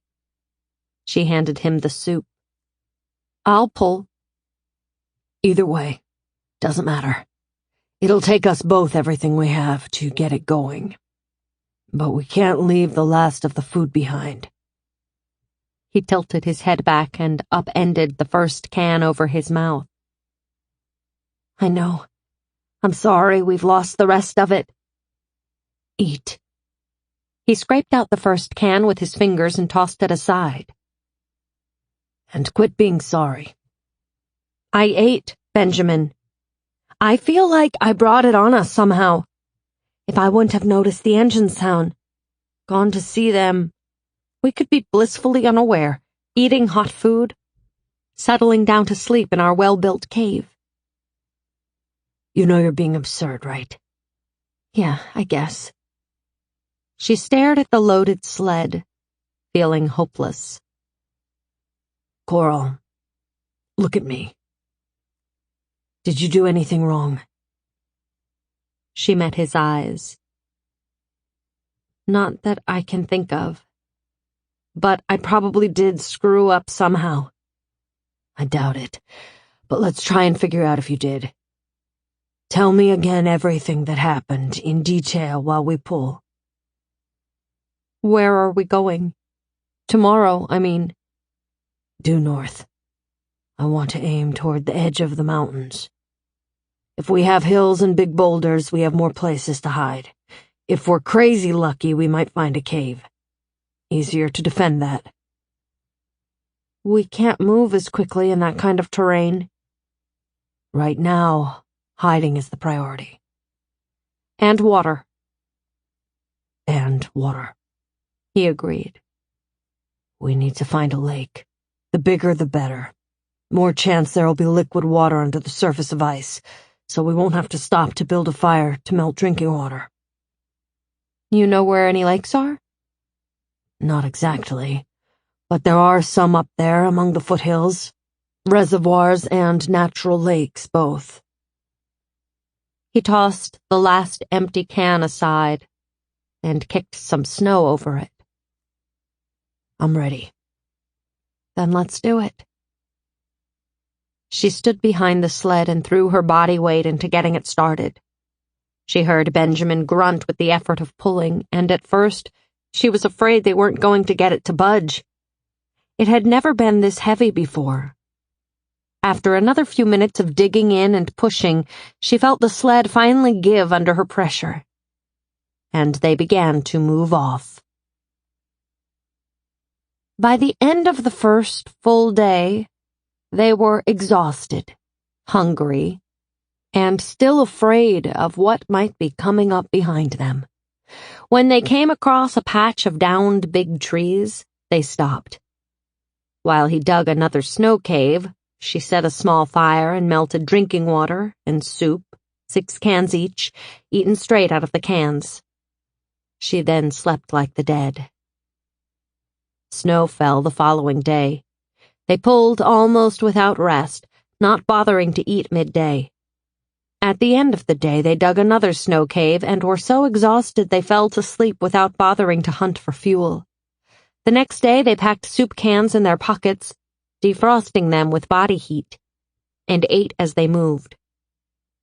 The third day, after fleeing their camp, soon after midday, the wind picked up until it hurt to be in it, swirling snow around that quickly turned her cheeks and exposed forehead raw. They dug a snow cave immediately to protect themselves from the biting wind. Both of them were so exhausted. They dozed off and on for the rest of the day and still slept the night through. The sled was barely visible behind a snowdrift. The good news was, the wind had erased all signs of their passage as well. There had never been any sign of pursuit, but now it seemed unlikely that the army guys could find them. They found fuel and stayed in place that day and a second night, resting from the hard work of pulling so much weight so quickly, on so little food. In the morning, the wind had died down to nothing. They ate, they drank, and Coral put on the harness to start the day's pull. Moving through the increasingly rocky terrain was harder and slower, just as she'd predicted.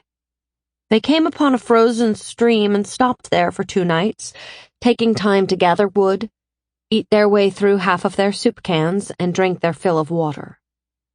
By the time they were ready to move on, Coral had lost all track of time, but Benjamin said they should call it Halloween, for shits and giggles. She said, "Days are getting shorter. When I think about how cold it is already, giggling isn't what I feel like doing." No, he agreed. It's not funny at all. They were not lucking into finding game, nor any sign of a lake or reservoir. Benjamin promised that the next stream they found they'd follow downhill, for it might lead to one. They both felt sure they'd eluded the army guys, but if they only had done so to freeze or starve to death, it didn't feel like much of a victory. All in all, though, she thought starving to death in the snow might be a better end than being systematically raped by a bunch of strange men. One long and tiring day, with only a few cans of food left, they climbed to the slopes of the next ridge, hoping to see water. But when they descended, they found themselves struggling down a dangerously steep slope, studded with giant towers of sculptured rock, some with tiny wasp waists, above which were balanced boulders that must have weighed well over a ton. One the size of a compact car was balanced on a point no bigger round than her fist. Coral split her attention between the challenge of breaking the sled on the slope so it didn't run over Benjamin and keeping her eye on the precarious stone pillar as she passed it, hoping that the weight of snow would not send it tumbling onto both of them. They clambered over a crest in the rocks and camped on a narrow ledge 8 feet below it. The next day, climbing on down, they found themselves in a deep ravine, hunting for the creek they hoped would be here. "I hope this isn't a box canyon," said Benjamin. He was at the front of the sled and in harness. He insisted on taking more than his share of time in harness now that his ribs were healed. "Maybe we should leave the supplies right here and hunt for water on foot," she said. Her arms were bruised from wrestling the sled around the rocks, and every muscle burned. She could do without fighting the sled's weight for a time. But Benjamin shook his head. "This is a deceptive landscape," he said.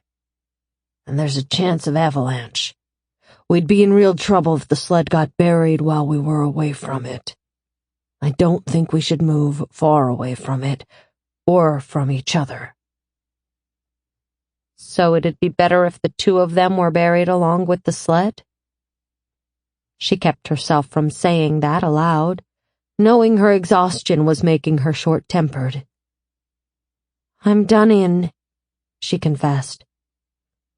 "I don't know how long I can work like this on so little food."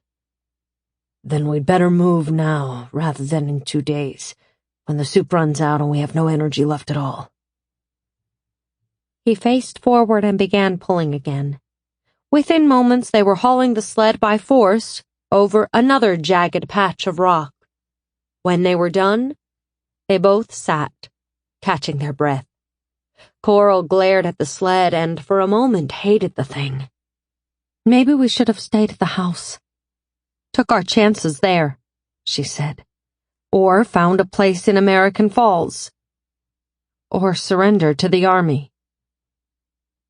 "Maybe we should have, but we didn't. And this is where we are now."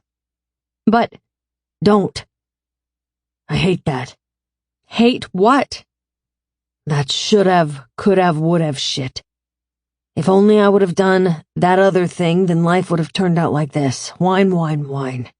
I played poker for a while with a guy who talked like that, would count a dozen cards backwards after a hand was over. Ask for the deck.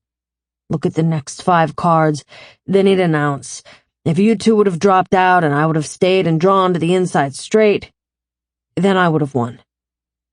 It was all I could do not to smack him. What a bunch of bullshit." She stood again, trying not to feel hurt by his words, and prepared to push the sled. She looked up, only to see him watching her, making no effort to move on. She waited, knowing more was coming. "Listen," he said, his voice gentler now. "I try to think of it this way. There is no past. There is no future. There is only this moment. It doesn't matter how we got to this moment. We're here now. We've made the best decisions we could, and we made them together. Now, we deal with today, and with whatever shit today brings us the best we can." The words made her feel no better, but she knew she had to stop dumping her worries and regrets on him. He was just as tired and hungry as she, and pulling more than his share. She had to quit speaking her every thought aloud. She had learned a lot from Benjamin over the past few months. It wouldn't hurt her to learn how to shut up more often, from him too. Back in the old world, she had learned that venting emotions was a good thing. Maybe. But even if it had been true back then, things were different now. It did no good to natter on about hunger or exhaustion. It just made her notice them more. It took them nearly a full day to climb back out of the canyon without finding a source of water. And when they were up to the next ridge, they were too exhausted to do any more that day. They set up camp early and hunted for fuel for a fire. That night, they finished the soup. The next morning, they woke to no new snow. Skies were still gray with ash, but they agreed it might be a bit clearer than it had been a month ago. Or maybe he was humoring her when he agreed. Benjamin left her and the sled in the overhang of a cliff while he searched for signs of game, promising to come back by midday. Unwilling to wait uselessly, Coral unpacked her bow and arrows and headed the opposite direction, stopping every so often to make sure that she could still see her own footprints. They would guide her back to the sled. She recited to herself everything Benjamin had taught her about hunting. The first problem was to find any sign of an animal, few of which had survived the fire, the long heat, or the week since, without green stuff to eat. Hunting, he had told her, was a game of patience. You walked quietly when you had to move. You stayed relaxed but alert. And you stood still until fate granted you your rare chance at a shot. When it did, you tried not to mess it up. No sign of animals showed in the snow around her, neither track nor scat. She decided to turn back at a large boulder she could see up ahead. But when she reached it, she spied, filled in part way with a dusting of snow, tracks. Human tracks. And not hers or Benjamin's. Chapter 6. The snow softening the edges of the tracks told her it had been at least a day since someone had walked here. Yet, she remained quiet for a long time, straining to listen for voices or movement. She heard nothing. As she looked more closely at the prints, she realized that she was seeing more than one set, and one of them was small, a very small woman's, or a child's, and she thought the latter. So not the military guys. And they were so many miles distant from the train now, she couldn't imagine that it was them anyway. If they had figured out the existence of Benjamin and Coral, and even if they had tracked them for a while, what was the point of chasing them this far? The train car of soup was theirs now. They had won, and without a fight. It made no sense to spend a week hunting her down. She could think of one reason they might, though. She'd die fighting before she'd let herself be used that way. She retraced her own steps, moving quickly but quietly, and returning to the sled in a fraction of the time it had taken her to come this far. She wanted to get back to Benjamin and tell him. She debated following his tracks out, but decided against it, in case he was having luck on the hunt. They needed food as much as they needed to follow up on the signs of people. This time, she wasn't going scouting herself, and risk having to hide without sufficient warmth again. She'd wait for him, and for the rifle. As the light began to dim, he returned, his lack of success written on his face. She waited until he was a dozen yards away to speak in a low voice. I found tracks. People tracks. He stopped. Where? How many? 2 or 3. One may be a kid's. They're a day old at least. She pointed in the direction. We should check it out, together. He looked toward her, but his eyes lost focus. She could see him working it through. It's a risk, he finally said. And a risk to stay in the area tonight if there are others around. He rubbed his beard, frosted now with a thin coating of ice. Track them? Or go on? What do you think? Any chance at all it was the guys you saw at the train? No. I don't know they ever discovered there was someone spying on them. She considered their options. You find any food? No, he said. These people might have food. His eyebrow twitched. Which they would defend, or they might see us as food. I'd be damned stringy at this point, she said. I'd take a stringy buck right now. Food is food. I'm not ready yet to eat them, or even steal from them. Particularly not if those were a kid's prince, and it's a family. Family or not, I don't think they'll hand over their survival supplies. Maybe they'd trade. Benjamin glanced at the sled, their gear piled on it, the ropes loosened. We can't afford to trade away much. No, we can't. She thought it through again. It might only be 3 people. We'll be careful, she said. He shook his head. I think I should go alone. No offense, but I can be quieter. You stay with the gear, or you can cover my tracks, so that if I'm shot, they can't find their way back to you. No, that's wrong. I'm the one who is willing to risk checking them out, so I should go alone. He shook his head. No way. You're trying to protect me. It's plain good sense for you to stay back here. 'Cause I tell you what they might want to trade for. For you. But you wouldn't make that trade. Don't be an idiot, of course not. I know that. It was a statement, not a question. If they're normal people, they may be slow to shoot an unarmed woman traveling alone. If we both go, I should go first. He shoved his hand into his hair, pushing it and his hood back from his forehead. I can't tell you how many things are wrong with this idea. Look, I know that. She felt the seconds ticking by and felt an imperative to decide quickly and to act. Hunger was a large part of her sense of urgency. The possibility that these people had food, or knew where to find food.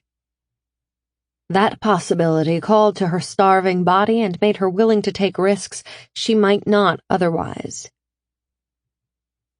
Think if it was you. How would you react to an unarmed woman approaching us right now?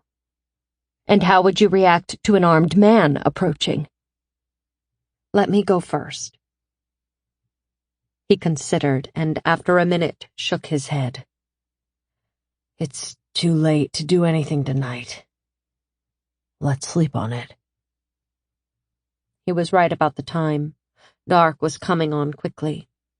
They pulled the sled to behind a rock formation, checked to make sure it was hidden well, and dug a simple snow cave for the night.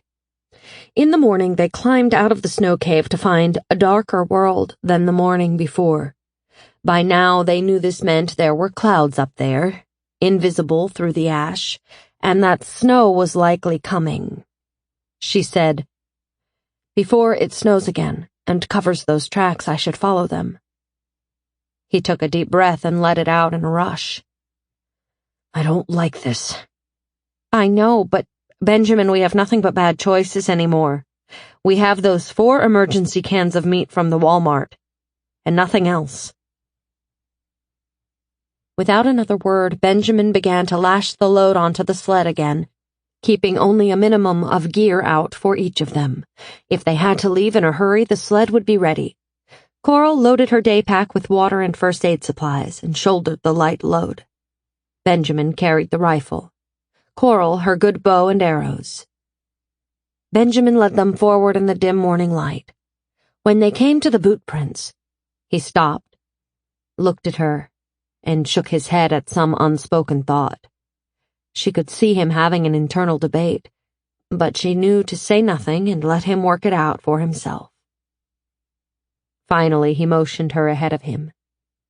Coral moved past. Part of her wanted him to talk her out of this, but they couldn't avoid every person forever. Not everyone would have superior weapons. Not everyone would rape, then cook her.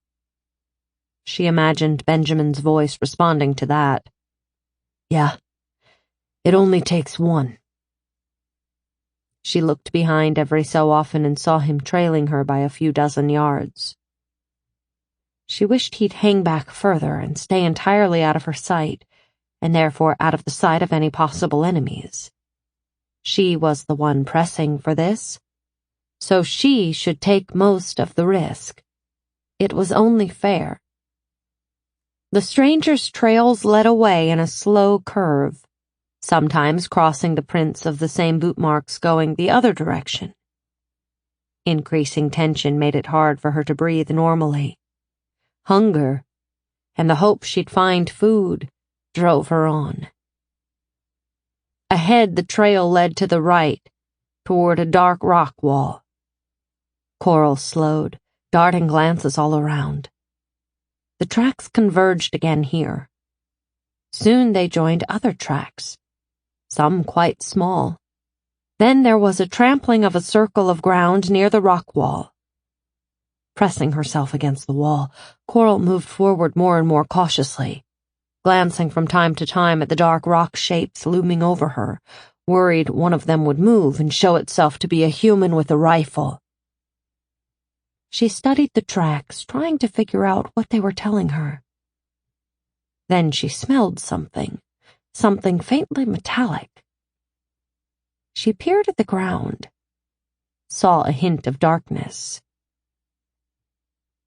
Poking at it with her boot, she felt a thin layer of ice crack. Luckily, it broke with hardly a sound. Moisture pooled in the indentation her boot had left. She realized with a sharp intake of breath that she was looking at a spring. Whoever the people were, they were camped near a water source. She went still and listened. A minute passed, and nothing happened. Benjamin appeared out of the gloom behind her. Waving him forward, she pointed at the ground. "You see the spring?" she whispered. His voice was less than a whisper. "Shh."